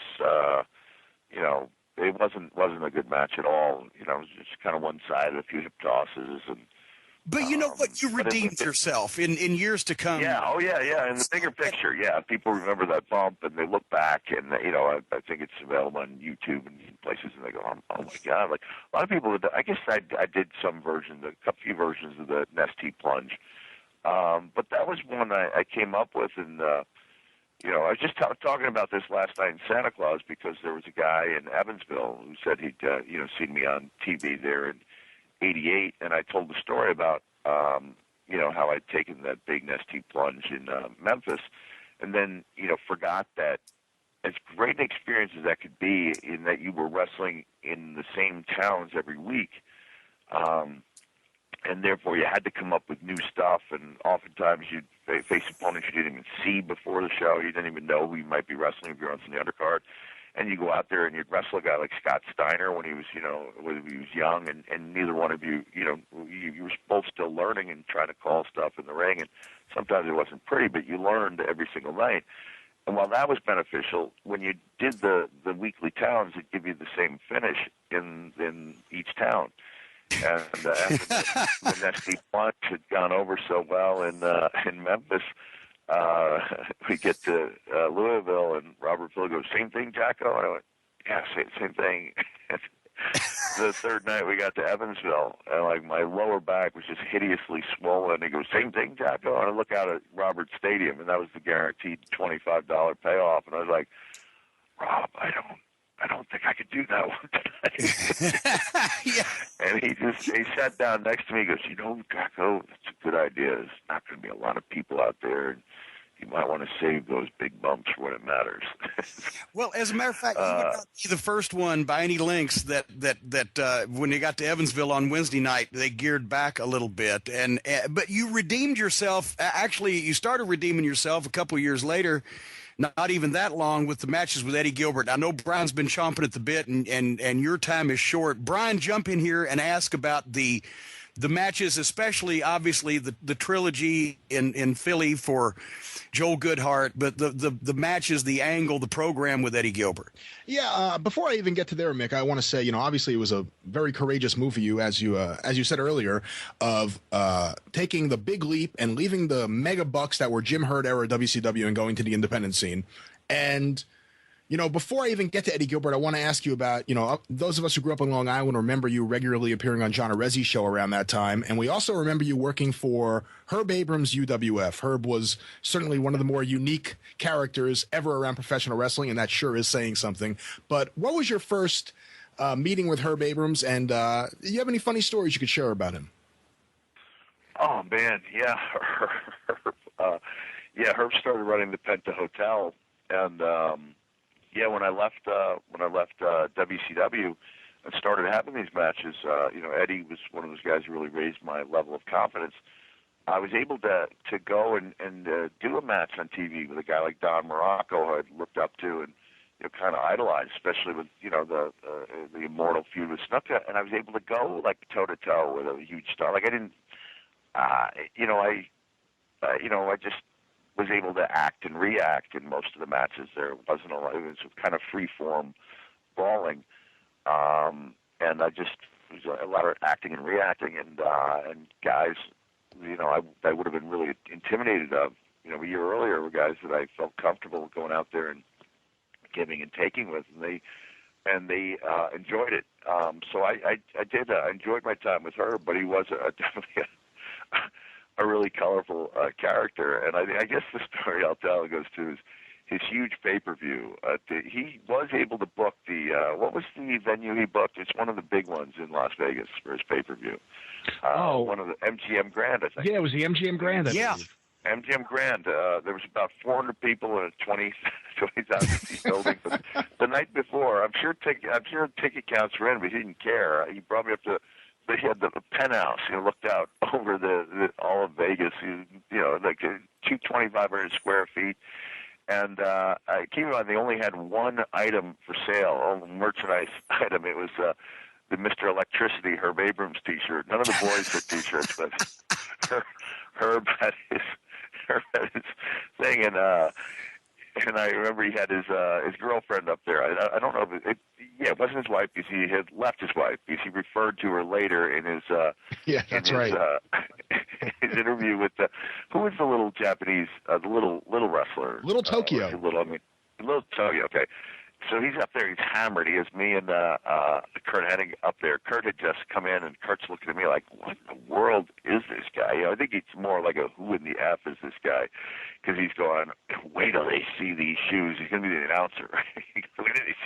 They're going to lose their mind. And he breaks out these ostrich skin cowboy boots, as if, every wrestling fan is just, waiting with bated breath to see what type of footwear the commentator is going to bring him. Meanwhile, he's got all these like bruises all over his face because he's been wrestling around the penthouse with somebody. I can't remember. We get to the show the next night, and they run the Mr. Electricity Herb Baber. Oh, I asked his girlfriend. I said, why do they call him Mr. Electricity? She goes, because when he plugs it in, he really turns me on. These are some strange people. The next night he shows up hammered for his own show to do commentary. He's just bleary-eyed, and I remember him interviewing Little Tokyo after Tokyo had won the prestigious World Midgets Championship, and he goes, Little Tokyo, maybe you celebrate with some sake. And Tokyo goes, how do you know sake? And he goes, I was married to a chap once.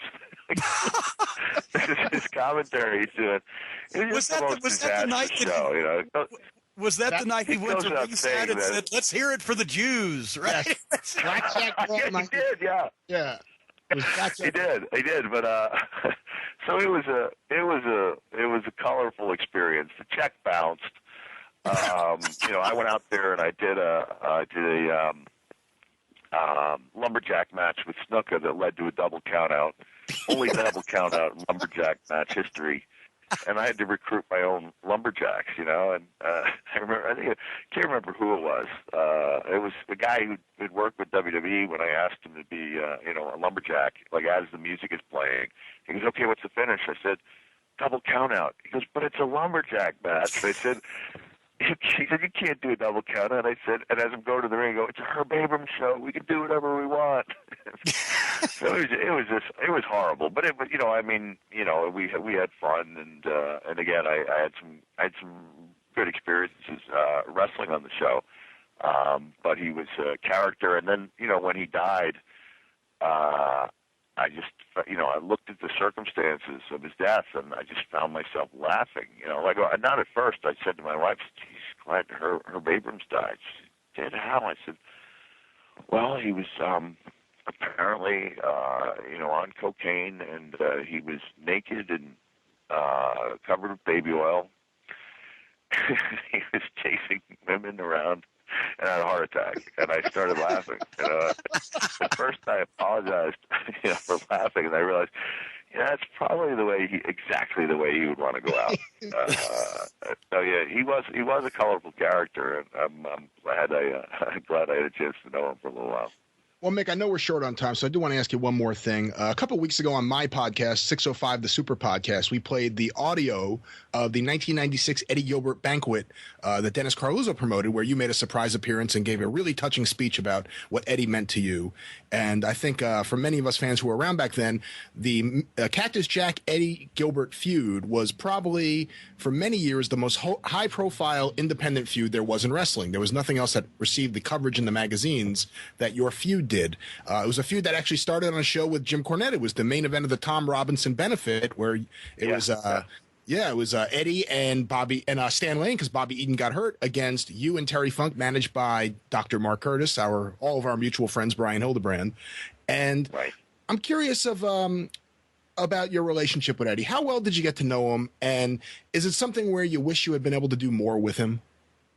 Oh yeah, I do. I do wish I'd been able to do more. I met Eddie when he was booking Mid-South, I think right after they changed name to UWF, and the oil business on which the Mid-South territory ran, the economy ran, had taken a big hit, and but yet Bill Watts had such a strong he had such a strong network of stations across the country, and so he started branching out to some of those other areas that weren't in the traditional Mid-South territory. And so they hit like West Virginia and Ohio, a little bit of Western Pennsylvania, where I was training with Dominic DeNucci, and and it was Eddie and Missy Hyatt and gentleman Chris Adams, Terry Taylor. That's where I met Terry Taylor. That's where I met Buddy Roberts. Where I met Michael Hayes, and I was having these matches with Shane Douglas, and guys were really impressed. People at the time, they rightfully saw Shane as like the future star, but Eddie really encouraged me. Like they saw something in me. Thought that after I graduated college, that I might have a I was going to graduate college in '87. That I might have a chance at a little run. And I think by that time, Eddie was no longer in control of or had the book in Mid-South. But he always liked me, and till his dying day, he called me Mickey. One of the few people still adding the EY out of outside of high school people. And we had a good match in WCW. He was always, he felt like an older brother to me. He really did. And after, it was clear that we had some chemistry in WCW. Eddie left about the same time I did. Wasn't happy with his run. And Jimmy, he was a guy that really he liked to give people his best. He wasn't comfortable in that role where he was just a hand, and he, when he did what was asked of him, but he knew he was capable of so much more. And so he went to Memphis, and he also did Joel Goodhart's shows, Tri-State Wrestling. We had the match, as you mentioned, in the main event of the Tom Robinson benefit show, which was a huge show. It was Bensalem, Pennsylvania. And then Joel put us together one night for Tri-State, and the chemistry was there.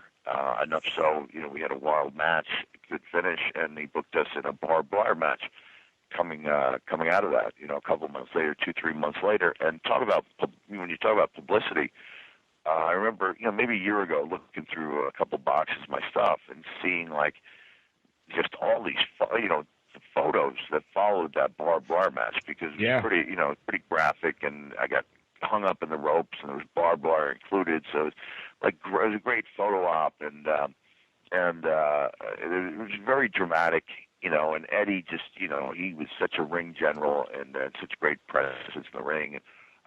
In me, he had a guy that was, the chemistry was there. I was a lot bigger than Eddie, but it was very believable. The selling was really good. I was really kind of coming into my own and gaining confidence, and we were getting a lot of attention, from all over the wrestling world with these matches. And I just looked back and I said, wow, magazine after magazine, far more attention than I'd gotten in my 6 months in WCW. And I think without those matches with Eddie, I don't think I would have gotten that second chance with WCW, where I did get to come in and have a nice 3-year run. And we capped it off with that 2 out of 3 falls match in Philadelphia. But now really it wasn't really 2 out of 3 falls. It was 2 out of 3 matches, because I remember being there that night. And once again, Joel Goodhart, he sold the place out. This is 25 years ago, and the house was $40-something thousand. Of course, he went out of business soon thereafter. Like many independent promoters, he went out of business selling out. I don't know how that works, but it was 2 out of 3 matches. What were it was spread out through the night. Spread out through the night. Middle and end. Stretcher match, or it's false count anywhere match, followed by a stretcher match, followed by a cage match. And the stretcher match, I believe, is the one where Eddie hit me with a wine cooler bottle. Yes. And it was, a classic moment. A guy named Scott Goldstein was able to capture it, at the moment of impact. It's quite a photo. But now here's the problem. They didn't bake it first, did they? It was actually just they won. No. I felt like that was cheating. I heard there was there was a process, but I wasn't interested in that at the time. And if you look at that moment, it's, Eddie dumps the garbage can on me, and some of the garbage comes out, and you just think, I think every heel or babyface dude should look at how he works that bottle. He finds it. He looks at it, he looks around the audience, he points to it, and he just, made it really clear that he intended to hit me over the head with that thing. And so when he, it was, 3/4 presentation, 1/4 follow through. Like, the presentation was more important than the actual action. And I think anybody could learn. I mean, I learned so much, really so much from Eddie. And when we both got a call to go back to WCW, I went, and Eddie turned it down because he didn't want to do less than he was capable of, and he told me he didn't want to tarnish the legacy of those matches. But no doubt he got the call back and he decided not to go. Well, I think that like you said, the presentation rather than the execution, you could see, because Eddie was coming from Tennessee and his father Tommy was such a great wrestler for so long, but Eddie took it to a new level in that his psychology, both he studied the business, he was a good booker, he was a good wrestler, he'd been in it like 11, 12 years at that point since he turned 18 and got out of high school. And he had such a vision of what wrestling should be that I think that I can identify in terms of, wanting to do your thing rather than necessarily wanting to have the bigger platform where you can't do your shit. Yeah. And sometimes and you, like we said, you did so well because you knew that your timing was good. You said, I can get a little run here and then be forgotten, or I can go away and come back at a more opportune time when I've got a little bit more, my name has more cachet in the industry, as they say, and be able to call a few more of your own shots. I think that's what probably Eddie was trying to do, and unfortunately he just didn't live long enough after that to really get to do it. Yeah. I just always respected him. Thought he was great. Was proud of the fact that he was kind of an Eddie Gilbert guy. I wish I'd said I got plenty of regrets, but a few of them. Hold on, let me just turn this phone off, guys. How dare he interrupt the Jim Cornette experience? Is it Vince again? Vince calling begging? I kid. I'm sorry. Go ahead. I wish I had written the foreword to Lou Thesz's autobiography. In retrospect, it shouldn't matter what Lou thought, about the current state of the business. But I was asked to do that. I absolutely should have done that, and I really should have. I wish I'd wrestled on Eddie's memorial show in '96. Really wish I had. I mean, I did go to the luncheon, which was a surprise thing. I just found out that I'd be going to WWE or would be starting. I think just a few days after that luncheon. But I wish I'd wrestled Doug. And that would have been the right thing to do, and I didn't do it. I've always regretted that. But then I think Doug knows how highly I think of Eddie and the whole Gilbert family. And you know what? I'm gonna get a Gilbert family T-shirt from Pro Wrestling Tees to demonstrate that. Well, listen, Cactus, we appreciate it, and I've got to ask you one more thing. We know your time is tight. You got to head to Columbus, but one more time, real quickly, realmickfoley.com is where everybody can go to find out everything that you're doing. You're going to be in Cincinnati tonight as we speak, Thursday, March 10th, correct? Right. Brian, you're my brain out there. Thursday, March 10th in Cincinnati. Sunday night, March 13th in Broad Ripple outside of Indianapolis. You're going to be at LexCon with me, DDP. The Rock and Roll Express are going to be there Friday night and Saturday morning. That's in Lexington, Kentucky this weekend. The charity raffle for RAINN, RAINN, which is a trip to WrestleMania and also all kinds of activities while you're there. My God, follow you on Twitter. What's your Twitter handle? Keep it real. Facebook.com. Keep it real. Foley, Real Mick Foley on Twitter. And realmickfoley.com. And I've had a few comments from people going, I'm already going to WrestleMania. It's like, enter anyway. It's $10. All goes to a good cause. And if you win, you get to do, I guarantee our seats for Mania are better than yours. Our tickets to Hall of Fame are better than yours. I don't have NXT tickets, and you're probably not booked for the Jim Cornette experience yet. So, let alone the Kevin Nash party at Shenanigans. So I hope people will take a chance and help us reach that goal of $100,000. And you've got to come back on here after you get off the road, finish the Foley Final Four, and get some time to rest. You got to come back on here because we've only scratched the surface, and we can tell all kinds more stories. And also, I'm going to ask you as a personal favor to at one point do The podcast that Brian does also, it's called 605 The Super Podcast, because he has a weekly segment. It's a Dennis Coralluzzo story of the week, and I know you've got some. and that vein is so rich in that mine that it can go on forever. And we are all contributing, but Dennis was somebody special to all of us. But you're somebody special to a lot of people, and we appreciate you being on the show this week and in the middle of your hecticness. Hey, you got it. Thanks, Jimmy. Thanks for having me on. Have a nice day. And for those of you who have not seen this, go out of your way, as they say, to fucking find this. And Combat Zone Wrestling is that garbage wrestling promotion up in New Jersey. And they're the ones that years ago, Zandig doesn't have anything to do with it anymore. Some other sucker bought that thing.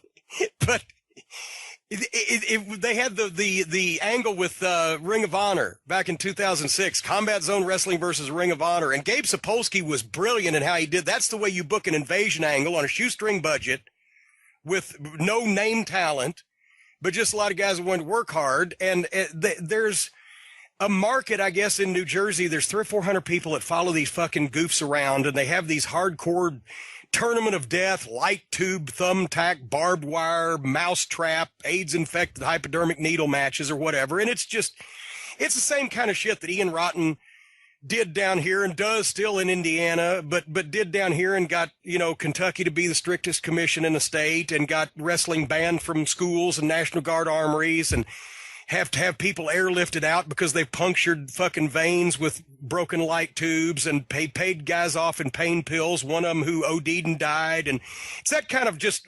scum-sucking, bottom-feeding, no-talent, horseshit wrestlers that have to do that kind of shit because they can't do anything else. They have no talent, and they're very stupid, by the way, did I mention? They're very stupid. Sound like Donald Trump now, but they are. So this fucking and it was easy for me in the CZW Ring of Honor feud. I obviously was on the Ring of Honor side, and the reason why people believed that, and it drew houses for Ring of Honor at the time, because people were into it, because it was believable, because I could go out there and cut my promos where I said that these guys were one step below the jizz mopper at the porn store, and I meant it, because they were. Because who does that kind of shit in front of 200 people for $25 fucking dollars or whatever? Anyway, maim yourself and kill yourself. Anyway, this fucking idiot Zandig gets on top of a building. They have to have these shows out on somebody's farm or out in a field somewhere. They don't even go to real buildings because, nobody would have this kind of shit go on. So they go to somebody's property and they, I guess, circle a bunch of cars, and they maybe have a ring, although they don't really need the ring because they don't use most of it. And this fucking idiot goes up to the top of some shed. It looked like it was 30 feet in the air, and picks this other goofy motherfucker up that had to be even stupider than Zandig was to go along with this. And he jumps off, and they both go through the roof of a fucking car. And was it on fire at the time? There was a fire burning somewhere. It was, yeah. But anyway, there was a guy spraying the fire with lighter fluid. So whatever the fuck, and there's 27 people there, and I'm sure they got paid in fucking ding dongs and pain pills, and that's the kind of shit that really hurts wrestling. But next to Ricochet and Will Ospreay, I will say this right now for the record, are goddamn Luthez and Carl Gotch next to this Combat Zone Wrestling horseshit. And I sincerely hope one of you motherfuckers, I'm going to be in New Jersey this weekend, you Combat Zone Wrestling hardcore fucks, and I'm on steroids. I'm probably tougher than any of you are anyway, because you're a bunch of fucking asshole shitheads that make a goddamn joke out of the business. Come and try to change my mind that you're all a bunch of fucking numbnuts. You ought to be put away in a rubber room at the Puzzle Factory, because you're goddamn stupid, and it's just embarrassing to do. And that's why wrestling gets banned from schools. And when we were trying to book Ring of Honor, when Sinclair Broadcasting, a giant billion-dollar company, we couldn't get in schools because they'd had shit like that go on, and they didn't want to be associated with wrestling. High schools and college gyms used to be the backbone of wrestling, especially spot shows. That's the kind of shit that makes people see it on the internet. It's like the guy doing spots with his dick. And they say, we don't want to have anything to do with that. Who is it in any company right now? Who are you a fan of their work, who do you like to watch for enjoyment? Well, the New Japan guys that I enjoy, I think the sleeper guy there, there's a lot of really good talents. I mean, Tanahashi is hurt right now, but he's really good. Okada is 28 years old, and he would be the face of my franchise if I was the booker there. Age, skill set, he's really, really good. Got a great look, and a super polite kid. Really a big fan. I really enjoyed meeting him when I went over there to broadcast Wrestle Kingdom 9. So he's really, really good. I like AJ Styles. I think AJ Styles right now may be the best worker to come through WWE since Shawn Michaels was in the locker room. I really love AJ's work and his mindset, and he's the kind of guy that, as a former booker, you and I could both say you're never going to have any problems with AJ. He's not going to drink. He's not going to be a druggie. He's not going to do anything stupid. If he did, I'd be shocked. He's a family man, fundamentally, so he can work with anybody. He could be a great heel. He can be a great babyface. How do you get better than that? So I think AJ Styles is the WWE's top guy right now as far as in-ring skills, and I love his work. I think one of the underrated guys that I kind of like, Corny, is, and I just started really tuning into him because I wasn't crazy about his work in TNA, is Jay Lethal. I think Jay Lethal's a really, really good wrestler. I think he's a good hand. If I had a territory, I could sure as hell find a spot for Jay Lethal. Well, I'll tell you, I'm glad you mentioned his name, because for a while, and I'll say this, and it's not a knock on the company, for a while, Ring of Honor had pretty much a lock on everybody that I enjoyed watching as a fan. And now it's spread out a little bit, and that's not knocking them. That's just saying there's some great talent that's come up. We talked about Alpha and Revival. I like them, obviously, but Jay Lethal, I'm proud to say I had a pretty big hand in signing to come to Ring of Honor originally back in 2011, I believe it was, because I'd worked with him in TNA, and I saw not only is he a great in-ring performer, and he can talk, and he looks good, and he can work, but he's the kind of guy that you want in your locker room as an employee. He's the kind of guy that does PR appearances with sponsors and always has a smile on his face and it gets there on time. And he's not going to do anything stupid outside the ring. He doesn't have any bad habits. He's the guy that you want to build around. There were other people at the time that the fans may have wanted to see a little bit more, but you couldn't say the same things about them as far as being model employees. I've been a huge fan of Adam Coles, who I think is just tremendously talented and has been since he was like 19 years old, which was maybe all of 5 or 6 years ago. Maybe. I don't even know if he's that old now. I've always said the Briscoes were one of my favorite tag teams, but go ahead. Jay Lethal and Jay Briscoe have a match in the main event this Friday night. I don't know when this airs, but on Friday night, the Ring of Honor pay-per-view, and I'm going to buy the pay-per-view because I'm invested in the FITE, F-I-T-E TV app, and we carry the pay-per-view. I want to support my app, obviously, because it's a free app, by the way, folks, FITE. But nonetheless, I think it'll be a hell of a wrestling match. I think it'll be a lot of old school stuff. I think the guys will sell. I think they'll isolate a body part. I think they'll tell a story that I can easily follow and process. So I think that's going to be a hell of a match. And those are the two kind of guys. They're hungry guys. They're at the top of their game. I love the fact that guys that some people may have said, well, you guys are never going to headline a pay-per-view. And now I just expect those two guys to tear the damn house down. I think they will. Every time they go out with that intention. And with the Briscoes, sometimes it's been to the detriment of their bodies, at least their faces. Although I tell Jay and Mark this both to their face. I don't know if you could do much more damage to either one of those faces. They look like a mile of bad country road, but it's because they've given their all since they were teenagers to the business. Yeah. And there's another guy that used to be in Ring of Honor, and I mentioned Dolph Ziggler, by the way, on your show, and I'm a fan of his. I think he's the second coming of Kurt Hennig. I think sometimes he's been put in a position where he has to try a little bit too hard because of his lack of booking support. He's many times stumbled over bad booking in the dark.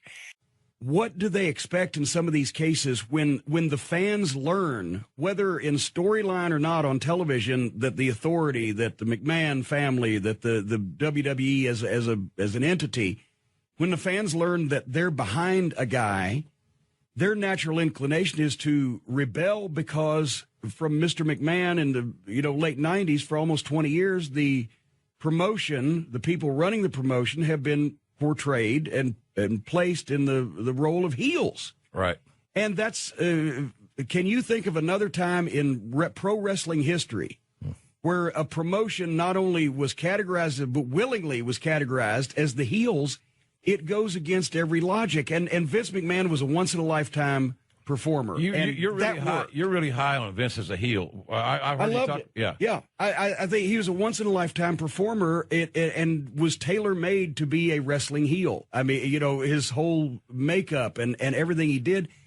But once you've done that, nobody can follow it. And after 18 years or whatever it is, it starts to get a little old. Yeah. And I think there's a reason now that they're finding out why every wrestling promoter in every territory and every company always wanted themselves and their company to be portrayed as fair, as honest, as baby faces, as fan-friendly, trying to help the baby faces get a fair shot, not help them partisanly, but try to help them get a fair shot against those evil heels, because the heat went on the heels.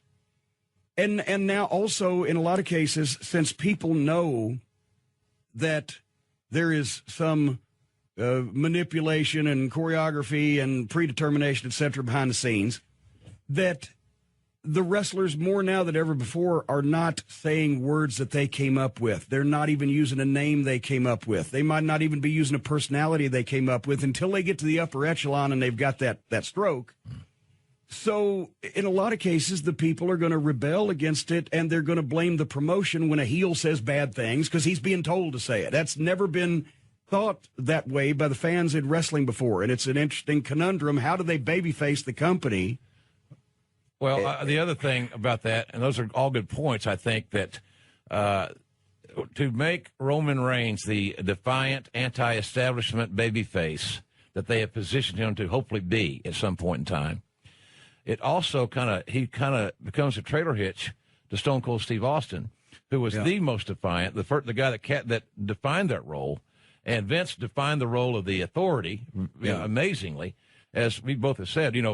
Vince waited all his life to be able to have the opportunity and the right timing, the right creative to be a wrestling character. Dr. Jerry Graham finally came out in him in his later years. And hey, look, here's the deal. I waited years to be I wanted to be a broadcaster. I live my dream, and I don't have an issue with Vince being a heel.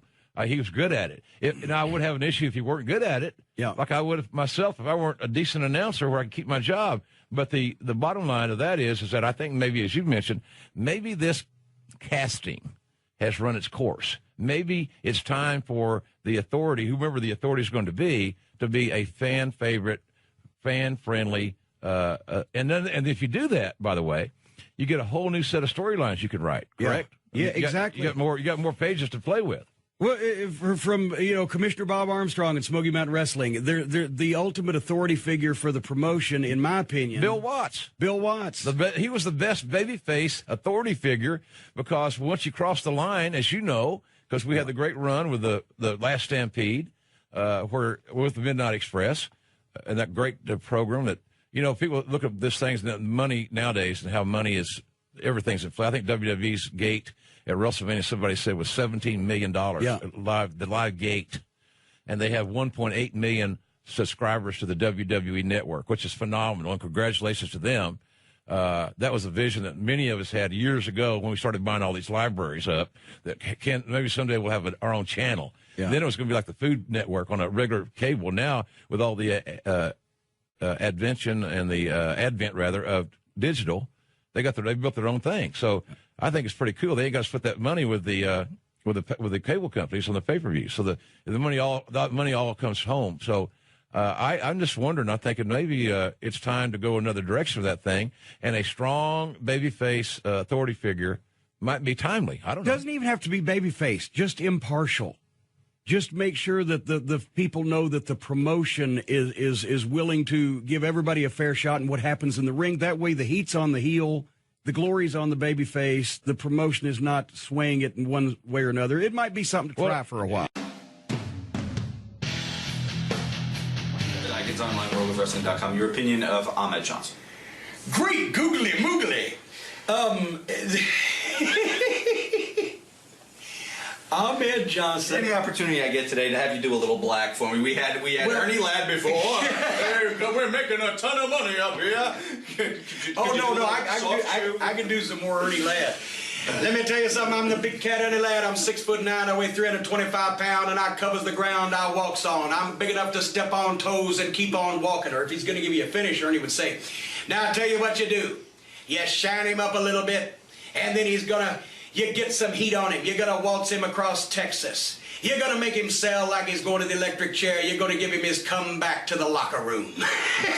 Or he told Darso one time, "Fat Darso, come over here, sit under the learning tree." Ernie was fucking great. Ernie was a classic interview of all time. Ahmed Johnson, so much less so. Ahmed was a great big looking guy. It was kind of stiff in the ring, but you could not understand a word that came out of his mouth. And some way or another, I don't know where it came from. I think it was a commercial or whatever. That's why I said that.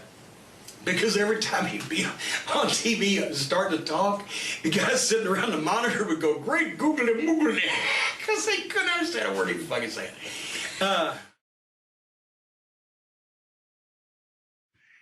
I believe in 1975, Bobby Heenan was managing Nick Bockwinkel in an AWA title match against Vern Gagne, and they did some kind of false finish where Bobby was involved, and some guy up in the stands jumped up and pulled out a gun and apparently used the guy's shoulder in front of him as like a gun rest to steady it. And all of a sudden the guy feels a hand on his shoulder and suddenly a gun goes off. They permanently damaged the guy's hearing. The guy fired 5 shots and hit like 5 different people at ringside. And Bobby dove under the ring and fucking, chaos. And the guy got away. They never caught him. So it's happened. I mean, Don Bass used to tell me stories how when Maul Bass was managing him and Ron as a brother team back in like the Boot Heel of Missouri and shit like that, they used to get shot at when they try to leave town for some of the spot shows. But anyway, the incident in New Orleans was after they had blinded Dog with the Freebird hair cream, of course, and they couldn't prove that it was intentional. Hayes claimed it was an accident. Mid-South was investigating. Dog was blinded, and Watts paid him. He gave him a check for $500 a week, and the fans were sending him in money because he cut the promo that he couldn't. He was about to have his daughter, and he'd never see her because he'd been blinded. So the fans were sending in like another $500 or so a week as contributions to Dog, and that was basically for Dog to stay in his apartment, not go outside, so people couldn't see that he could see. And then they bring him to New Orleans to shoot the angle where they're going to the Superdome with him and Hayes in the dog collar match, where he didn't have to be able to see because he was chained neck to neck with the fucking Hayes, and he'd be able to smell him, and he couldn't get away from him, blah, blah, blah. So they've got Dog in the corner of the baby faces that night, apparently that, we're going to fight the fucking Freebirds in his, and defend his honor, and they wipe out the baby faces, and there's Dog sitting there in the chair at ringside in New Orleans. And if you ever went to a Mid-South show there, they had bicycle rack barricades that were at least 12 to 15 feet out from the ring that said New Orleans Police Barricade, do not cross, because they had so many riots and problems. Tony Zane, as an underneath job guy, went out to be part of a pull apart one night and got stabbed by one of the fans hitting the ring. They'd had so many problems, they put these bicycle racks way far out and had that police barricade do not cross sign on them. Well, anyway, Michael Hayes, the master pantomimist, there's Gordy and there's Roberts and there's Hayes in the ring, and Hayes looks down and points at the junkyard Dog. And the people are going crazy because Dog's sitting there with his cane and his goggles, his Ray Charles glasses, and turning his head to one side and the other like he hears the people, but what's the matter? Right? I don't know what's wrong. And they're going to get the Dog, and this guy comes over the rail and gets right next to Dog and pulls a fucking pistol out of his pocket and says, "Don't worry, Dog, I got him," and points the gun straight at the Freebirds. And Dog told me the story himself. Personally, he said he was conflicted as to what to do because he could disarm the guy right there and save the Freebirds' lives, but then he would have showed the people that he could see. And if he showed the people he could see, then Bill Watts would kill him. So just as it was like the old your money or your life to Jack Benny, I'm thinking, as the dog took the beat to think about it, the cops were there and tackled the motherfucker just in time, and the Freebirds didn't get shot. But that was the level of belief that they had, because not only of these guys' performances, but also because of the way that it was presented by the promotion, because of the way that the matches were conducted at the time. You could lose yourself and believe that to the extent that you wanted to kill these motherfuckers. And whether it be Ron Wright or the Freebirds or Nick Bockwinkel and Bobby Heenan or whoever the fuck, it was not by any means isolated incidents. This goddamn inconsiderate Weezer. I was going down to do Burt Prentice's TV show, and me and Scott Hudson doing commentary, right? Well, Burt calls me one day and says, well, Jim, they're starting that TNA thing up, because he does it in Nashville, They're starting that TNA thing up, and the TNA announcers are going to be here at TV. They want to do some practice. Well, I thought he was asking me to step back. I said, oh, sure, Burt, no problem. That's your main gig. I'm just doing this for a lark, so, I'll stay home. No. Burt, excuse me, I want you to do my TV. I just want you to know they're going to be in the back of the building practicing. Why are you telling me that? Well, one of them's Ed Ferrara. I said, oh, well, Burt, I'm going to have to fucking punch Ed Ferrara. He said, well, I knew there was heat, and I'm wondering if you could not fucking beat him up, because, I said, all right, Burt, I love you. You're great. Been nice to me. That's your main gig. I won't hit him. But we go down there. Now, I never promised him that I wouldn't tell Ed Ferrara what I thought of him. And I don't think very fucking much of him. For one thing, he was sucking Vince Russo's cock all those goddamn years. He fucked Vince McMahon. Well, he didn't really fuck Vince McMahon. He just left with the guy that fucked Vince McMahon. But also, he's a goddamn embarrassment to the fucking business. And besides that, the main thing was Jim Ross. So we're there, and about 40 guys in the back, and I'm Dusty Rhodes. I hadn't seen in ages. Talking to Dusty, hugged his neck. Talking to Ronnie Gossett's there, and just a bunch of people I know. And in walks this fucking lame-ass goddamn prick with fucking dreadlocks. He looked like a white Bob Marley with a big fucking sand ass. One of those fucking things you punch and they kind of bobble, big. And if I can talk about a big ass, it's big. and I saw him, and I was like, fuck. And he looks at me and he smiles. Last time I'd seen him was when I was in Connecticut and we were all writing together, Actually, he was carrying Vince Russo's papers. Vince Russo was attempting to write, and I was attempting not to fucking cut my throat being around Vince Russo. So he comes up to me with his fucking hand out. So I walked up to him and I said, hi, Ed. And this is not verbatim because I said a lot of words real quick. But I said, I just want to tell you what a fucking miserable fucking piece of shit you are, you goddamn no good cocksucker, for fucking making fun of Jim Ross's Bell's palsy. Now I will digress here. Here's a fucking guy who's given 30 years of his life to the business, Jim Ross, who is the best announcer, maybe asterisk Gordon Soley, but who's the best announcer now of modern times, who is a workaholic, who gives his life to the business, who loves the business, and here this little fucking prick comes along from writing Duckman or whatever the fuck he did in California and took 2 wrestling classes at Slammer's Wrestling Gym and thinks he deserves a goddamn spot in the wrestling business and goes on national television and makes fun of a guy's he wasn't doing fat jokes. He wasn't doing goddamn bad hair jokes.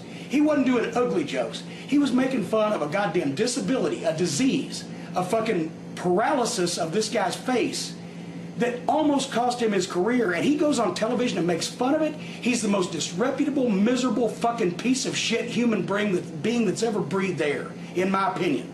And I felt someone should tell him so. So I said, you fucking miserable piece of shit, for making fun of Jim Ross's Bell's palsy, I want to tell you that you're a goddamn cocksucker. Fuck you, you fucking miserable asshole. And he's like, oh, really? I said, yeah, really. I said, Jim Ross has more talent in his little finger than you got in your whole stinking body. It's a goddamn shame you ever got in the fucking wrestling business to begin with. And fuck you in the ass. And he's like, oh, really? Well, I said I wouldn't hit him, but I didn't say I wouldn't spit on him, so hot too, and I spit in his fucking eye. And I said, now, the parking lot's 15 feet that way, you little cocksucker. You want to do anything about it? I don't know that I can whip him, but I was willing to try, whereas he didn't even have the goddamn balls. If you took Ed Ferrara's fucking nuts and you fucking threw him into a goddamn drinking straw, they'd look like a kernel of corn rolling into a storm drain. He's a goddamn cowardly, miserable fucking prick. He had the chance to fucking defend himself. He had the chance to fight me, and he wouldn't do it. Not because I'm goddamn King Kong or Godzilla, because he's a ballless, nutless, cowardly, yellow-bellied fucking prick. And I spit in his fucking face, and I asked him to go outside, and then people started coming over, and he wiped his face off. He said, I've got too much respect for all the people here. I said, you don't have any goddamn respect, you fucking ass lick. That's why we're having this conversation. Fuck you. And he fucking went off in the back of the building, and I never saw him again. I did the television show. He fucking played with whoever's dick he was playing with that night, and I haven't seen him again. But I felt like somebody had to tell him, if you fuck with a friend of mine, I learned this from my mother and my father and a lot of people I've been around that I respect. If you fuck with a friend of mine, then you're fucking with me. It wasn't about somebody didn't do a job for me, or somebody didn't pay me back this money, or somebody didn't fucking give me interview time, or any wrestling pissy ass bullshit. He made fun of a person who I respect and who's been a friend to me. He made a fun of their fucking disease, their disability that almost cost him their career, and I think he should be run over by a goddamn 18-wheeler in the fucking street. And fuck him. I'll tell you one thing, that fucking Ferrara, real quick. The goddamn miscarriage thing. Did I tell you that last time? I don't remember. Real quickly, Terry Runnels has a goddamn miscarriage. And I went up to Ed Ferrara. I said, you fucking idiot. I said, what was that all about? Well, it would happen on Dallas or whatever. I said, yeah, shit. They don't look at it like a TV show. They don't look at it like characters. They believe in these guys. They know it's a work now, but still they believe that this guy really is this guy. Ric Flair is Ric Flair, blah, blah, blah. I said, a miscarriage is going to leave a bad taste in the people's mouth that it's ever happened to. The people who know wrestling's a work are going to say, well, that's in bad taste. And the people who don't know wrestling's a work are still going to say, oh, that's kind of uncomfortable. And it didn't sell any tickets or any pay-per-views or draw any ratings. It was just worthless. I said, I would personally punch you in the face, Ed. This was before we had... I think you did talk about this. Yeah. Yep. I'd punch you in the face, you know, if it had happened to my wife, just because it's needless. Right. They got to understand, if you haven't been a performer, it's not writing word for word and laying everything out. You got to go out and feel it. You got to play to the crowd and be yourself. And you got to let the guys do that. You got to show them how to do it. You got to show them how to feel the people, and then you got to let them. And for somebody who's never been in that position, it's very hard for them to understand how to do that. Pause.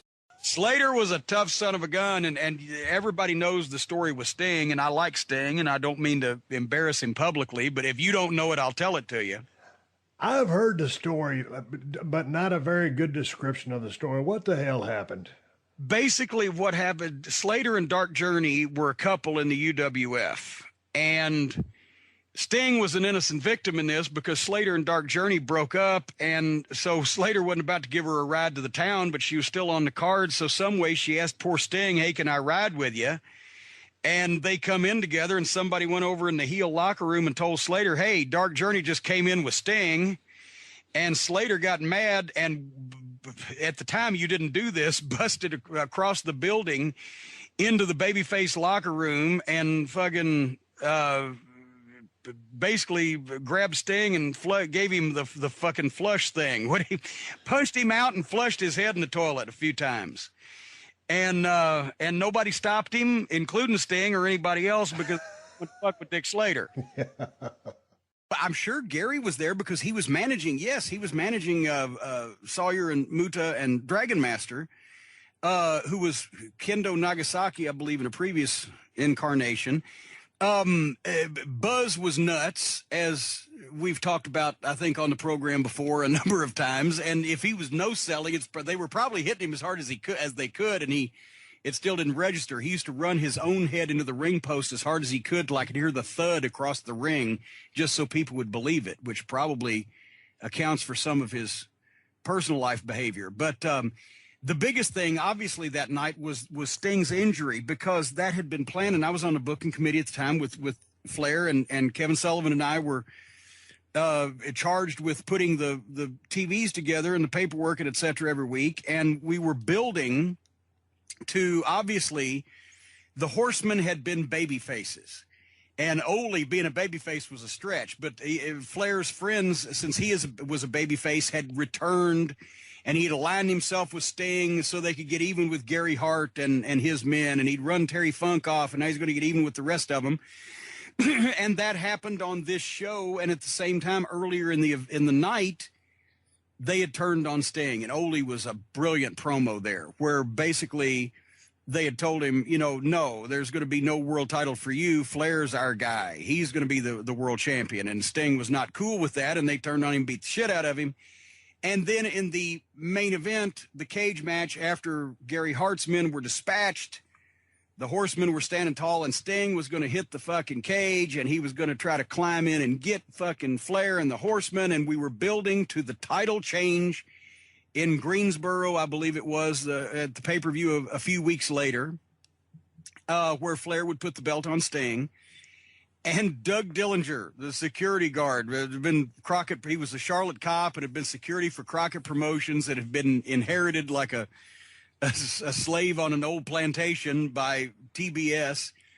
You know what? Doug Dillinger sounds like such a WWE wrestling name right now. Actually, I'm surprised they didn't use that. But Doug Dillinger, it was D-E-L-L instead of D-I-L-L. But anyway, I digress. Doug and his crack security force pulled Sting off the fucking cage, pulled him, and he dropped and landed on his leg and tore his ACL.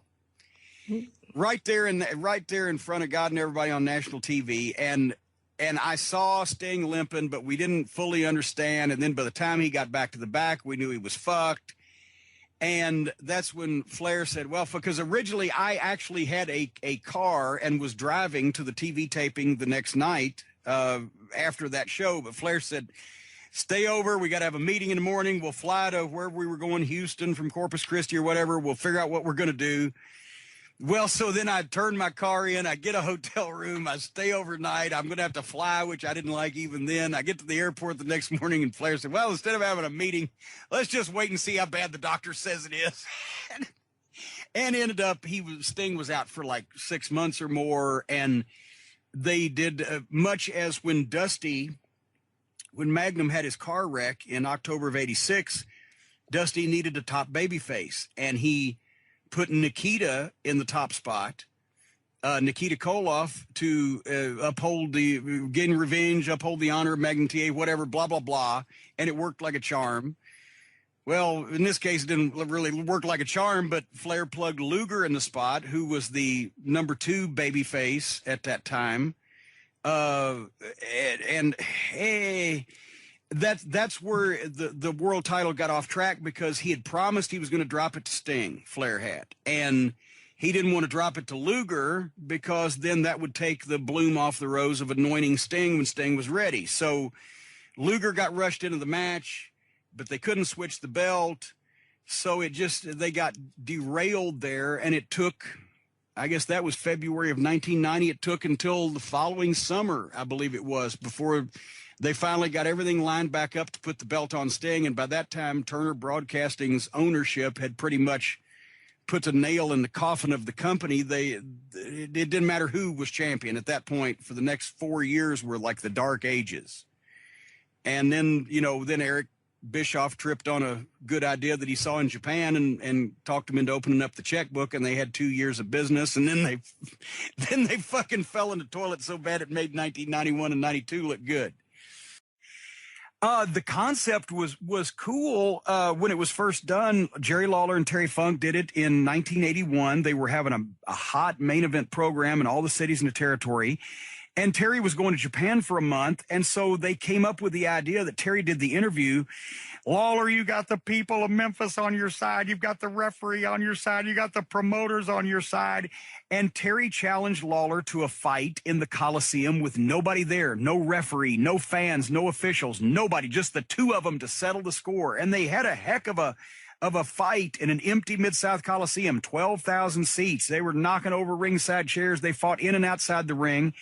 And finally, Funk broke off a piece of wood off of the ring steps and tried to stab Lawler with it and kill him. But Lawler powered out and booted his hand, and the spike went in Terry's eye and stabbed him, and he bled, and that's where my eye, Lance, my goddamned eye came from. And he went to Japan for a month and came back wearing an eye patch and vowed revenge on Lawler. And there's where even two guys as brilliant as Terry Funk and Jerry Lawler with psychology and booking and performing and everything involving the wrestling business could go astray, and they admitted this later on, they hurt the wrong guy. It would have worked if the heel had hurt Lawler and Lawler came back with an eye patch on vowing revenge, but it didn't really work when the babyface hurt the heel and the heel came back vowing revenge because they were happy that Lawler had gotten rid of Funk and injured him like that. And they didn't want to see Funk come back. And when he did come back, they certainly didn't want to see him get revenge on Jerry Lawler. So basically, when he came back, they still had some great matches and double juice pull apart brawls and just insane cage matches and everything. But they had to basically start all over again with the program because they had blown it off. They'd blown off the heat by Lawler hurting Terry Funk and putting him out of action for a month. And so they had to start all over again when they came back. So even guys that smart and that talented can sometimes do the wrong thing, but the match itself, because it was such a TV spectacle, has lived on in infamy, as they say, since 1981 for that. And then, of course, The Rock and Mick Foley redid it for that Super Bowl Sunday show that one time. And, of course, they had a bigger budget, so it wasn't quite as plausible. But I've noticed everything about professional wrestling, whenever you spend more money to do something in wrestling, it looks phonier. Yeah. When you have a budget and you can do well, what if we did this and what if we did that?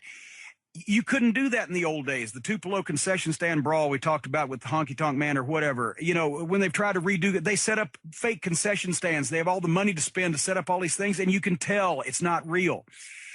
In the days where wrestling did not have a huge budget, you just went out and 2 guys or 4 guys had a fight in an existing location, and it looked pretty fucking real because it was an existing location. It wasn't a set. And the only thing that a budget does is kind of fuck things up and make it look less believable. These guys were all 4 within the space of a couple of years given chances to make more money than they'd ever made in their life, doing something that only really 2 of them were really superiorly talented at, by a promoter that they then turned around while they were working for him and fucking shit on the business in that guy's biggest arena, the most famous arena in the world, Madison Square Garden, exposed the business in front of fans for no reason. It didn't fit anything to do with any story that was being told or anything that would help the company out. It was purely self-serving reasons. Baby faces hugging heels in public at a wrestling show in Madison Square Garden at a time where it was not commonplace for that to fucking happen. Jerry Jarrett said it on the program. What would you do if you had guys like that did that and wouldn't drop belts and held the company hostage? And he said his quote was, it'd be like the morning after they shot President Kennedy. You'd be sorry that they were gone, but life would continue. He would have fired all 4 of them because you can't have that. And I don't know why Vince McMahon was such of a pussy and so dickless and for the genetic jackhammer with the balls like grapefruits to let these 4 fucking adolescent fucks jack off on his show and hold his company hostage and do all that shit and get away with it. I've never been able to figure it out. I wasn't a fan of these 4 because they hung out with each other, because I didn't like the way that some of them treated friends of mine.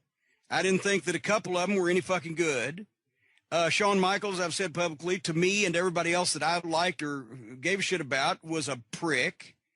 And so I was never fans, but I didn't think they should be disqualified and never be booked again and be kicked out of the wrestling business. But after that, that's why I've truthfully, after the curtain call, I've never had any fucking time for any of the 4 of them, because instead of being, even if they weren't grateful for the shot they'd been given after fucking Shawn Michaels, numerous times, pretty much, not all of them, but most of them had either been pilled up and fucked up and it had been overlooked, or they had not done jobs they were supposed to do, or had asked off some kind of outside the ring behavior and had been overlooked. Or the one guy, the son-in-law now, he'd only been in the company a fucking year. He was hanging around. He was the freshman hanging around with the fucking senior football players, and he didn't have any goddamn leverage, and he goes out there and participates in it, and they let him get away with it. And this was 5 years before he was fucking the boss's daughter. And the whole thing was fucking ridiculous. That just showed everybody else in the company there's no discipline here, and these guys get away with doing whatever the fuck they want. And I'm sorry. That's once again, that's why I've never had any use for any of the four of them, because they exposed the business publicly before it was done, before that kind of thing was done, in the world's most famous arena, and slapped the guy that was paying them more money than they ever made in the face, even if they weren't, as I was about to say, grateful. They were about to leave and go somewhere else, a couple of them, where they'd make more money than they'd ever made in their life again. And they just have to they can't show any restraint. They just have to show everybody we run this thing. And Vince McMahon was such a big fucking pussy on that night that he rolled over like an old whore the week of fucking prom and just spread his legs for everybody. And I've never been able to figure it out. And if I had been involved in any promotion or booking, if I'd had the stroke or the pull to do so, I would have fired all four of them, and they would have never seen the inside of a goddamn wrestling show ever again, because it was just fucking disrespectful.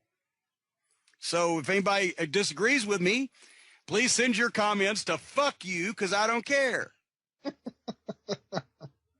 You know,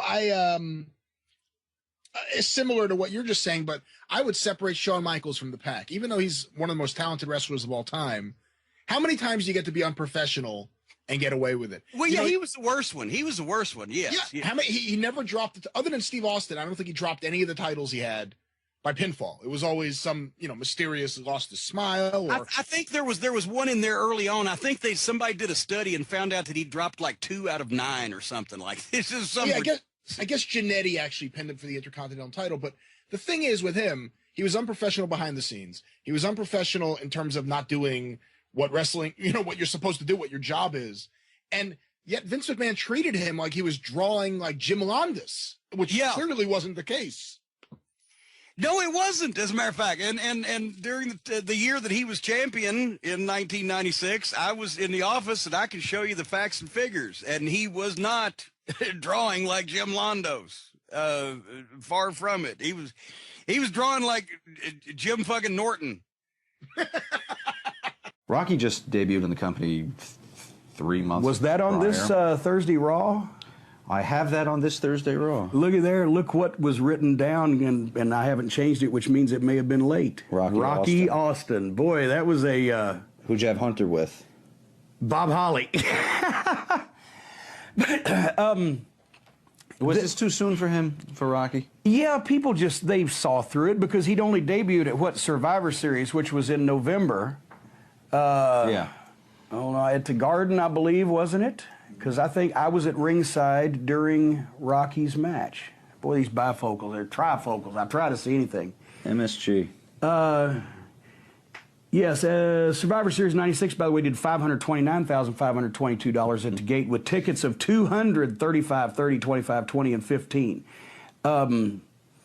But anyway, yeah, there, Yoko, for the mystery partner. That was, I believe that was Rocky. Anyway, no, there was Rocky down there. Oh, God damn it. But too soon for Rocky. The point is, too soon for Rocky. We saw his dark match in Corpus Christi, and immediately you knew he looked great, he moved well, he had instincts that guys who had his level of training shouldn't have as far as how to move around in the ring. He'd worked out some with his dad. Tom Pritchard was working out with him in the warehouse in Stamford, and I went over there one day and watched it. I said, how much training have you had? He said, I worked out some with my dad. I would have thought that he'd been through wrestling school for a year. So anyway, we knew, and I told Vincent to start, I said, whatever you do with Rocky Maivia, which was going to be the name that paid tribute to his father, Rocky Johnson, and his grandfather, Peter Maivia. I said, whatever you do with Rocky Maivia, his look, his music, whatever, make it sound like that this is the WWF champion in 5 years. They gave him the hokey fucking, I don't know what all the ribbons, was that the Rock and Roll Express? Was it supposed to be vaguely Samoan, reminiscent of a Samoan that wears polyester? I don't know what that was, but I said, and kind of cheesy music, I said, make it cool because he's going to be your champion in 5 years, and he did it in 3. But Pat Patterson wanted to push him also, but Pat made him the smiling baby face, and Rocky, that's what he was doing first. He thought that would work at first because you go out and be a smiling baby face. But then he was smart enough to see when it wasn't working that it was actually working against him and figure out a way to turn it around. And because he was going to get every opportunity because not only of who he was, but how good he was, then they said, okay, let's run with this. And Russo, I will admit, Russo had a hand in that as far as saying, well, let him be antisocial. Because Russo, everybody's antisocial. So sooner or later, he's going to hit one where it was, it was good for the guy to do that. But that's the thing, is die, Rocky, die, and Rocky took it and ran with it. Right. If you couldn't cut that promo like he does, if you didn't have the mind to come up with those phrases, it wouldn't have worked. But it worked because it was that guy doing it. It was right for him. It wasn't a gimmick that you could have put on the fucking chimp whose ass you shaved. And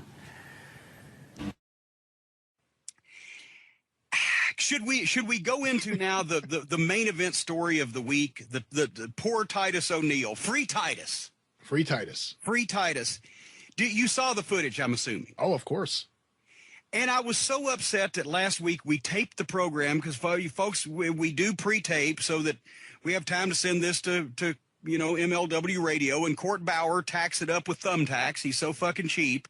So we tape on Tuesday afternoon, and this happened like Tuesday evening, and it was all over Twitter and all over the internet on Wednesday. But for those of you who have been living under the same rock that George Bush has been, apparently after they have the nice ceremony for Brian Danielson, and he makes his retirement speech, everybody's going back up the ramp. They're right, they're going right under the Obstructatron 5000, as Bolin calls it. It's not the Titantron, it's the Obstructatron 5000, because in these big buildings, it obstructs about 5,000 seats, so they can say they're sold out without actually selling out these big buildings. Yeah. So they're walking up the ramp under the Obstructatron 5000, and all the stars are lining the way, and here comes Vince and Stephanie and the slow-petted Cro-Magnon son-in-law.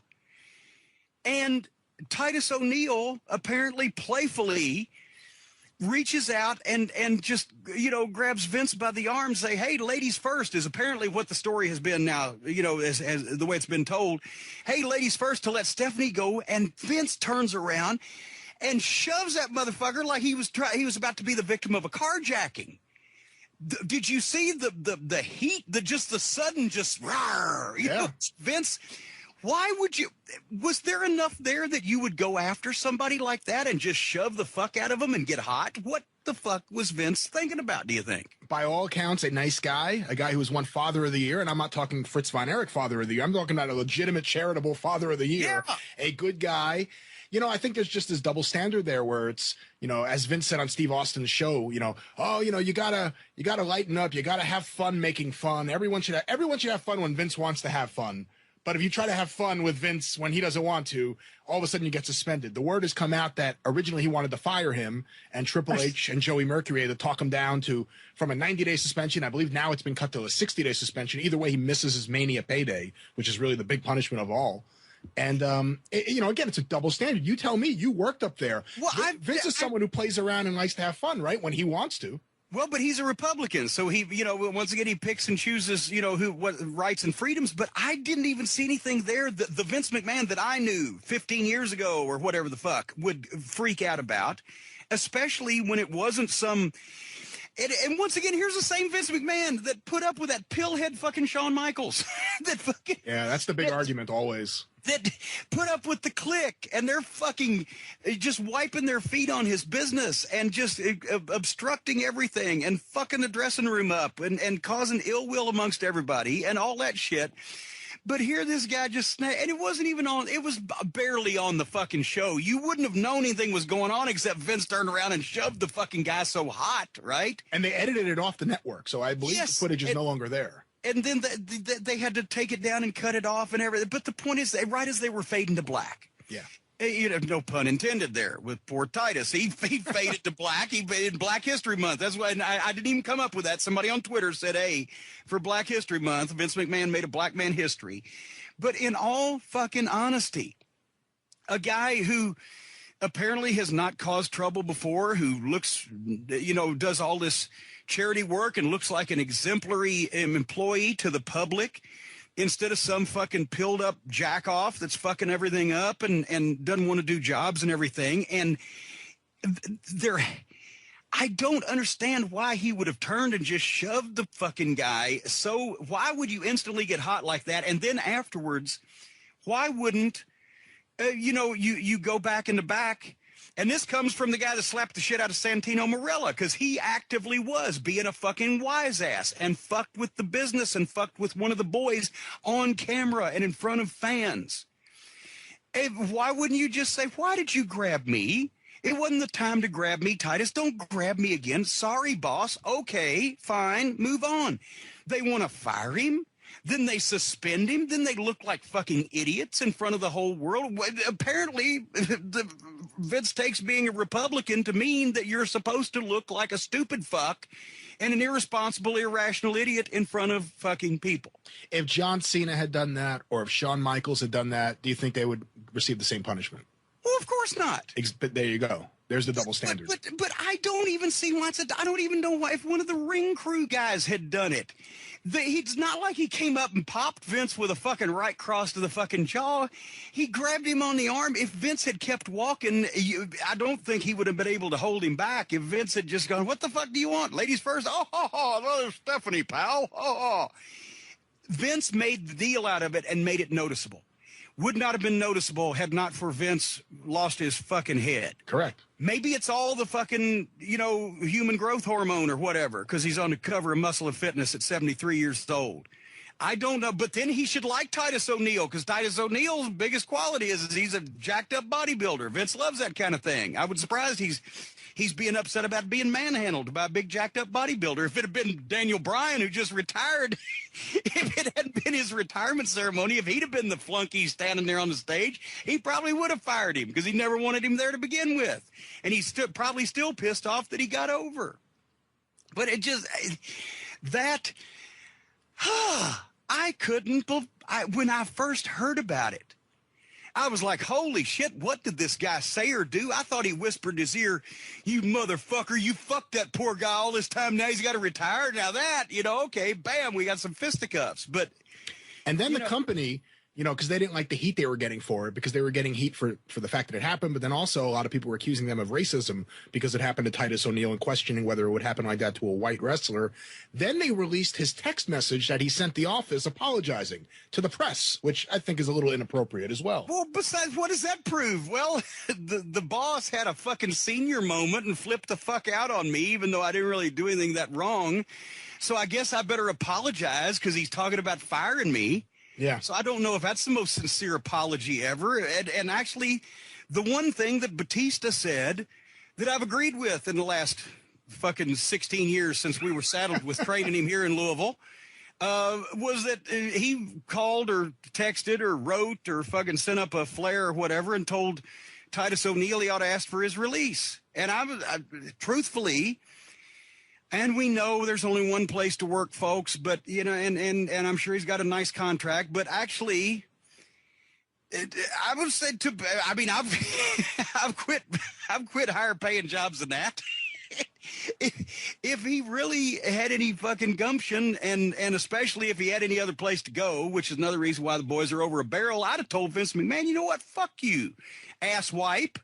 You want to fucking make a big deal out of this? I was just kidding around. How about if you think you're so fucking tough, you want to be on the cover of Muscle and Fitness, come down, let's get in the ring next week, and the loser has to fucking be suspended. How about that? If and that's the way that the boys would have handled it back in the old days when there was other places to work, which is another reason why the wrestling business sucks today compared to then, because you didn't have to put up with shit like that. Ernie Ladd, he was famous for this. If he goddamn came to a show and he saw a big house out there and he was in a main event and he felt he had built it and his money wasn't right, or he was having a problem with the promoter or whatever, he'd take his fucking bag and he would walk out into the arena and he would make a circle around the ring and everybody would see him, and nobody else looked like Ernie Ladd. So you would see Ernie Ladd and he'd walk right out the front door. And then what are they going to do? Ernie Ladd's plane's late. He can't be here for the main event tonight, or Ernie Ladd's car broke down. No. I think Brody used to do that too. Brody used to do it too, because that's back when the boys had some fucking power, because there were places to go and you didn't have to take it. You didn't have to eat shit and like it, as one of Vince McMahon's favorite comments is. And you didn't have to be fucking pushed around by a goddamn lunatic senior citizen that's on fucking the rich, expensive human growth hormone they can't pick up in the tests because he's fucking demented and thinks that at 73 years old he's still supposed to be jacked up like fucking Superman. You didn't have to put up with that. And that's another reason why I say that the goddamn wrestling business has been shot to hell, because the boys have to now eat this shit and put up with this stuff instead of just saying, fuck you, old man. I'll fight you, fuck you, or run you a foot race. If we don't agree, I'll go someplace else and work. And you can kiss my ass. You can't do that anymore. Yeah, well, but the other thing. You can, but you have to be prepared then not to go, which, and I got news for you, folks. Staying home and not being on the road, very underrated. It is lovely. I can testify to that. Well, if someone who said, fuck you, old man, I'm leaving, I guarantee that for at least a year, they'd be able to get enough high-priced indie bookings that, it would cover it for a year. Oh, and actually, if you're any good, which I don't know whether Titus O'Neil is, because I've never seen him wrestle. And now that I'm taking up for him, I've never seen him once on TV because I don't watch the show. But if he's any good, as AJ Styles has proven and as a few other people have proven, you can make quite a good living out there. Yeah. But it's fucking ridiculous. Fucking ridiculous. So mark me down as an official member of the Titus O'Neil fan club if he'd have just knocked, and I'm still on his side, but if he'd have just knocked Vince out and said, fuck it, I'll go do something else, that he would have.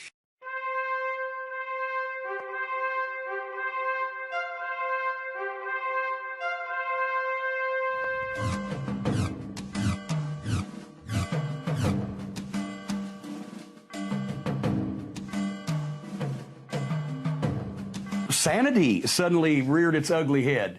I remember, I don't know when they debuted. It was sometime in as a matter of fact, I could probably find out. 1996, I'll just flip around. If I could find Tulsa, because we were at Vince McMahon's house, and we were writing television, and that was a Thursday, and I left the next day on Friday to go to Tulsa and Oak City for the house shows, because I believe I was still managing Vader. I can't find it, nevertheless. The point is, I get to Tulsa, and some of the guys say, Nash and Hall are coming back? I'm like, what are you talking about? Well, I think this was right when the website first went up. You might know this, 97-ish or late 96-ish, or some way or another they'd announced this news on Livewire or some shit that Diesel and Razor are coming back. I said, I was just at the owner of the company's house yesterday. I'm on the creative team. We were writing television. No, I know nothing of this. And suddenly he's announced to the world. And so all weekend we're like, what the fuck? And I called, I don't even know if Bruce was there. Bruce knew. I talked to Bruce on Sunday and he said, oh yeah, we're going to do this. And when I heard the idea, he'd gotten up that morning and said, I own the rights to Diesel and Razor Ramon, so we're just going to have them. And he got Rick Bogner to be Razor Ramon, and he got Doug Furness. Kane, Glenn Jacobs to be Diesel. But no, here's the story. Even though this is in 1997, you don't mind, do you? No. I said, okay, how are we going to do this? He basically wanted me to teach them how to be Razor Ramon and Diesel. I had to go to the TV studio and have Dave Benoit or one of the guys there make me tape. I said, give me 5 or 6 Razor Ramon and 5 or 6 Diesel matches so that, I can make notes and tell these guys. I watched them at home, wrote down the moves. Nash, that's where I got the line 6 moves. I wrote down every move that Kevin Nash did, every idiosyncrasy he did in the ring, and I got to 6, and that was with the hair flip. The back elbow, the side knees in the deal, the fucking flipper punch, the fucking hair, it's side slam, and there's something else. It's been 15 years, so power bomb, yes. There you go. You find another one, motherfucker. Up till 1996, you go to one of his matches and find him doing something else. So anyway, and that's not a knock or a criticism, but it's a statement. It was right there. You could list it. And Razor Ramon was a little more difficult. So, and we went to the studio, to the ring they had set up before developmental in the warehouse, and they practiced, in Glenn's case, those 6 moves, and in Wagner's case, whatever the fuck. And why? I don't understand. I don't know why anybody thought it was a good idea. Well, nobody thought it was a good idea, probably. It's just that nobody could talk Vince out of it, so it was going to happen.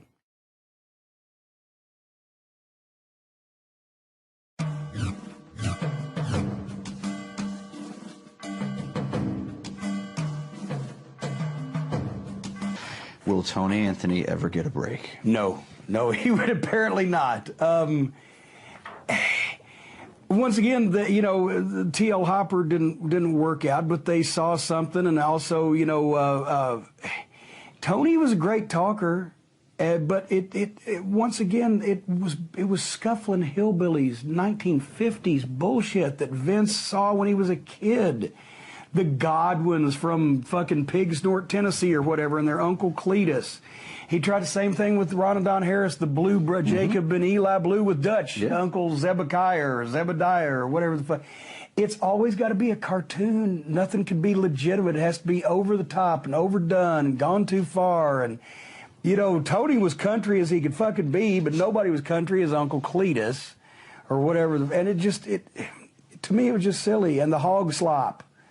Okay, even if they do, there are people who really slop hogs for a living, but they don't carry a bucket of the shit around with them.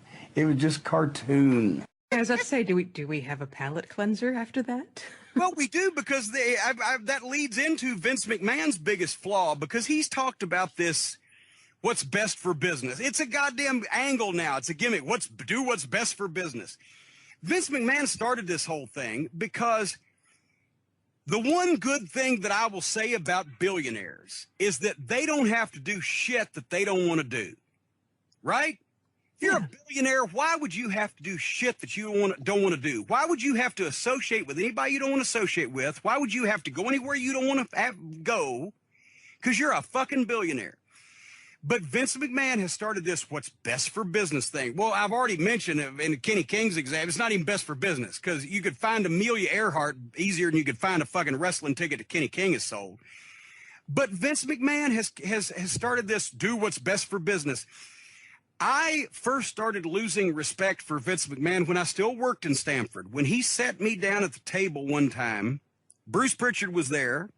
I was there, and it was in fucking Vince's living room where we used to write TV.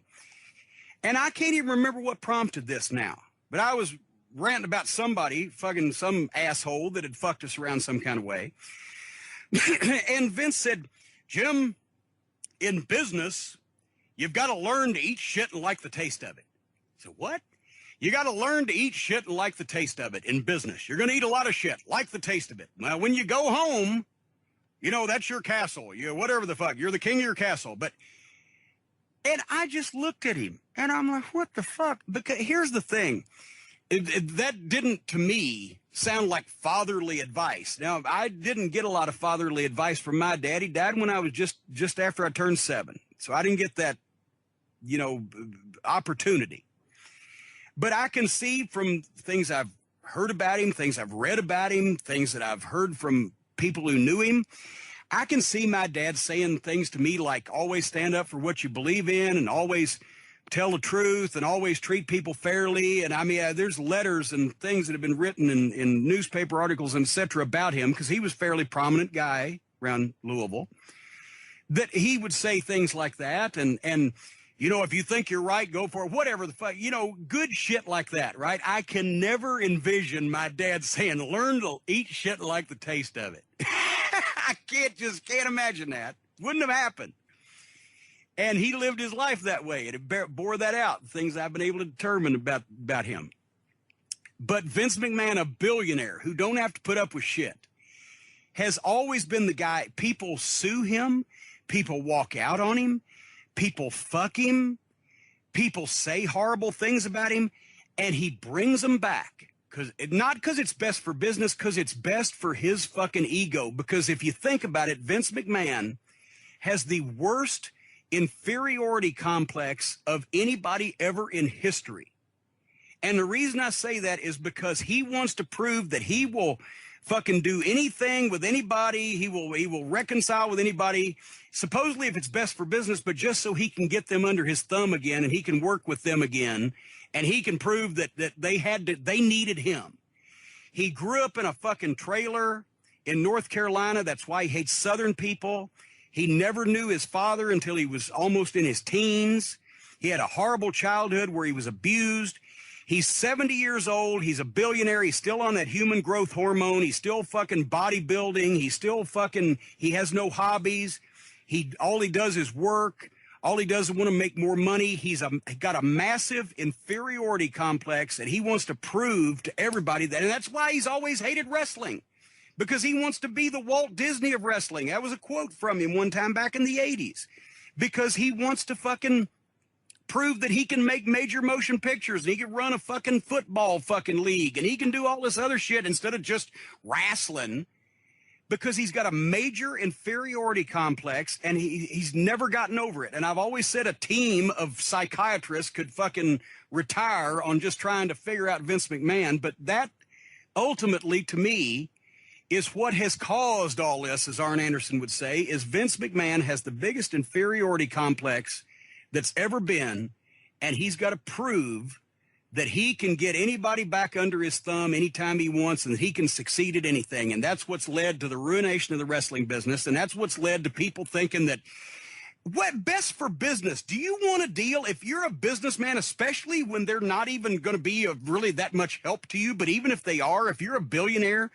do you want to deal with people that have lied to you, that have sued you, that have fucked you around, that have done any of these things? Do you want them in your life? Do you want to fucking put your business in their fucking hands, or not even put your business in their hands, but just, do you want to take a risk of them doing it again just to fucking fulfill some goddamn inferiority complex that you've got? Or do you just want to say, you know, I'm going to go with the people that are loyal and dependable and will fucking work for a common goal instead of the people that are only out for themselves and have proved that?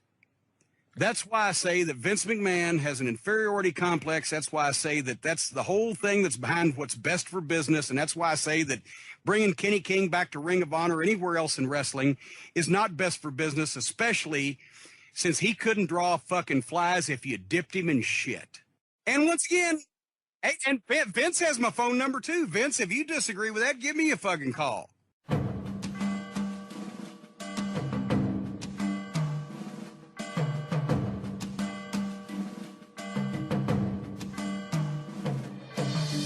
Is this seen as a dangerous thing beforehand at all with the potential racial? I mean, you've already got the U.S. Here we are at October the 20th.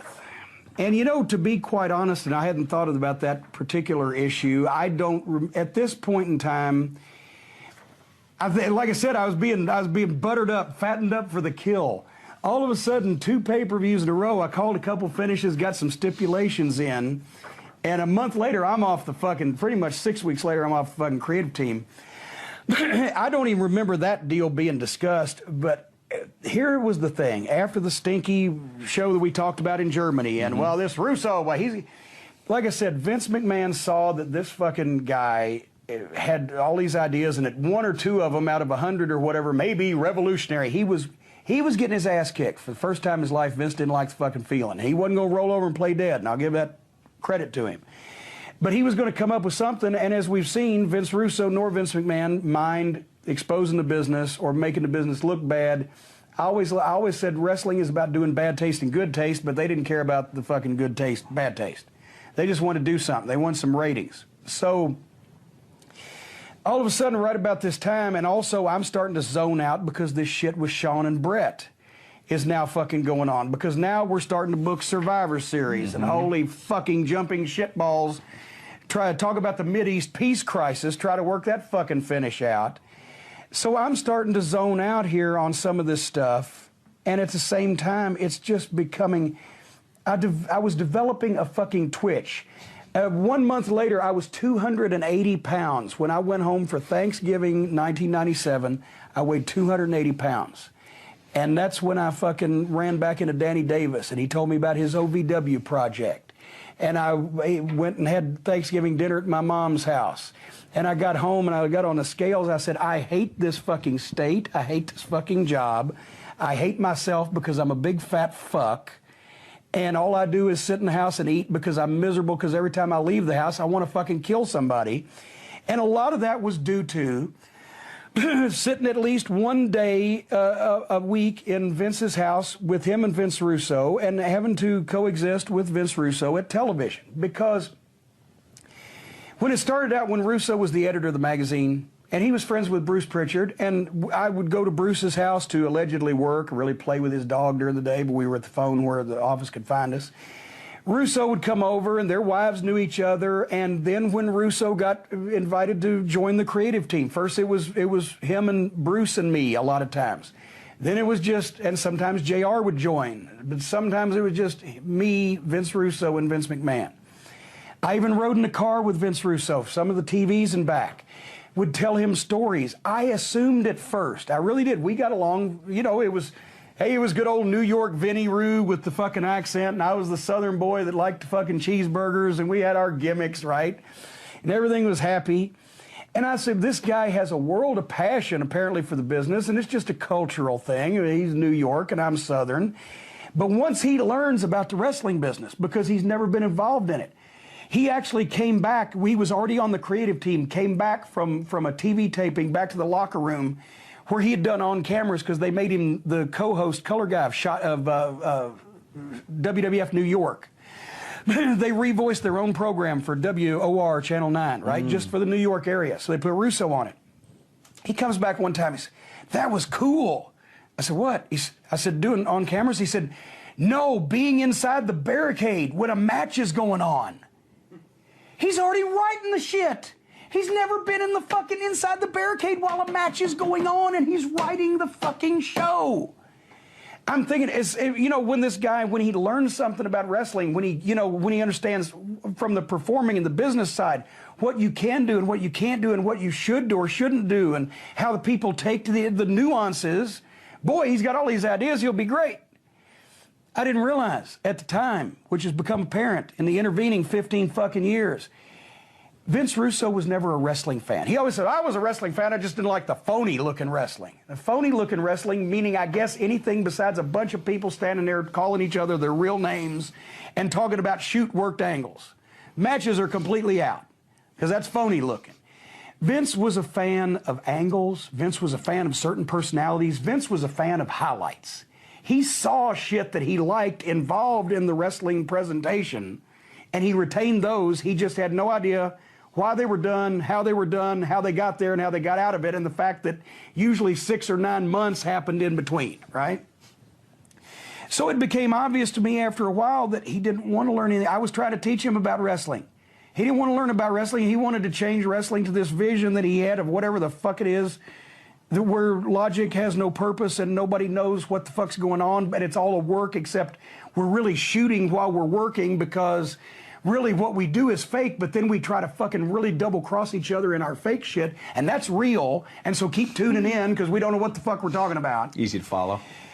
And finally, it became, like I said earlier, by this time in the year, that was my day to go over there and sit in a room with Vince McMahon, the most powerful man in professional wrestling, and listen to this fucking moron who didn't know anything about fucking wrestling rattle off 100 fucking ideas, 2 of which Vince heard some type of genius in and would take them and then give his best announcer in the business and the top 2 stars in the business and his network quality television studio all these instructions based on this fucking moron's ideas. What I was hearing was the other 98 that were making me try to go find a fucking chainsaw and chop this motherfucker's head off, because he would have killed the fucking business, which he, since he's left the watchful eye of Vince McMahon, has killed every business he's come in contact with. After fucking Hell in a Cell, Undertaker, fucking Tombstone by Kane, Vince McMahon has said, I want that match for WrestleMania next year, which was going to be April, let's just find it. son of a gun, March 29 in Boston, Massachusetts. So November, December, January, February, we got 5 months. Vince Russo wants the next goddamn week, wants fucking Undertaker or Kane to choke slam Undertaker through the announcer's table. He was big on wrecking the announcer's table. I think he just had it in for announcers. Or maybe even the other way around. The point is, I said, no, Vince, hold on. We just shot a fucking angle. We got 5 months before this match. Right now, Undertaker doesn't want to fight his brother. His brother screwed him one time. So Kane is going to go around and take it out on everybody else and shame the Undertaker into fighting him. But if he just fucking choke slams Undertaker again through a fucking table, or you have Undertaker retaliate, you've blown the story, and then you've shot the angle 5 months for a match. Well, we could just do something else before the match to get... No, you dumb shit. Anyway, so point is, that's where I was at as we're leading into the last bit of the month here.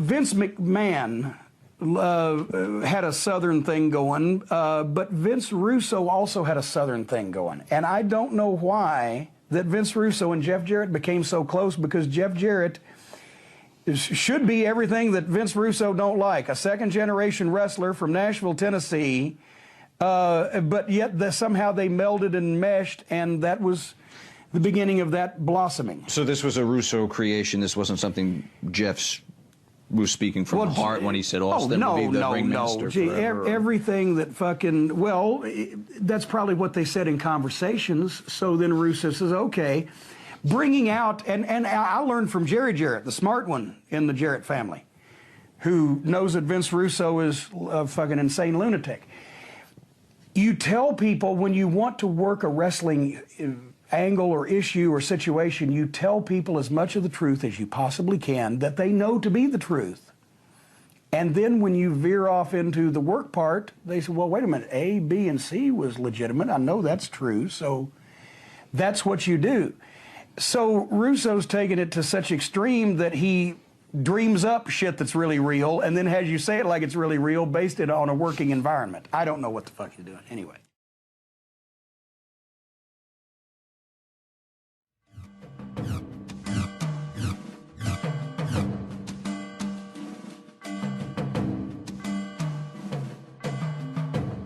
He wasn't smiling again, folks. God, it was never ending. It was never ending with the personal issues of a guy who was making $750 grand a fucking year. Go ahead. Patriot. With Del Wilkes. The Patriot thing is now, is this going to play off the USA-Canada thing? Are they trying to have a groundswell of patriotism? Well, here's the thing, and I don't even remember who recommended Del or how they originally started talking, but when I see Del Wilkes, the Patriot, which was a gimmick that he'd been doing in Japan for quite a while, he had a great body. He had years of experience. He could do a fucking good promo. His outfit, his gimmick looked good. His mask was colorful. He was a good guy. He was dependable. He'd show up and do what he was asked to do. Every quality, and we needed new top baby faces. So when he became on the radar, I was pushing for him to be used as good as he could be used. It wasn't my idea to bring him the company, although I wouldn't deny that responsibility, but I'm not taking credit for it. It wasn't me. But once I saw, hey, we're getting a Patriot, I said, let's use this motherfucker. And it played right into the U.S.-Canada thing, but that's what led to, as a matter of fact, my God, the very next week, Halifax, Nova Scotia, on Monday, July 21st, is where I about pulled Kevin Dunn over the fucking table in a production meeting, which I think we've told the story, but... Tell it again. Well, see, here's the thing. The Patriot had just started, right? I don't even think he was on house shows. He wasn't on that house show. So the point is, we've just got this guy, and he's just starting to get over. But the Hart Foundation group didn't like him. He didn't have any political allies because for some reason or other, the Harts, Davey or Owen, whoever, didn't want to work with him. I don't remember why. But at the same time, nobody in Shawn Michaels' group, his faction, gave a shit about Del. Del was just coming to do his job and try to get over as a talent. So in this country, it was great, boo cheer for Shawn Michaels and boo Bret Hart in this country, and in Canada, vice versa. Cheer for Bret Hart, boo Shawn Michaels. But I said, this guy's only been around for a week or two. We were at the production meeting in Halifax. I said, why do we want him to come out and get booed out of the building, even in Canada, and have the Hart Foundation do this shit to him where he doesn't get any rebuttal, he doesn't get any comeback, he's booed by the fans, you're going to have him beat up. I can't remember what the specific details were, but somewhere or another, Patriot is just going to go out and get shit on that night by everybody. Now, they've booked Raw in Halifax, Nova Scotia. For those of you who have been to Halifax, A, it's an hour even ahead of Eastern time. B, if you didn't go to fish or hunt, you're fucked. And also, you can't get there. They flew us in on Saturday morning because a Saturday night stay ticket was cheap. Otherwise, it was $2,000 a piece. I'm like, you found this out after you fucking booked it? So we all had to go to Halifax, fucking Nova Scotia on Saturday morning for a Monday night live television show. So as the Sunday night production meeting comes, I've already been sitting in this hotel for a day and a fucking half after a flight to Nova Scotia. Got to be there for another day just for one fucking television show. So we're discussing this, and there's Kevin Dunn, and there's Jim Ross, and there's Bruce Pritchard, and there's me, and there's Vince McMahon, and there's whoever else is in the room. I mean, I'm sure Russo's there, yes. And I said, guys, I don't understand why we're doing this, in this way to the Patriot. He's going to get shit on. He's going to get beat. He's not looking good. Why the fuck are we burying this new top babyface? And then they start going to the Sable T-shirt spot. And I keep bringing it back because I just want somebody, A, to resolve this, and B, give me one good reason why we have to bury the fucking guy. But they keep changing fucking topics to the T-shirt spot or Sable or whatever the fuck. And so finally I said, well, I'm still wondering about the Patriot. And Kevin Dunn goes, Jim, I find you tiresome. I looked at him, I said, you know what I'm tired of, motherfucker? I'm tired of them Bucky Beaver fucking teeth of yours. And I stand up and I say, and I'm going to pull you across this goddamn table, beat the fuck out of you, which, folks, I'm not Ken Shamrock. I'm not Randy the Natural Couture, but I can whip Kevin Dunn, especially in those days, because I was younger and had better knees. And as that happens, everybody starts laughing as like the guy's going to stand up and say something and it's a joke, right? And everybody starts laughing except for Jim Ross, who knew that I was really about to grab Kevin Dunn and pull him over the guy because I just snapped. I was fucking done. And Jared's like, no. I said, no, fuck this fucking shit. When you guys want to talk about some fucking wrestling, come get me. I'll be in my fucking room. And I left and goddamn went up to my fucking room and sat there for another fucking week or another day, seemed like a week, before the goddamn show. And I got out of production meetings with Kevin Dunn for 3 weeks because he didn't want to be in the same room with me. And then it came to Jim from Vince McMahon. You've got to apologize to Kevin Dunn. He's a very important member of the team here. His father once saved the fucking TV tapes from his burning car trunk or whatever. So Kevin's got a job for life. So Kevin Dunn comes over to Vince's house and we sit just the two of us. Vince leaves us alone in Vince's dining room. And as I'm first and only time I have ever apologized to anybody when I didn't mean it. But at the same time, goddamn this fucking guy, he treated me like I was the guy that ran the Ferris wheel at the county fair. Ever since I'd fucking been there, the wrestling thing and the southern thing and the northern thing, and I was about fed up with this motherfucker. But Vince demanded it. Vince wanted me to. I work here, so I'm going to apologize to the guy. The fucking guy starts crying. But you don't understand, the kids in school, I was always teased about and he started tears, I swear to God, on my mother's grave. Kevin Dunn cried while I was apologizing to him about knocking his Bucky Beaver fucking teeth that everybody talks about behind his back. And he was crying because the kids used to tease him in school, and he was, how could I be mad at the guy when he's crying at me? But at the same time, motherfucker, especially now since you make $2 or $3 million a year since the stock scam, get your fucking teeth fixed. All right? Sorry. I digress. Waiting for a particular name to come up. You've mentioned Jeff, you've mentioned Dutch, and of course, yes, anyone thinks TNA and they think management. Your first impressions of Dixie Carter? Didn't meet Dixie, I don't think. I'm trying to think how long it was, because then as I started going, I was going so much, but I didn't meet Dixie that day. I don't know if she was there. I didn't meet her or whatever. I came in late because I was a surprise, but But the first time I met Dixie, anyway, we did the pay-per-view, we did the TV, blah, blah, blah. Everything's great. I even cut the promo because the reason why I wanted to work there, obviously, there were several reasons. Number one, competition of Vince McMahon. So there's not a monopoly. Somebody somewhere has given him some competition. Number two, they got a great talent roster at the time, a lot of great guys. Number three, obviously, not only do I want to work with Dutch just because that way he entertained me, but also Jeff Jarrett. I even cut the promo that night on the pay-per-view because Jeff was a heel then, and I said, Jeff Jarrett, I looked in the camera, I said, Jeff Jarrett, I knew your grandmother. She was a wonderful woman, and she'd be turning over in her grave, spinning in her grave right now if she knew what a no-good son of a gun you've turned out to be, right? And it was heavy, right? Because his grandmother did start me in the wrestling business, and his father, carried that on.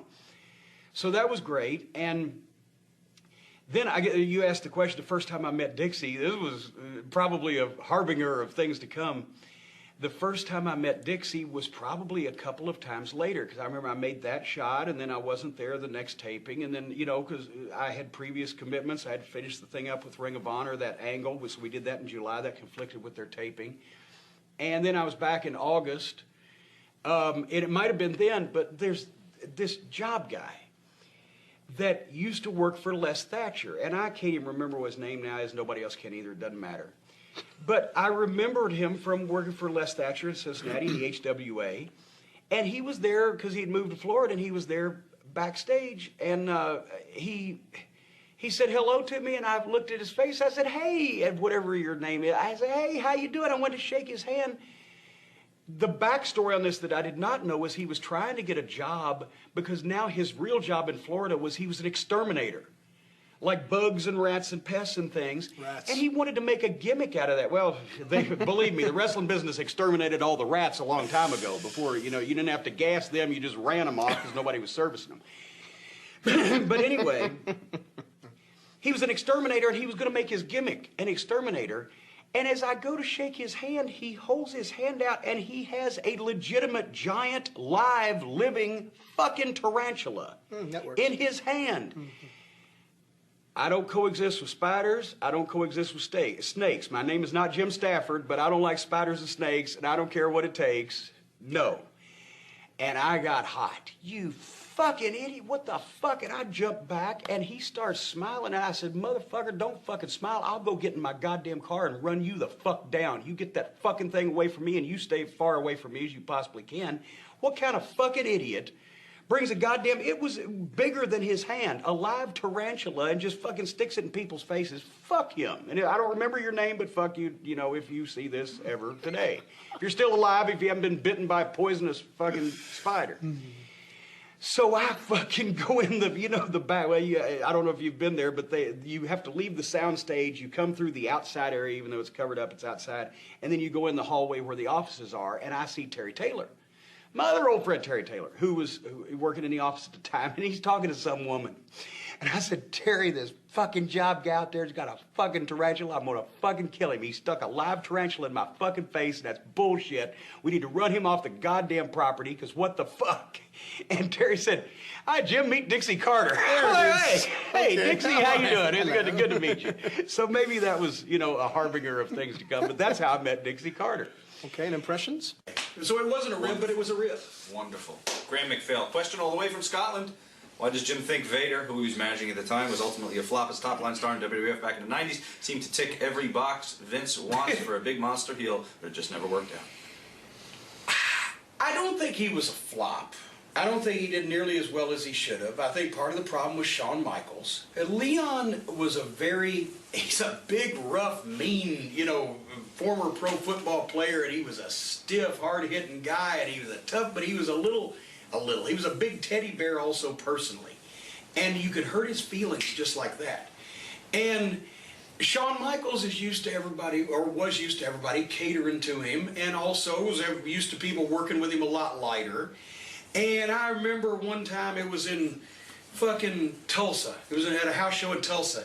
There, Leon's got him by the hand, and he's fucking peppered him right, boom, boom, boom. And all of a sudden, I see Shawn gets out of it and grabs some kind of hold, and there's a conversation. I'm like, what the fuck? And then they go on, and they go to the finish a couple minutes later, and Leon rolls. Of course, Leon lost. It's another thing, a big monster. Frankenstein kicked a few villagers' asses first to get over. Leon Rosani's crying. He said, Shawn Michaels told me if I yanked his hair that way, that'd be my job, and he's going to get me fired. And then at SummerSlam 96, go back and watch the fucking tape. Some way or another, Shawn's going to come off the top with a fucking elbow, and Leon's supposed to move, and Leon don't move. And Shawn changes gear in midair and fucking lands right next to him and screams, move! Kicks him.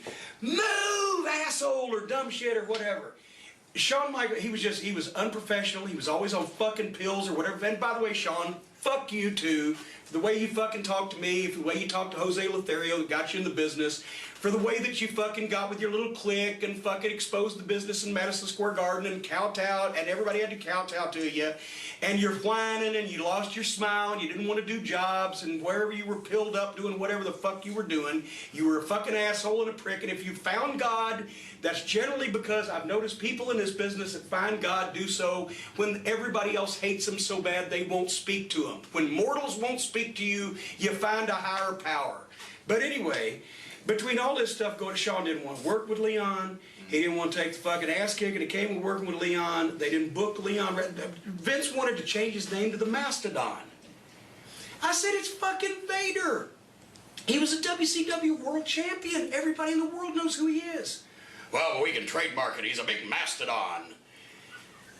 Fuck. So Leon, he just didn't fit. The guy, the fucking guys that he was supposed to work with didn't get him over. Leon was a high maintenance individual also, and that didn't help him. It just didn't fucking work. The Michaels incident is chronicled by Vader on our Ringside with Vader disc. As a matter of fact, I'd like to see that as well. You can have it. I have one in my bed for you and some.